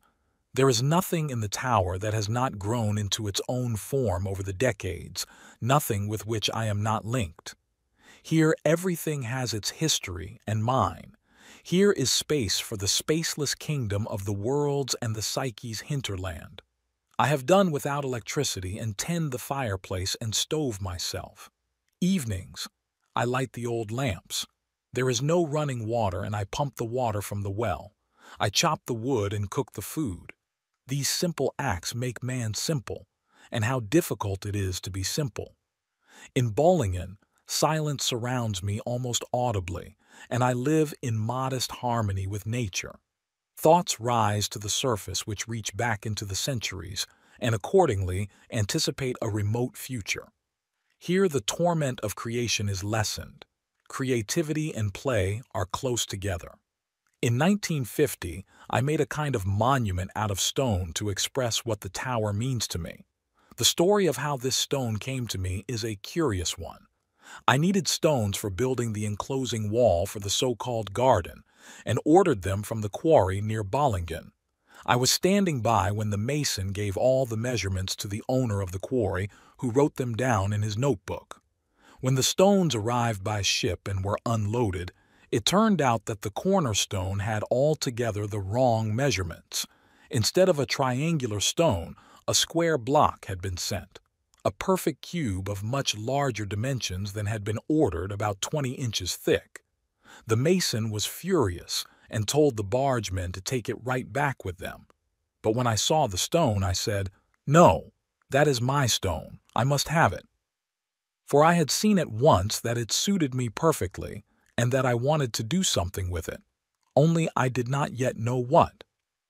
The first thing that occurred to me was a Latin verse by the alchemist Arnaldus de Villanova, died 1313. I chiseled this into the stone. In translation it goes, "Here stands the mean, uncomely stone. 'Tis very cheap in price. The more it is despised by fools, the more loved by the wise." This verse refers to the alchemist's stone, the lapis, which is despised and rejected. Soon something else emerged. I began to see on the front face, in the natural structure of the stone, a small circle, a sort of eye which looked at me. I chiseled it into the stone, and in the center made a tiny homunculus.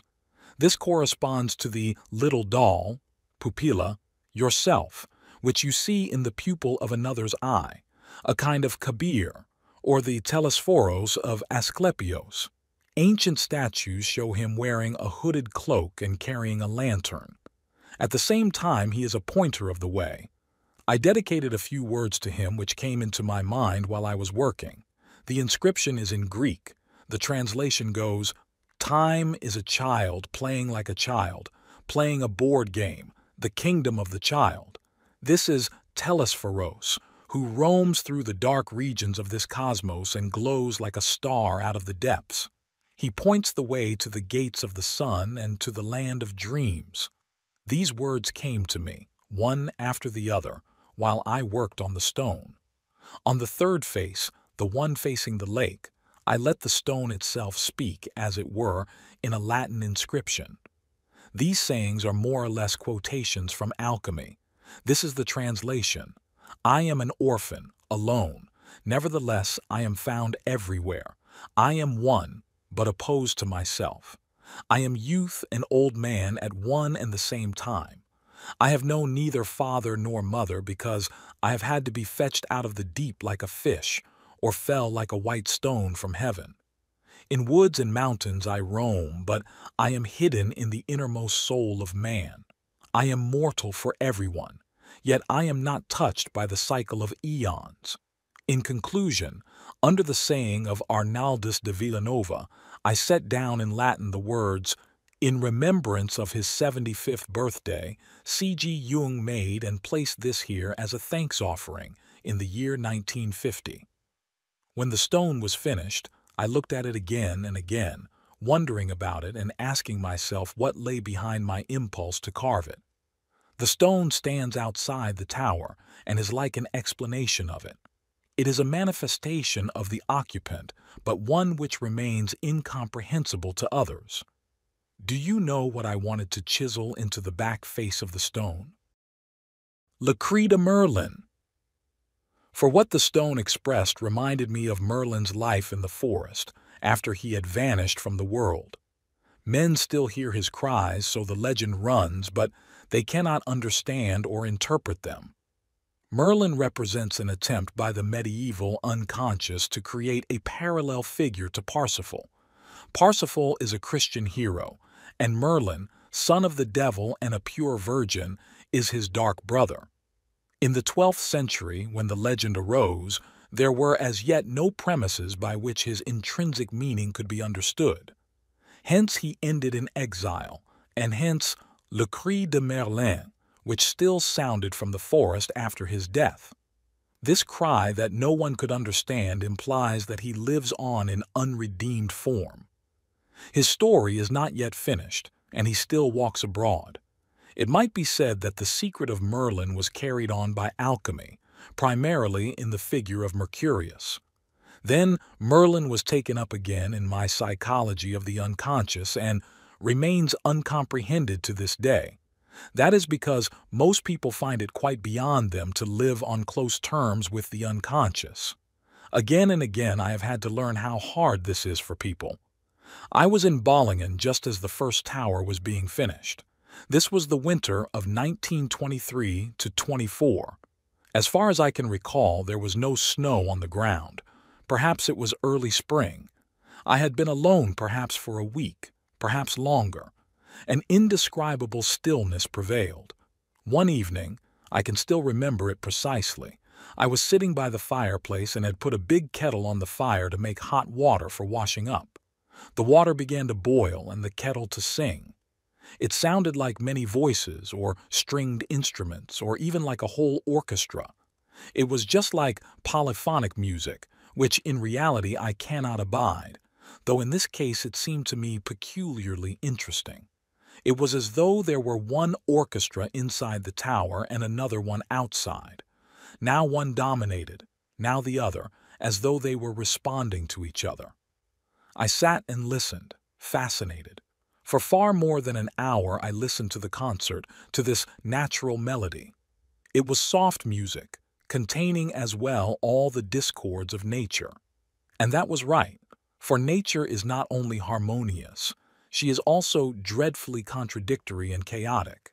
The music was that way too, an outpouring of sounds having the quality of water and of wind, so strange that it is simply impossible to describe it. On another such still night when I was alone in Bollingen, it was in the late winter or early spring of 1924, I awoke to the sound of soft footsteps going around the tower. Distant music sounded, coming closer and closer, and then I heard voices laughing and talking. I thought, who can be prowling around? What is this all about? There is only the little footpath along the lake, and scarcely anybody ever walks on it. While I was thinking these things, I became wide awake and went to the window. I opened the shutters. All was still. There was no one in sight, nothing to be heard, no wind, nothing at all. This is really strange, I thought. I was certain that the footsteps, the laughter, and talk had been real, but apparently I had only been dreaming. I returned to bed and mulled over the way we can deceive ourselves after all, and what might have been the cause of such a strange dream. In the midst of this, I fell asleep again, and at once the same dream began. Once more I heard footsteps, talk, laughter, music. At the same time, I had a visual image of several hundred dark-clad figures, possibly peasant boys in their Sunday clothes, who had come down from the mountains and were pouring in around the tower on both sides with a great deal of loud trampling, laughing, singing, and playing of accordions. Irritably, I thought, this is really the limit. I thought it was a dream, and now it turns out to be reality. At this point, I woke up. Once again, I jumped up, opened the window and shutters, and found everything just the same as before, a deathly still moonlit night. Then I thought, why, this is simply a case of haunting. Naturally, I asked myself what it meant when a dream was so insistent on its reality and at the same time on my being awake. Usually we experience that only when we see a ghost. Being awake means perceiving reality. The dream, therefore, represented a situation equivalent to reality, in which it created a kind of wakened state. In this sort of dream, as opposed to ordinary dreams, the unconscious seems bent on conveying a powerful impression of reality to the dreamer, an impression which is emphasized by repetition. The sources of such realities are known to be physical sensations on the one hand, and archetypal figures on the other. That night, everything was so completely real, or at least seemed to be so, that I could scarcely sort out the two realities, nor could I make anything of the dream itself. What was the meaning of these music-making peasant boys passing by in a long procession? It seemed to me they had come out of curiosity in order to look at the tower. Never again did I experience or dream anything similar, and I cannot recall ever having heard of a parallel to it. It was only much later that I found an explanation. This was when I came across the 17th century Lucerne Chronicle by Renward Sisat. He tells the following story. On a high pasture of Mount Pilatus, which is particularly notorious for spooks, it is said that Wotan to this day practices his magic arts there. Sisat, while climbing the mountain, was disturbed one night by a procession of men who poured past his hut on both sides, playing music and singing, precisely what I had experienced at the tower. The next morning, Sisat asked the herdsman with whom he had spent that night what could have been the meaning of it. The man had a ready explanation. Those must be the departed folk, selig Lut in Swiss dialect. The phrase also means blessed folk, namely, Wotan's army of departed souls. These, he said, were in the habit of walking abroad and showing themselves. It may be suggested that this is a phenomenon of solitude, the outward emptiness and silence being compensated by the image of a crowd of people. This would put it in the same class with the hallucinations of hermits, which are likewise compensatory. But do we know what realities such stories may be founded on? It is also possible that I had been so sensitized by the solitude that I was able to perceive the procession of departed folk who passed by. The explanation of this experience as a psychic compensation never entirely satisfied me, and to say that it was a hallucination seemed to me to beg the question. I felt obliged to consider the possibility of its reality, especially in view of the 17th century account which had come my way. It would seem most likely to have been a synchronistic phenomenon. Such phenomena demonstrate that premonitions or visions very often have some correspondence in external reality. There actually existed, as I discovered, a real parallel to my experience. In the Middle Ages, just such gatherings of young men took place. These were the Reisläufer, mercenaries, who usually assembled in spring, marched from central Switzerland to Locarno, met at the Casa di Ferro in Minusio, and then marched on together to Milan. In Italy, they served as soldiers, fighting for foreign princes. My vision, therefore, might have been one of these gatherings which took place regularly each spring when the young men, with singing and jollity, bade farewell to their native land. When we began to build at Bollingen in 1923, my eldest daughter came to see the spot and exclaimed, "What, you're building here? There are corpses about." Naturally, I thought, ridiculous, nothing of the sort. But when we were constructing the annex 4 years later, we did come upon a skeleton. It lay at a depth of 7 feet in the ground. An old rifle bullet was embedded in the elbow. From various indications, it seemed evident that the body had been thrown into the grave in an advanced state of decay. It belonged to one of the many dozens of French soldiers who were drowned in the Linth in 1799 and were later washed up on the shores of the upper lake. These men were drowned when the Austrians blew up the bridge of Greinau, which the French were storming. A photograph of the open grave with the skeleton and the date of its discovery, August 22, 1927, is preserved at the tower. I arranged a regular burial on my property and fired a gun 3 times over the soldier's grave. Then I set up a gravestone with an inscription for him. My daughter had sensed the presence of the dead body. Her power to sense such things is something she inherits from my grandmother on my mother's side. In the winter of 1955 to 56, I chiseled the names of my paternal ancestors on 3 stone tablets and placed them in the courtyard of the tower. I painted the ceiling with motifs from my own and my wife's arms, and from those of my sons-in-law. The Jung family originally had a phoenix for its arms, the bird obviously being connected with young, youth, rejuvenation. My grandfather changed the elements of the arms, probably out of a spirit of resistance toward his father.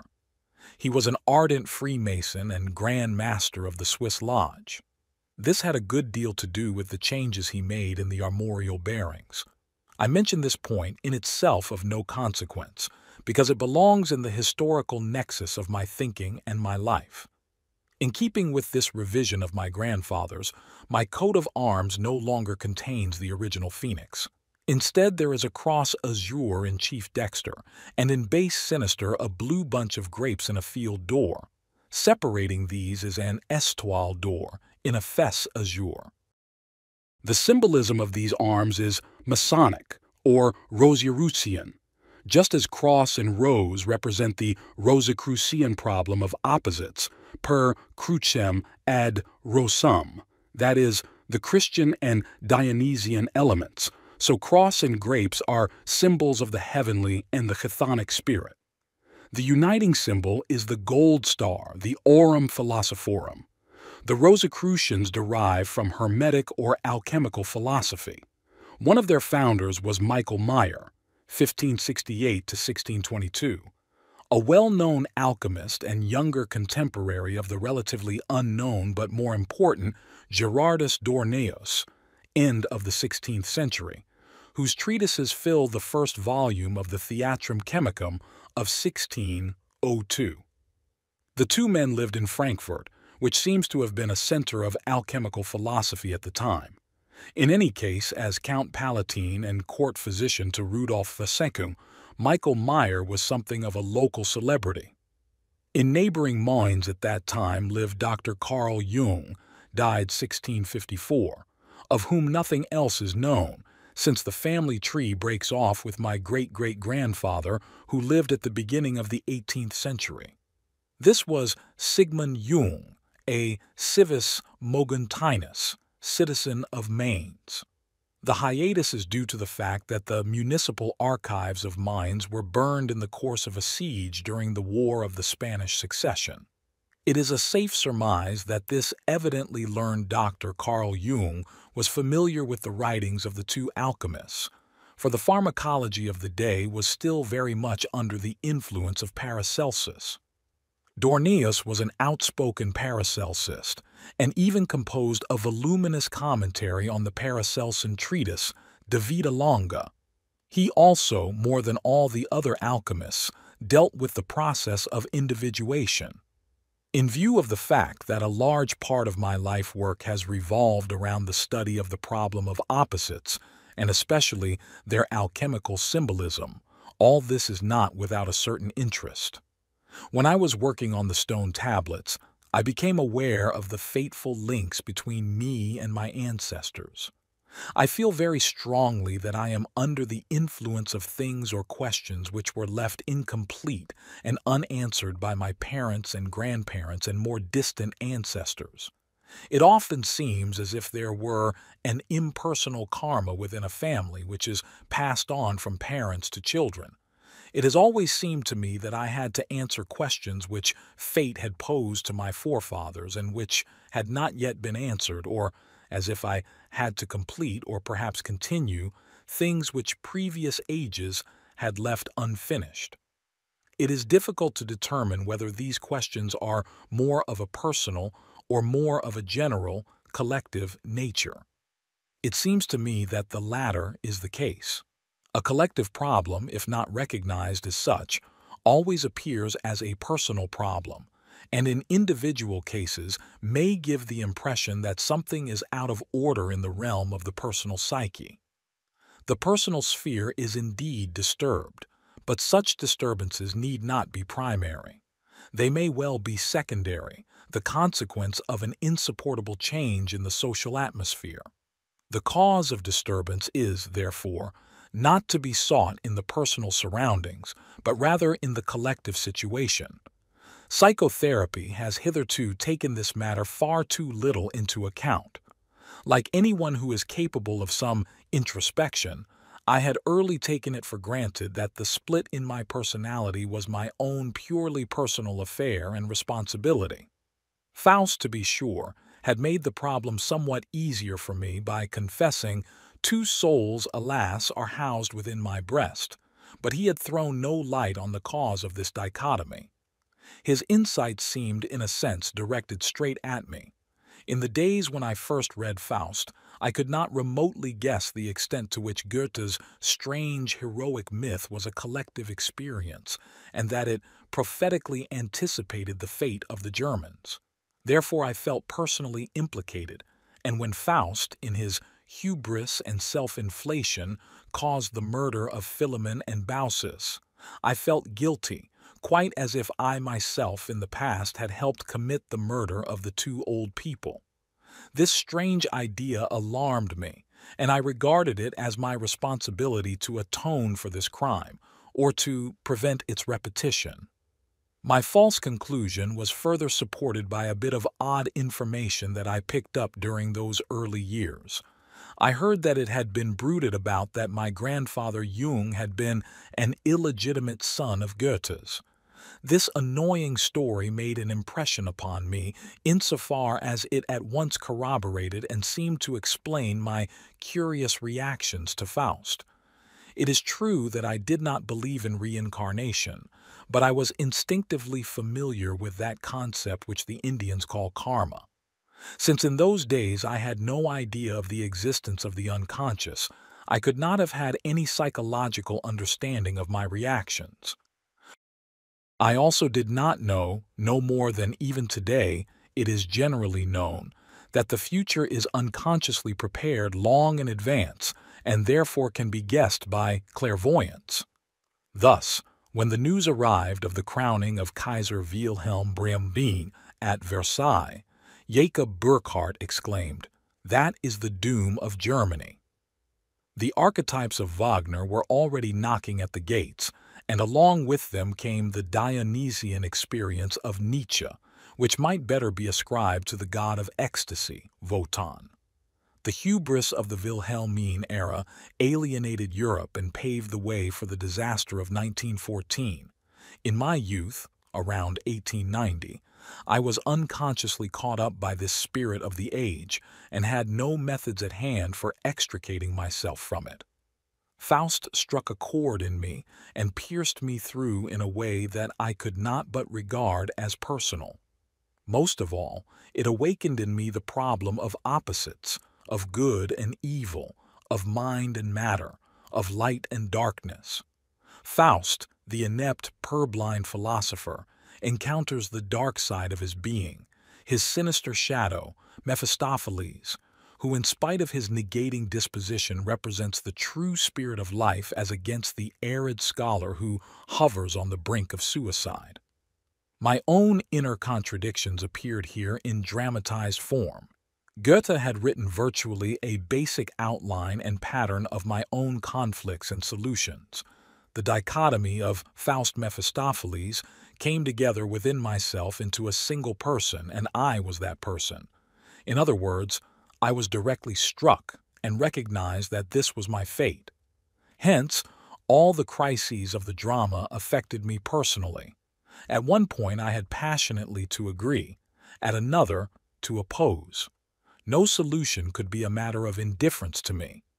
Later, I consciously linked my work to what Faust had passed over: respect for the eternal rights of man, recognition of the ancient, and the continuity of culture and intellectual history.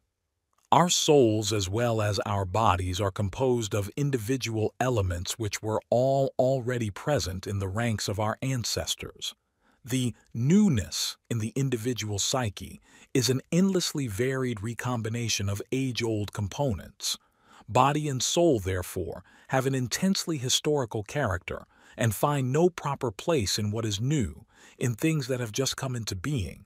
That is to say, our ancestral components are only partly at home in such things.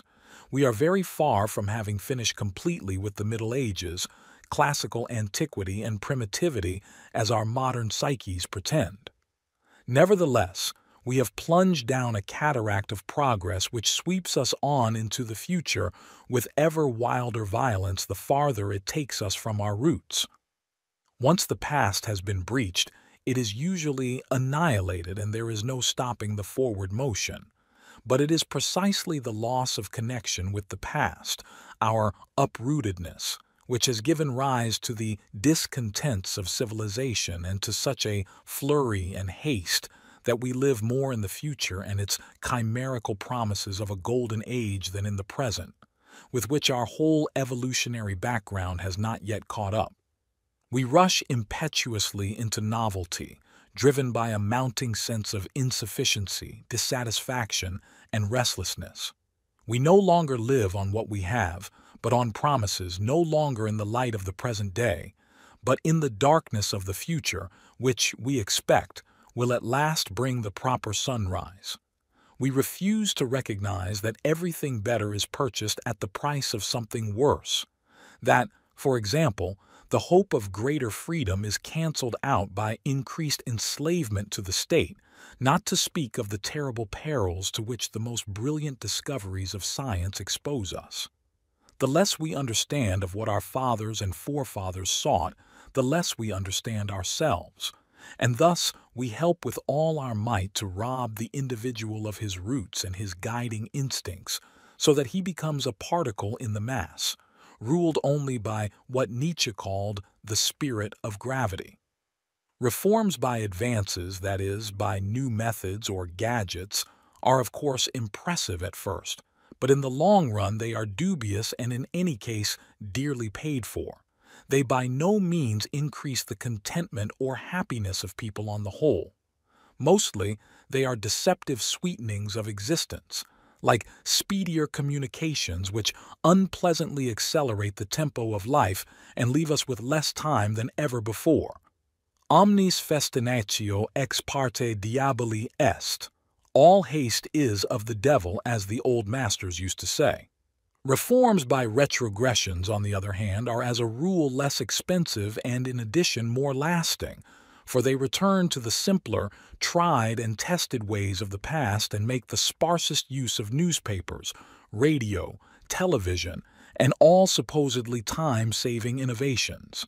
In this book, I have devoted considerable space to my subjective view of the world, which, however, is not a product of rational thinking. It is rather a vision such as will come to one who undertakes, deliberately, with half-closed eyes and somewhat closed ears, to see and hear the form and voice of being. If our impressions are too distinct, we are held to the hour and minute of the present and have no way of knowing how our ancestral psyches listen to and understand the present. In other words, how our unconscious is responding to it. Thus we remain ignorant of whether our ancestral components find an elementary gratification in our lives, or whether they are repelled. Inner peace and contentment depend in large measure upon whether or not the historical family which is inherent in the individual can be harmonized with the ephemeral conditions of the present. In the tower at Bollingen, it is as if one lived in many centuries simultaneously.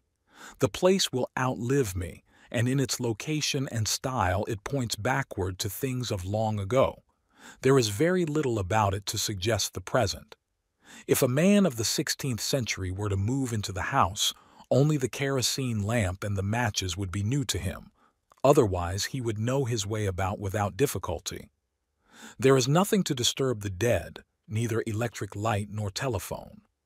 Moreover, my ancestors' souls are sustained by the atmosphere of the house, since I answer for them the questions that their lives once left behind. I carve out rough answers as best I can. I have even drawn them on the walls. It is as if a silent, greater family, stretching down the centuries, were peopling the house. There I live in my second personality and see life in the round, as something forever coming into being and passing on. Chapter 9. Travels, North Africa. At the beginning of 1920, a friend told me that he had a business trip to make to Tunis, and would I like to accompany him? I said yes immediately. We set out in March, going first to Algiers. Following the coast, we reached Tunis and from there Sousse, where I left my friend to his business affairs. At last I was where I had longed to be, in a non-European country where no European language was spoken and no Christian conceptions prevailed, where a different race lived and a different historical tradition and philosophy had set its stamp upon the face of the crowd. I had often wished to be able for once to see the European from outside, his image reflected back at him by an altogether foreign milieu. To be sure, there was my ignorance of the Arabic language, which I deeply regretted, but to make up for this, I was all the more attentive in observing the people and their behavior. Frequently I sat for hours in an Arab coffee house, listening to conversations of which I understood not a word, but I studied the people's gestures, and especially their expression of emotions. I observed the subtle change in their gestures when they spoke with a European, and thus learned to see to some extent with different eyes and to know the white man outside his own environment. What the Europeans regard as oriental calm and apathy seemed to me a mask. Behind it I sensed a restlessness, a degree of agitation which I could not explain. Strangely, in setting foot upon Moorish soil, I found myself haunted by an impression which I myself could not understand. I kept thinking that the land smelled queer. It was the smell of blood, as though the soil were soaked with blood. This strip of land, it occurred to me, had already borne the brunt of 3 civilizations: Carthaginian, Roman, and Christian. What the technological age will do with Islam remains to be seen. When I left Sousse, I traveled south to Sfax, and thence into the Sahara, to the oasis city of Tozeur. The city lies on a slight elevation, on the margin of a plateau at whose foot lukewarm, slightly saline springs well up profusely and irrigate the oasis through 1,000 little canals. Towering date palms formed a green, shady roof overhead, under which peach, apricot, and fig trees flourished, and beneath these alfalfa of an unbelievable green. Several kingfishers, shining like jewels, flitted through the foliage. In the comparative coolness of this green shade strolled figures clad in white, among them a great number of affectionate couples holding one another in close embrace, obviously homosexual friendships. I felt suddenly transported to the times of classical Greece, where this inclination formed the cement of a society of men and of the polis based on that society. It was clear that men spoke to men and women to women here. Only a few of the latter were to be seen, nun-like, heavily veiled figures. I saw a few without veils. These, my dragoman explained, were prostitutes. On the main streets the scene was dominated by men and children. My dragoman confirmed my impression of the prevalence of homosexuality and of its being taken for granted, and promptly made me offers. The good fellow could have no notion of the thoughts which had struck me like a flash of lightning, suddenly illuminating my point of observation. I felt cast back many centuries to an infinitely more naive world of adolescents who were preparing, with the aid of a slender knowledge of the Quran, to emerge from their original state of twilight consciousness, in which they had existed from time immemorial, and to become aware of their own existence, in self-defense against the forces threatening them from the north. While I was still caught up in this dream of a static, age-old existence, I suddenly thought of my pocket watch, the symbol of the Europeans' accelerated tempo. This, no doubt, was the dark cloud that hung threateningly over the heads of these unsuspecting souls. They suddenly seemed to me like game who do not see the hunter, but, vaguely uneasy, scent him, him being the god of time who will inevitably chop into the bits and pieces of days, hours, minutes, and seconds that duration which is still the closest thing to eternity. From Tozur, I went on to the oasis of Nefta. I rode off with my dragoman early in the morning, shortly after sunrise. Our mounts were large, swift-footed mules on which we made rapid progress. As we approached the oasis, a single rider, wholly swathed in white, came toward us. With proud bearing he rode by without offering us any greeting, mounted on a black mule whose harness was banded and studded with silver. He made an impressive, elegant figure. Here was a man who certainly possessed no pocket watch, let alone a wristwatch, for he was obviously and unself-consciously the person he had always been. He lacked that faint note of foolishness which clings to the European. The European is, to be sure, convinced that he is no longer what he was ages ago, but he does not know what he has since become. His watch tells him that since the Middle Ages time and its synonym, progress, have crept up on him and irrevocably taken something from him. With lightened baggage he continues his journey with steadily increasing velocity toward nebulous goals. He compensates for the loss of gravity and the corresponding sentiment d'incompletitude by the illusion of his triumphs, such as steamships, railroads, airplanes, and rockets, that rob him of his duration and transport him into another reality of speeds and explosive accelerations. The deeper we penetrated into the Sahara, the more time slowed down for me. It even threatened to move backward. The shimmering heat waves rising up contributed a good deal to my dreamy state, and when we reached the first palms and dwellings of the oasis, it seemed to me that everything here was exactly the way it should be and the way it had always been. Early the next morning I was awakened by the various unfamiliar noises outside my inn. There was a large open square which had been empty the night before, but which was now crowded with people, camels, mules, and donkeys. The camels groaned and announced in manifold variations of tone their chronic discontent, and the donkeys competed with cacophonous screams. The people ran around in a great state of excitement, shouting and gesticulating. They looked savage and rather alarming. My dragoman explained that a great festival was being celebrated that day. Several desert tribes had come in during the night to do 2 days of field work for the marabout. The marabout was the administrator of poor relief and owned many fields in the oasis. The people were to lay out a new field and irrigation canals to match. At the farther end of the square, there suddenly rose a cloud of dust. A green flag unfolded and drums rolled. At the head of a long procession of hundreds of wild-looking men carrying baskets and short, wide hose appeared a white-bearded, venerable old man. He radiated inimitable natural dignity, as though he were 100 years old. This was the marabout, astride a white mule. The men danced around him, beating small drums. The scene was one of wild excitement, hoarse shouting, dust, and heat.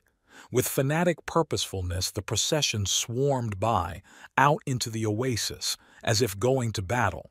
I followed this horde at a cautious distance, and my dragoman made no attempt to encourage me to approach closer until we reached the spot where the work was going on. Here, if possible, even greater excitement prevailed. People were beating drums and shouting wildly. The site of the work resembled a disturbed anthill. Everything was being done with the utmost haste. Carrying their baskets filled with heavy loads of earth, men danced along to the rhythm of the drums. Others hacked into the ground at a furious rate, digging ditches and erecting dams. Through this wild tumult the marabout rode along on his white mule, evidently issuing instructions with the dignified, mild, and weary gestures of advanced age. Wherever he came, the haste, shouting, and rhythm intensified, forming the background against which the calm figure of the holy man stood out with extraordinary effectiveness. Toward evening, the crowd was visibly overcome by exhaustion. The men soon dropped down beside their camels into deep sleep. During the night, after the usual stupendous concert of the dogs, utter stillness prevailed, until at the first rays of the rising sun, the invocation of the muezzin, which always deeply stirred me, summoned the people to their morning prayer. This scene taught me something. These people live from their affects, are moved and have their being in emotions. Their consciousness takes care of their orientation in space and transmits impressions from outside, and it is also stirred by inner impulses and affects. But it is not given to reflection. The ego has almost no autonomy. The situation is not so different with the European, but we are, after all, somewhat more complicated. At any rate, the European possesses a certain measure of will and directed intention. What we lack is intensity of life. Without wishing to fall under the spell of the primitive, I nevertheless had been psychically infected. This manifested itself outwardly in an infectious enteritis, which cleared up after a few days, thanks to the local treatment of rice water and calomel. Overcharged with ideas, I finally went back to Tunis. The night before we embarked from Marseille, I had a dream which, I sensed, summed up the whole experience. This was just as it should be, for I had accustomed myself to living always on two planes simultaneously, one conscious, which attempted to understand and could not, and one unconscious, which wanted to express something and could not formulate it any better than by a dream. I dreamt that I was in an Arab city, and as in most such cities there was a citadel, a kasbah. The city was situated in a broad plain and had a wall all around it. The shape of the wall was square, and there were 4 gates. The kasbah in the interior of the city was surrounded by a wide moat, which is not the way it really is in Arab countries. I stood before a wooden bridge leading over the water to a dark, horseshoe-shaped portal which was open. Eager to see the citadel from the inside also, I stepped out on the bridge. When I was about halfway across it, a handsome, dark Arab of aristocratic, almost royal bearing came toward me from the gate. I knew that this youth in the white burnous was the resident prince of the citadel. When he came up to me, he attacked me and tried to knock me down. We wrestled. In the struggle, we crashed against the railing. It gave way and both of us fell into the moat where he tried to push my head under water to drown me. No, I thought, this is going too far. And in my turn, I pushed his head under water. I did so, although I felt great admiration for him, but I did not want to let myself be killed. I had no intention of killing him. I wanted only to make him unconscious and incapable of fighting.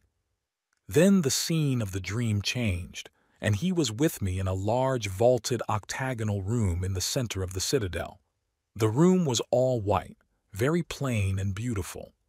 Along the light-colored marble walls stood low divans, and before me on the floor lay an open book with black letters written in magnificent calligraphy on milky white parchment. It was not Arabic script. Rather, it looked to me like the Uigurian script of West Turkestan, which was familiar to me from the Manichaean fragments from Turfan. I did not know the contents, but nevertheless I had the feeling that this was my book, that I had written it. The young prince with whom I had just been wrestling sat to the right of me on the floor. I explained to him that now that I had overcome him, he must read the book, but he resisted. I placed my arm around his shoulders and forced him with a sort of paternal kindness and patience to read the book. I knew that this was absolutely essential, and at last he yielded. In this dream, the Arab youth was the double of the proud Arab who had ridden past us without a greeting. As an inhabitant of the Kasbah, he was a figuration of the self, or rather, a messenger or emissary of the self. For the Kasbah from which he came was a perfect mandala, a citadel surrounded by a square wall with 4 gates. His attempt to kill me was an echo of the motif of Jacob's struggle with the angel. He was, to use the language of the Bible, like an angel of the Lord, a messenger of God who wished to kill men because he did not know them.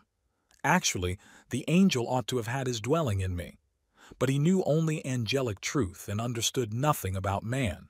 Therefore, he first came forward as my enemy. However, I held my own against him. In the second part of the dream, I was the master of the citadel. He sat at my feet and had to learn to understand my thoughts, or rather, learn to know man. Obviously, my encounter with Arab culture had struck me with overwhelming force.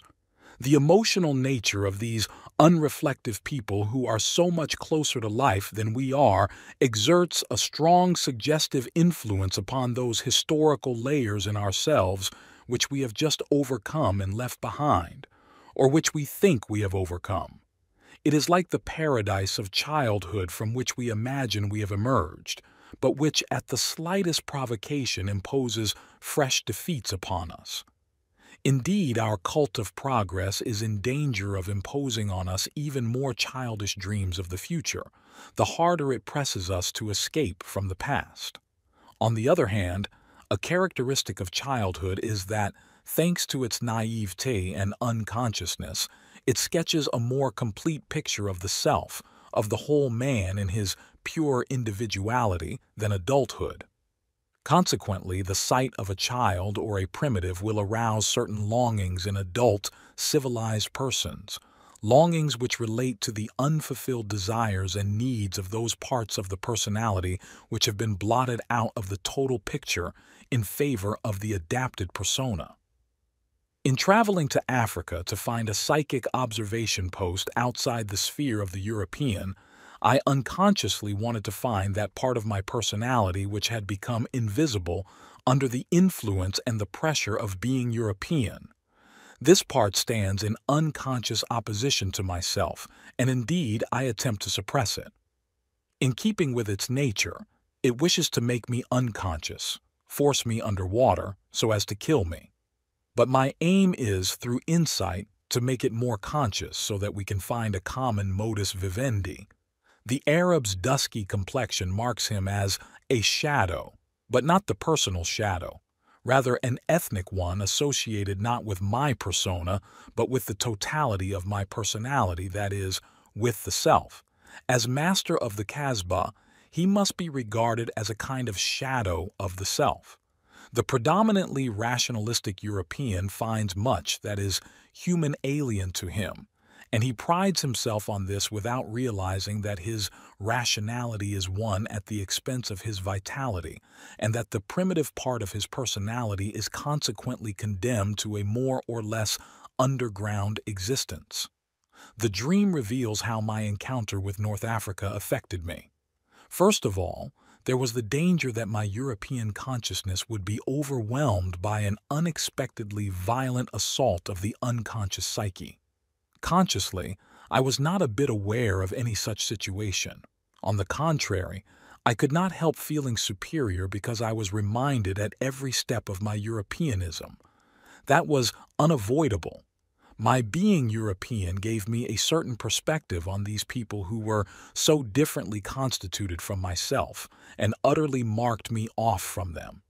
But I was not prepared for the existence of unconscious forces within myself which would take the part of these strangers with such intensity, so that a violent conflict ensued. The dream expressed this conflict in the symbol of an attempted murder. I was not to recognize the real nature of this disturbance until some years later, when I stayed in tropical Africa.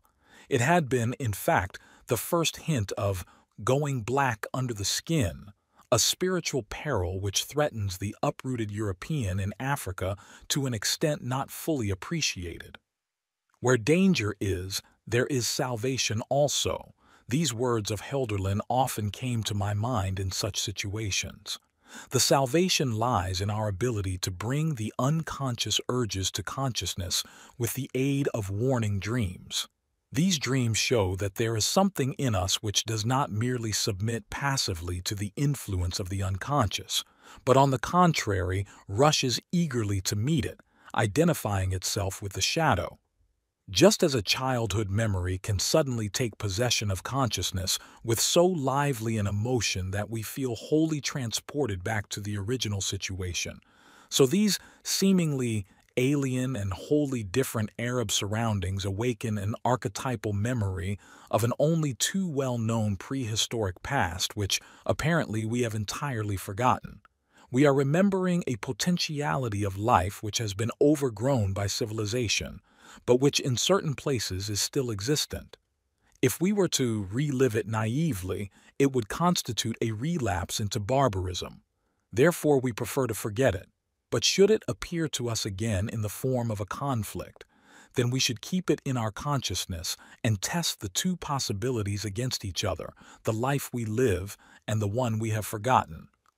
For what has apparently been lost does not come to the fore again without sufficient reason. In the living psychic structure, nothing takes place in a merely mechanical fashion.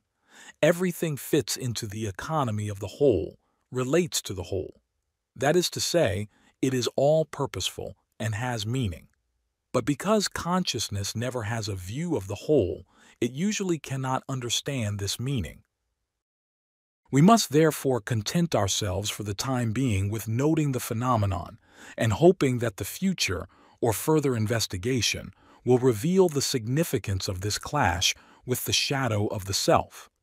In any case, I did not at the time have any glimmering of the nature of this archetypal experience and knew still less about the historical parallels.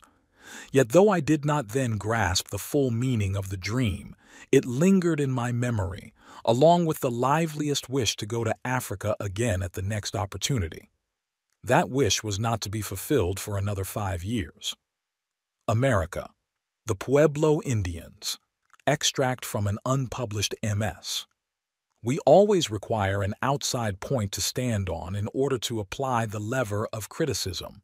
This is especially so in psychology, where, by the nature of the material, we are much more subjectively involved than in any other science. How, for example, can we become conscious of national peculiarities if we have never had the opportunity to regard our own nation from outside? Regarding it from outside means regarding it from the standpoint of another nation. To do so, we must acquire sufficient knowledge of the foreign collective psyche, and in the course of this process of assimilation we encounter all those incompatibilities which constitute the national bias and the national peculiarity. Everything that irritates us about others can lead us to an understanding of ourselves. I understand England only when I see where I, as a Swiss, do not fit in.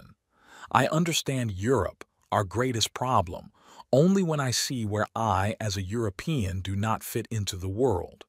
Through my acquaintance with many Americans and my trips to and in America, I've obtained an enormous amount of insight into the European character.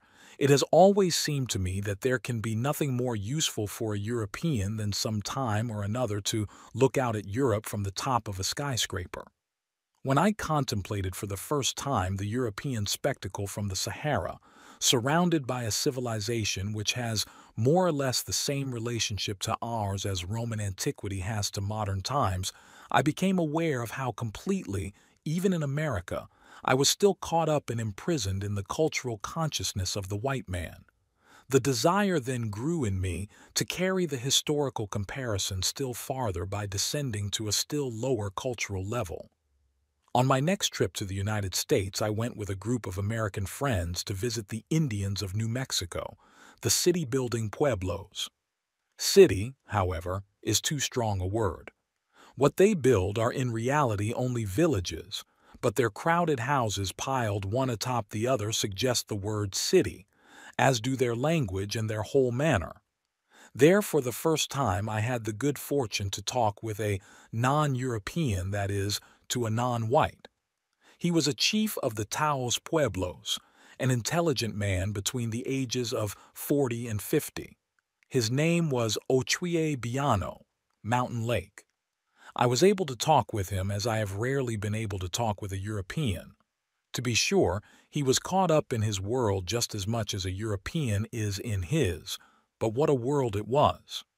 In talk with a European, one is constantly running up on the sandbars of things long known but never understood. With this Indian, the vessel floated freely on deep, alien seas. At the same time, one never knows which is more enjoyable, catching sight of new shores or discovering new approaches to age-old knowledge that has been almost forgotten. "See," Autobiography said, "how cruel the whites look. Their lips are thin, their noses sharp, their faces furrowed and distorted by folds.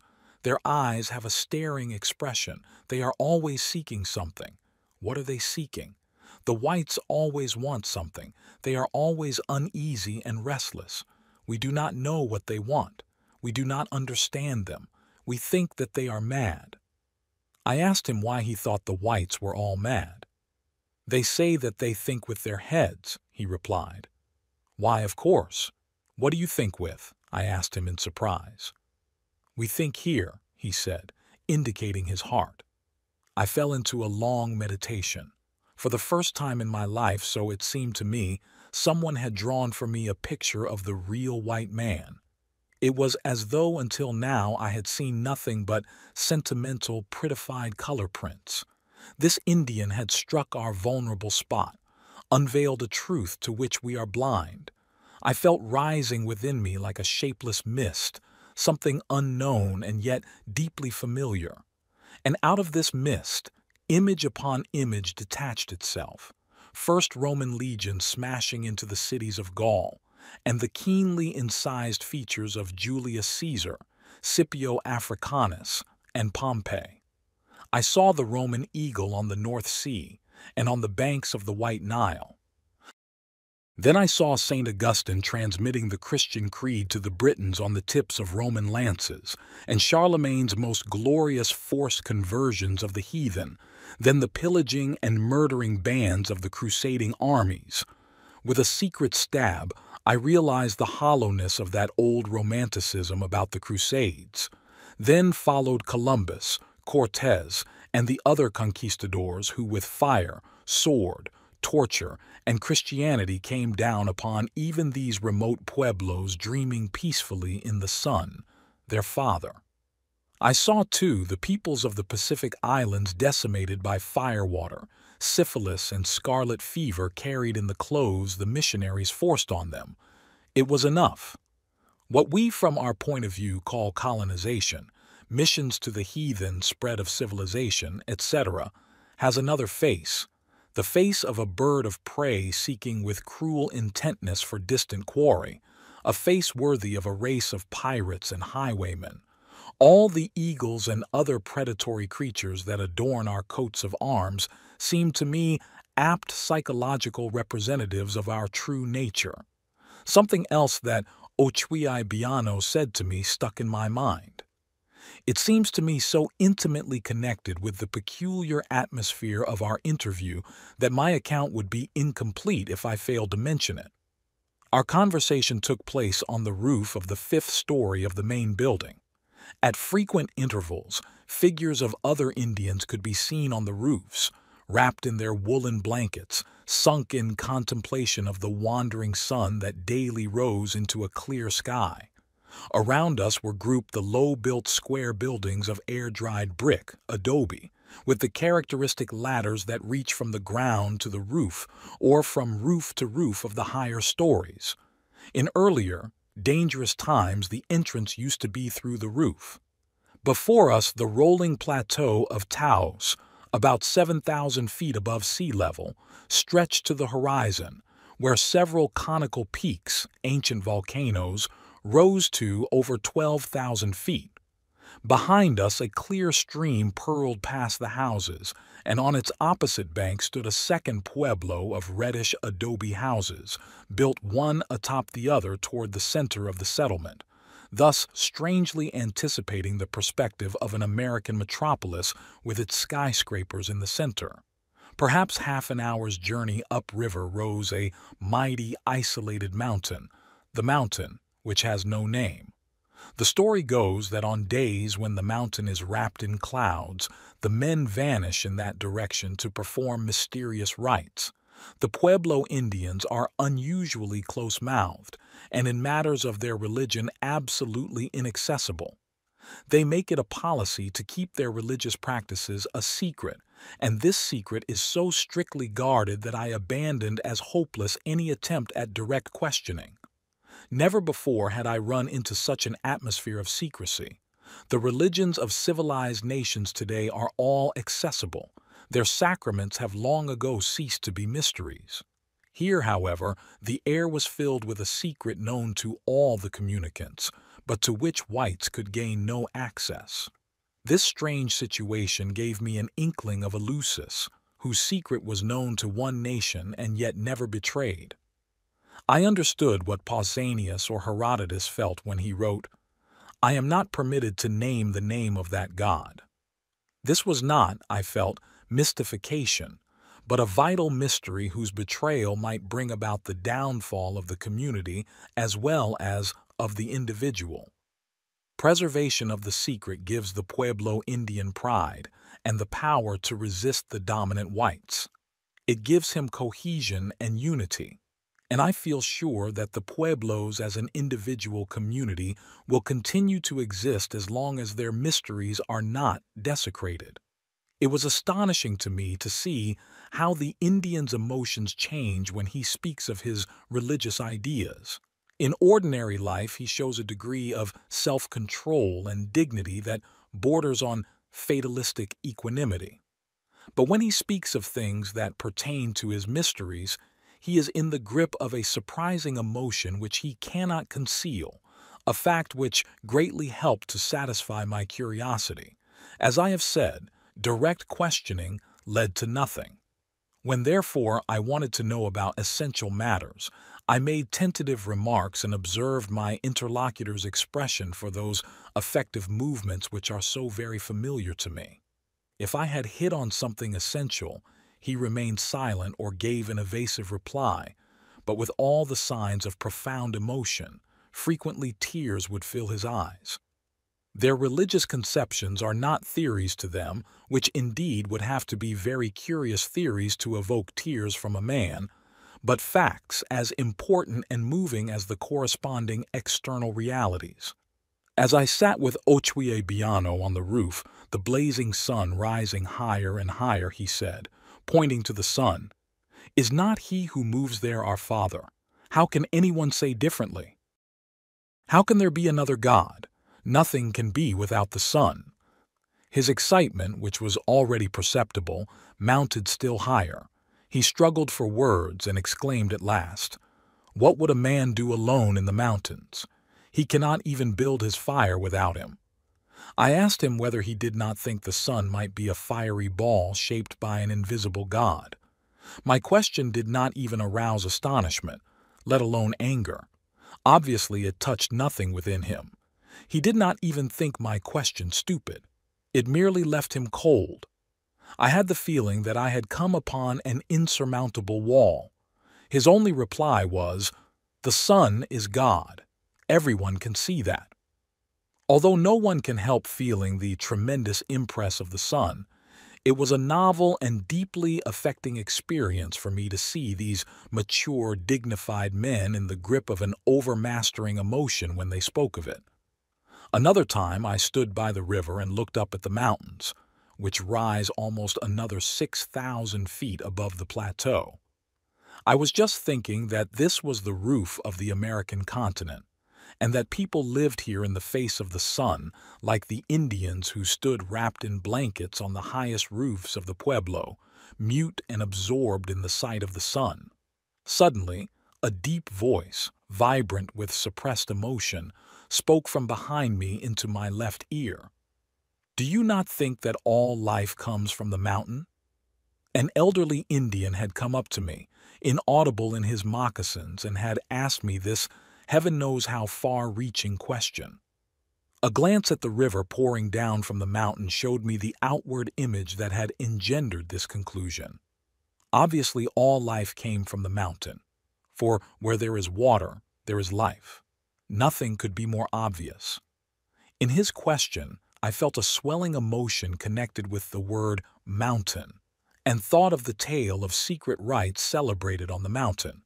I replied, "Everyone can see that you speak the truth." Unfortunately, the conversation was soon interrupted, and so I did not succeed in attaining any deeper insight into the symbolism of water and mountain.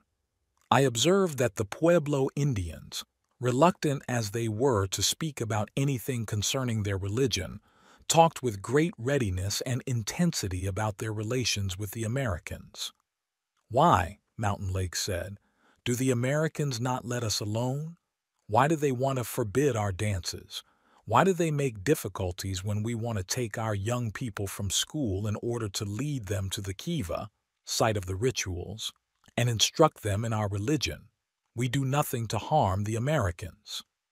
After a prolonged silence, he continued, "The Americans want to stamp out our religion. Why can they not let us alone? What we do not only for ourselves but for the Americans also. Yes, we do it for the whole world. Everyone benefits by it." I could observe from his excitement that he was alluding to some extremely important element of his religion. I therefore asked him, "You think then that what you do in your religion benefits the whole world?" He replied with great animation, "Of course, if we did not do it, what would become of the world?" And with a significant gesture he pointed to the sun. I felt that we were approaching extremely delicate ground here, verging on the mysteries of the tribe. "After all," he said, "we are a people who live on the roof of the world. We are the sons of Father Sun, and with our religion we daily help our Father to go across the sky. We do this not only for ourselves, but for the whole world. If we were to cease practicing our religion, in 10 years the sun would no longer rise. Then it would be night forever." I then realized on what the dignity, the tranquil composure of the individual Indian was founded. It springs from his being a son of the sun. His life is cosmologically meaningful, for he helps the Father and Preserver of all life in his daily rise and descent. If we set against this our own self-justifications, the meaning of our own lives as it is formulated by our reason, we cannot help but see our poverty. Out of sheer envy, we are obliged to smile at the Indian's naivete and to plume ourselves on our cleverness, for otherwise we would discover how impoverished and down at the heels we are. Knowledge does not enrich us. It removes us more and more from the mythic world in which we were once at home by right of birth. If for a moment we put away all European rationalism and transport ourselves into the clear mountain air of that solitary plateau, which drops off on one side into the broad continental prairies and on the other into the Pacific Ocean, if we also set aside our intimate knowledge of the world and exchange it for a horizon that seems immeasurable, and an ignorance of what lies beyond it, we will begin to achieve an inner comprehension of the Pueblo Indian's point of view. All life comes from the mountain is immediately convincing to him, and he is equally certain that he lives upon the roof of an immeasurable world, closest to God. He above all others has the divinity's ear, and his ritual act will reach the distant sun soonest of all. The holiness of mountains, the revelation of Yahweh upon Sinai, the inspiration that Nietzsche was vouchsafed in the Engadine, all speak the same language. The idea, absurd to us, that a ritual act can magically affect the sun is, upon closer examination, no less irrational but far more familiar to us than might at first be assumed. Our Christian religion, like every other incidentally, is permeated by the idea that special acts or a special kind of action can influence God, for example through certain rites or by prayer, or by a morality pleasing to the divinity. The ritual acts of man are an answer and reaction to the action of God upon man, and perhaps they are not only that, but are also intended to be activating, a form of magic coercion. That man feels capable of formulating valid replies to the overpowering influence of God, and that he can render back something which is essential even to God, induces pride, for it raises the human individual to the dignity of a metaphysical factor. God and us, even if it is only an unconscious sous-entendu, this equation no doubt underlies that enviable serenity of the Pueblo Indian. Such a man is in the fullest sense of the word in his proper place. Kenya and Uganda. Tout est bien sortant des mains de l'auteur des choses, Rousseau. When I visited the Wembley exhibition in London, 1925, I was deeply impressed by the excellent survey of the tribes under British rule and resolved to take a trip to tropical Africa in the near future. In the autumn of that year, I set out with two friends, an Englishman and an American, for Mombasa. We traveled on a Warman steamer, together with many young Englishmen going out to posts in various African colonies. It was evident from the atmosphere aboard ship that these passengers were not traveling for pleasure, but were entering upon their destiny. To be sure, there was a good deal of gay exuberance, but the serious undertone was also evident. As a matter of fact, I heard of the fate of several of my fellow voyagers even before my own return trip. Several met death in the tropics in the course of the next 2 months. They died of tropical malaria, amoebic dysentery, and pneumonia. Among those who died was the young man who sat opposite me at table. Another was Dr. Ackley, who had made a name for himself as the founder of the guerrilla reservation in Central Africa, and whom I had met in New York shortly before this voyage. Mombasa remains in my memory as a humidly hot European, Indian, and Negro settlement hidden in a forest of palms and mango trees. It has an extremely picturesque setting, on a natural harbor, with an old Portuguese fort towering over it. We stayed there 2 days and left toward evening on a narrow-gauge railroad for Nairobi in the interior, plunging almost immediately into the tropical night. Along the coastal strip, we passed by numerous Negro villages where the people sat talking around tiny fires. Soon the train began to climb. The settlement ceased, and the night became inky black. Gradually it turned cooler, and I fell asleep. When the first ray of sunlight announced the onset of day, I awoke. The train, swathed in a red cloud of dust, was just making a turn around a steep red cliff. On a jagged rock above us, a slim, brownish-black figure stood motionless, leaning on a long spear, looking down at the train. Beside him towered a gigantic candelabrum cactus. I was enchanted by this sight. It was a picture of something utterly alien and outside my experience, but on the other hand, a most intense sentiment du déjà vu. I had the feeling that I had already experienced this moment and had always known this world which was separated from me only by distance in time. It was as if I were this moment returning to the land of my youth, and as if I knew that dark-skinned man who had been waiting for me for 5,000 years. The feeling tone of this curious experience accompanied me throughout my whole journey through savage Africa. I can recall only one other such recognition of the immemorially known. That was when I first observed a parapsychological phenomenon, together with my former chief, Professor Eugen Bleuler. Beforehand, I had imagined that I would be dumbfounded if I were to see so fantastic a thing. But when it happened, I was not surprised at all. I felt it was perfectly natural, something I could take for granted because I had long since been acquainted with it. I could not guess what string within myself was plucked at the sight of that solitary dark hunter. I knew only that his world had been mine for countless millennia. Somewhat bemused, I arrived around noon in Nairobi, situated at an altitude of 6,000 feet. There was a dazzling plethora of light that reminded me of the glare of sunlight in the Engadine as one comes up out of the winter fogs of the lowlands. To my astonishment, the swarm of boys assembled at the railroad station wore the old-fashioned gray and white woolen ski caps which I had seen worn or worn myself in the Engadine.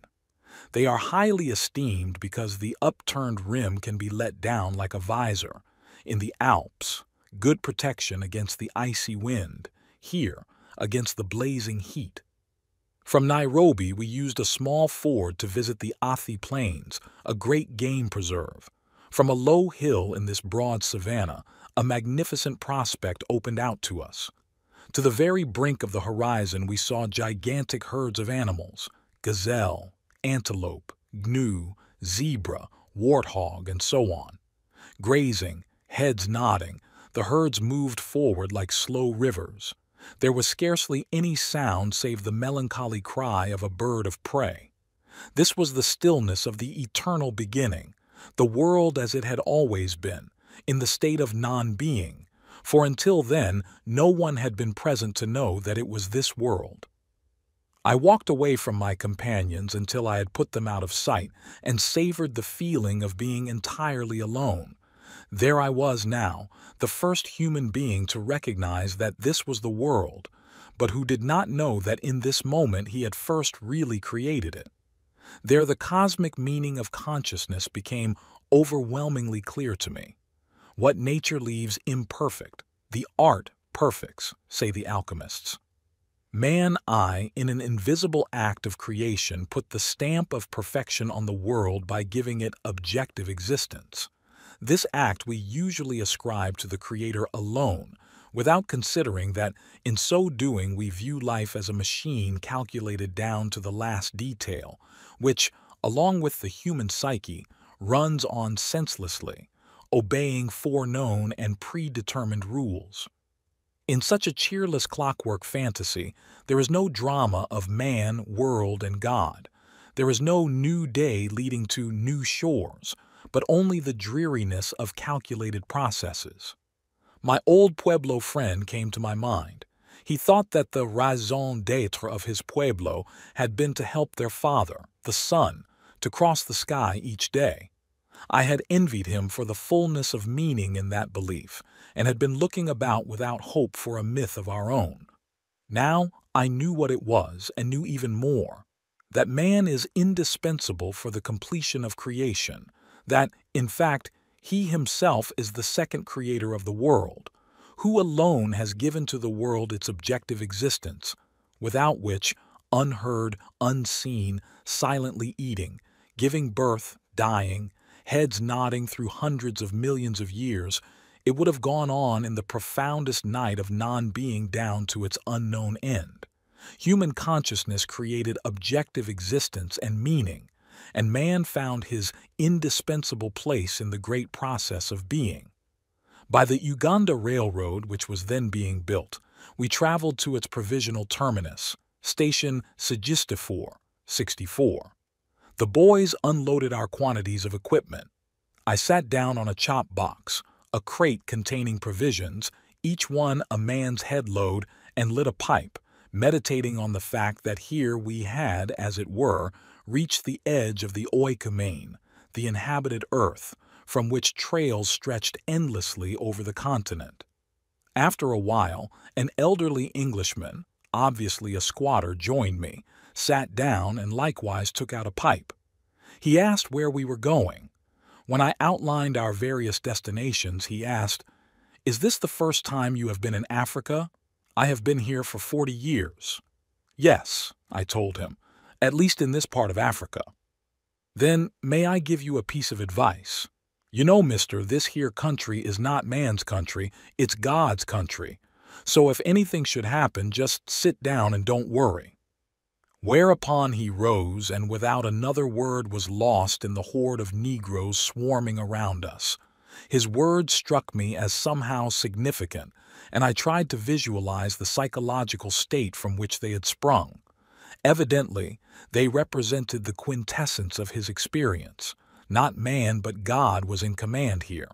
In other words, not will and intention, but inscrutable design. I had not come to the end of my meditation when our 2 automobiles were ready to set off. Our party piled in with the baggage, 8 men strong, and we held on as best we could. The shaking I received for the next several hours left no room for reflection. It was much farther than I had thought to the next settlement, Kakamega, seat of a D.C. district commissioner, headquarters of a small garrison of the African Rifles, and site of a hospital and, fantastically enough, a small insane asylum. Evening approached, and suddenly night had fallen. All at once, a tropical storm came up, with almost incessant flashes of lightning, thunder, and a cloudburst which instantly soaked us from head to foot and made every brook a raging torrent. It was half an hour after midnight, with the sky beginning to clear when we reached Kakamega. We were exhausted, and the D.C. helpfully received us with whiskey in his drawing room. A jolly and oh-so-welcome fire was burning in the fireplace.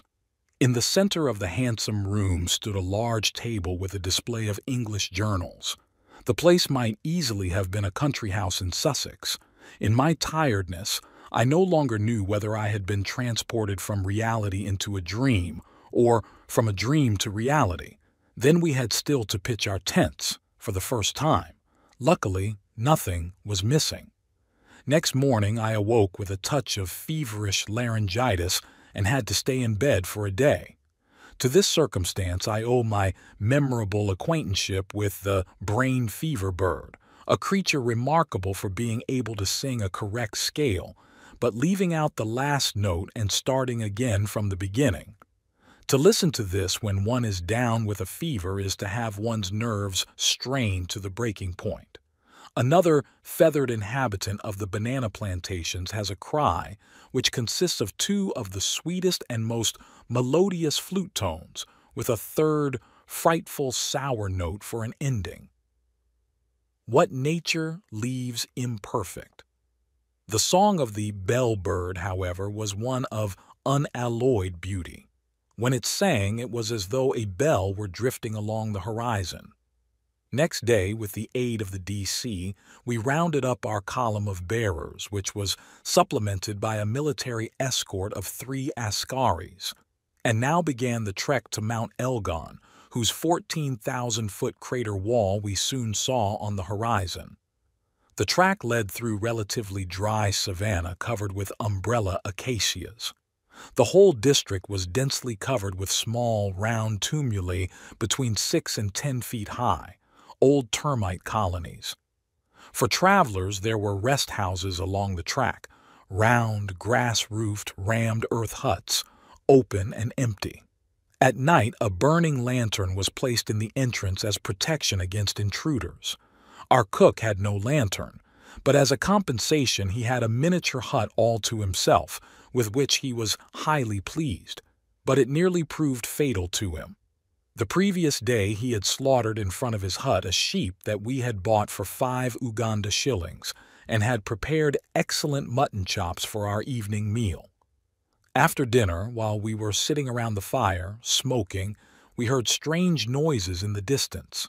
The sounds came closer. They sounded now like the growling of bears, now like the barking and yapping of dogs. Then again, the sounds became shrill, like shrieks and hysterical laughter. My first impression was, this is like a comic turn at Barnum and Bailey's. Before long, however, the scene became more menacing. We were surrounded on all sides by a huge pack of hungry hyenas who had obviously smelled the sheep's blood. They performed an infernal concert, and in the glow of the fire their eyes could be seen glittering from the tall elephant grass. In spite of our lofty knowledge of the nature of hyenas, which are alleged not to attack man, we did not feel altogether sure of ourselves, and suddenly a frightful human scream came from behind the rest house. We snatched up our arms, a 9mm or Mannlicher rifle and a shotgun, and fired several rounds in the direction of those glittering lights. As we did so, our cook came rushing panic-stricken into our midst and babbled that a Fizi had come into his hut and almost killed him. The whole camp was in an uproar.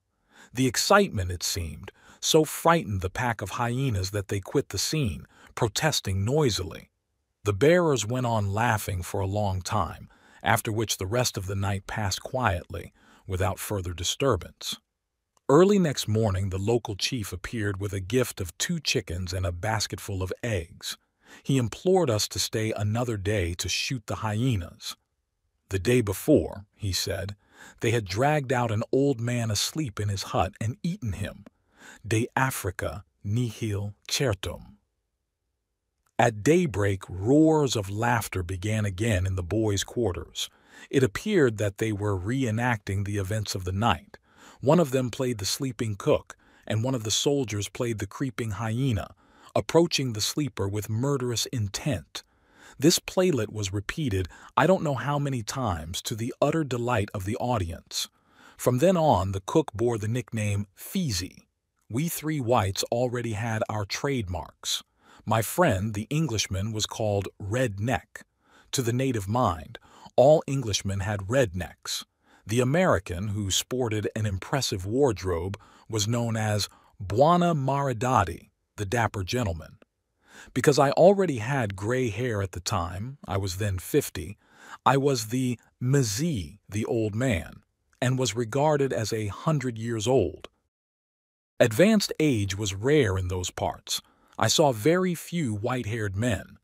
Mzee is also a title of honor and was accorded to me in my capacity as head of the Bugishu Psychological Expedition, an appellation imposed by the Foreign Office in London as a Lucas, a non-lucendo. We did visit the Bugishus, but spent a much longer time with the Elganyes. All in all, Negroes proved to be excellent judges of character. One of their avenues to insight lay in their talent for mimicry. They could imitate with astounding accuracy the manner of expression, the gestures, the gaits of people, thus, to all intents and purposes, slipping into their skins. I found their understanding of the emotional nature of others altogether surprising. I would always take the time to engage in the long palavers for which they had a pronounced fondness. In this way, I learned a great deal. Our traveling semi-officially proved advantageous, since in this way we found it easier to recruit bearers, and we were also given a military escort. The latter was by no means superfluous, since we were going to travel in territories that were not under white control. A corporal and 2 privates accompanied our safari to Mount Elgon.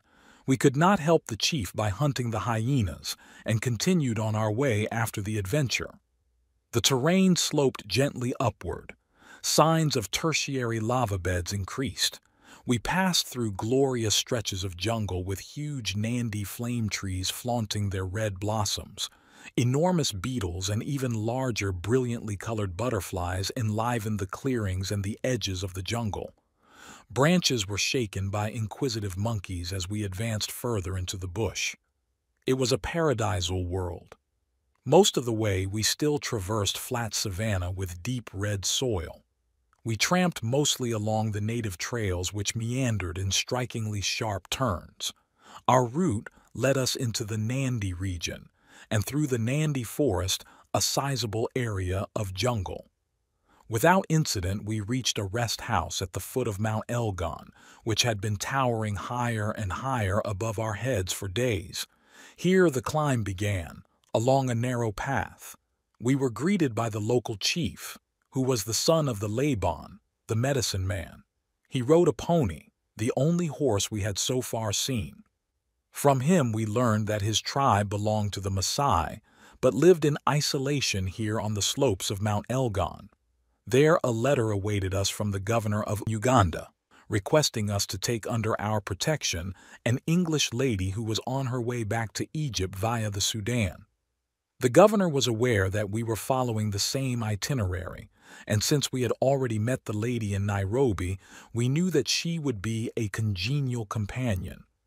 Moreover, we were under considerable obligation to the governor for his having helped us in all sorts of ways. I mention this episode to suggest the subtle modes by which an archetype influences our actions. We were 3 men. That was a matter of pure chance. I had asked another friend of mine to join us, which would have made a 4th, but circumstances had prevented him from accepting. That sufficed to produce an unconscious or fated constellation, the archetype of the triad, which calls for the fourth to complete it, as we have seen again and again in the history of this archetype. Since I am inclined to accept chance when it comes my way, I welcome the lady to our group of 3 men. Hardy and intrepid, she proved a useful counterpoise to our one-sided masculinity. When one of our party came down with a bad case of tropical malaria, we were grateful for the experience she had acquired as a nurse during the First World War. After a few hours of climbing, we reached a lovely large clearing, bisected by a clear, cool brook with a waterfall about 10 feet in height. The pool at the bottom of the waterfall became our bath. Our campsite was situated about 300 yards away, on a gentle, dry slope, shadowed by umbrella acacias. Nearby, that is, about 15 minutes' walk away, was a native kraal which consisted of a few huts and a boma, a yard surrounded by a hedge of wait-a-bit thorn. This kraal provided us with our water-bearers, a woman and her 2 half-grown daughters who were naked except for a belt of cowries. They were chocolate brown and strikingly pretty, with fine, slim figures and an aristocratic leisureliness about their movements. It was a pleasure for me each morning to hear the soft cling-clang of their iron ankle rings as they came up from the brook, and soon afterward to see their swaying gait as they emerged from the tall yellow elephant grass, balancing the amphory of water on their heads. They were adorned with ankle rings, brass bracelets and necklaces, earrings of copper or wood in the shape of small spools. Their lower lips were pierced with either a bone or iron nail. They had very good manners and always greeted us with shy, charming smiles. With a single exception, which I shall mention shortly, I never spoke to a native woman, this being what was expected of me. As in Southern Europe, men speak to men, women to women. Anything else signifies love-making. The white who goes in for this not only forfeits his authority, but runs the serious risk of going black. I observed several highly instructive examples of this. Quite often I heard the natives pass judgment upon a certain white. He is a bad man. When I asked why, the reply was invariably, he sleeps with our women. Among my Elganyes, the men busied themselves with the cattle and with hunting. The women were identified with the shamba, a field of bananas, sweet potatoes, kaffir, grain sorghum, and maize. They kept children, goats, and chickens in the same round hut in which the family lived. Their dignity and naturalness flow from their function in the economy. They are intensely active business partners. The concept of equal rights for women is the product of an age in which such partnership has lost its meaning. Primitive society is regulated by an unconscious egoism and altruism. Both attitudes are wisely given their due. This unconscious order breaks up at once if any disturbance ensues which has to be remedied by a conscious act. It gives me pleasure to recall one of my important informants on family relations among the Elgany. He was a strikingly handsome youth by the name of Gibrot, the son of a chief, charming and distinguished in manners, whose confidence I had evidently won.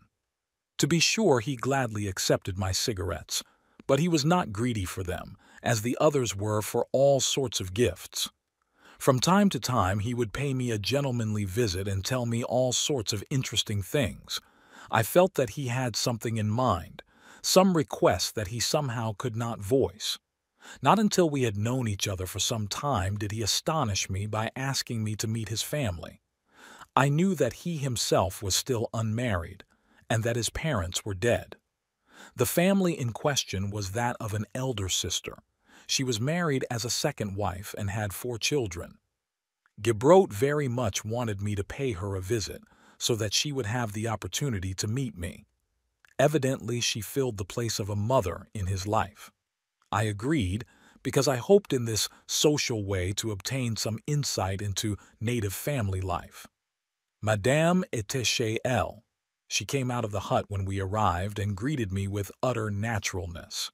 She was a good-looking woman, middle-aged, that is, about 30. Aside from the obligatory cowrie belt, She wore arm and ankle rings, some copper ornaments hanging from the greatly extended earlobe, and the skin of some small game animal over her breast. She had locked her 4 little mitotos in the hut. They peered out through cracks in the door, giggling excitedly. At my request, she let them out, but it took some time before they dared to emerge. She had the same excellent manners as her brother, who was beaming joyfully at the success of his coup. We did not sit down, since there was nowhere to sit except on the dusty ground, which was covered with chicken droppings and goat pellets. The conversation moved in the conventional framework of semi-familial drawing room talk, revolving around family, children, house, and garden. Her elder co-wife, whose property bordered on hers, had 6 children. The boma of this sister was some 80 yards away. Approximately halfway between the 2 women's huts at the apex of a triangle stood the husband's hut, and behind that, about 50 yards away, a small hut occupied by the first wife's already grown son. Each of the 2 women had her own shamba. My hostess was obviously proud of hers. I had the feeling that the confidence and self-assurance of her manner were founded to a great extent upon her identity with her own wholeness, her private world made up of children, house, small livestock, shamba, and, last but not least, her not unattractive physique. The husband was referred to only in an elusive way. It seemed that he was sometimes here, sometimes not here. At the moment, he was staying at some unknown place. My hostess was plainly and unproblematically the embodiment of stability, a veritable pied-à-terre for the husband. The question did not seem to be whether or not he was there, but rather whether she was present in her wholeness, providing a geomagnetic center for the husband who wandered over the land with his herds. What goes on in the interior of these simple souls is not conscious, is therefore unknown, and we can only deduce it from comparative evidence of advanced European differentiation. I asked myself whether the growing masculinization of the white woman is not connected with the loss of her natural wholeness, shamba, children, livestock, house of her own, hearth fire, whether it is not a compensation for her impoverishment, and whether the feminizing of the white man is not a further consequence. The more rational the polity, the more blurred is the difference between the sexes. The role homosexuality plays in modern society is enormous.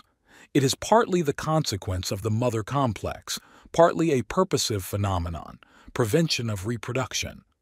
My companions and I had the good fortune to taste the world of Africa, with its incredible beauty and its equally incredible suffering, before the end came. Our camp life proved to be one of the loveliest interludes in my life. I enjoyed the divine peace of a still primeval country. Never had I seen so clearly man and the other animals, Herodotus. Thousands of miles lay between me and Europe, mother of all demons.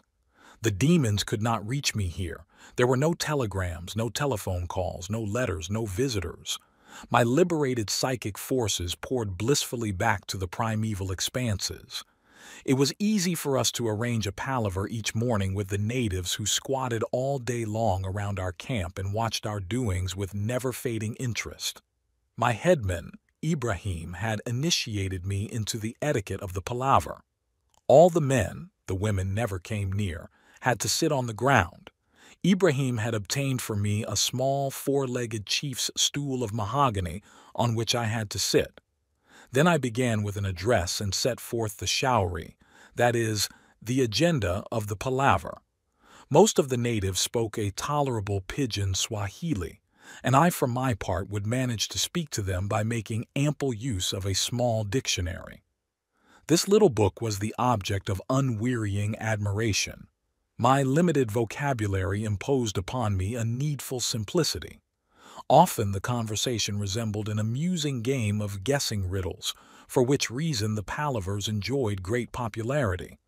The sessions seldom lasted longer than an hour or an hour and a half, because the men grew visibly tired and would complain with dramatic gestures, "Alas, we are so tired." I was naturally much interested in the natives' dreams, but at first could not get them to tell me any. I offered small rewards, cigarettes, matches, safety pins, and such things, which they were eager to have. But nothing helped. I could never completely explain their shyness about telling dreams. I suspect the reason was fear and distrust. It is well known that Negroes are afraid of being photographed. They fear that anyone who takes a picture of them is robbing them of their soul, and perhaps they likewise fear that harm may come to them from anyone who has knowledge of their dreams. This, incidentally, did not apply to our boys, who were coastal Somalis and Swahilis. They had an Arab dream book which they daily consulted during the trek. If they were in doubt about an interpretation, they would actually come to me for advice. They termed me a man of the book because of my knowledge of the Koran. To their minds, I was a disguised Mohammedan. One time we had a palaver with the Liban, the old medicine man. He appeared in a splendid cloak made of the skins of blue monkeys, a valuable article of display. When I asked him about his dreams, he answered with tears in his eyes. In old days, the Labans had dreams and knew whether there is war or sickness, or whether rain comes and where the herds should be driven. His grandfather, too, had still dreamed. But since the whites were in Africa, he said, no one had dreams anymore. Dreams were no longer needed because now the English knew everything. His reply showed me that the medicine man had lost his raison d'être. The divine voice which counseled the tribe was no longer needed because the English know better. Formerly, the medicine man had negotiated with the gods or the power of destiny and had advised his people. He exerted great influence, just as in ancient Greece the word of the Pythia possessed the highest authority. Now the medicine man's authority was replaced by that of the DC. The value of life now lay wholly in this world, and it seemed to me only a question of time and of the vitality of the black race before the Negroes would become conscious of the importance of physical power. Far from being an imposing personality, our Laban was only a somewhat tearful old gentleman. He was the living embodiment of the spreading disintegration of an undermined, outmoded, unrestorable world. On numerous occasions I brought the conversation around to the noumena, especially to rites and ceremonies. Concerning these, I had only a single piece of evidence. In front of an empty hut in the middle of a busy village street, I had seen a carefully swept spot several yards in diameter. In the center lay a cowrie belt, arm and ankle rings, earrings, the shards of all sorts of pots, and a digging stick. All that we were able to learn about this was the fact that a woman had died in this hut. Nothing whatsoever was said about a funeral. In the palaver, the people assured me with considerable emphasis that their neighbors to the west were bad people. If someone died there, the next village was informed, and in the evening the body was brought to the midpoint between the two villages. From the other side, presents of various sorts were brought to the same spot, and in the morning the corpse was no longer there. It was plainly insinuated that the other village devoured the dead. Such things never happened among the Elgani, they said. To be sure, their dead were laid out in the bush, where the hyenas took care of them in the course of the night. In point of fact, we never found any signs of burial of the dead. I was informed, however, that when a man dies, his body is placed on the floor in the middle of the hut. The Laban walks around the body, sprinkling milk from a bowl onto the floor, murmuring, "Ayik adhista, adhista ayik." I knew the meaning of these words from a memorable palaver that had taken place earlier. At the end of that palaver, an old man had suddenly exclaimed, "In the morning, when the sun comes, we go out of the huts, spit into our hands, and hold them up to the sun." I had him show me the ceremony and describe it exactly. They held their hands in front of their mouths, spat or blew vigorously, then turned the palms upward toward the sun. I asked what this meant, why they blew or spat into their hands. My questioning was in vain. "We've always done it," they said. It was impossible to obtain any explanation, and I realized that they actually knew only that they did it, not what they were doing. They themselves saw no meaning in this action. But we too perform ceremonies without realizing what we are doing, such as lighting Christmas tree candles, hiding Easter eggs, etc.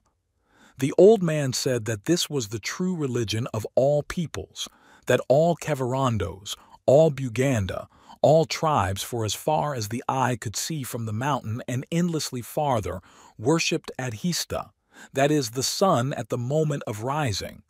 Only then was the sun Mung, God. The first delicate golden crescent of the new moon in the purple of the western sky was also God, but only at that time, otherwise not. Evidently, the meaning of the Elganyi ceremony was that an offering was being made to the sun divinity at the moment of its rising. If the gift was spittle, it was the substance which, in the view of primitives, contains the personal mana, the power of healing, magic, and life. If it was breath, then it was roho, Arabic, ruch, Hebrew, ruach, Greek, pneuma, wind, and spirit. The act was therefore saying, "I offer to God my living soul." It was a wordless, acted-out prayer which might equally well be rendered, "Lord, into thy hands I commend my spirit." Besides Adhista, the Elgonyi, we were further informed, also venerate Ayik, the spirit who dwells in the earth and is a shaitan, devil. He is the creator of fear, a cold wind who lies in wait for the nocturnal traveler.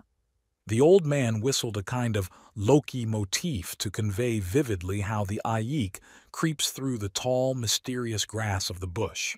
In general, the people asseverated that the Creator had made everything good and beautiful. He was beyond good and evil. He was Missouri, that is, beautiful, and everything he did was Missouri. When I asked, "But what about the wicked animals who kill your cattle?" they said, "The lion is good and beautiful." "And your horrible diseases?" They said, "You lie in the sun and it is good." I was impressed by this optimism. But at 6 o'clock in the evening, this optimism was suddenly over, as I soon discovered. From sunset on, it was a different world, the dark world of Ayik, of evil, danger, fear. The optimistic philosophy gave way to fear of ghosts and magical practices intended to secure protection from evil. Without any inner contradiction, the optimism returned at dawn. It was a profoundly stirring experience for me to find, at the sources of the Nile, this reminder of the ancient Egyptian conception of the two acolytes of Osiris, Horus, and Set. Here, evidently, was a primordial African experience that had flowed down to the coasts of the Mediterranean along with the sacred waters of the Nile. Adhista, the rising sun, the principle of light like Horus. Ayik, the principle of darkness, the breeder of fear. In the simple rites performed for the dead, the Laban's words and his sprinkling of milk unite the opposites. He simultaneously sacrifices to these two principles, which are of equal power and significance since the time of their dominance. The rule of day and of night each visibly lasts for 12 hours.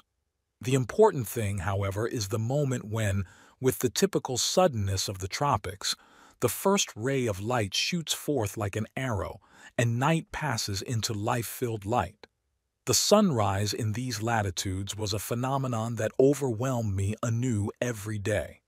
The drama of it lay less in the splendor of the sun shooting up over the horizon than in what happened afterward. I formed the habit of taking my camp stool and sitting under an umbrella acacia just before dawn. Before me, at the bottom of the little valley, lay a dark, almost black-green strip of jungle, with the rim of the plateau on the opposite side of the valley towering above it. At first, the contrast between light and darkness would be extremely sharp. Then, Objects would assume contour and emerge into the light, which seemed to fill the valley with a compact brightness. The horizon above became radiantly white. Gradually, the swelling light seemed to penetrate into the very structure of objects, which became illuminated from within until at last they shone translucently like bits of colored glass. Everything turned to flaming crystal. The cry of the bellbird rang around the horizon. At such moments I felt as if I were inside a temple. It was the most sacred hour of the day. I drank in this glory with insatiable delight, or rather, in a timeless ecstasy. Near my observation point was a high cliff inhabited by big baboons. Every morning they sat quietly, almost motionless, on the ridge of the cliff facing the sun, whereas throughout the rest of the day they ranged noisily through the forest, screeching and chattering. Like me, they seemed to be waiting for the sunrise.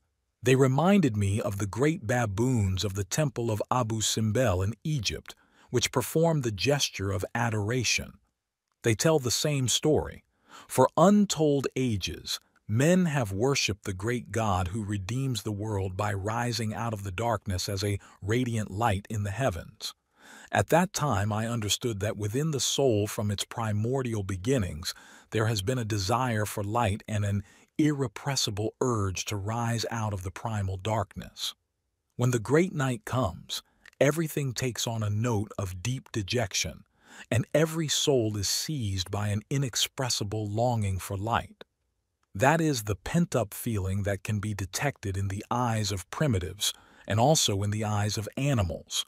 There is a sadness in animals' eyes, and we never know whether that sadness is bound up with the soul of the animal or is a poignant message which speaks to us out of that still unconscious existence. That sadness also reflects the mood of Africa, the experience of its solitudes. It is a maternal mystery, this primordial darkness. That is why the sun's birth in the morning strikes the natives as so overwhelmingly meaningful. The moment in which light comes is God. That moment brings redemption, release. To say that the sun is God is to blur and forget the archetypal experience of that moment. We are glad that the night when the spirits are abroad is over now, the natives will say. But that is already a rationalization. In reality, a darkness altogether different from natural night broods over the land. It is the psychic primal night which is the same today as it has been for countless millions of years. The longing for light is the longing for consciousness. Our blissful stay on Mount Elgon neared its end. With heavy hearts we struck our tents, promising ourselves that we would return.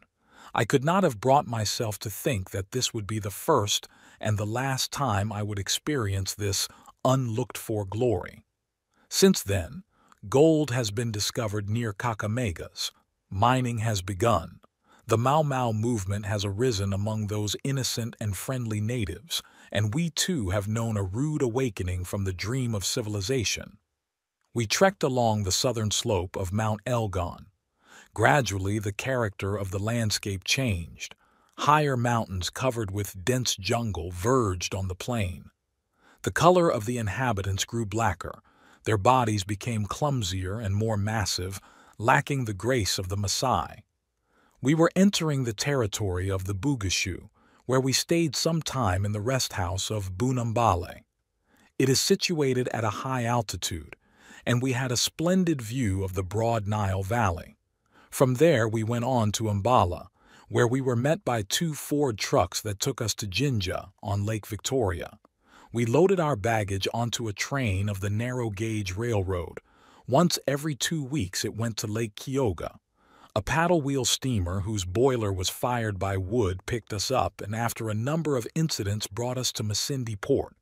There we transferred to a truck and so reached Masindi Town, which is situated on the plateau that separates Lake Kyoga from Albert Nyanza. In a village on the way from Lake Albert to Rejaf in the Sudan, we had a very exciting experience. The local chief, a tall, still quite young man, appeared with his retinue. These were the blackest Negroes I had ever seen. There was something about the group which was not exactly reassuring. The Mamour of Nimule had given us 3 Askaris as an escort, but I saw that they, as well as our own boys, did not feel at all easy. After all, they had only 3 cartridges each for their rifles. Their presence, consequently, was a merely symbolic gesture on the part of the government. When the chief proposed that he give a ngoma, dance, in the evening, I assented gladly. I hoped that the frolic would bring their better nature to the fore. Night had fallen, and we were all longing for sleep when we heard drums and horn blasts. Soon some 60 men appeared, martially equipped with flashing lances, clubs, and swords. They were followed at some distance by the women and children. Even the infants were present, carried on their mothers' backs. This was obviously to be a grand social occasion. In spite of the heat, which still hovered around 93 degrees, a big fire was kindled and women and children formed a circle around it. The men formed an outer ring around them, as I had once observed a nervous herd of elephants do. I did not know whether I ought to feel pleased or anxious about this mass display. I looked around for our boys and the government soldiers. They had vanished completely from the camp. As a gesture of goodwill, I distributed cigarettes, matches, and safety pins. The men's chorus began to sing, vigorous, bellicose melodies, not unharmonious, and at the same time began to swing their legs. The women and children tripped around the fire. The men danced toward it, waving their weapons, then drew back again, and then advanced anew, amid savage singing, drumming, and trumpeting. It was a wild and stirring scene, bathed in the glow of the fire and magical moonlight. My English friend and I sprang to our feet and mingled with the dancers. I swung my rhinoceros whip, the only weapon I had, and danced with them. By their beaming faces I could see that they approved of our taking part. Their zeal redoubled. The whole company stamped, sang, shouted, sweating profusely. Gradually the rhythm of the dance and the drumming accelerated.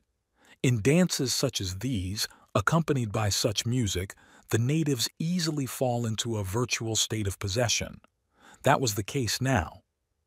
As 11 o'clock approached, their excitement began to get out of bounds, and suddenly the whole affair took on a highly curious aspect. The dancers were being transformed into a wild horde, and I became worried about how it would end. I signed to the chief that it was time to stop, and that he and his people ought to go to sleep, but he kept wanting just another one. I remembered that a countryman of mine, one of the Saracen cousins, on an exploratory expedition in Celebes, had been struck by a stray spear in the course of such a ngoma. And so, disregarding the chief's pleas, I called the people together, distributed cigarettes, and then made the gesture of sleeping. Then I swung my rhinoceros whip threateningly, but at the same time laughing, and for lack of any better language I swore at them loudly in Swiss German that this was enough, and they must go home to bed and sleep now. It was apparent to the people that I was to some extent pretending my anger, but that seems to have struck just the right note. General laughter arose. Capering, they scattered in all directions and vanished into the night. For a long time we heard their jovial howls and drumming in the distance. At last, silence fell, and we dropped into the sleep of exhaustion. Our trek came to an end in Rejaf, on the Nile. There, we stowed our gear onto a paddle-wheel steamer which just succeeded in docking at Rejaf. The water level was almost too low for it. By this time I was feeling burdened by all that I had experienced. 1,000 thoughts were whirling around me, and it became painfully clear to me that my capacity to digest new impressions was quickly approaching its limits. The thing to do was to go over all my observations and experiences and discover their interconnections. I had written down everything worth noting. During the entire trip, my dreams stubbornly followed the tactic of ignoring Africa.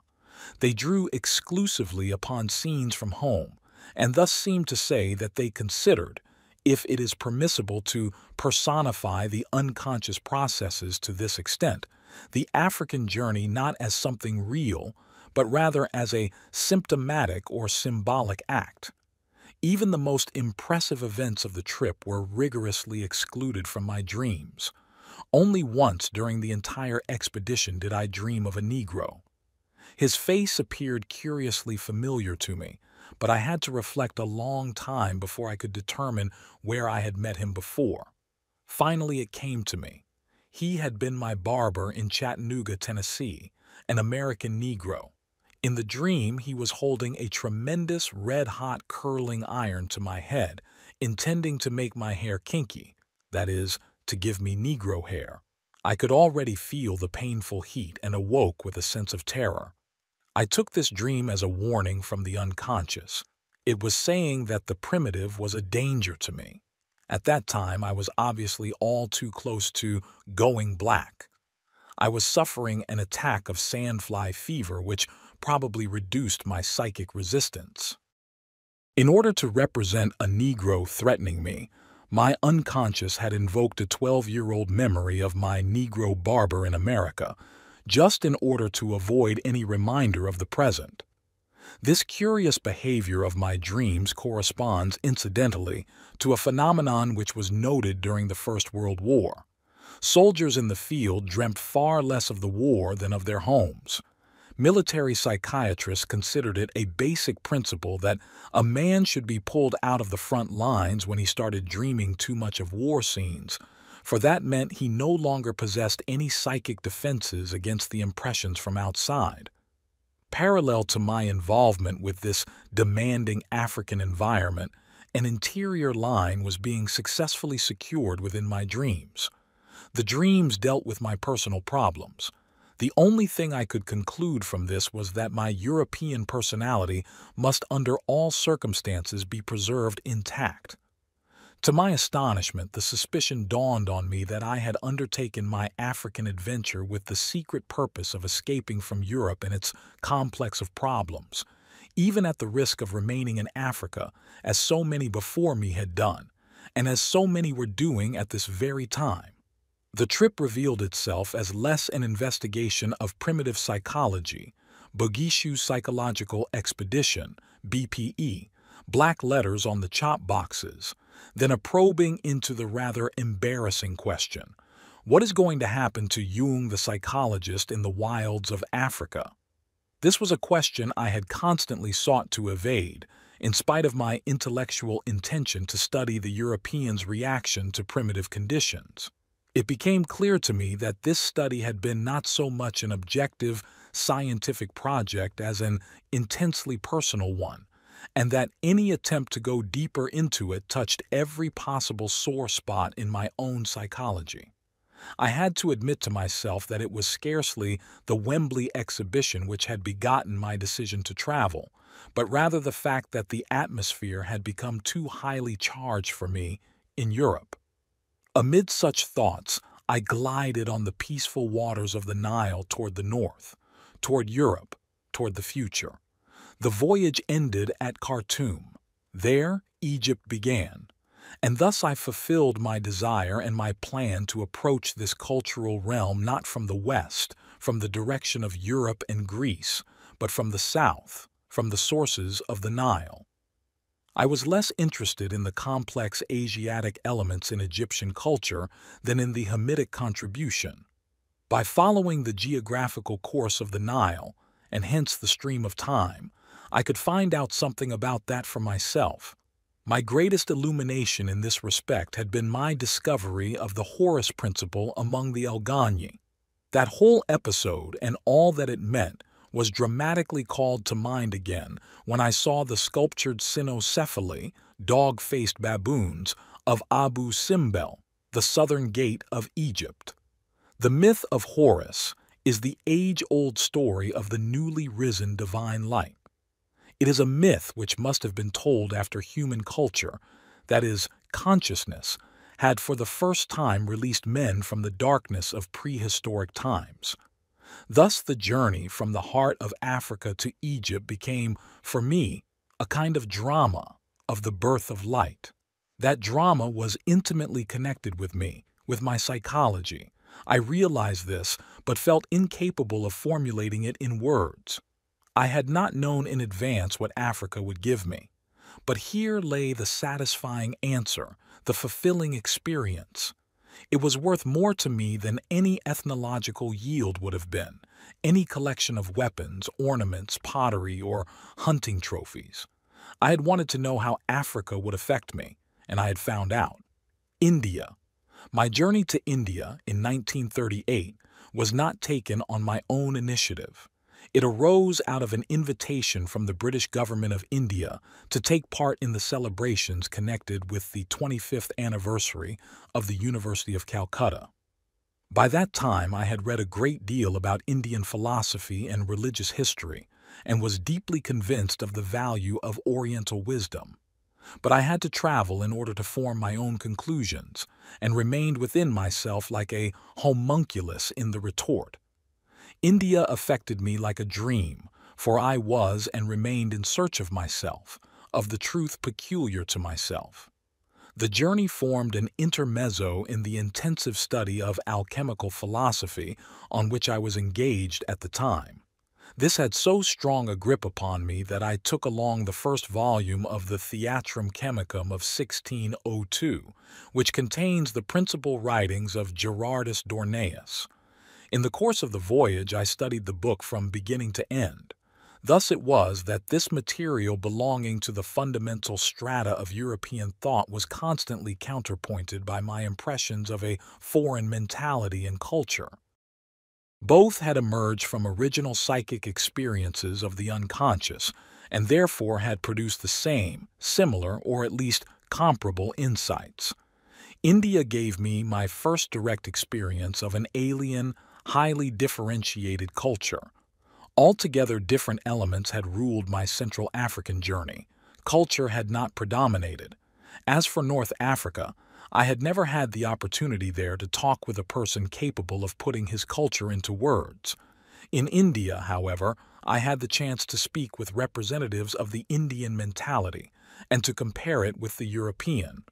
I had searching talks with S. Subramanya Iyer, the guru of the Maharaja of Mysore, whose guest I was for some time, also with many others whose names unfortunately have escaped me. On the other hand, I studiously avoided all so-called holy men. I did so because I had to make do with my own truth, not accept from others what I could not attain on my own. I would have felt it as a theft had I attempted to learn from the holy men and to accept their truth for myself. Neither in Europe can I make any borrowings from the East, but must shape my life out of myself, out of what my inner being tells me, or what nature brings to me. In India, I was principally concerned with the question of the psychological nature of evil. I had been very much impressed by the way this problem is integrated in Indian spiritual life, and I saw it in a new light. In a conversation with a cultivated Chinese, I was also impressed again and again by the fact that these people are able to integrate so-called evil without losing face. In the West, we cannot do this. For the Oriental, the problem of morality does not appear to take first place, as it does for us. To the Oriental, good and evil are meaningfully contained in nature and are merely varying degrees of the same thing. I saw that Indian spirituality contains as much of evil as of good. The Christian strives for good and succumbs to evil. The Indian feels himself to be outside good and evil and seeks to realize this state by meditation or yoga. My objection is that, given such an attitude, neither good nor evil takes on any real outline, and this produces a certain stasis. One does not really believe in evil, and one does not really believe in good. Good or evil are then regarded at most as my good or my evil, as whatever seems to me good or evil, which leaves us with the paradoxical statement that Indian spirituality lacks both evil and good, or is so burdened by contradictions that it needs nirdvandva, the liberation from opposites and from the 10,000 things. The Indian's goal is not moral perfection but the condition of nirdvandva. He wishes to free himself from nature. In keeping with this aim, he seeks in meditation the condition of imagelessness and emptiness. I, on the other hand, wish to persist in the state of lively contemplation of nature and of the psychic images. I want to be freed neither from human beings, nor from myself, nor from nature, for all these appear to me the greatest of miracles. Nature, the psyche, and life appear to me like divinity unfolded, and what more could I wish for? To me, the supreme meaning of being can consist only in the fact that it is, not that it is not or is no longer. To me, there is no liberation à tout prix. I cannot be liberated from anything that I do not possess, have not done or experienced. Real liberation becomes possible for me only when I have done all that I was able to do, when I have completely devoted myself to a thing and participated in it to the utmost. If I withdraw from participation, I am virtually amputating the corresponding part of my psyche. Naturally, there may be good reasons for my not immersing myself in a given experience, but then I am forced to confess my inability, and must know that I may have neglected to do something of vital importance. In this way, I make amends for the lack of a positive act by the clear knowledge of my incompetence. A man who has not passed through the inferno of his passions has never overcome them. They then dwell in the house next door, and at any moment a flame may dart out and set fire to his own house. Whenever we give up, leave behind, and forget too much, there is always the danger that the things we have neglected will return with added force. In Konarak, Orissa, I met a pandit who obligingly offered to come with me on my visit to the temple and the great temple car. The pagoda is covered from base to pinnacle with exquisitely obscene sculptures. We talked for a long time about this extraordinary fact, which he explained to me as a means to achieve spiritualization. I objected, pointing to a group of young peasants who were standing open-mouthed before the monument, admiring these splendors, that such young men were scarcely undergoing spiritualization at the moment, but were much more likely having their heads filled with sexual fantasies. Whereupon he replied, "But that is just the point. How can they ever become spiritualized if they do not first fulfill their karma? These admittedly obscene images are here for the very purpose of recalling to the people their dharma, law. Otherwise, these unconscious fellows might forget it." I thought it an odd notion that young men might forget their sexuality, like animals out of rutting time. My sage, however, resolutely maintained that they were as unconscious as animals and actually in need of urgent admonishments. To this end, he said, before they set foot inside the temple, they were reminded of their dharma by the exterior decorations, for unless they were made conscious of their dharma and fulfilled it, they could not partake of spiritualization. As we entered through the gate of the temple, my companion pointed to the two temptresses, statues of two dancing girls with seductively curved hips, who smilingly greeted all who entered. "Do you see these two dancing girls?" he said. "Their meaning is the same. Naturally, this does not apply to people like you and me, for we have attained to a level of consciousness which is above this sort of thing. But for these peasant boys, it is an indispensable instruction and admonishment." When we left the temple and were walking down a lingam lane, he suddenly said, "Do you see these stones? Do you know what they mean? I will tell you a great secret." I was astonished, for I thought that the phallic nature of these monuments was known to every child.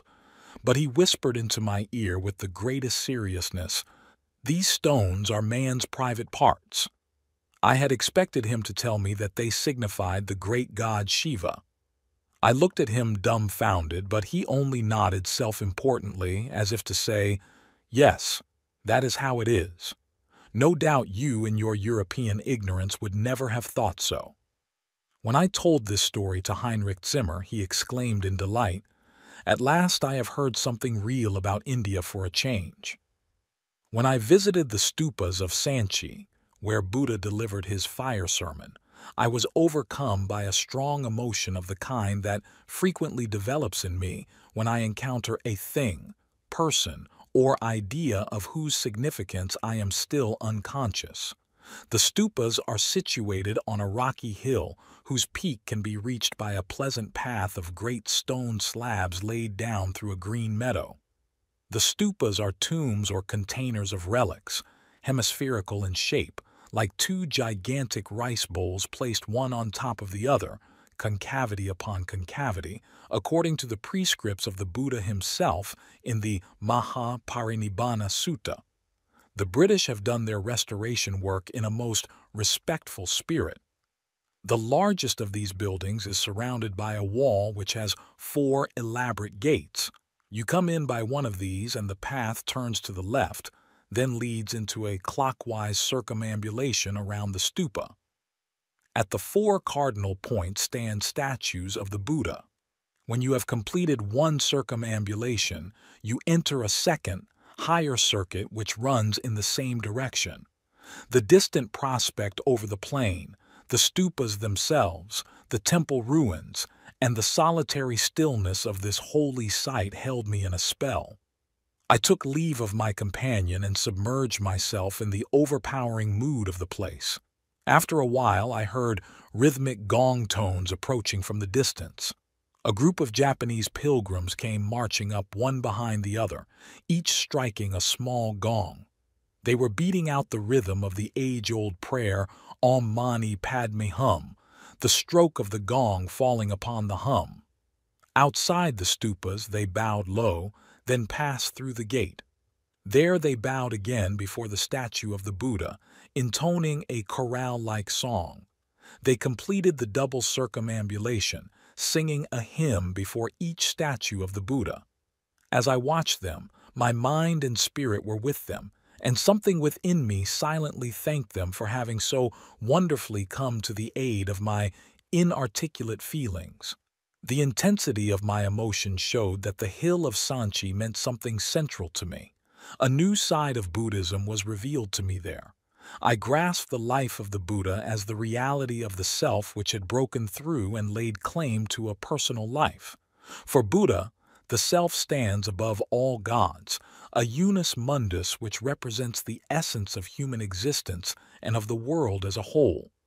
The self embodies both the aspect of intrinsic being and the aspect of its being known, without which no world exists. Buddha saw and grasped the cosmogonic dignity of human consciousness. For that reason, he saw clearly that if a man succeeded in extinguishing this light, the world would sink into nothingness. Schopenhauer's great achievement lay in his also recognizing this, or rediscovering it independently. Christ, like Buddha, is an embodiment of the self, but in an altogether different sense. Both stood for an overcoming of the world, Buddha out of rational insight, Christ as a foredoomed sacrifice. In Christianity, more is suffered. In Buddhism, more is seen and done. Both paths are right, but in the Indian sense, Buddha is the more complete human being. He is a historical personality and therefore easier for men to understand. Christ is at once a historical man and God and therefore much more difficult to comprehend. At bottom, he was not comprehensible even to himself. He knew only that he had to sacrifice himself, that this course was imposed upon him from within. His sacrifice happened to him like an act of destiny. Buddha lived out his life and died at an advanced age, whereas Christ's activity as Christ probably lasted no more than a year. Later, Buddhism underwent the same transformation as Christianity.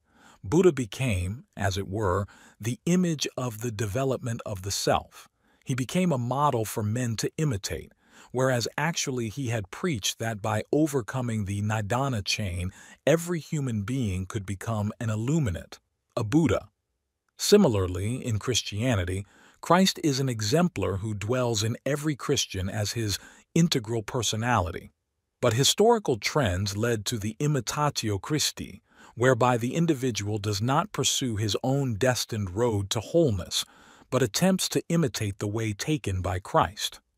Similarly, in the East, historical trends led to a devout imitation of the Buddha.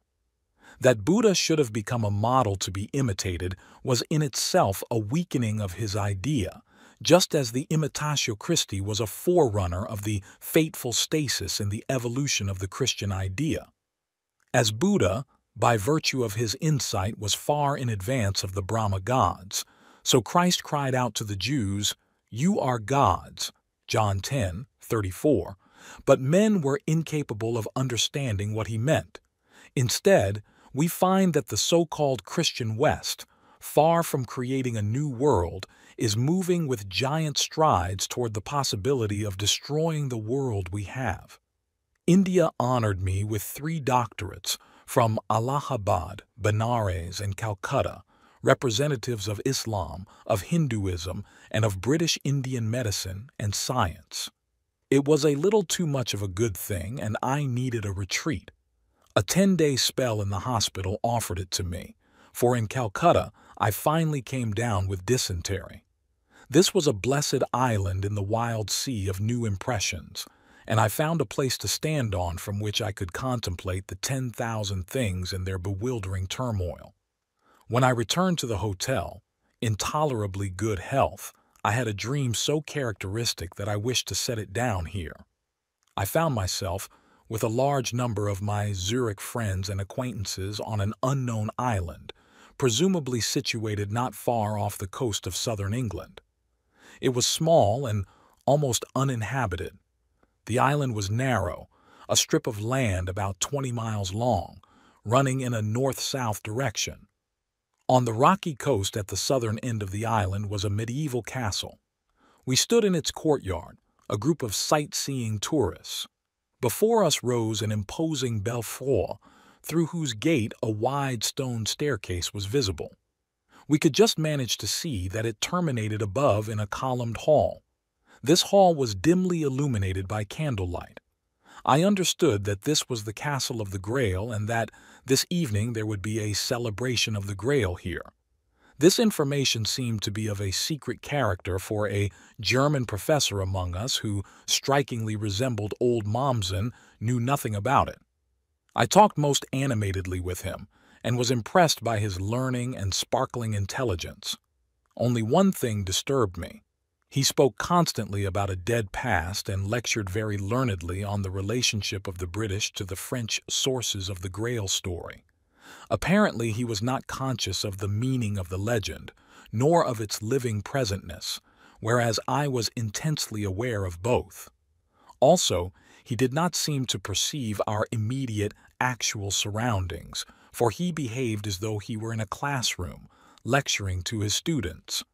In vain I tried to call his attention to the peculiarity of the situation.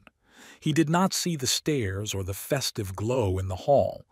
I looked around somewhat helplessly and discovered that I was standing by the wall of a tall castle.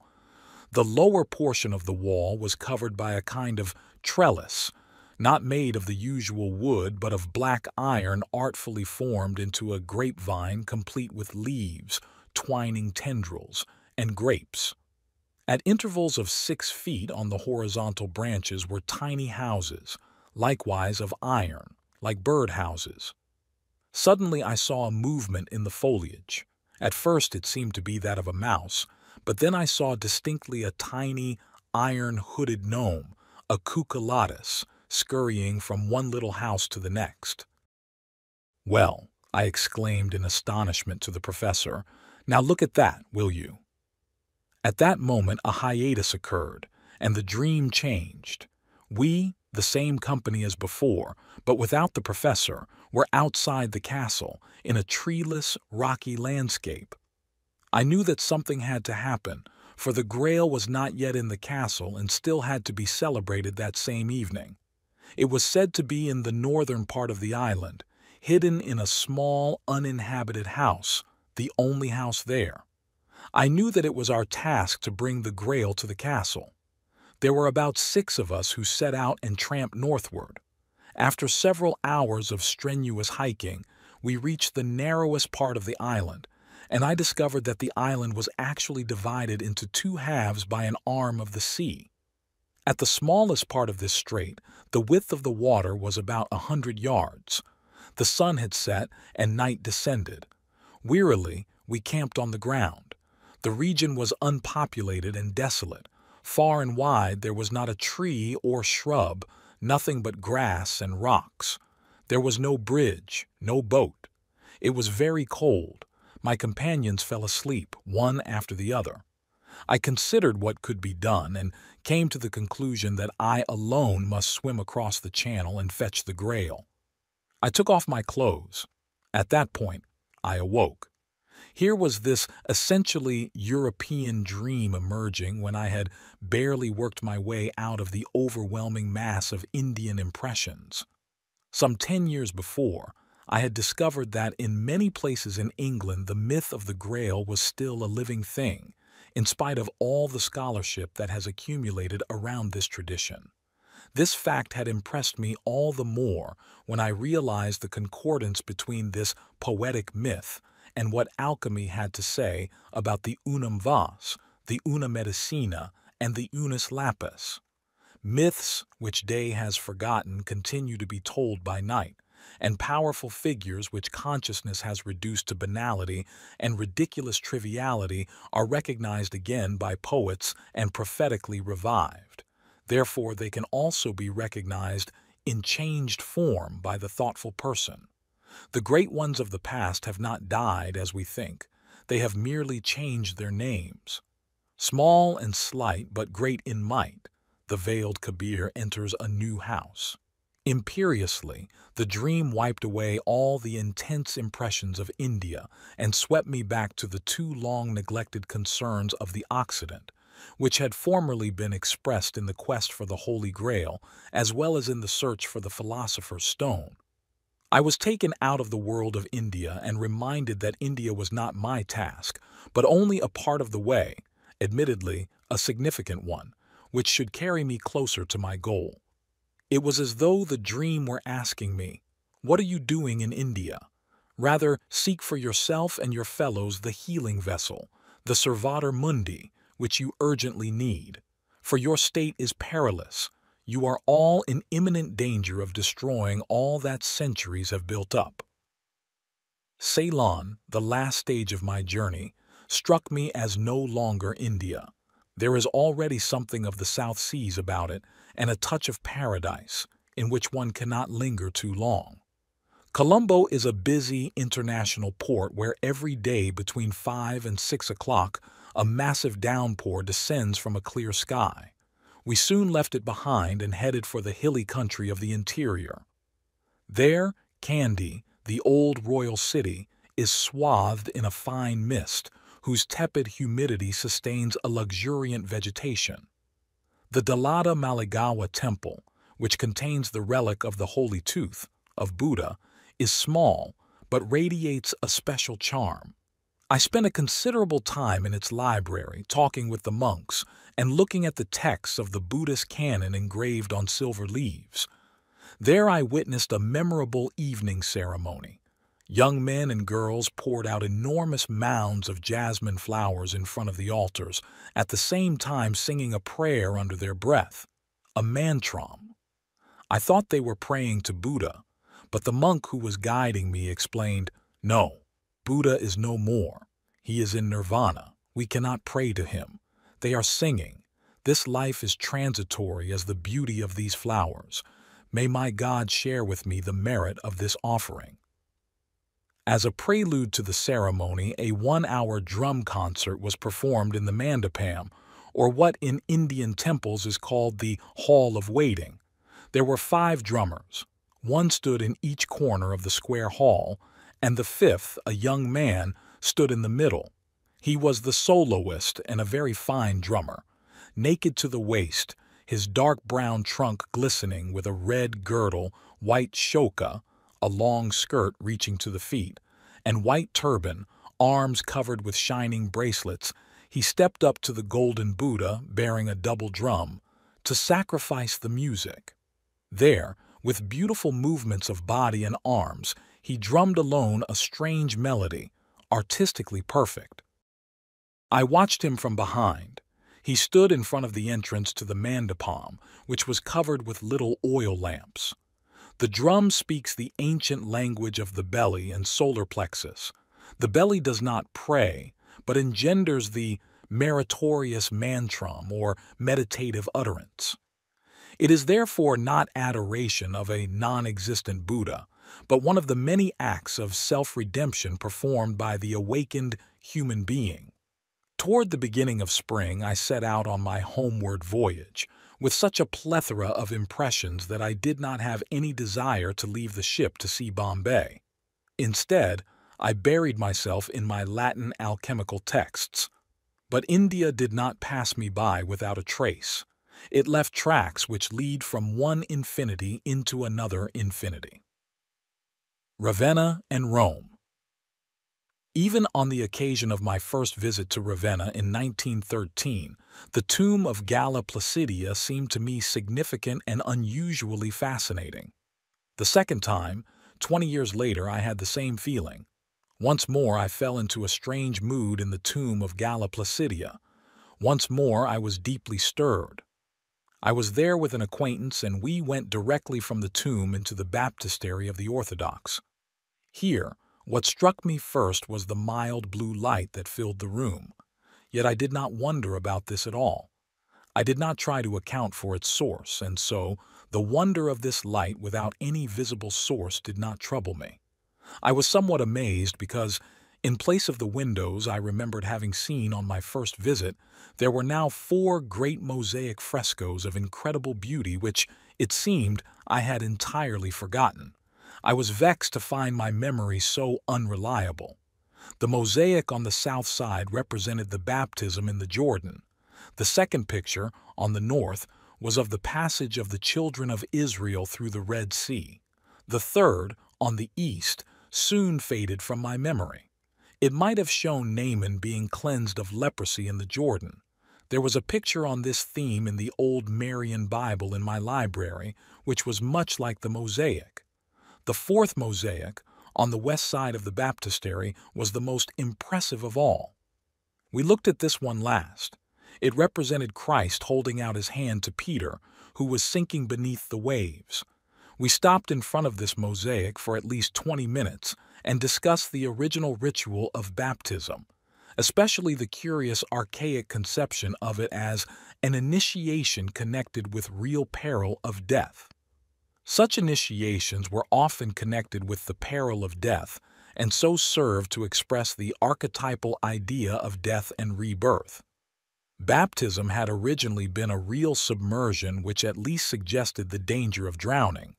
I retain the most distinct memory of the mosaic of Peter sinking, and to this day can see every detail before my eyes: the blue of the sea, individual chips of the mosaic, the inscribed scrolls proceeding from the mouths of Peter and Christ, which I attempted to decipher. After we left the baptistery, I went promptly to Alinari to buy photographs of the mosaics, but could not find any. Time was pressing.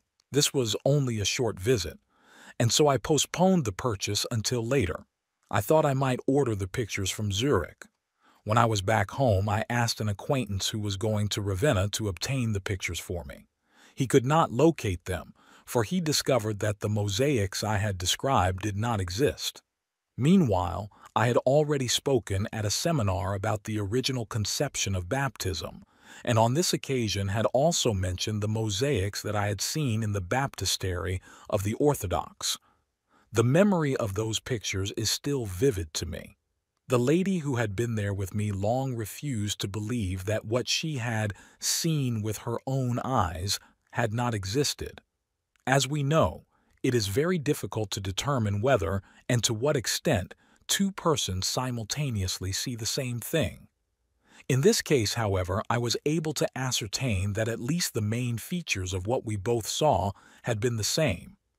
This experience in Ravenna is among the most curious events in my life. It can scarcely be explained. A certain light may possibly be cast on it by an incident in the story of Empress Galla Placidia. During a stormy crossing from Byzantium to Ravenna in the worst of winter, She made a vow that if she came through safely, she would build a church and have the perils of the sea represented in it. She kept this vow by building the Basilica of San Giovanni in Ravenna and having it adorned with mosaics. In the early Middle Ages, San Giovanni, together with its mosaics, was destroyed by fire. But in the Ambrosiana in Milan is still to be found a sketch representing Galla Placidia in a boat. I had, from the first visit, been personally affected by the figure of Galla Placidia, and had often wondered how it must have been for this highly cultivated, fastidious woman to live at the side of a barbarian prince. Her tomb seemed to me a final legacy through which I might reach her personality. Her fate and her whole being were vivid presences to me. With her intense nature, she was a suitable embodiment for my anima. The anima of a man has a strongly historical character. As a personification of the unconscious, she goes back into prehistory and embodies the contents of the past. She provides the individual with those elements that he ought to know about his prehistory. To the individual, the anima is all life that has been in the past and is still alive in him. In comparison to her, I have always felt myself to be a barbarian who really has no history, like a creature just sprung out of nothingness, with neither a past nor a future. In the course of my confrontation with the anima, I had actually had a brush with those perils which I saw represented in the mosaics. I had come close to drowning. The same thing happened to me as to Peter, who cried for help and was rescued by Jesus. What had been the fate of Pharaoh's army could have been mine. Like Peter and like Naaman, I came away unscathed, and the integration of the unconscious contents made an essential contribution to the completion of my personality. What happens within oneself when one integrates previously unconscious contents with the consciousness is something which can scarcely be described in words. It can only be experienced. It is a subjective affair quite beyond discussion. We have a particular feeling about ourselves, about the way we are, and that is a fact which it is neither possible nor meaningful to doubt. Similarly, we convey a particular feeling to others, and that too is a fact that cannot be doubted. So far as we know, there is no higher authority which could eliminate the probable discrepancies between all these impressions and opinions. Whether a change has taken place as the result of integration, and what the nature of that change is, remains a matter of subjective conviction.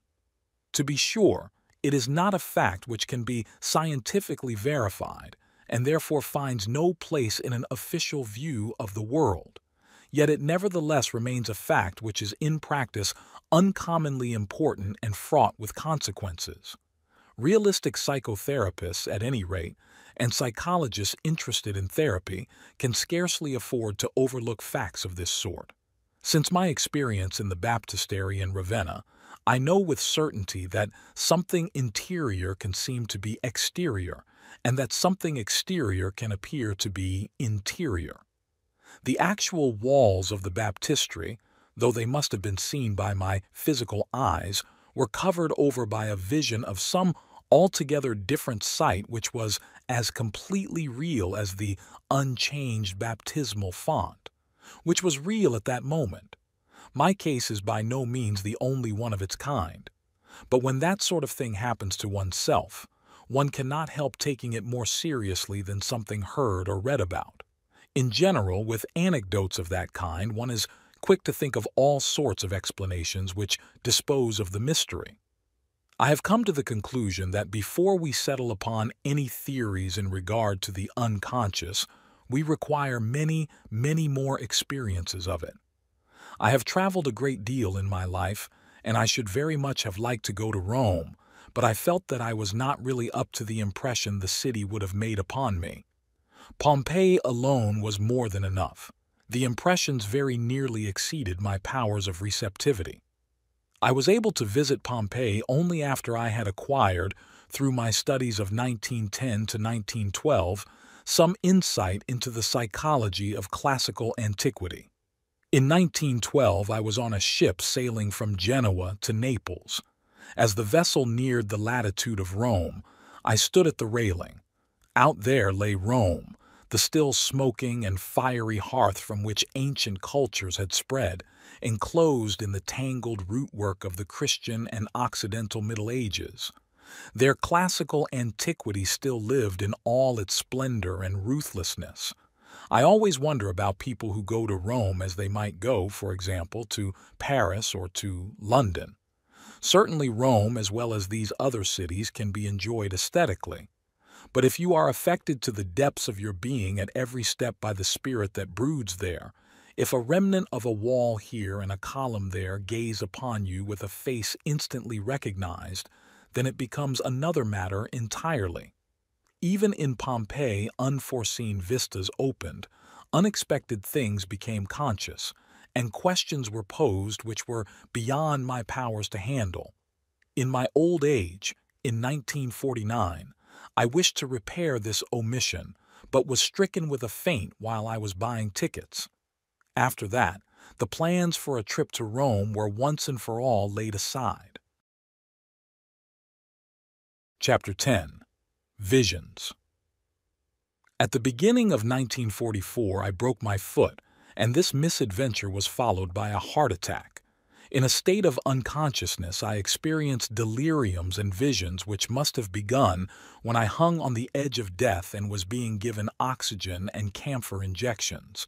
The images were so tremendous that I myself concluded that I was close to death. My nurse afterward told me, "It was as if you were surrounded by a bright glow." That was a phenomenon she had sometimes observed in the dying, she added. I had reached the outermost limit and do not know whether I was in a dream or an ecstasy. At any rate, extremely strange things began to happen to me. It seemed to me that I was high up in space. Far below, I saw the globe of the earth, bathed in a gloriously blue light. I saw the deep blue sea and the continents. Far below my feet lay Ceylon, and in the distance ahead of me, the subcontinent of India. My field of vision did not include the whole earth, but its global shape was plainly distinguishable and its outlines shone with a silvery gleam through that wonderful blue light. In many places, the globe seemed colored, or spotted dark green like oxidized silver.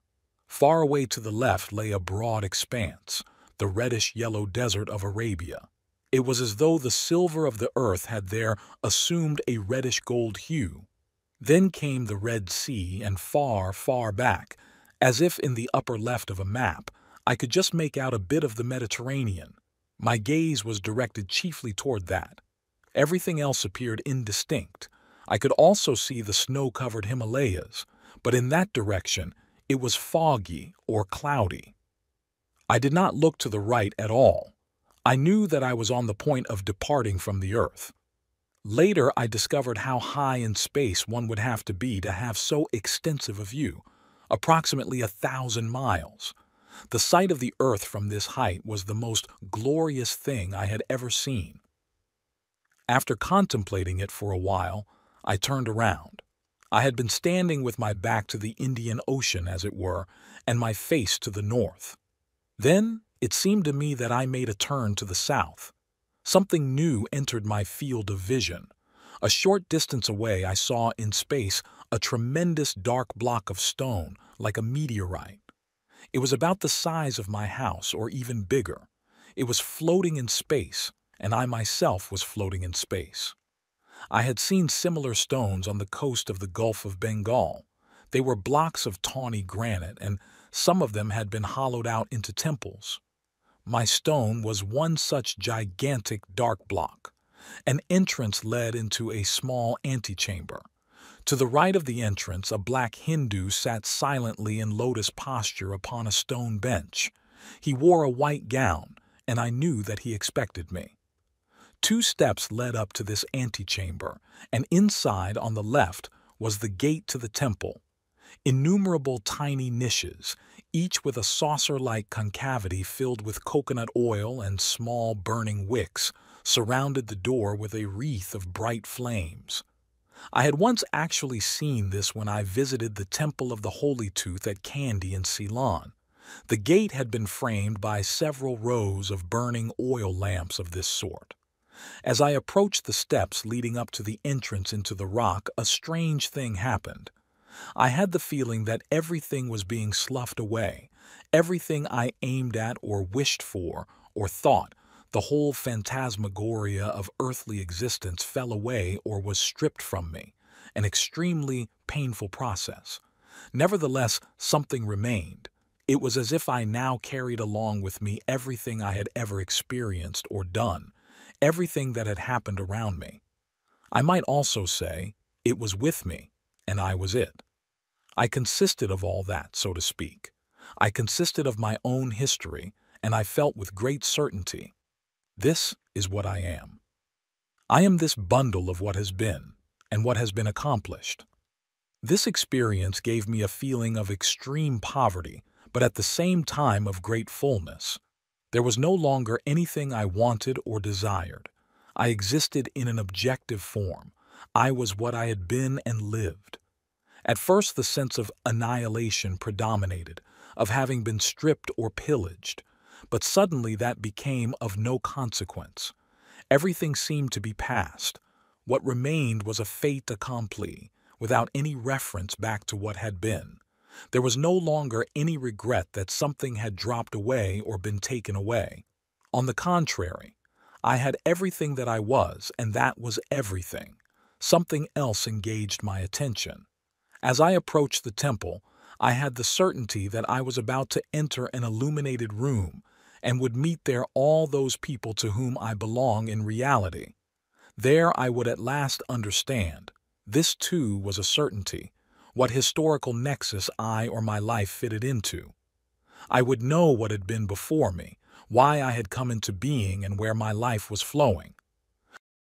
My life as I lived it had often seemed to me like a story that has no beginning and no end. I had the feeling that I was a historical fragment, an excerpt for which the preceding and succeeding text was missing. My life seemed to have been snipped out of a long chain of events, and many questions had remained unanswered. Why had it taken this course? Why had I brought these particular assumptions with me? What had I made of them? What will follow?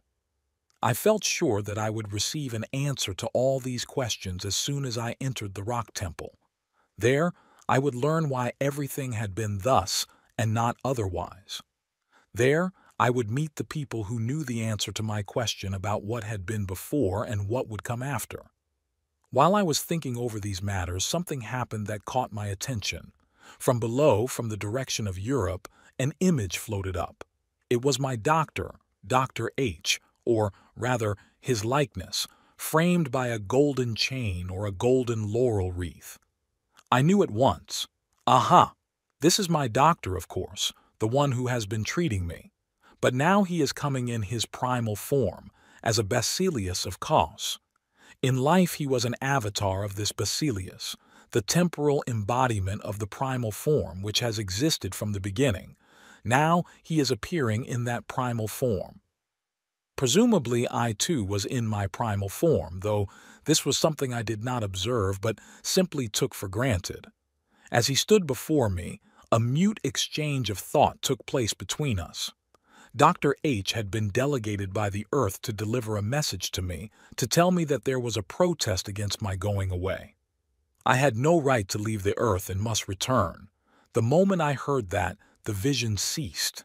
I was profoundly disappointed, for now it all seemed to have been for nothing. The painful process of defoliation had been in vain, and I was not to be allowed to enter the temple, to join the people in whose company I belonged. In reality, a good 3 weeks were still to pass before I could truly make up my mind to live again. I could not eat because all food repelled me. The view of city and mountains from my sickbed seemed to me like a painted curtain with black holes in it, or a tattered sheet of newspaper full of photographs that meant nothing. Disappointed, I thought, now I must return to the box system again. For it seemed to me as if, behind the horizon of the cosmos, a three-dimensional world had been artificially built up, in which each person sat by himself in a little box, And now I should have to convince myself all over again that this was important. Life and the whole world struck me as a prison, and it bothered me beyond measure that I should again be finding all that quite in order. I had been so glad to shed it all, and now it had come about that I, along with everyone else, would again be hung up in a box by a thread. While I floated in space, I had been weightless, and there had been nothing tugging at me. And now all that was to be a thing of the past. I felt violent resistance to my doctor because he had brought me back to life. At the same time, I was worried about him. His life is in danger, for heaven's sake. He has appeared to me in his primal form. When anybody attains this form, it means he is going to die, for already he belongs to the greater company. Suddenly the terrifying thought came to me that Dr. H would have to die in my stead. I tried my best to talk to him about it, but he did not understand me. Then I became angry with him. Why does he always pretend he doesn't know he is a basileus of Cos, and that he has already assumed his primal form? He wants to make me believe that he doesn't know. That irritated me. My wife reproved me for being so unfriendly to him. She was right, but at the time I was angry with him for stubbornly refusing to speak of all that had passed between us in my vision. Damn it all! He ought to watch his step. He has no right to be so reckless. I want to tell him to take care of himself. I was firmly convinced that his life was in jeopardy. In actual fact, I was his last patient. On April 4th, 1944, I still remember the exact date, I was allowed to sit up on the edge of my bed for the first time since the beginning of my illness, and on this same day Dr. H took to his bed and did not leave it again. I heard that he was having intermittent attacks of fever. Soon afterward he died of septicemia. He was a good doctor. There was something of the genius about him. Otherwise he would not have appeared to me as a prince of Cos. During those weeks I lived in a strange rhythm. By day I was usually depressed. I felt weak and wretched and scarcely dared to stir. Gloomily, I thought, now I must go back to this drab world. Toward evening I would fall asleep, and my sleep would last until about midnight. Then I would come to myself and lie awake for about an hour, but in an utterly transformed state. It was as if I were in an ecstasy. I felt as though I were floating in space, as though I were safe in the womb of the universe, in a tremendous void but filled with the highest possible feeling of happiness. This is eternal bliss, I thought. This cannot be described. It is far too wonderful. Everything around me seemed enchanted. At this hour of the night the nurse brought me some food she had warmed, for only then was I able to take any, and I ate with appetite. For a time it seemed to me that she was an old Jewish woman, much older than she actually was, and that she was preparing ritual kosher dishes for me. When I looked at her, she seemed to have a blue halo around her head.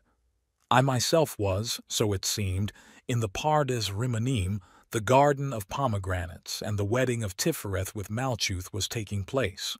Or else I was Rabbi Simon ben Yochai, whose wedding in the afterlife was being celebrated. It was the mystic marriage as it appears in the Kabbalistic tradition. I cannot tell you how wonderful it was. I could only think continually, now this is the garden of pomegranates.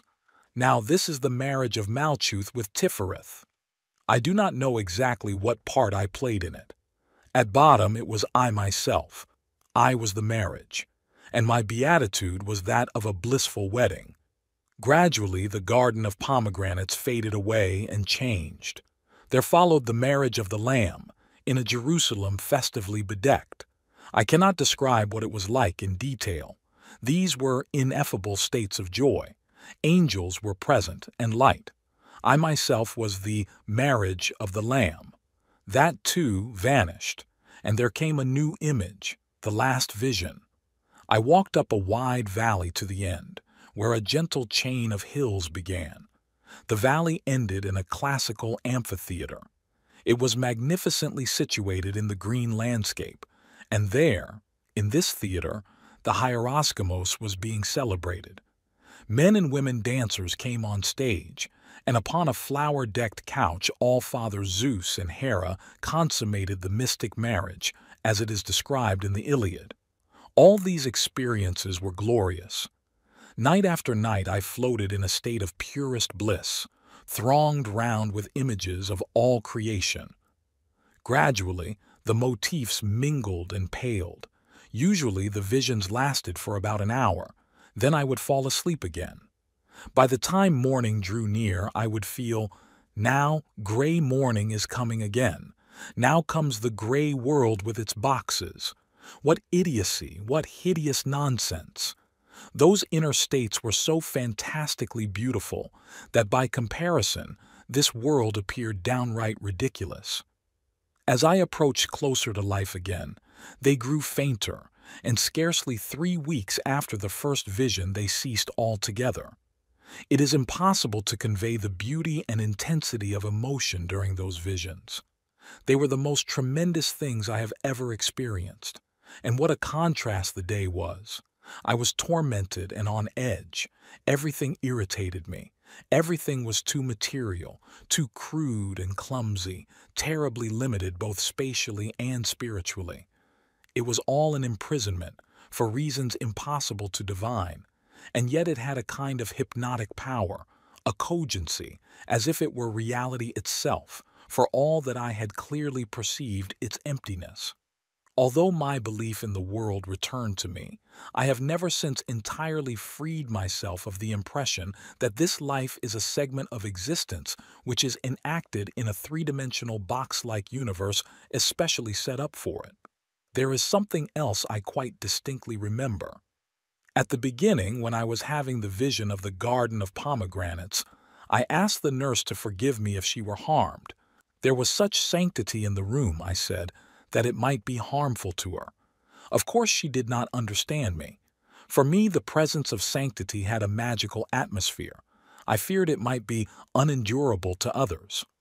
I understood then why one speaks of the odor of sanctity, of the sweet smell of the Holy Ghost. This was it. There was a pneuma of inexpressible sanctity in the room, whose manifestation was the mysterium conjunctionis. I would never have imagined that any such experience was possible. It was not a product of imagination. The visions and experiences were utterly real. There was nothing subjective about them. They all had a quality of absolute objectivity.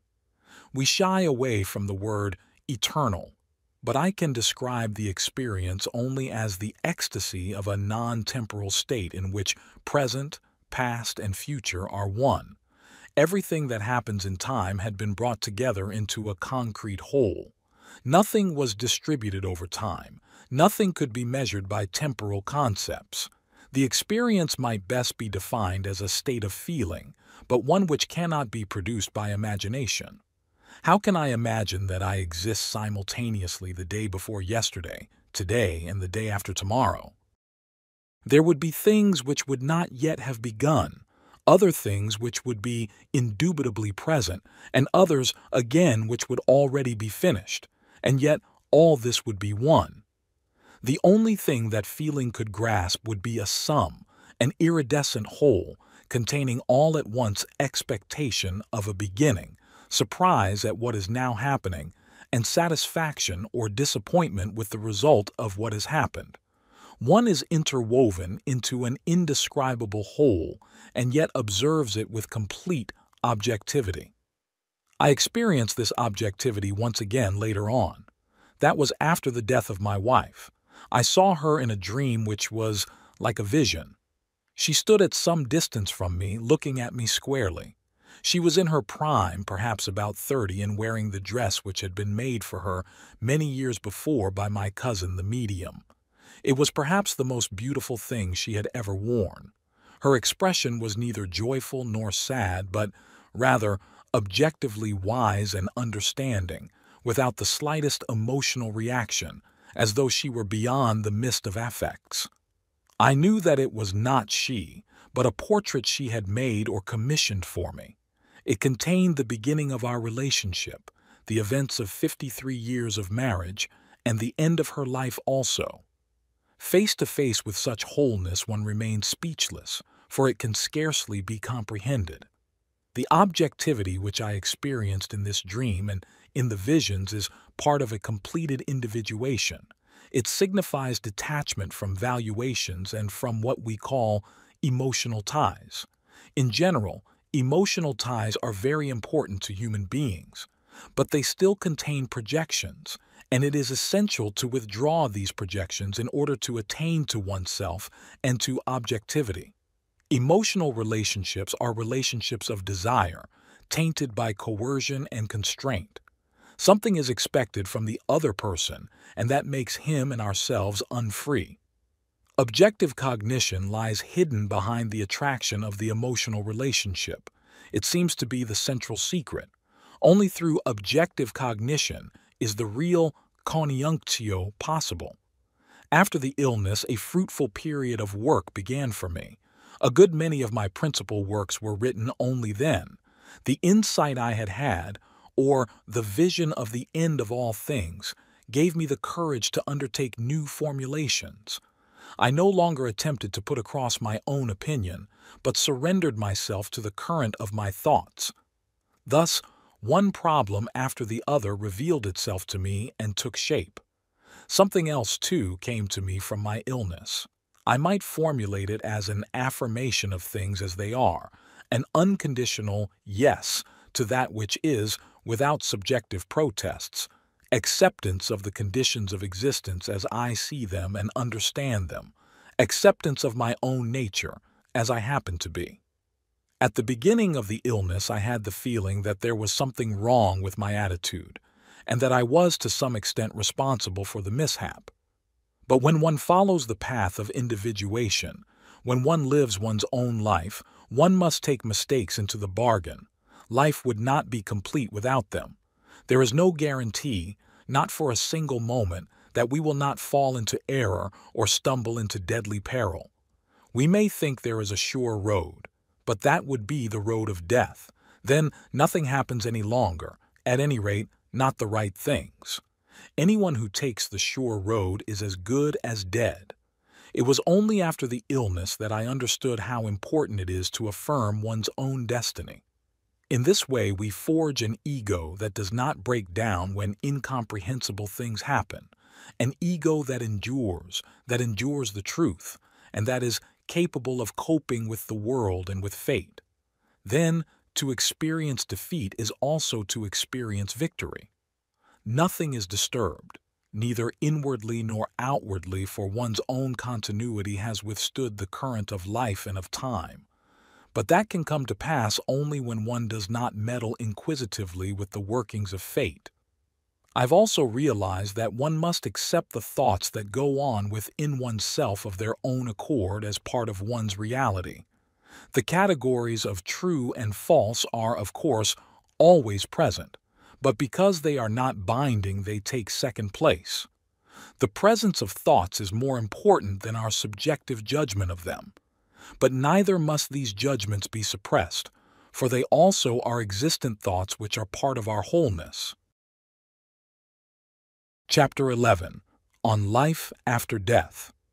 What I have to tell about the hereafter and about life after death consists entirely of memories, of images in which I have lived, and of thoughts which have buffeted me. These memories, in a way, also underlie my works, for the latter are fundamentally nothing but attempts, ever renewed, to give an answer to the question of the interplay between the here and the hereafter. Yet I have never written expressly about a life after death, for then I would have had to document my ideas, and I have no way of doing that. Be that as it may, I would like to state my ideas now. Even now I can do no more than tell stories, mythologize. Perhaps one has to be close to death to acquire the necessary freedom to talk about it. It is not that I wish we had a life after death. In fact, I would prefer not to foster such ideas. Still, I must state, to give reality its due, that without my wishing and without my doing anything about it, thoughts of this nature move about within me. I can't say whether these thoughts are true or false, but I do know they are there and can be given utterance if I do not repress them out of some prejudice.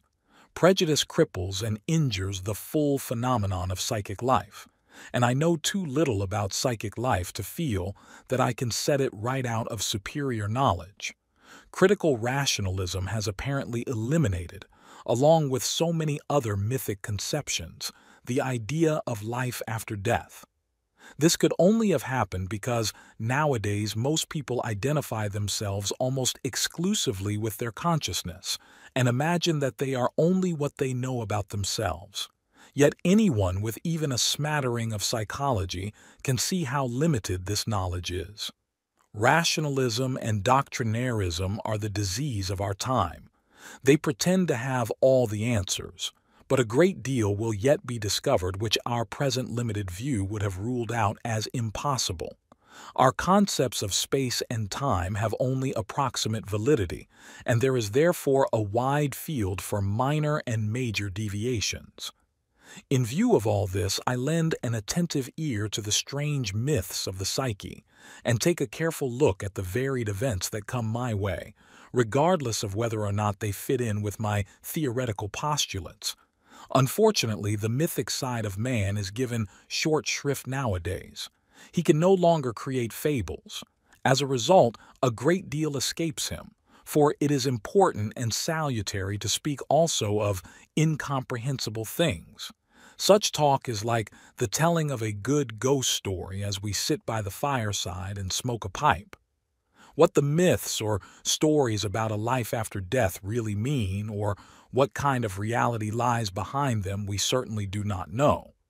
We cannot tell whether they possess any validity beyond their indubitable value as anthropomorphic projections. Rather, we must hold clearly in mind that there is no possible way for us to attain certainty concerning things which pass our understanding. We cannot visualize another world ruled by quite other laws, the reason being that we live in a specific world which has helped to shape our minds and establish our basic psychic conditions. We are strictly limited by our innate structure and therefore bound by our whole being and thinking to this world of ours. Mythic man, to be sure, demands a going beyond all that, but scientific man cannot permit this. To the intellect, all my mythologizing is futile speculation. To the emotions, however, it is a healing and valid activity. It gives existence a glamour which we would not like to do without. Nor is there any good reason why we should. Parapsychology holds it to be a scientifically valid proof of an afterlife that the dead manifest themselves, either as ghosts or through a medium, and communicate things which they alone could possibly know. But even though there do exist such well-documented cases, the question remains whether the ghost or the voice is identical with the dead person or is a psychic projection, and whether the things said really derive from the deceased or from knowledge which may be present in the unconscious. Leaving aside the rational arguments against any certainty in these matters, we must not forget that for most people, it means a great deal to assume that their lives will have an indefinite continuity beyond their present existence. They live more sensibly, feel better, and are more at peace. One has centuries. One has an inconceivable period of time at one's disposal. What then is the point of this senseless mad rush? Naturally, such reasoning does not apply to everyone. There are people who feel no craving for immortality and who shudder at the thought of sitting on a cloud and playing the harp for 10,000 years. There are also quite a few who have been so buffeted by life, or who feel such disgust for their own existence, that they far prefer absolute cessation to continuance. But in the majority of cases, the question of immortality is so urgent, so immediate, and also so ineradicable that we must make an effort to form some sort of view about it. But how? My hypothesis is that we can do so with the aid of hints sent to us from the unconscious, in dreams, for example.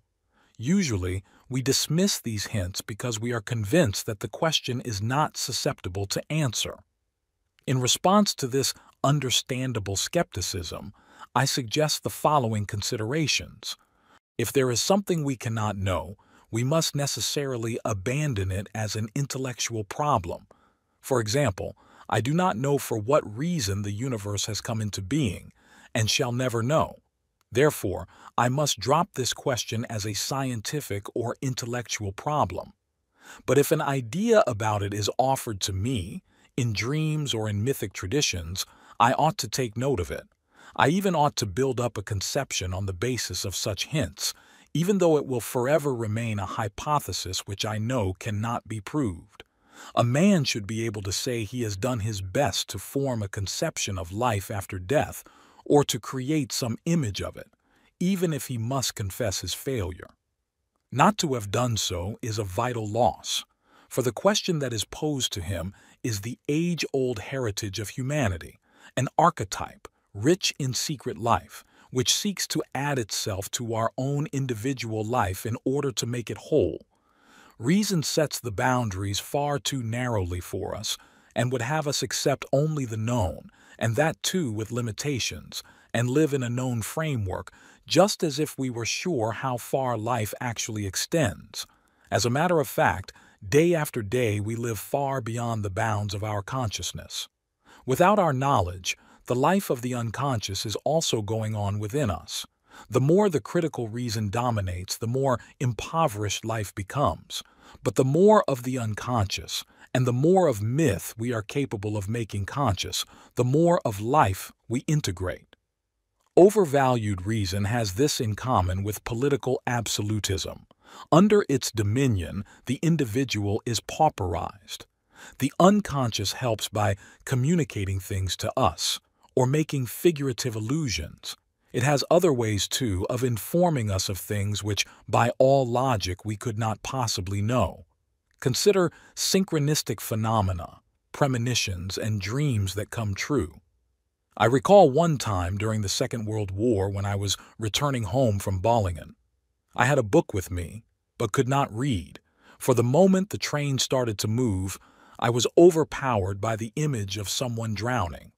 This was a memory of an accident that had happened while I was on military service. During the entire journey, I could not rid myself of it. It struck me as uncanny, and I thought, what has happened? Can there have been an accident? I got out at Erlenbach and walked home, still troubled by this memory. My second daughter's children were in the garden. The family was living with us, having returned to Switzerland from Paris because of the war. The children stood looking rather upset, and when I asked, "Why, what is the matter?" they told me that Adrian, then the youngest of the boys, had fallen into the water in the boathouse. It is quite deep there, and since he could not really swim, he had almost drowned. His older brother had fished him out. This had taken place at exactly the time I had been assailed by that memory in the train. The unconscious had given me a hint. Why should it not be able to inform me of other things also? I had a somewhat similar experience before a death in my wife's family. I dreamed that my wife's bed was a deep pit with stone walls. It was a grave, and somehow had a suggestion of classical antiquity about it. Then I heard a deep sigh, as if someone were giving up the ghost. A figure that resembled my wife sat up in the pit and floated upward. It wore a white gown into which curious black symbols were woven. I awoke, roused my wife, and checked the time. It was 3 o'clock in the morning. The dream was so curious that I thought at once that it might signify a death. At 7 o'clock came the news that a cousin of my wife had died at 3 o'clock in the morning. Frequently, foreknowledge is there, but not recognition. Thus I once had a dream in which I was attending a garden party. I saw my sister there, and that greatly surprised me, for she had died some years before. A deceased friend of mine was also present. The rest were people who were still alive. Presently, I saw that my sister was accompanied by a lady I knew well. Even in the dream, I had drawn the conclusion that the lady was going to die. She is already marked, I thought. In the dream, I knew exactly who she was. I knew also that she lived in Basel, but as soon as I woke up, I could no longer, with the best will in the world, recall who she was, although the whole dream was still vivid in my mind. I pictured all my acquaintances in Basel to see whether the memory images would ring a bell. Nothing. A few weeks later, I received news that a friend of mine had had a fatal accident. I knew at once that she was the person I had seen in the dream but had been unable to identify. My recollection of her was perfectly clear and richly detailed, since she had been my patient for a considerable time up to a year before her death.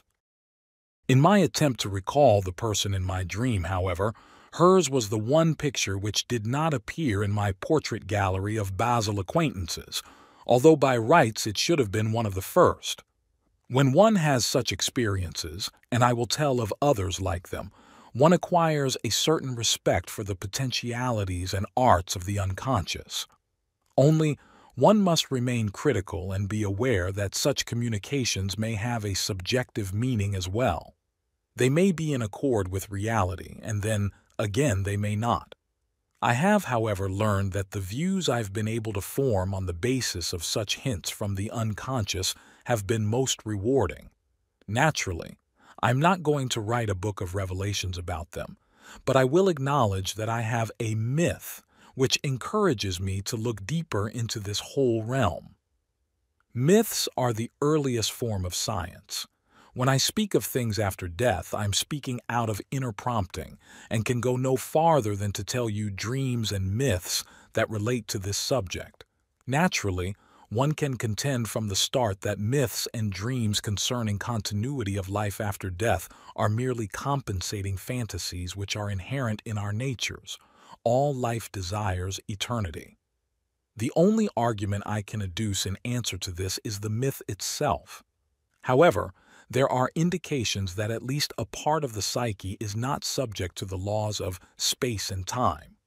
Scientific proof of that has been provided by the well-known J.B. Rhine experiments, along with numerous cases of spontaneous foreknowledge, non-spatial perceptions, and so on, of which I have given a number of examples from my own life.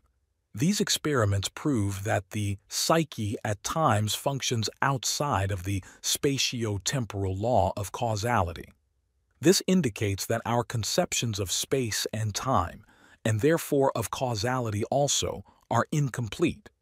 A complete picture of the world would require the addition of still another dimension.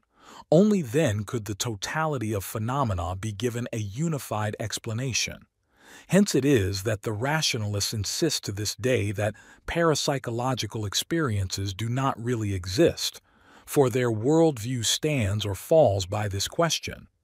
If such phenomena occur at all, the rationalistic picture of the universe is invalid because incomplete.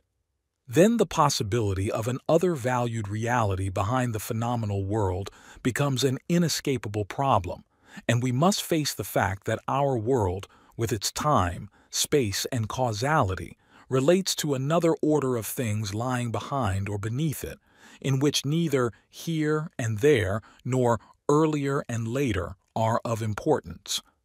I have been convinced that at least a part of our psychic existence is characterized by a relativity of space and time. This relativity seems to increase, in proportion to the distance from consciousness, to an absolute condition of timelessness and spacelessness. Not only my own dreams, but also occasionally the dreams of others, help to shape, revise, or confirm my views on a life after death. I attach particular importance to a dream which a pupil of mine, a woman of 60, dreamed about 2 months before her death. She had entered the hereafter. There was a class going on, and various deceased women friends of hers sat on the front bench. An atmosphere of general expectation prevailed. She looked around for a teacher or lecturer, but could find none. Then it became plain that she herself was the lecturer, for immediately after death people had to give accounts of the total experience of their lives. The dead were extremely interested in the life experiences that the newly deceased brought with them, just as if the acts and experiences taking place in earthly life in space and time were the decisive ones. In any case, the dream describes a most unusual audience whose like could scarcely be found on Earth. People burningly interested in the final psychological results of a human life that was in no way remarkable, any more than were the conclusions that could be drawn from it, to our way of thinking. If, however, the audience existed in a state of relative non-time, where termination, event, and development had become questionable concepts, they might very well be most interested precisely in what was lacking in their own condition. At the time of this dream, the lady was afraid of death and did her best to fend off any thoughts about it. Yet death is an important interest, especially to an aging person. A categorical question is being put to him, and he is under an obligation to answer it. To this end, he ought to have a myth about death, for reason shows him nothing but the dark pit into which he is descending.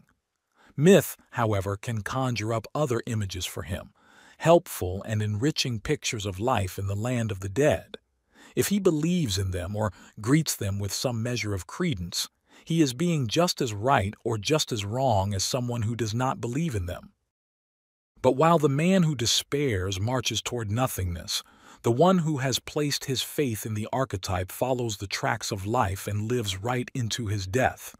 Both, to be sure, remain in uncertainty, but the one lives against his instincts, the other with them. The figures from the unconscious are uninformed too, and need man, or contact with consciousness, in order to attain to knowledge. When I began working with the unconscious, I found myself much involved with the figures of Salome and Elijah. Then they receded, but after about 2 years they reappeared. To my enormous astonishment, they were completely unchanged. They spoke and acted as if nothing had happened in the meanwhile. In actuality, the most incredible things had taken place in my life. I had, as it were, to begin from the beginning again, to tell them all about what had been going on and explain things to them. At the time, I had been greatly surprised by this situation. Only later did I understand what had happened. In the interval, the two had sunk back into the unconscious and into themselves. I might equally well put it, into timelessness. They remained out of contact with the ego and the ego's changing circumstances, and therefore were ignorant of what had happened in the world of consciousness. Quite early, I had learned that it was necessary for me to instruct the figures of the unconscious, or that other group which is often indistinguishable from them, the spirits of the departed. The first time I experienced this was on a bicycle trip through Upper Italy which I took with a friend in 1911. On the way home, we cycled from Pavia to Arona, on the lower part of Lake Maggiore, and spent the night there. We had intended to pedal on along the lake and then through the Tessin as far as Fido, where we were going to take the train to Zurich. But in Arona, I had a dream which upset our plans. In the dream, I was in an assemblage of distinguished spirits of earlier centuries. The feeling was similar to the one I had later toward the illustrious ancestors in the Black Rock Temple of my 1944 vision. The conversation was conducted in Latin. A gentleman with a long, curly wig addressed me and asked a difficult question, the gist of which I could no longer recall after I woke up. I understood him, but did not have a sufficient command of the language to answer him in Latin. I felt so profoundly humiliated by this that the emotion awakened me. At the very moment of awakening, I thought of the book I was then working on, Wandlungen und Symbole de Libido, and had such intense inferiority feelings about the unanswered question that I immediately took the train home in order to get back to work. It would have been impossible for me to continue the bicycle trip and lose another 3 days. I had to work, to find the answer. Not until years later did I understand the dream and my reaction. The bewigged gentleman was a kind of ancestral spirit or spirit of the dead who had addressed questions to me, in vain. It was still too soon, I had not yet come so far, but I had an obscure feeling that by working on my book I would be answering the question that had been asked. It had been asked by, as it were, my spiritual forefathers, in the hope and expectation that they would learn what they had not been able to find out during their time on earth, since the answer had first to be created in the centuries that followed. If question and answer had already been in existence in eternity, had always been there, no effort on my part would have been necessary, and it could all have been discovered in any other century. There does seem to be unlimited knowledge present in nature, it is true, but it can be comprehended by consciousness only when the time is ripe for it. The process, presumably, is like what happens in the individual psyche. A man may go about for many years with an inkling of something, but grasps it clearly only at a particular moment. Later, when I wrote the Septem Sermones ad Mortuos, once again it was the dead who addressed crucial questions to me. They came, so they said, back from Jerusalem, where they found not what they sought. This had surprised me greatly at the time, for according to the traditional views, the dead are the possessors of great knowledge. People have the idea that the dead know far more than we, for Christian doctrine teaches that in the hereafter we shall see face to face. Apparently, however, the souls of the dead know only what they knew at the moment of death, and nothing beyond that. Hence their endeavor to penetrate into life in order to share in the knowledge of men. I frequently have a feeling that they are standing directly behind us, waiting to hear what answer we will give to them and what answer to destiny. It seems to me as if they were dependent on the living for receiving answers to their questions, that is, on those who have survived them and exist in a world of change, as if omniscience, or, as I might put it, omniconsciousness, were not at their disposal, but could flow only into the psyche of the living, into a soul bound to a body. The mind of the living appears, therefore, to hold an advantage over that of the dead in at least one point, in the capacity for attaining clear and decisive cognitions. As I see it, the three-dimensional world in time and space is like a system of coordinates. What is here, separated into ordinates and abscissae, may appear there, in space-timelessness, as a primordial image with many aspects, perhaps as a diffuse cloud of cognition surrounding an archetype. Yet a system of coordinates is necessary if any distinction of discrete contents is to be possible. Any such operation seems to us unthinkable in a state of diffuse omniscience, or, as the case may be, of subjectless consciousness, with no spatio-temporal demarcations. Cognition, like generation, presupposes an opposition, a here and there, an above and below, a before and after. If there were to be a conscious existence after death, it would, so it seems to me, have to continue on the level of consciousness attained by humanity, which in any age has an upper though variable limit. There are many human beings who throughout their lives and at the moment of death lag behind their own potentialities and, even more important, behind the knowledge which has been brought to consciousness by other human beings during their own lifetimes. Hence their demand to attain in death that share of awareness which they failed to win in life. I have come to this conclusion through observation of dreams about the dead. I dreamed once that I was paying a visit to a friend who had died about 2 weeks before. In life, this friend had never espoused anything but a conventional view of the world and had remained stuck in this unreflecting attitude. In the dream, his home was on a hill similar to the Tullinger Hill near Basel. The walls of an old castle surrounded a square consisting of a small church and a few smaller buildings. It reminded me of the square in front of the castle of Rapperswil. It was autumn. The leaves of the ancient trees had turned gold, and the whole scene was transfigured by gentle sunlight. My friend sat at a table with his daughter who had studied psychology in Zurich. I knew that she was telling him about psychology. He was so fascinated by what she was saying that he greeted me only with a casual wave of the hand as though to intimate, "Don't disturb me." The greeting was at the same time a dismissal. The dream told me that now, In a manner which of course remains incomprehensible to me, he was required to grasp the reality of his psychic existence, which he had never been capable of doing during his life. I had another experience of the evolution of the soul after death when, about a year after my wife's death, I suddenly awoke one night and knew that I had been with her in the south of France, in Provence, and had spent an entire day with her. She was engaged on studies of the Grail there. That seemed significant to me, for she had died before completing her work on this subject. Interpretation on the subjective level, that my anima had not yet finished with the work she had to do, yielded nothing of interest. I know quite well that I am not yet finished with that. But the thought that my wife was continuing after death to work on her further spiritual development, however that may be conceived, struck me as meaningful and held a measure of reassurance for me. Ideas of this sort are, of course, inaccurate and give a wrong picture, like a body projected on a plane or, conversely, like the construction of a four-dimensional model out of a three-dimensional body.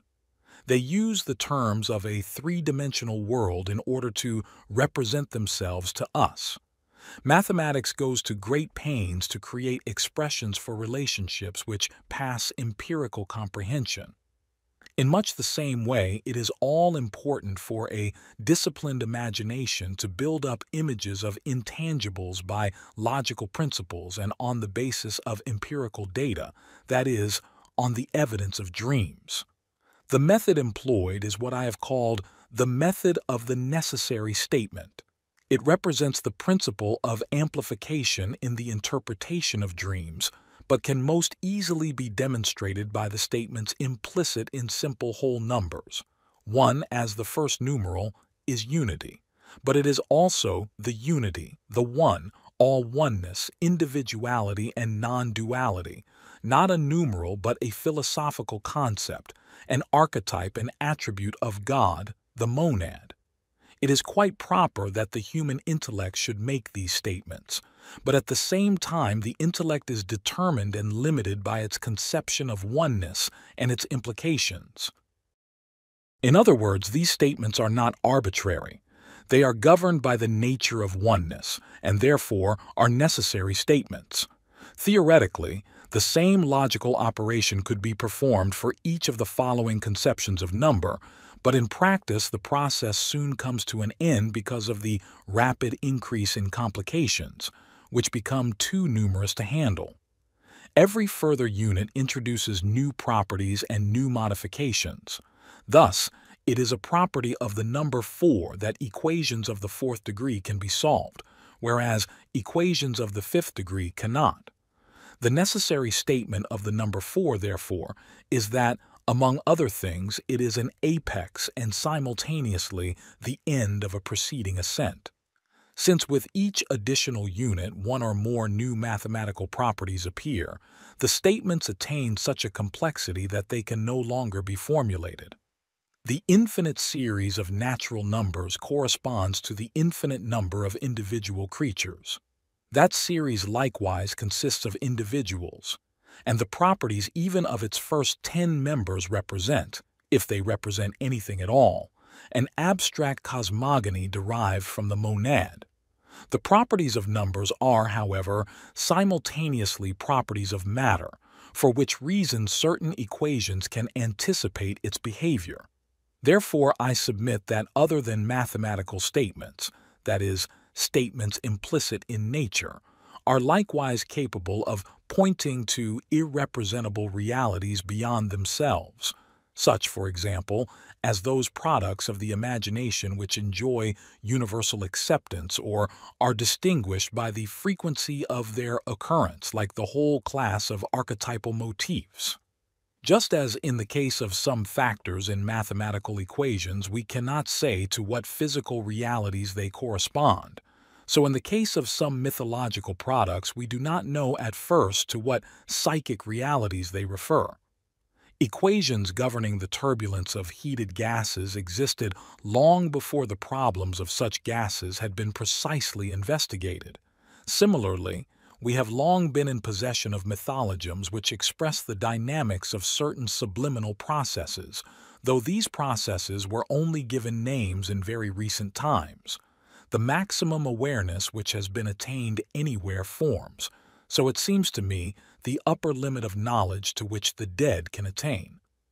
That is probably why earthly life is of such great significance, and why it is that what a human being brings over at the time of his death is so important. Only here, in life on earth where the opposites clash together, can the general level of consciousness be raised. That seems to be man's metaphysical task, which he cannot accomplish without mythologizing. Myth is the natural and indispensable intermediate stage between unconscious and conscious cognition. True, the unconscious knows more than consciousness does, but it is knowledge of a special sort, knowledge in eternity, usually without reference to the here and now, not couched in language of the intellect. Only when we let its statements amplify themselves, as has been shown above by the example of numerals, does it come within the range of our understanding. Only then does a new aspect become perceptible to us. This process is convincingly repeated in every successful dream analysis. That is why it is so important not to have any preconceived, doctrinaire opinions about the statements made by dreams. As soon as a certain monotony of interpretation strikes us, we know that our approach has become doctrinaire and hence sterile. Although there is no way to marshal valid proof of continuance of the soul after death, there are nevertheless experiences which make us thoughtful. I take them as hints and do not presume to ascribe to them the significance of insights. One night I lay awake thinking of the sudden death of a friend whose funeral had taken place the day before. I was deeply concerned. Suddenly I felt that he was in the room. It seemed to me that he stood at the foot of my bed and was asking me to go with him. I did not have the feeling of an apparition. Rather, it was an inner visual image of him, which I explained to myself as a fantasy. But in all honesty, I had to ask myself, do I have any proof that this is a fantasy? Suppose it is not a fantasy. Suppose my friend is really here, and I decided he was only a fantasy. Would that not be abominable of me? Yet I had equally little proof that he stood before me as an apparition. Then I said to myself, proof is neither here nor there. Instead of explaining him away as a fantasy, I might just as well give him the benefit of the doubt and for experiment's sake credit him with reality. The moment I had that thought, he went to the door and beckoned me to follow him. So I was going to have to play along with him. That was something I hadn't bargained for. I had to repeat my argument to myself once more. Only then did I follow him in my imagination. He led me out of the house, into the garden, out to the road, and finally to his house. In reality, it was several hundred yards away from mine. I went in, and he conducted me into his study. He climbed on a stool and showed me the second of 5 books with red bindings which stood on the second shelf from the top. Then the vision broke off. I was not acquainted with his library and did not know what books he owned. Certainly I could never have made out from below the titles of the books he had pointed out to me on the second shelf from the top. This experience seemed to me so curious that next morning I went to his widow and asked whether I could look up something in my friend's library. Sure enough, there was a stool standing under the bookcase I had seen in my vision, and even before I came closer, I could see the 5 books with red bindings. I stepped up on the stool so as to be able to read the titles. They were translations of the novels of Émile Zola. The title of the second volume read, The Legacy of the Dead. The contents seemed to me of no interest. Only the title was extremely significant in connection with this experience. Equally important to me were the dream experiences I had before my mother's death. News of her death came to me while I was staying in the Tessin. I was deeply shaken, for it had come with unexpected suddenness. The night before her death I had a frightening dream. I was in a dense, gloomy forest, Fantastic, gigantic boulders lay about among huge jungle-like trees. It was a heroic, primeval landscape. Suddenly I heard a piercing whistle that seemed to resound through the whole universe. My knees shook. Then there were crashings in the underbrush, and a gigantic wolfhound with a fearful, gaping maw burst forth. At the sight of it, the blood froze in my veins. It tore past me, and I suddenly knew the wild huntsman had commanded it to carry away a human soul. I awoke in deadly terror, and the next morning I received the news of my mother's passing. Seldom has a dream so shaken me, for upon superficial consideration it seemed to say that the devil had fetched her. But to be accurate, the dream said that it was the wild huntsman, the Grünhüdel, or wearer of the green hat, who hunted with his wolves that night. It was the season of fern storms in January. It was Wotan, the god of my Alemannic forefathers, who had gathered my mother to her ancestors, negatively to the wild horde, but positively to the Selig Lut, the blessed folk. It was the Christian missionaries who made Wotan into a devil. In himself he is an important god, a Mercury, or Hermes, as the Romans correctly realized, a nature spirit who returned to life again in the Merlin of the Grail legend, and became, as the Spiritus Mercurialis, the sought-after arcanum of the alchemists. Thus the dream says that the soul of my mother was taken into that greater territory of the self, which lies beyond the segment of Christian morality, taken into that wholeness of nature and spirit in which conflicts and contradictions are resolved. I went home immediately, and while I rode in the night train I had a feeling of great grief, but in my heart of hearts I could not be mournful, and this for a strange reason. During the entire journey I continually heard dance music, laughter, and jollity, as though a wedding were being celebrated.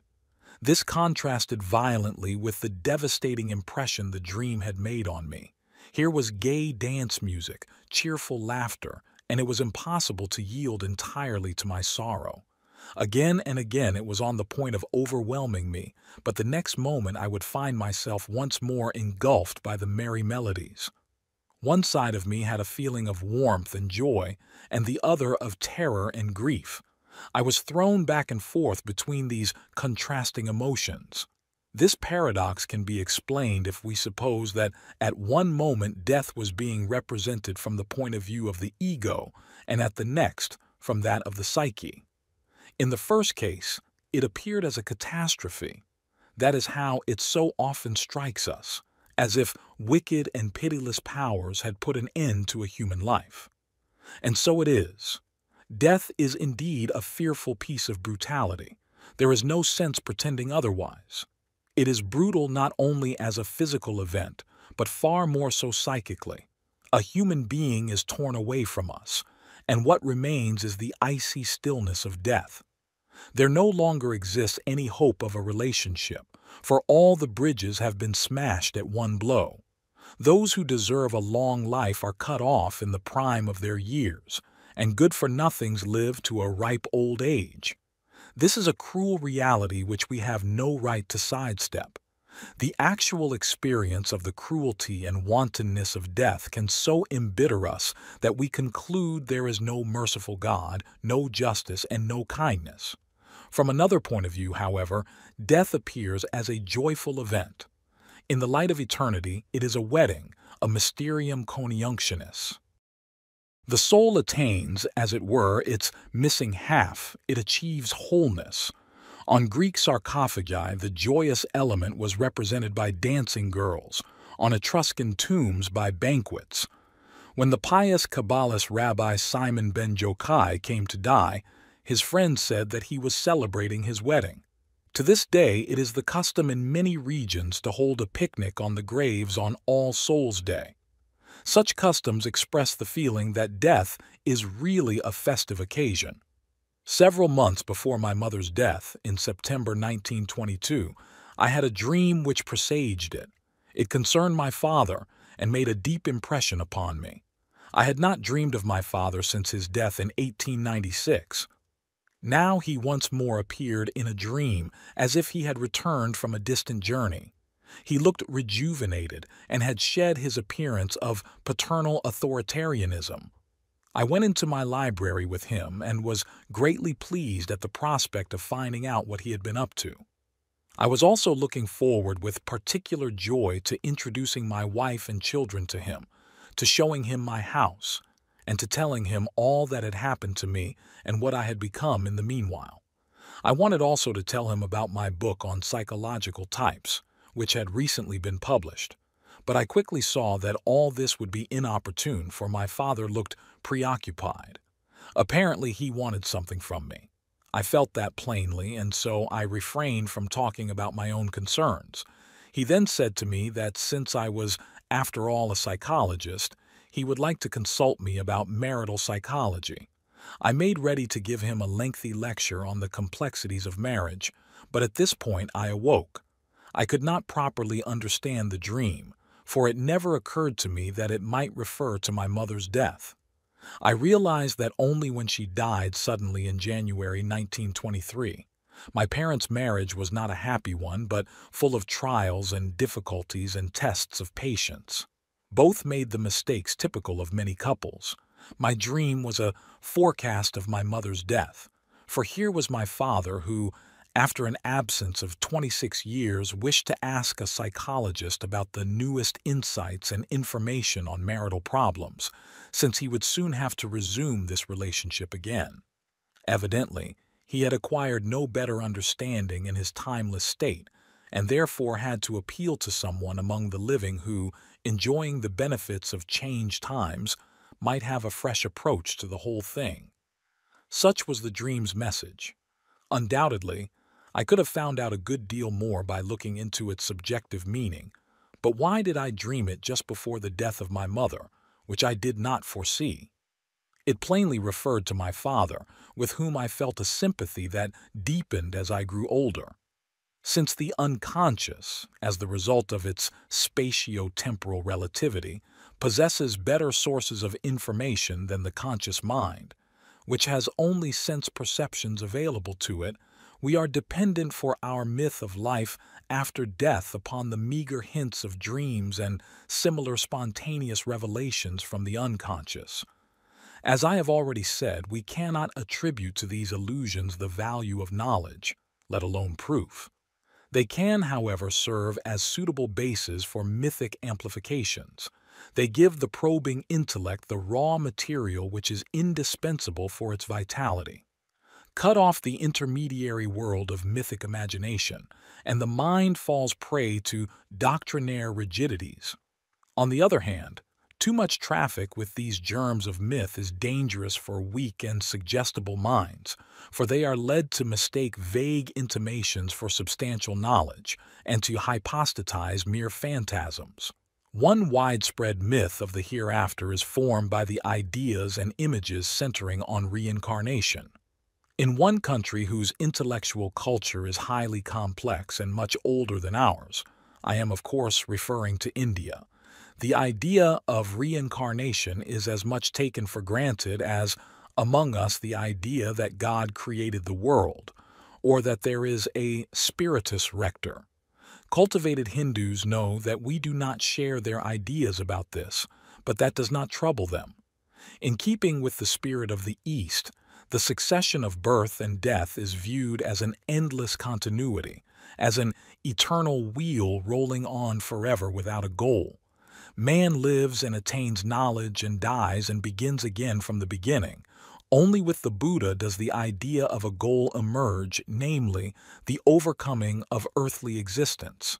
The mythic needs of the Occidental call for an evolutionary cosmogony with a beginning and a goal. The Occidental rebels against a cosmogony with a beginning and mere end, just as he cannot accept the idea of a static, self-contained, eternal cycle of events. The Oriental, on the other hand, seems able to come to terms with this idea. Apparently, there is no unanimous feeling about the nature of the world, any more than there is general agreement among contemporary astronomers on this question. To Western man, The meaninglessness of a merely static universe is unbearable. He must assume that it has meaning. The Oriental does not need to make this assumption. Rather, he himself embodies it, whereas the Occidental feels the need to complete the meaning of the world. The Oriental strives for the fulfillment of meaning in man, stripping the world and existence from himself. Buddha. I would say that both are right. Western man seems predominantly extroverted, Eastern man predominantly introverted. The former projects the meaning and considers that it exists in objects. The latter feels the meaning in himself. But the meaning is both without and within. The idea of rebirth is inseparable from that of karma. The crucial question is whether a man's karma is personal or not. If it is, then the preordained destiny with which a man enters life represents an achievement of previous lives, and a personal continuity therefore exists.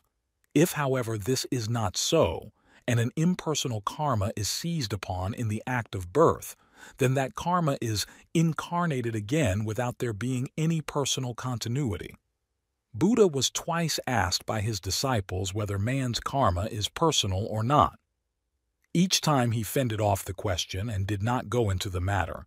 To know this, he said, would not contribute to liberating oneself from the illusion of existence. Buddha considered it far more useful for his disciples to meditate upon the nidana chain, that is, upon birth, life, old age, and death, and upon the cause and effect of suffering. I know no answer to the question of whether the karma which I live is the outcome of my past lives, or whether it is not rather the achievement of my ancestors, whose heritage comes together in me. Am I a combination of the lives of these ancestors, and do I embody these lives again? Have I lived before in the past as a specific personality, and did I progress so far in that life that I am now able to seek a solution? I do not know. Buddha left the question open, and I like to assume that he himself did not know with certainty. I could well imagine that I might have lived in former centuries and there encountered questions I was not yet able to answer, that I had to be born again because I had not fulfilled the task that was given to me. When I die, my deeds will follow along with me. That is how I imagine it. I will bring with me what I have done. In the meantime, it is important to ensure that I do not stand at the end with empty hands. Buddha, too, seems to have had this thought when he tried to keep his disciples from wasting time on useless speculation. The meaning of my existence is that life has addressed a question to me. Or conversely, I myself am a question which is addressed to the world, and I must communicate my answer, for otherwise I am dependent upon the world's answer. That is a suprapersonal life task, which I accomplish only by effort and with difficulty. Perhaps it is a question which preoccupied my ancestors, and which they could not answer. Could that be why I am so impressed by the fact that the conclusion of Faust contains no solution? Or by the problem on which Nietzsche foundered, the Dionysian side of life, to which the Christian seems to have lost the way? Or is it the restless Wotan Hermes of my Alemannic and Frankish ancestors who poses challenging riddles? What I feel to be the resultant of my ancestors' lives, or a karma acquired in a previous personal life, might perhaps equally well be an impersonal archetype which today presses hard on everyone and has taken a particular hold upon me.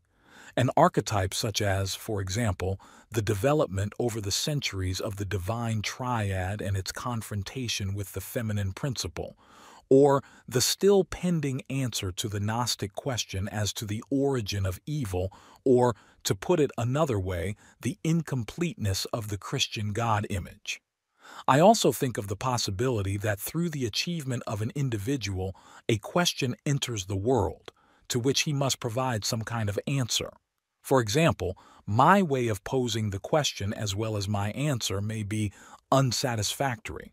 That being so, someone who has my karma, or I myself, would have to be reborn in order to give a more complete answer.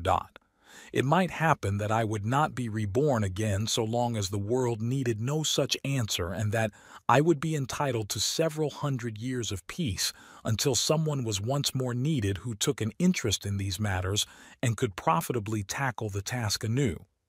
I imagine that for a while a period of rest could ensue, until the stint I had done in my lifetime needed to be taken up again.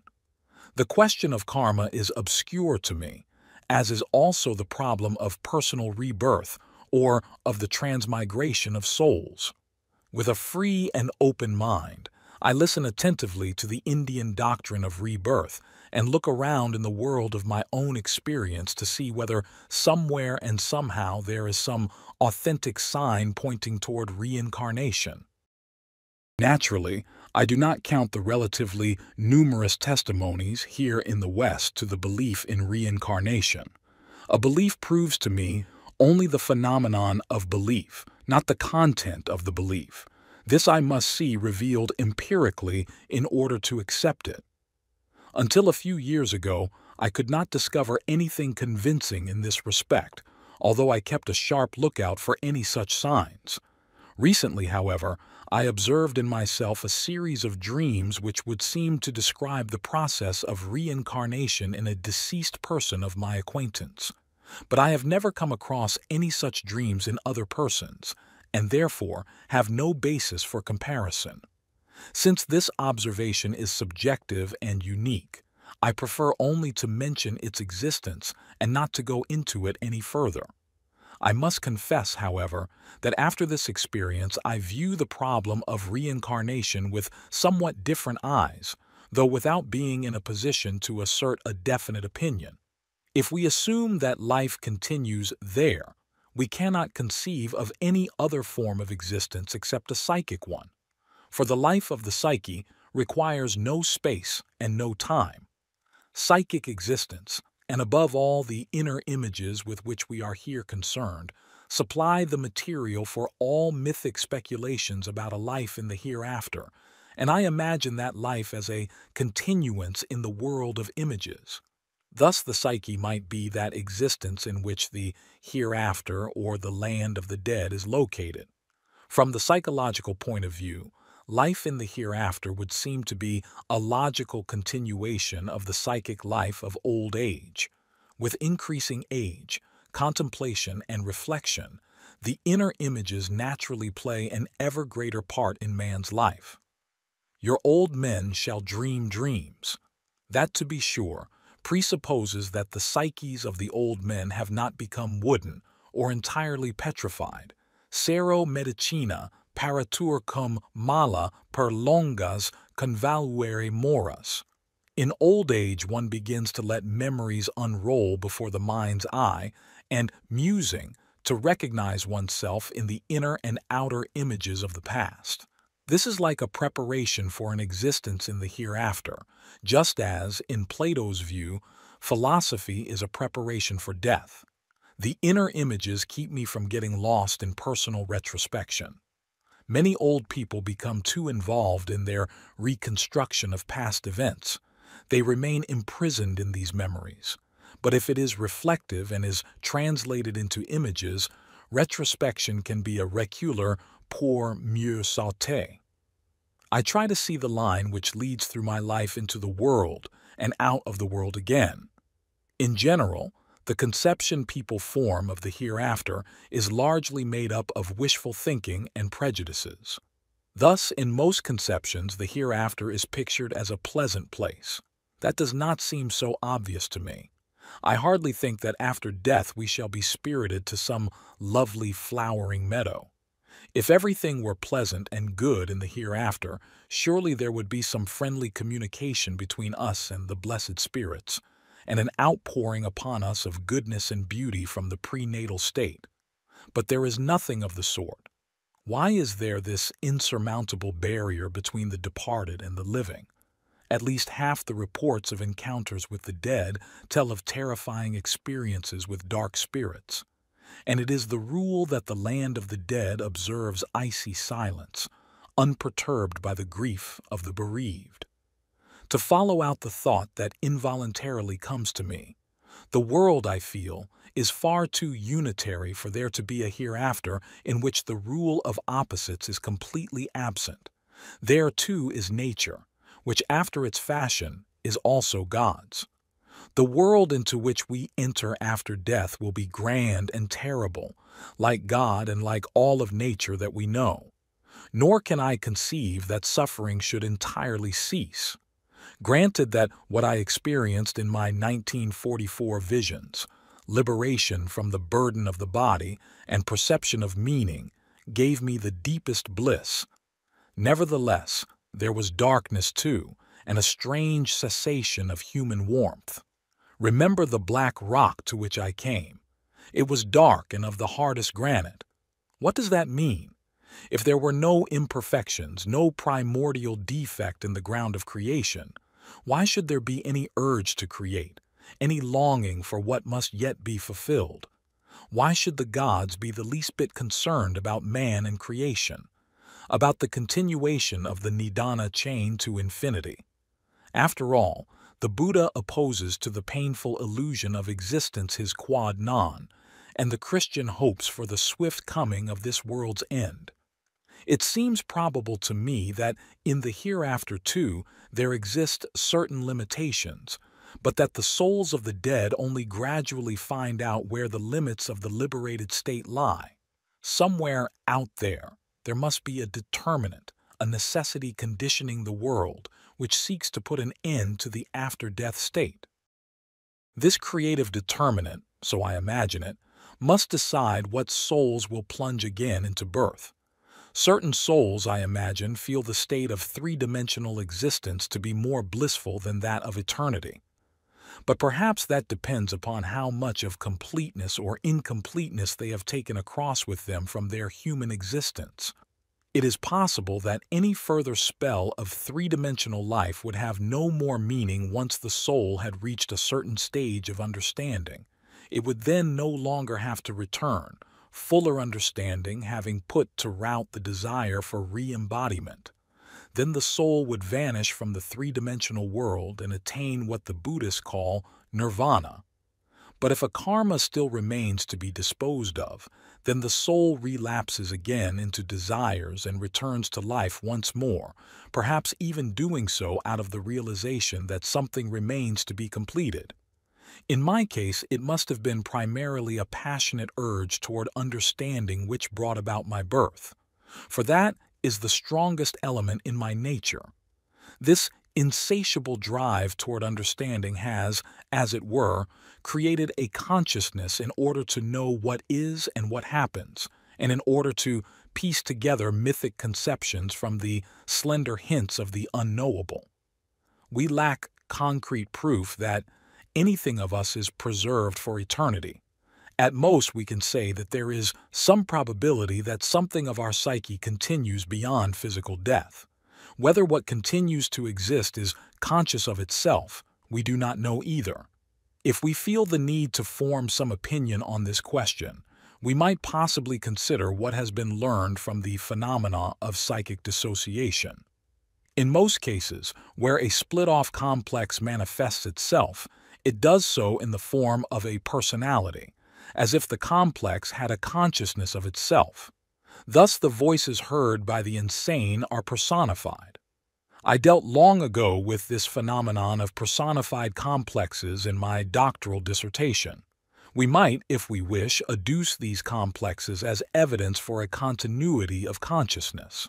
Likewise, in favor of such an assumption are certain astonishing observations in cases of profound syncope after acute injuries to the brain and in severe states of collapse. In both situations, total loss of consciousness can be accompanied by perceptions of the outside world and vivid dream experiences. Since the cerebral cortex, the seat of consciousness, is not functioning at these times, there is as yet no explanation for such phenomena. They may be evidence for at least a subjective persistence of the capacity for consciousness, even in a state of apparent unconsciousness. The thorny problem of the relationship between eternal man, the self, and earthly man in time and space was illuminated by two dreams of mine. In one dream, which I had in October 1958, I caught sight from my house of two lens-shaped metallically gleaming discs which hurtled in a narrow arc over the house and down to the lake. They were two UFOs, unidentified flying objects. Then another body came flying directly toward me. It was a perfectly circular lens like the objective of a telescope. At a distance of 400 or 500 yards, it stood still for a moment and then flew off. Immediately afterward, another came speeding through the air, a lens with a metallic extension which led to a box, a magic lantern. At a distance of 60 or 70 yards, it stood still in the air, pointing straight at me. I awoke with a feeling of astonishment. Still half in the dream, the thought passed through my head. We always think that the UFOs are projections of ours. Now, it turns out that we are their projections. I am projected by the magic lantern as C.G. Jung, but who manipulates the apparatus? I had dreamed once before of the problem of the self and the ego. In that earlier dream, I was on a hiking trip. I was walking along a little road through a hilly landscape. The sun was shining and I had a wide view in all directions. Then I came to a small wayside chapel. The door was ajar, and I went in. To my surprise, there was no image of the Virgin on the altar and no crucifix either, but only a wonderful flower arrangement. But then I saw that on the floor in front of the altar facing me sat a yogi in lotus posture, in deep meditation. When I looked at him more closely, I realized that he had my face. I started in profound fright and awoke with the thought, aha, so he is the one who is meditating me. He has a dream, and I am it. I knew that when he awakened, I would no longer be. I had this dream after my illness in 1944. It is a parable. My self retires into meditation and meditates my earthly form. To put it another way, it assumes human shape in order to enter three-dimensional existence, as if someone were putting on a diver's suit in order to dive into the sea. When it renounces existence in the hereafter, the self assumes a religious posture, as the chapel in the dream shows. In earthly form, it can pass through the experiences of the three-dimensional world, and by greater awareness take a further step toward realization. The figure of the yogi, then, would more or less represent my unconscious prenatal wholeness and the Far East, as is often the case in dreams, a psychic state alien and opposed to our own. Like the magic lantern, the yogi's meditation projects my empirical reality. As a rule, we see this causal relationship in reverse. In the products of the unconscious, we discover mandala symbols, that is, circular and quaternary figures which express wholeness, and whenever we wish to express wholeness, we employ just such figures. Our basis is ego consciousness, our world the field of light centered upon the focal point of the ego. From that point, we look out upon an enigmatic world of obscurity, never knowing to what extent the shadowy forms we see are caused by our consciousness, or possess a reality of their own. The superficial observer is content with the first assumption, but closer study shows that, as a rule, the images of the unconscious are not produced by consciousness, but have a reality and spontaneity of their own. Nevertheless, we regard them as mere marginal phenomena. The aim of both these dreams is to effect a reversal of the relationship between ego consciousness and the unconscious, and to represent the unconscious as the generator of the empirical personality. This reversal suggests that in the opinion of the other side, our unconscious existence is the real one and our conscious world a kind of illusion, an apparent reality constructed for a specific purpose, like a dream which seems a reality as long as we are in it. It is clear that this state of affairs resembles very closely the Oriental conception of Maya. Unconscious wholeness, therefore, seems to me the true spiritus rector of all biological and psychic events. Here is a principle which strives for total realization, which in man's case signifies the attainment of total consciousness. Attainment of consciousness is culture in the broadest sense, and self-knowledge is therefore the heart and essence of this process. The Oriental attributes unquestionably divine significance to the self, and according to the ancient Christian view, self-knowledge is the road to knowledge of God. The decisive question for man is he related to something infinite or not? That is the telling question of his life. Only if we know that the thing which truly matters is the infinite can we avoid fixing our interest upon futilities and upon all kinds of goals which are not of real importance. Thus we demand that the world grant us recognition for qualities which we regard as personal possessions, our talent or our beauty. The more a man lays stress on false possessions, and the less sensitivity he has for what is essential, the less satisfying is his life. He feels limited because he has limited aims, and the result is envy and jealousy. If we understand and feel that here in this life we already have a link with the infinite, desires and attitudes change. In the final analysis, we count for something only because of the essential we embody, and if we do not embody that, life is wasted. In our relationships to other men, too, the crucial question is whether an element of boundlessness is expressed in the relationship. The feeling for the infinite, however, can be attained only if we are bounded to the utmost. The greatest limitation for man is the self. It is manifested in the experience. I am only that. Only consciousness of our narrow confinement in the self forms the link to the limitlessness of the unconscious. In such awareness, we experience ourselves concurrently as limited and eternal, as both the one and the other.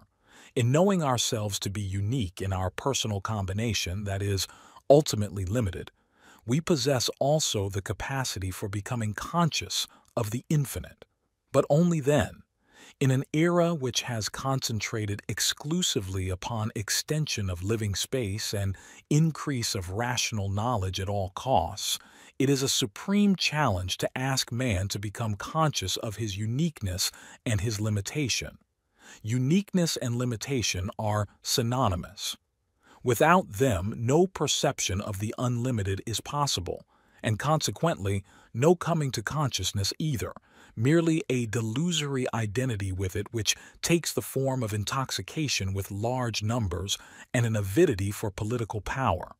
Our age has shifted all emphasis to the here and now, and thus brought about a demonization of man and his world. The phenomenon of dictators and all the misery they have wrought springs from the fact that man has been robbed of transcendence by the short-sightedness of the super-intellectuals. Like them, he has fallen a victim to unconsciousness. But man's task is the exact opposite, to become conscious of the contents that press upward from the unconscious.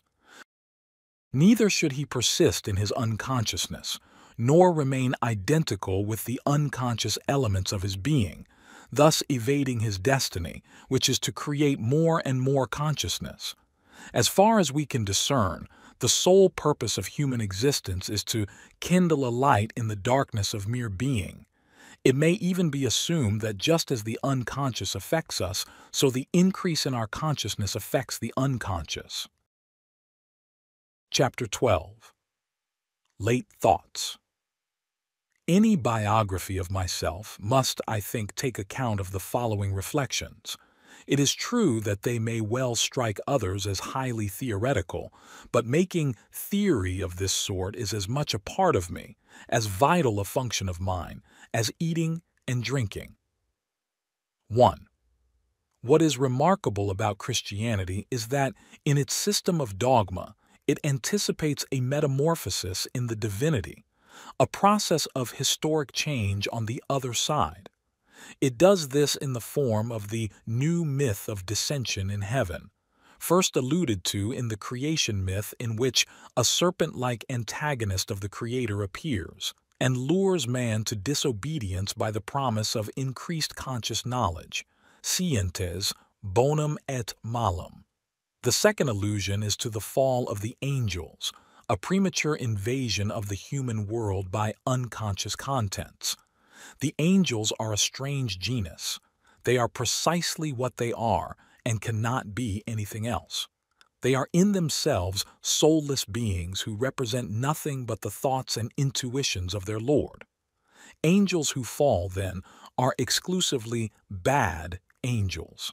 These release the well-known effect of inflation, which we can also observe nowadays in the megalomania of dictators.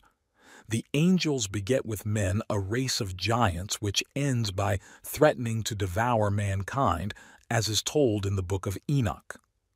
The third and decisive stage of the myth, however, is the self-realization of God in human form, in fulfillment of the Old Testament idea of the divine marriage and its consequences. As early as the period of primitive Christianity, the idea of the incarnation had been refined to include the intuition of Christ within us. Thus, the unconscious wholeness penetrated into the psychic realm of inner experience, and man was made aware of all that entered into his true configuration. This was a decisive step, not only for man but also for the Creator, who, in the eyes of those who had been delivered from darkness, cast off his dark qualities and became the summum bonum. This myth remained unassailably vital for a millennium, until the first signs of a further transformation of consciousness began appearing in the 11th century. From then on, the symptoms of unrest and doubt increased, until at the end of the second millennium the outlines of a universal catastrophe became apparent, at first in the form of a threat to consciousness. This threat consists in giantism, in other words, a hubris of consciousness, in the assertion, "Nothing is greater than man and his deeds." The otherworldliness, the transcendence of the Christian myth was lost, and with it the view that wholeness is achieved in the other world. Light is followed by shadow, the other side of the Creator. This development reached its peak in the 20th century.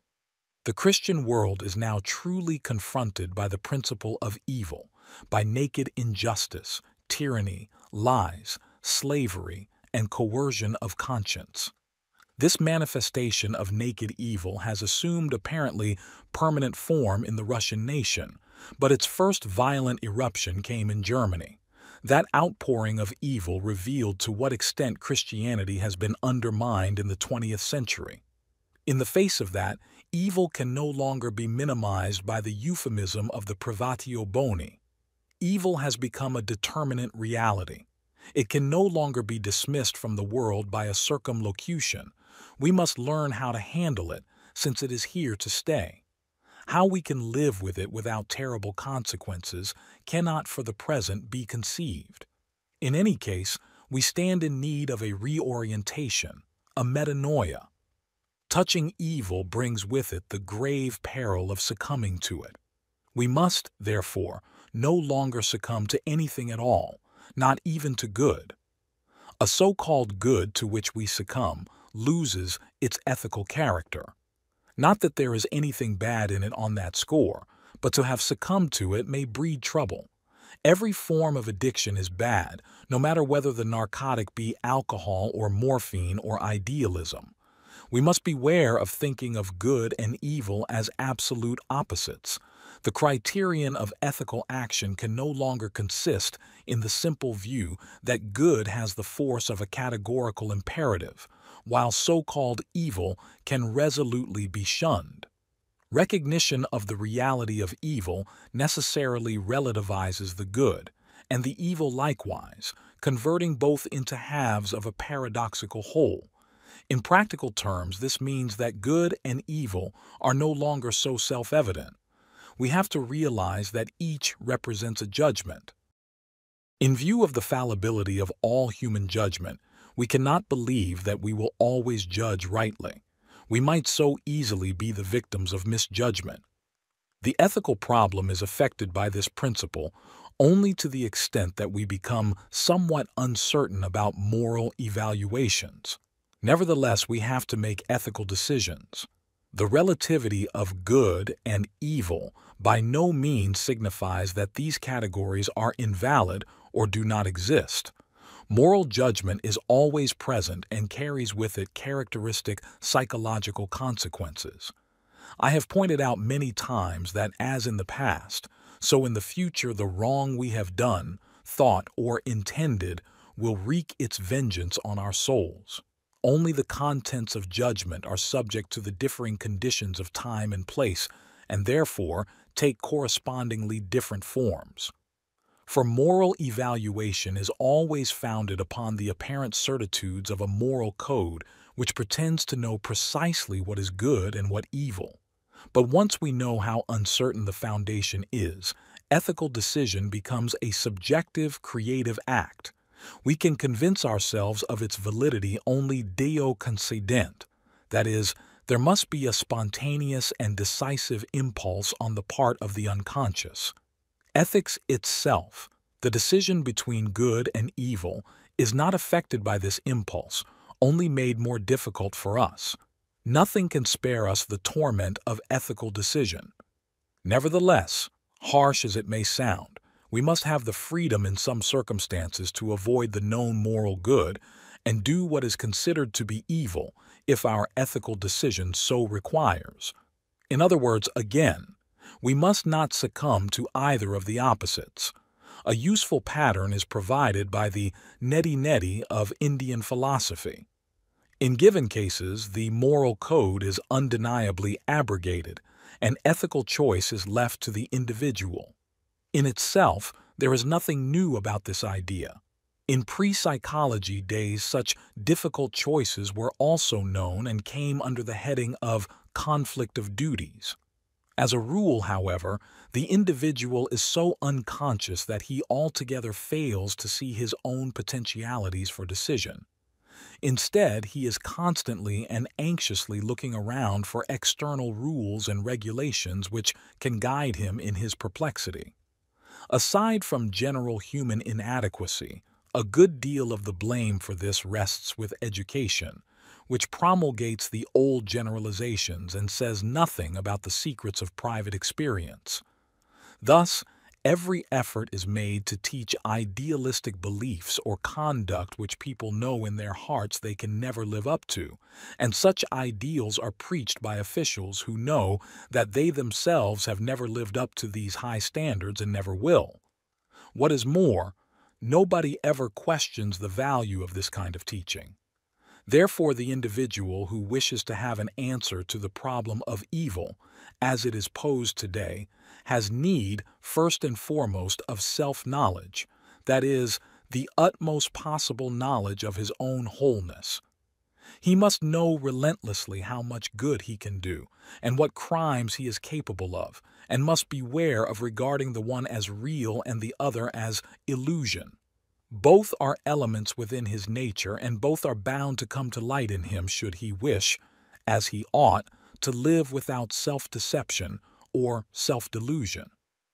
In general, however, most people are hopelessly ill-equipped for living on this level, although there are also many persons today who have the capacity for profounder insight into themselves. Such self-knowledge is of prime importance, because through it we approach that fundamental stratum or core of human nature where the instincts dwell. Here are those pre-existent dynamic factors which ultimately govern the ethical decisions of our consciousness. This core is the unconscious and its contents, concerning which we cannot pass any final judgment. Our ideas about it are bound to be inadequate, for we are unable to comprehend its essence cognitively and set rational limits to it. We achieve knowledge of nature only through science, which enlarges consciousness. Hence, deepened self-knowledge also requires science, that is, psychology. No one builds a telescope or microscope with one turn of the wrist, out of goodwill alone, without a knowledge of optics. Today, we need psychology for reasons that involve our very existence. We stand perplexed and stupefied before the phenomenon of Nazism and Bolshevism because we know nothing about man, or at any rate have only a lopsided and distorted picture of him. If we had self-knowledge, that would not be the case. We stand face to face with the terrible question of evil, and do not even know what is before us, let alone what to pit against it. And even if we did know, we still could not understand how it could happen here. With glorious naivete, a statesman comes out with the proud declaration that he has no imagination for evil. Quite right. We have no imagination for evil, but evil has us in its grip. Some do not want to know this, and others are identified with evil. That is the psychological situation in the world today. Some call themselves Christian and imagine that they can trample so-called evil underfoot by merely willing to. Others have succumbed to it and no longer see the good. Evil today has become a visible great power. One half of humanity battens and grows strong on a doctrine fabricated by human ratiocination. The other half sickens from the lack of a myth commensurate with the situation. The Christian nations have come to a sorry pass. Their Christianity slumbers and has neglected to develop its myth further in the course of the centuries. Those who gave expression to the dark stirrings of growth in mythic ideas were refused a hearing. Gioacchino da Fiore, Meister Eckhart, Jacob Boehme, and many others have remained obscurantists for the majority.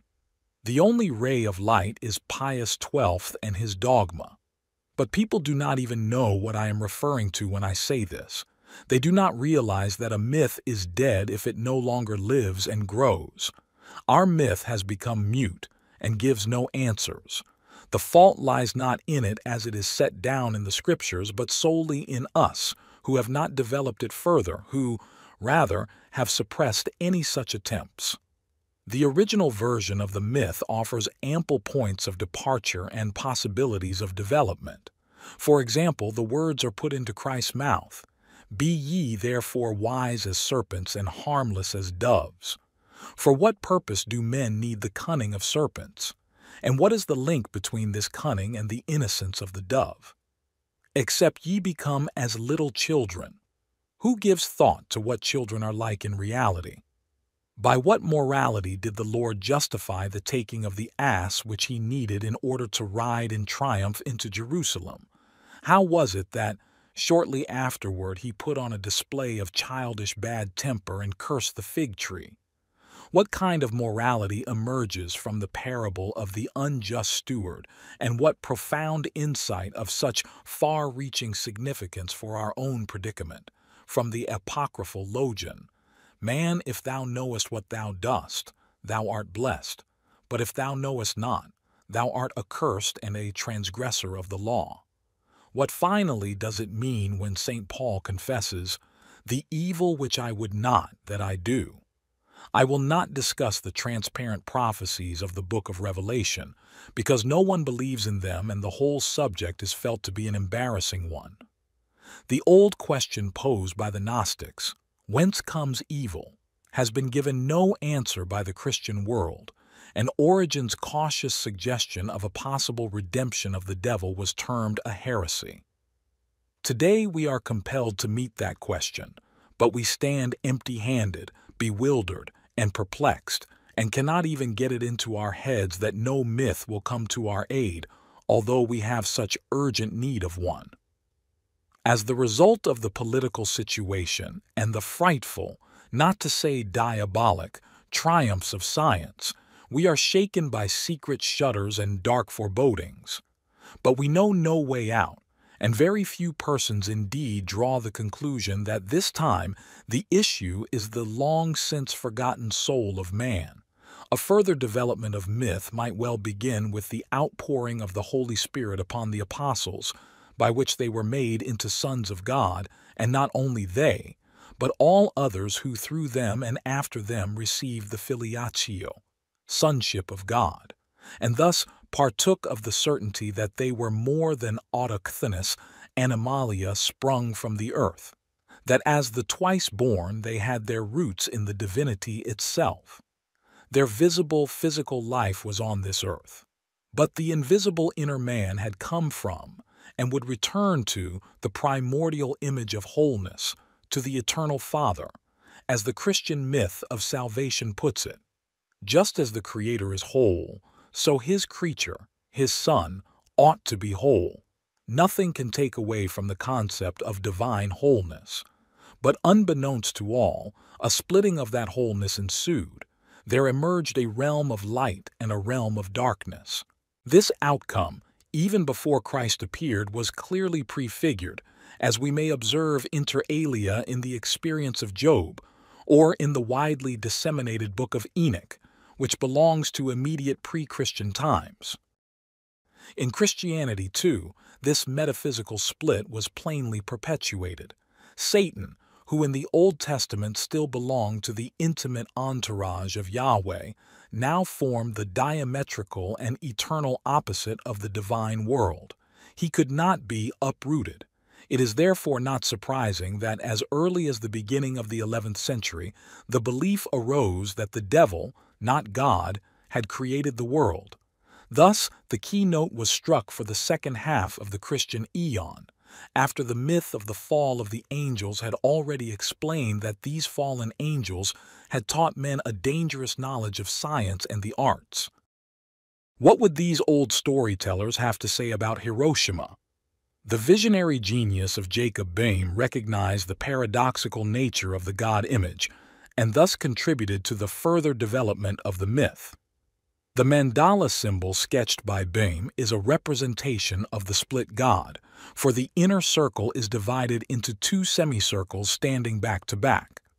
Since dogma holds that God is wholly present in each of the three persons, he is also wholly present in each part of the outpoured Holy Spirit. Thus, every man can partake of the whole of God and hence of the filiation. The complexio oppositorum of the God image thus enters into man, and not as unity, but as conflict, the dark half of the image coming into opposition with the accepted view that God is light. This very process is taking place in our own times, albeit scarcely recognized by the official teachers of humanity whose task, supposedly, is to understand such matters. There is the general feeling, to be sure, that we have reached a significant turning point in the ages, but people imagine that the great change has to do with nuclear fission and fusion or with space rockets. What is concurrently taking place in the human psyche is usually overlooked. Insofar as the God image is, from the psychological point of view, a manifestation of the ground of the psyche, and insofar as the cleavage in that image is becoming clear to mankind as a profound dichotomy which penetrates even into world politics, a compensation has arisen. This takes the form of circular symbols of unity which represent a synthesis of the opposites within the psyche. I refer to the worldwide rumors of unidentified flying objects, of which we began to hear as early as 1945. These rumors are founded either upon visions or upon actual phenomena. The usual story about the UFOs is that they are some kind of spacecraft coming from other planets or even from the fourth dimension. More than 20 years earlier, in 1918, in the course of my investigations of the collective unconscious, I discovered the presence of an apparently universal symbol of a similar type, the mandala symbol. To make sure of my case, I spent more than a decade amassing additional data before announcing my discovery for the first time. The mandala is an archetypal image whose occurrence is attested throughout the ages. It signifies the wholeness of the self. This circular image represents the wholeness of the psychic ground, or, to put it in mythic terms, the divinity incarnate in man. In contrast to Boehme's mandala, the modern ones strive for unity. They represent a compensation of the psychic cleavage, or an anticipation that the cleavage will be surmounted. Since this process takes place in the collective unconscious, it manifests itself everywhere. The worldwide stories of the UFOs are evidence of that. They are the symptom of a universally present psychic disposition. Insofar as analytical treatment makes the shadow conscious, it causes a cleavage and a tension of opposites which, in their turn, seek compensation in unity. The adjustment is achieved through symbols. The conflict between the opposites can strain our psyche to the breaking point, if we take them seriously, or if they take us seriously. The tertium non datur of logic proves its worth. No solution can be seen. If all goes well, the solution seemingly of its own accord appears out of nature. Then and then only is it convincing. It is felt as grace. Since the solution proceeds out of the confrontation and clash of opposites, it is usually an unfathomable mixture of conscious and unconscious factors, and therefore a symbol, a coin split into two halves which fit together precisely. It represents the result of the joint labors of consciousness and the unconscious, and attains the likeness of the God image in the form of the mandala, which is probably the simplest model of a concept of wholeness, and one which spontaneously arises in the mind as a representation of the struggle and reconciliation of opposites. The clash, which is at first of a purely personal nature, is soon followed by the insight that the subjective conflict is only a single instance of the universal conflict of opposites. Our psyche is set up in accord with the structure of the universe, and what happens in the macrocosm likewise happens in the infinitesimal and most subjective reaches of the psyche. For that reason, the God image is always a projection of the inner experience of a powerful vis-a-vis. This is symbolized by objects from which the inner experience has taken its initial impulse, and which from then on preserve numinous significance, or else it is characterized by its numinosity and the overwhelming force of that numinosity. In this way, the imagination liberates itself from the concretism of the object and attempts to sketch the image of the invisible as something which stands behind the phenomenon. I am thinking here of the simplest basic form of the mandala, the circle, and the simplest mental division of the circle, the quadrant, or, as the case may be, the cross. Such experiences have a helpful, or, it may be, annihilating effect upon man. He cannot grasp, comprehend, dominate them, nor can he free himself or escape from them, and therefore feels them as overpowering. Recognizing that they do not spring from his conscious personality, he calls them mana, daemon, or God. Science employs the term the unconscious, thus admitting that it knows nothing about it, for it can know nothing about the substance of the psyche when the sole means of knowing anything is the psyche. Therefore, the validity of such terms as mana, daemon, or God can be neither disproved nor affirmed. We can, however, establish that the sense of strangeness connected with the experience of something objective, apparently outside the psyche, is indeed authentic.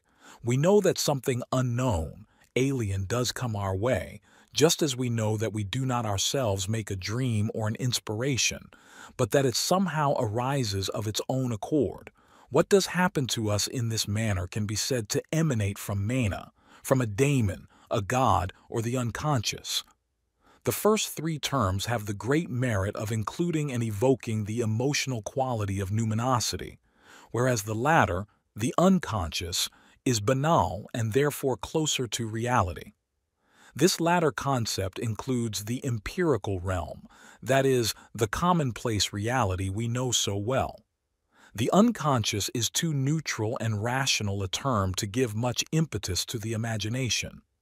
The term, after all, was coined for scientific purposes and is far better suited to dispassionate observation, which makes no metaphysical claims than are the transcendental concepts, which are controversial and therefore tend to breed fanaticism. Hence, I prefer the term the unconscious, knowing that I might equally well speak of God or daemon if I wished to express myself in mythic language. When I do use such mythic language, I am aware that mana, daemon, and God are synonyms for the unconscious. That is to say, we know just as much or just as little about them as about the latter. People only believe they know much more about them, and for certain purposes that belief is far more useful and effective than a scientific concept. The great advantage of the concepts daemon and God lies in making possible a much better objectification of the vis-a-vis, namely, a personification of it. Their emotional quality confers life and effectuality upon them. Hate and love, fear and reverence enter the scene of the confrontation and raise it to a drama. What has merely been displayed becomes acted. The whole man is challenged and enters the fray with his total reality. Only then can he become whole, and only then can God be born, that is, enter into human reality and associate with man in the form of man. By this act of incarnation, man, that is, his ego, is inwardly replaced by God, and God becomes outwardly man, in keeping with the saying of Jesus, "Who sees me, sees the Father." It is at this point that the shortcomings of mythic terminology become apparent. The Christian's ordinary conception of God is of an omnipotent, omniscient, and all-merciful Father and Creator of the world. If this God wishes to become man, an incredible kenosis, emptying, is required of him in order to reduce his totality to the infinitesimal human scale. Even then, it is hard to see why the human frame is not shattered by the incarnation. Theological thinkers have therefore felt it necessary to equip Jesus with qualities which raise him above ordinary human existence. Above all, he lacks the macula peccati, stain of original sin. For that reason, if for no other, he is at least a God-man or a demigod. The Christian God image cannot become incarnate in empirical man without contradictions, quite apart from the fact that man with all his external characteristics seems little suited to representing a God. The myth must ultimately take monotheism seriously and put aside its dualism, which, however much repudiated officially, has persisted until now and enthroned an eternal dark antagonist alongside the omnipotent good. Room must be made within the system for the philosophical complexio oppositorum of Nicholas of Cusa and the moral ambivalence of Jacob Boehme. Only thus can the one God be granted the wholeness and the synthesis of opposites which should be his. It is a fact that symbols, by their very nature, can so unite the opposites that these no longer diverge or clash, but mutually supplement one another and give meaningful shape to life. Once that has been experienced, the ambivalence in the image of a nature God or creator God ceases to present difficulties. On the contrary, the myth of the necessary incarnation of God, the essence of the Christian message, can then be understood as man's creative confrontation with the opposites and their synthesis in the self, the wholeness of his personality. The unavoidable internal contradictions in the image of a creator God can be reconciled in the unity and wholeness of the self as the conjunctio oppositorum of the alchemists or as a unio mystica. In the experience of the self, it is no longer the opposites God and man that are reconciled as it was before, but rather the opposites within the God image itself. That is the meaning of divine service, of the service which man can render to God, that light may emerge from the darkness, that the Creator may become conscious of his creation, and man conscious of himself. That is the goal, or one goal, which fits man meaningfully into the scheme of creation, and at the same time confers meaning upon it. It is an explanatory myth which has slowly taken shape within me in the course of the decades. It is a goal I can acknowledge and esteem, and which therefore satisfies me. By virtue of his reflective faculties, man is raised out of the animal world, and by his mind he demonstrates that nature has put a high premium precisely upon the development of consciousness. Through consciousness, he takes possession of nature by recognizing the existence of the world and thus, as it were, confirming the Creator. The world becomes the phenomenal world, for without conscious reflection, it would not be.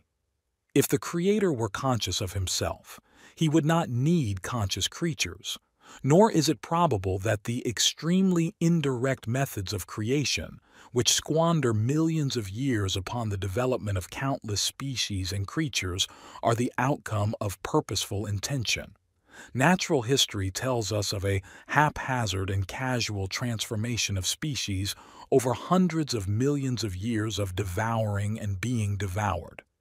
The biological and political history of man is an elaborate repetition of the same thing, but the history of the mind offers a different picture. Here the miracle of reflecting consciousness intervenes, the second cosmogony. The importance of consciousness is so great that one cannot help suspecting the element of meaning to be concealed somewhere within all the monstrous, apparently senseless biological turmoil, and that the road to its manifestation was ultimately found on the level of warm-blooded vertebrates possessed of a differentiated brain, found as if by chance, unintended and unforeseen, and yet somehow sensed, felt and groped for out of some dark urge. I do not imagine that in my reflections on the meaning of man and his myth I have uttered a final truth, but I think that this is what can be said at the end of our eon of the fishes, and perhaps must be said in view of the coming eon of Aquarius, the water-bearer, who has a human figure and is next to the sign of the fishes. This is a coniunctio oppositorum composed of two fishes in reverse. The water-bearer seems to represent the self. With a sovereign gesture, he pours the contents of his jug into the mouth of Piscis Austrinus, which symbolizes a sun, a still unconscious content. Out of this unconscious content will emerge, after the passage of another eon of more than 2,000 years, a future whose features are indicated by the symbol of Capricorn. An aigokeros, the monstrosity of the goatfish, symbolizing the mountains and the depths of the sea, a polarity made up of two undifferentiated animal elements which have grown together. This strange being could easily be the primordial image of a creator god confronting man, the anthropos. On this question there is a silence within me, as there is in the empirical data at my disposal, the products of the unconscious of other people with which I am acquainted, or historical documents. If insight does not come by itself, speculation is pointless. It makes sense only when we have objective data comparable to our material on the eon of Aquarius. We do not know how far the process of coming to consciousness can extend, or where it will lead. It is a new element in the story of creation, and there are no parallels we can look to. We therefore cannot know what potentialities are inherent in it. Neither can we know the prospects for the species Homo sapiens. Will it imitate the fate of other species, which once flourished on the earth and now are extinct? Biology can advance no reasons why this should not be so. The need for mythic statements is satisfied when we frame a view of the world which adequately explains the meaning of human existence in the cosmos, a view which springs from our psychic wholeness, from the cooperation between conscious and unconscious. Meaninglessness inhibits fullness of life and is therefore equivalent to illness. Meaning makes a great many things endurable, perhaps everything. No science will ever replace myth, and a myth cannot be made out of any science. For it is not that God is a myth, but that myth is the revelation of a divine life in man. It is not we who invent myth, rather it speaks to us as a word of God. The word of God comes to us, and we have no way of distinguishing whether and to what extent it is different from God. There is nothing about this word that could not be considered known and human, except for the manner in which it confronts us spontaneously and places obligations upon us. It is not affected by the arbitrary operation of our will. We cannot explain an inspiration. Our chief feeling about it is that it is not the result of our own ratiocinations, but that it came to us from elsewhere. And if we happen to have a precognitive dream, how can we possibly ascribe it to our own powers? After all, often we do not even know, until some time afterward, that the dream represented foreknowledge, or knowledge of something that happened at a distance. The word happens to us. We suffer it, for we are victims of a profound uncertainty. With God as a complexio oppositorum, all things are possible, in the fullest meaning of the phrase. Truth and delusion, good and evil, are equally possible. Myth is or can be equivocal, like the Oracle of Delphi, or like a dream.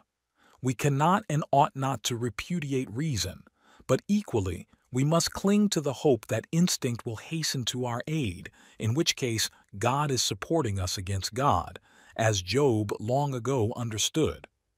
Everything through which the other will is expressed proceeds from man, his thinking, his words, his images, and even his limitations.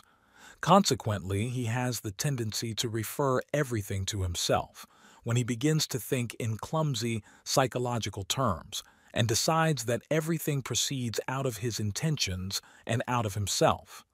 With childlike naivete, he assumes that he knows all his own reaches and knows what he is in himself.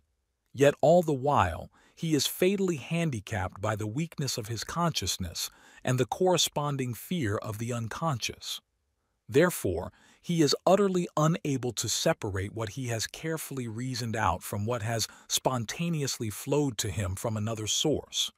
He has no objectivity toward himself, and cannot yet regard himself as a phenomenon which he finds in existence and with which, for better or worse, he is identical.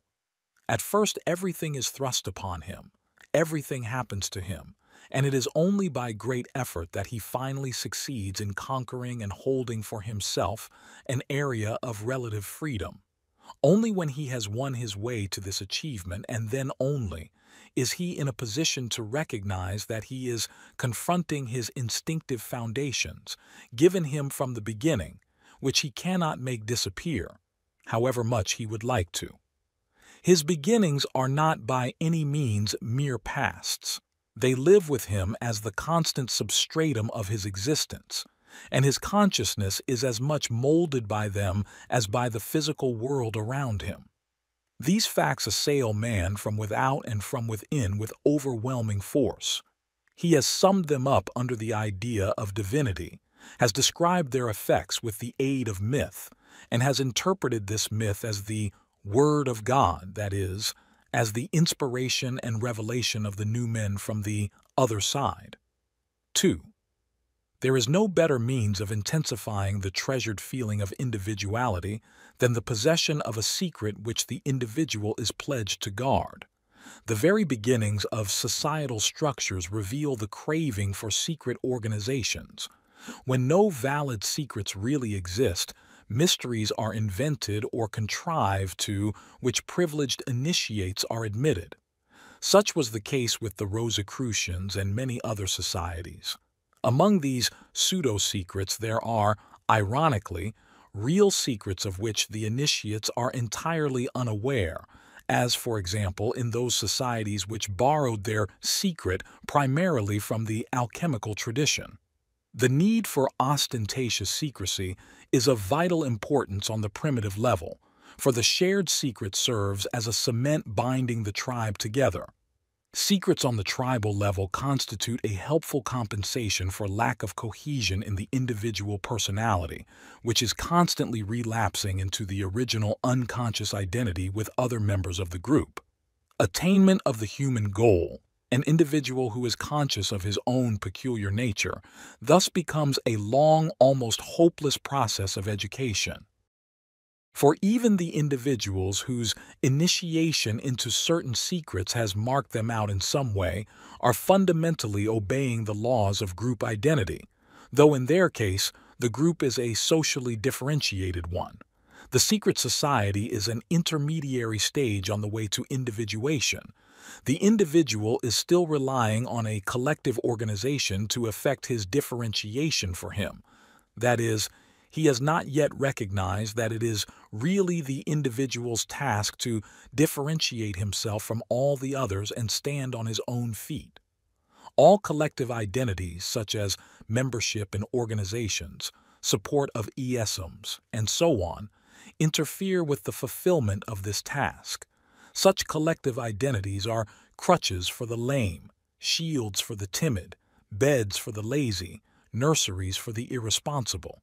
But they are equally shelters for the poor and weak, a home port for the shipwrecked, the bosom of a family for orphans, a land of promise for disillusioned vagrants and weary pilgrims, a herd and a safe fold for lost sheep, and a mother providing nourishment and growth. It would therefore be wrong to regard this intermediary stage as a trap. On the contrary, for a long time to come it will represent the only possible form of existence for the individual, who nowadays seems more than ever threatened by anonymity. Collective organization is still so essential today that many consider it, with some justification, to be the final goal, whereas to call for further steps along the road to autonomy appears like arrogance or hubris, fantasticality, or simply folly. Nevertheless, it may be that for sufficient reasons a man feels he must set out on his own feet along the road to wider realms.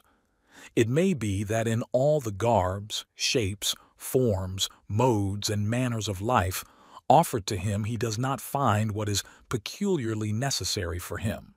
He will go alone and be his own company.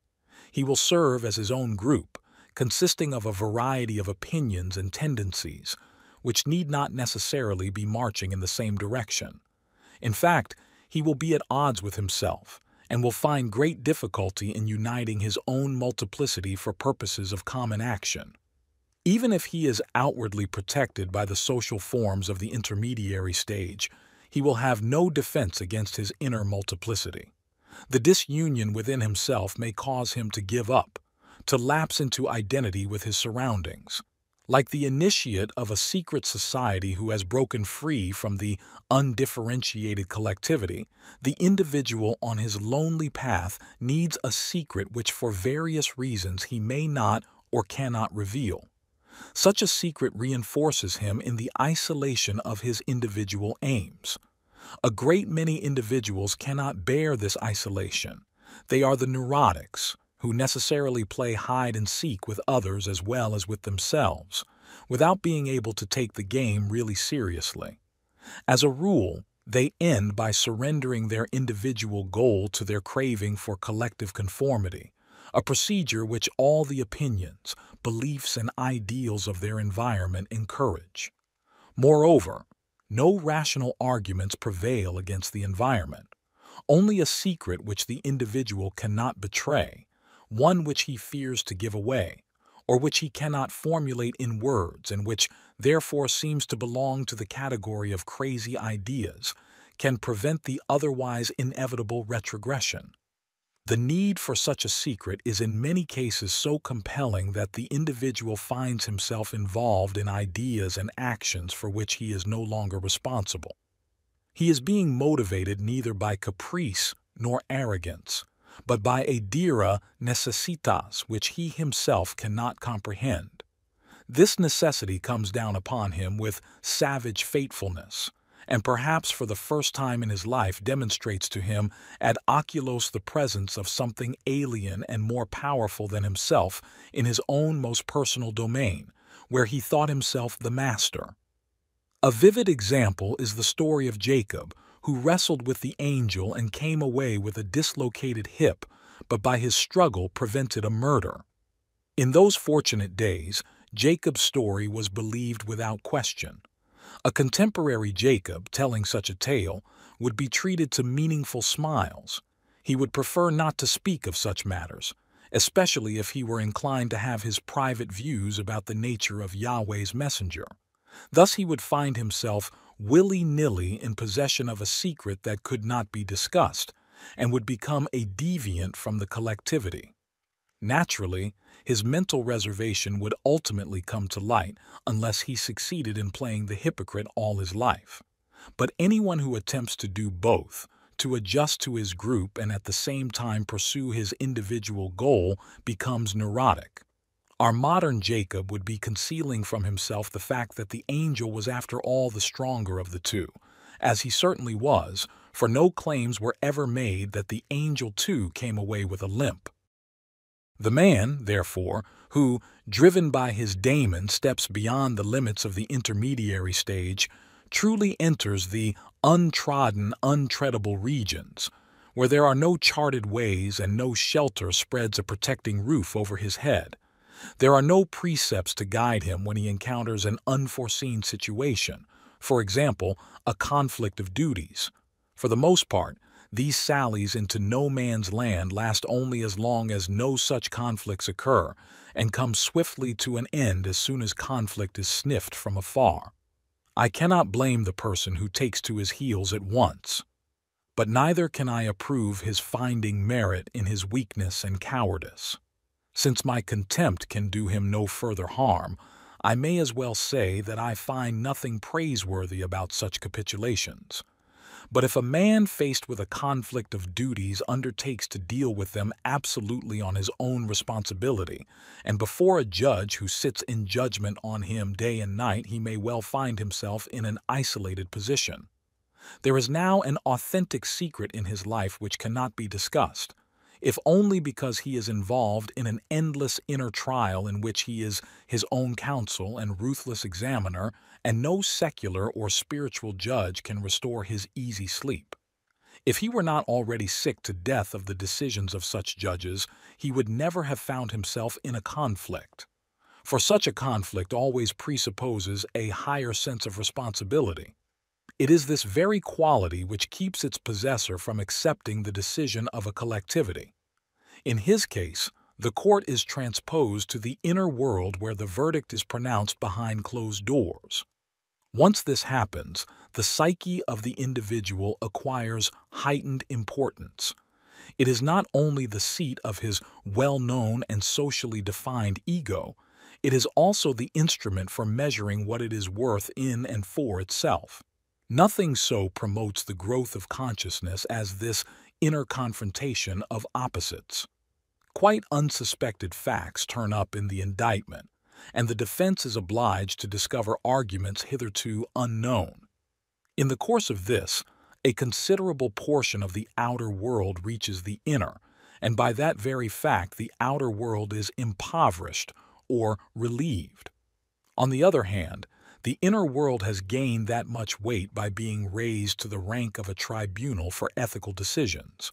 However, the once unequivocal ego loses the prerogative of being merely the prosecutor.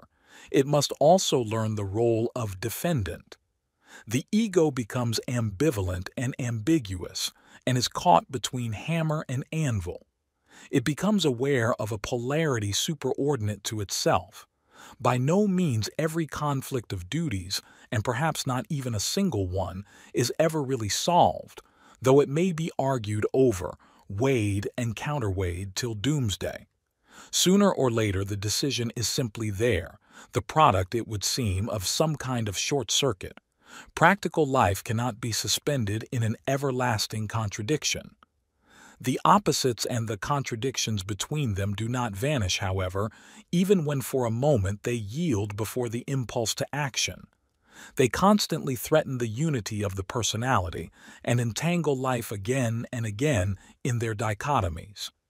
Insight into the dangers and the painfulness of such a state might well decide one to stay at home, that is, never to leave the safe fold and the warm cocoon, since these alone promise protection from inner stress. Those who do not have to leave father and mother are certainly safest with them. A good many persons, however, find themselves thrust out upon the road to individuation. In no time at all they will become acquainted with the positive and negative aspects of human nature. Just as all energy proceeds from opposition, so the psyche too possesses its inner polarity, this being the indispensable prerequisite for its aliveness, as Heraclitus realized long ago.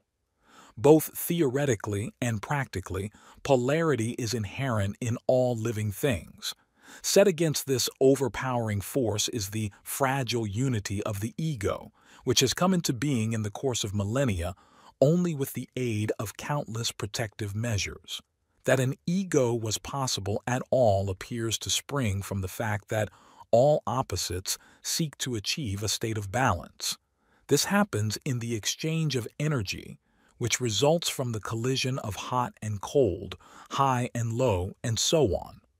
The energy underlying conscious psychic life is pre-existent to it, and therefore at first unconscious. As it approaches consciousness, it first appears projected in figures like mana, gods, daemons, etc., whose noumen seems to be the vital source of energy, and in point of fact is so as long as these supernatural figures are accepted. But as these fade and lose their force, the ego, that is, the empirical man, seems to come into possession of this source of energy, and does so in the fullest meaning of this ambiguous statement. On the one hand, he seeks to seize this energy, to possess it, and even imagines that he does possess it, and on the other hand, he is possessed by it. This grotesque situation can, to be sure, occur only when the contents of consciousness are regarded as the sole form of psychic existence. Where this is the case, there is no preventing inflation by projections coming home to roost. But where the existence of an unconscious psyche is admitted, the contents of projection can be received into the inborn instinctive forms which predate consciousness. Their objectivity and autonomy are thereby preserved, and inflation is avoided. The archetypes, which are pre-existent to consciousness and condition it, appear in the part they actually play in reality, as a priori, structural forms of the stuff of consciousness. They do not in any sense represent things as they are in themselves, but rather the forms in which things can be perceived and conceived. Naturally, it is not merely the archetypes that govern the particular nature of perceptions. They account only for the collective component of a perception. As an attribute of instinct, they partake of its dynamic nature and consequently possess a specific energy which causes or compels definite modes of behavior or impulses. That is, they may under certain circumstances have a possessive or obsessive force, numinosity. The conception of them as daimonia is therefore quite in accord with their nature. If anyone is inclined to believe that any aspect of the nature of things is changed by such formulations, he is being extremely credulous about words. The real facts do not change, whatever names we give them. Only we ourselves are affected. If one were to conceive of God as pure nothingness, that has nothing whatsoever to do with the fact of a superordinate principle, we are just as much possessed as before. The change of name has removed nothing at all from reality. At most, we have taken a false attitude toward reality if the new name implies a denial. On the other hand, a positive name for the unknowable has the merit of putting us into a correspondingly positive attitude. If, therefore, we speak of God as an archetype, we are saying nothing about his real nature but are letting it be known that God already has a place in that part of our psyche, which is pre-existent to consciousness, and that he therefore cannot be considered an invention of consciousness. We neither make him more remote nor eliminate him, but bring him closer to the possibility of being experienced. This latter circumstance is by no means unimportant, for a thing which cannot be experienced may easily be suspected of non-existence. This suspicion is so inviting that so-called believers in God see nothing but atheism in my attempt to reconstruct the primitive unconscious psyche, or if not atheism, then Gnosticism, anything, heaven forbid, but a psychic reality like the unconscious. If the unconscious is anything at all, it must consist of earlier evolutionary stages of our conscious psyche.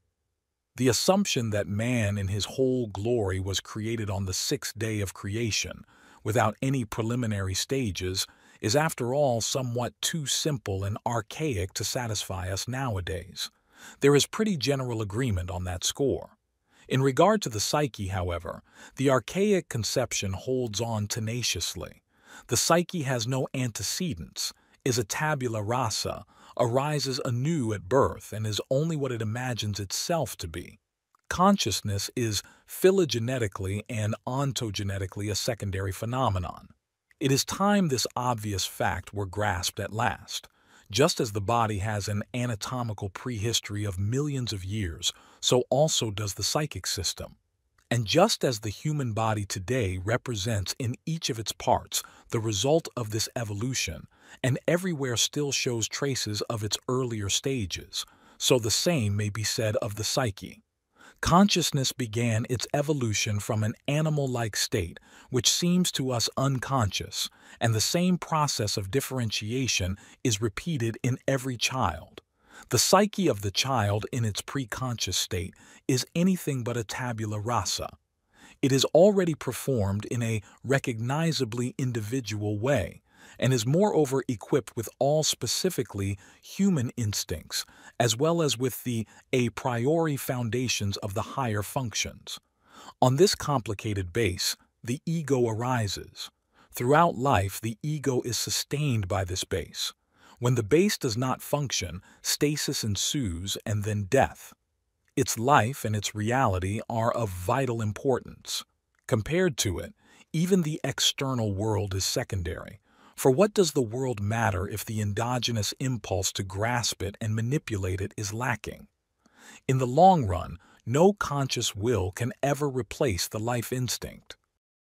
This instinct comes to us from within as a compulsion or will or command, and if, as has more or less been done from time immemorial, we give it the name of a personal daemon, we are at least aptly expressing the psychological situation. And if, by employing the concept of the archetype, we attempt to define a little more closely the point at which the daemon grips us, we have not abolished anything, only approached closer to the source of life. It is only natural that I, as a psychiatrist, doctor of the soul, should espouse such a view, for I am primarily interested in how I can help my patients find their healthy base again. To do that, a great variety of knowledge is needed, as I have learned. Medicine in general has, after all, proceeded in like manner. It has not made its advances through the discovery of some single trick of healing, thus phenomenally simplifying its methods. On the contrary, it has evolved into a science of enormous complexity, not the least of the reasons being that it has made borrowings from all possible fields. Hence, I am not concerned with proving anything to other disciplines. I am merely attempting to put their knowledge to good use in my own field. Naturally, it is incumbent upon me to report on such applications and their consequences. For certain new things come to light when one transfers the knowledge of one field to another and applies it in practice. Had X-rays remained the exclusive property of the physicist and not been applied in medicine, we would know far less. Then again, if radiation therapy has in some circumstances dangerous consequences, that is interesting to the physician, but it is not necessarily of interest to the physicist, who uses radiation in an altogether different manner and for other purposes. Nor will he think that the physician has poached upon his territory when the latter points out certain harmful or salutary properties of the invisible rays. If I, for example, apply historical or theological insights in psychotherapy, they naturally appear in a different light and lead to conclusions other than those to which they lead when restricted to their proper fields, where they serve other purposes. The fact, therefore, that a polarity underlies the dynamics of the psyche means that the whole problem of opposites in its broadest sense, with all its concomitant religious and philosophical aspects, is drawn into the psychological discussion. these aspects lose the autonomous character they have in their own field, inevitably so, since they are approached in terms of psychological questions. That is, they are no longer viewed from the angle of religious or philosophical truth, but are examined for their psychological validity and significance. Leaving aside their claim to be independent truths, the fact remains that regarded empirically, which is to say scientifically, they are primarily psychic phenomena. This fact seems to me incontestable. That they claim a justification for themselves is in keeping with the psychological approach, which does not brand such a claim unjustified, but on the contrary treats it with special consideration.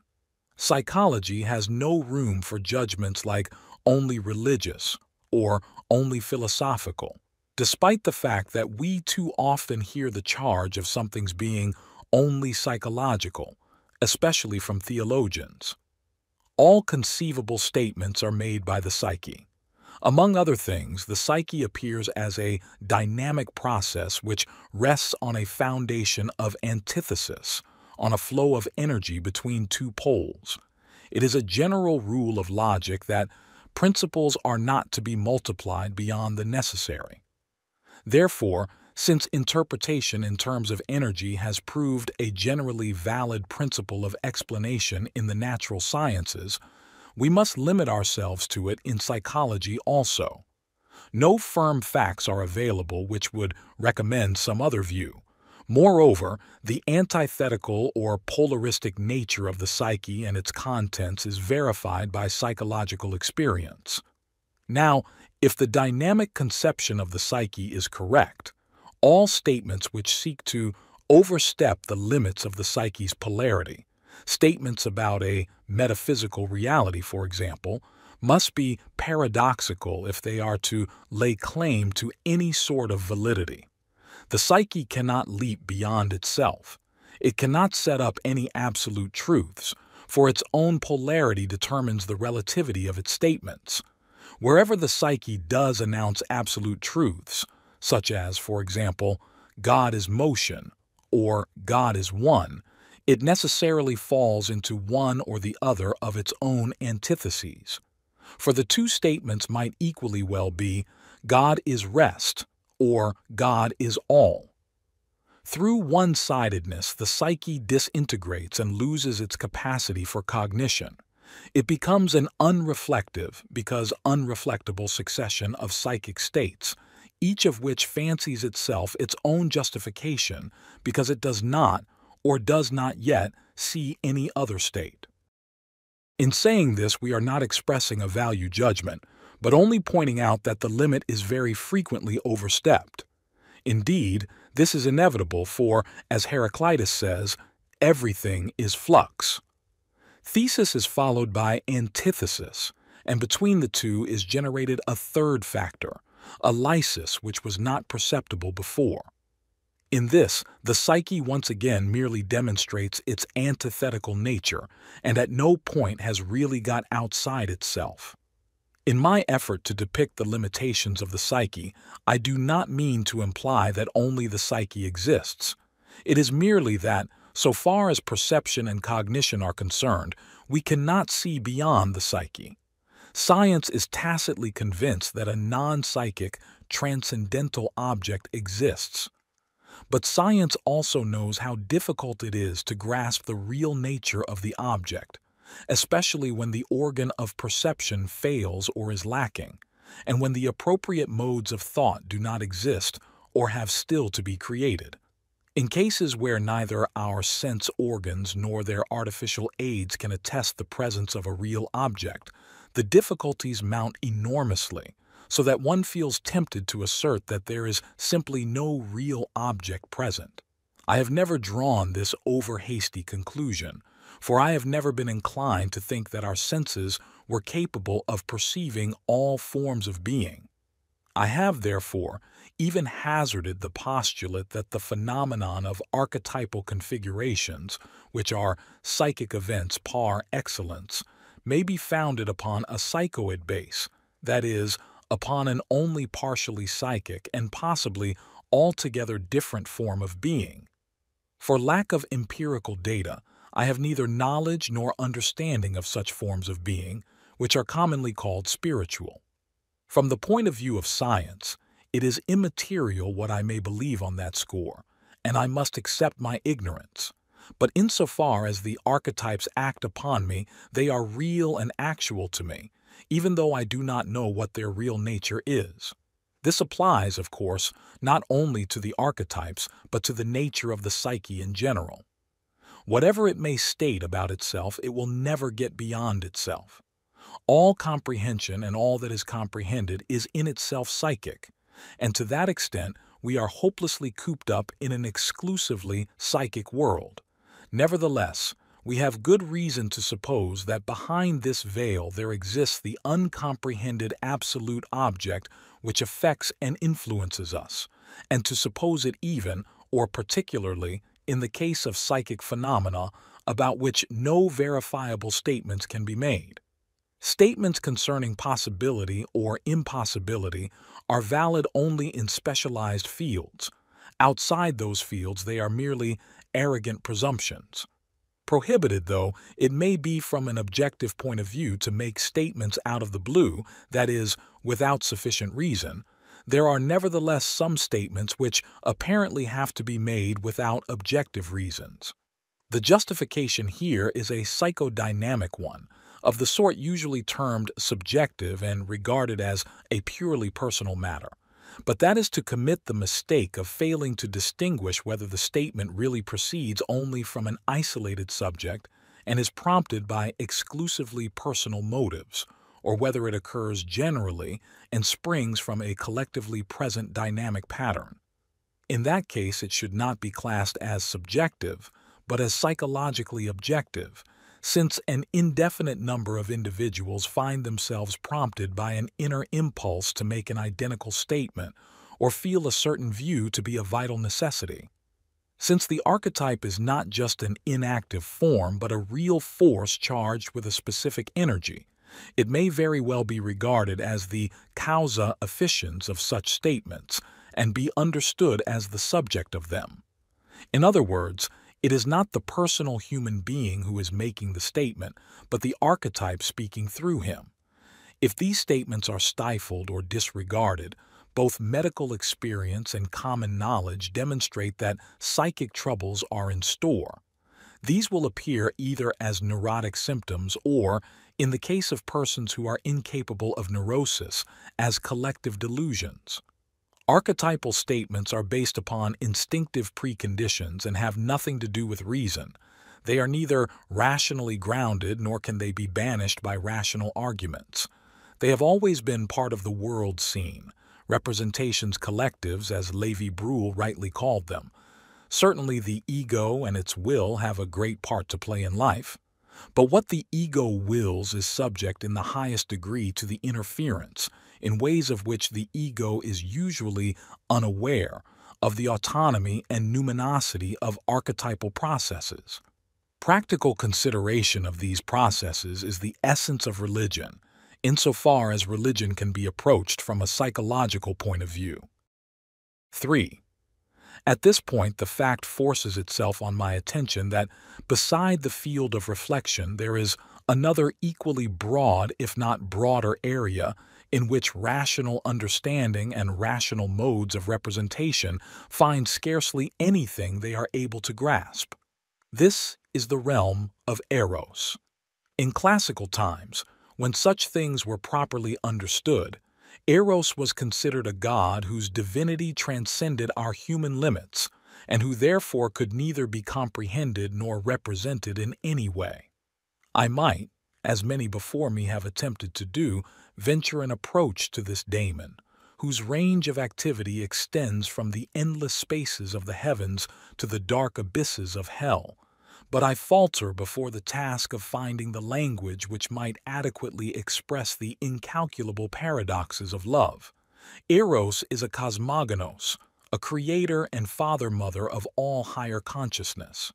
I sometimes feel that Paul's words, "Though I speak with the tongues of men and of angels and have not love," might well be the first condition of all cognition and the quintessence of divinity itself.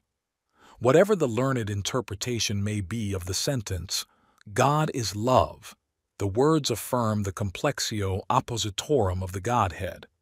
In my medical experience as well as in my own life, I have again and again been faced with the mystery of love and have never been able to explain what it is. Like Job, I had to lay my hand on my mouth. I have spoken once and I will not answer.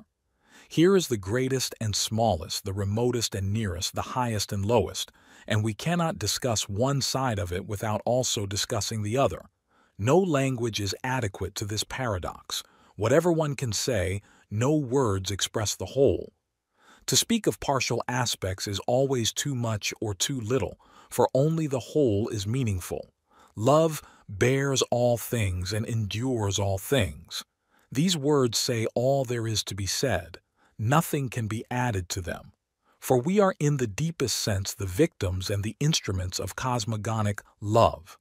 I put the word in quotation marks to indicate that I do not use it in its connotations of desiring, preferring, favoring, wishing, and similar feelings, but as something superior to the individual, a unified and undivided whole. Being apart, man cannot grasp the whole. He is at its mercy. He may assent to it or rebel against it, but he is always caught up by it and enclosed within it. He is dependent upon it and is sustained by it. Love is his light and his darkness, whose end he cannot see. Love ceases not, whether he speaks with the tongues of angels or with scientific exactitude traces the life of the cell down to its uttermost source. Man can try to name love, showering upon it all the names at his command, and still he will involve himself in endless self-deceptions. If he possesses a grain of wisdom, he will lay down his arms and name the unknown by the more unknown ignotum per ignotius, that is, by the name of God. That is a confession of his subjection, his imperfection, and his dependence, but at the same time a testimony to his freedom to choose between truth and error. Retrospect. When people say I am wise or a sage, I cannot accept it. A man once dipped a hatful of water from a stream. What did that amount to? I am not that stream. I am at the stream, but I do nothing. Other people are at the same stream, but most of them find they have to do something with it. I do nothing. I never think that I am the one who must see to it that cherries grow on stalks. I stand and behold, admiring what nature can do. There is a fine old story about a student who came to a rabbi and said, "In the olden days, there were men who saw the face of God. Why don't they anymore?" The rabbi replied, "Because nowadays no one can stoop so low. One must stoop a little in order to fetch water from the stream." The difference between most people and myself is that for me, the dividing walls are transparent. That is my peculiarity. Others find these walls so opaque that they see nothing behind them and therefore think nothing is there. To some extent, I perceive the processes going on in the background, and that gives me an inner certainty. People who see nothing have no certainties and can draw no conclusions, or do not trust them even if they do. I do not know what started me off perceiving the stream of life. Probably the unconscious itself, or perhaps my early dreams. They determined my course from the beginning. Knowledge of processes in the background early shaped my relationship to the world. Basically, that relationship was the same in my childhood as it is to this day. As a child, I felt myself to be alone, and I am still, because I know things and must hint at things which others apparently know nothing of, and for the most part, do not want to know. Loneliness does not come from having no people about one, but from being unable to communicate the things that seem important to oneself, or from holding certain views which others find inadmissible. The loneliness began with the experiences of my early dreams and reached its climax at the time I was working on the unconscious. If a man knows more than others, he becomes lonely. But loneliness is not necessarily inimical to companionship, for no one is more sensitive to companionship than the lonely man, And companionship thrives only when each individual remembers his individuality and does not identify himself with others. It is important to have a secret, a premonition of things unknown. It fills life with something impersonal, a numinosum. A man who has never experienced that has missed something important. He must sense that he lives in a world which in some respects is mysterious, that things happen and can be experienced which remain inexplicable, that not everything which happens can be anticipated. The unexpected and the incredible belong in this world. Only then is life whole. For me, the world has from the beginning been infinite and ungraspable. I have had much trouble getting along with my ideas. There was a daemon in me, and in the end its presence proved decisive. It overpowered me, and if I was at times ruthless, it was because I was in the grip of the daemon. I could never stop at anything once attained. I had to hasten on, to catch up with my vision. Since my contemporaries, understandably, could not perceive my vision, they saw only a fool rushing ahead. I have offended many people, for as soon as I saw that they did not understand me, that was the end of the matter so far as I was concerned. I had to move on. I had no patience with people, aside from my patience. I had to obey an inner law which was imposed on me and left me no freedom of choice. Of course, I did not always obey it. How can anyone live without inconsistency? For some people, I was continually present and close to them so long as they were related to my inner world. But then it might happen that I was no longer with them, because there was nothing left which would link me to them. I had to learn painfully that people continued to exist even when they had nothing more to say to me. Many excited in me a feeling of living humanity, but only when they appeared within the magic circle of psychology.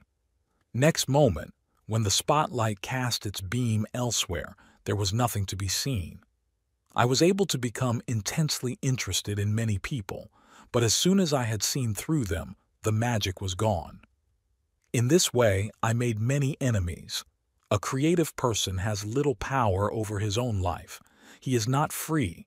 He is captive and driven by his daemon. Shamefully, a power wrests away the heart from us. For the heavenly ones, each demands sacrifice. But if it should be withheld, never has that led to good, says Hölderlin. This lack of freedom has been a great sorrow to me. Often I felt as if I were on a battlefield, saying, "Now you have fallen, my good comrade, but I must go on." For, shamefully, a power wrests away the heart from us. I'm fond of you, indeed I love you, but I cannot stay. There is something heart-rending about that, and I myself am the victim. I cannot stay. But the daemon manages things so that one comes through, and blessed inconsistency sees to it that, in flagrant contrast to my disloyalty, I can keep faith in unsuspected measure. Perhaps I might say, I need people to a higher degree than others and at the same time much less. When the daemon is at work, one is always too close and too far. Only when it is silent can one achieve moderation. The daemon of creativity has ruthlessly had its way with me.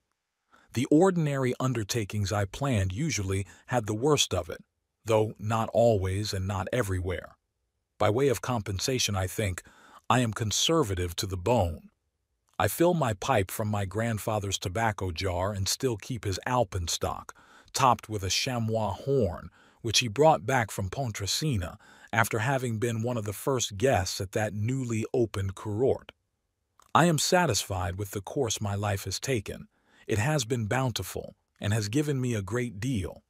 How could I ever have expected so much? Nothing but unexpected things kept happening to me. Much might have been different if I myself had been different, but it was as it had to be, for all came about because I am as I am.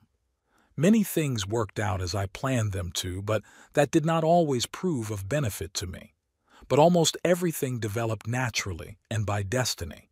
I regret many follies which sprang from my obstinacy, but without that trait I would not have reached my goal. And so I am disappointed and not disappointed. I am disappointed with people and disappointed with myself. I have learned amazing things from people and have accomplished more than I expected of myself. I cannot form any final judgment because the phenomenon of life and the phenomenon of man are too vast. The older I have become, the less I have understood or had insight into or known about myself. I am astonished, disappointed, pleased with myself. I am distressed, depressed, rapturous. I am all these things at once and cannot add up the sum. I am incapable of determining ultimate worth or worthlessness. I have no judgment about myself and my life. There is nothing I am quite sure about. I have no definite convictions, not about anything really. I know only that I was born and exist, and it seems to me that I have been carried along. I exist on the foundation of something I do not know. In spite of all uncertainties, I feel a solidity underlying all existence and a continuity in my mode of being. The world into which we are born is brutal and cruel, and at the same time of divine beauty. Which element we think outweighs the other, whether meaninglessness or meaning, is a matter of temperament. If meaninglessness were absolutely preponderant, the meaningfulness of life would vanish to an increasing degree with each step in our development. But that is, or seems to me, not the case.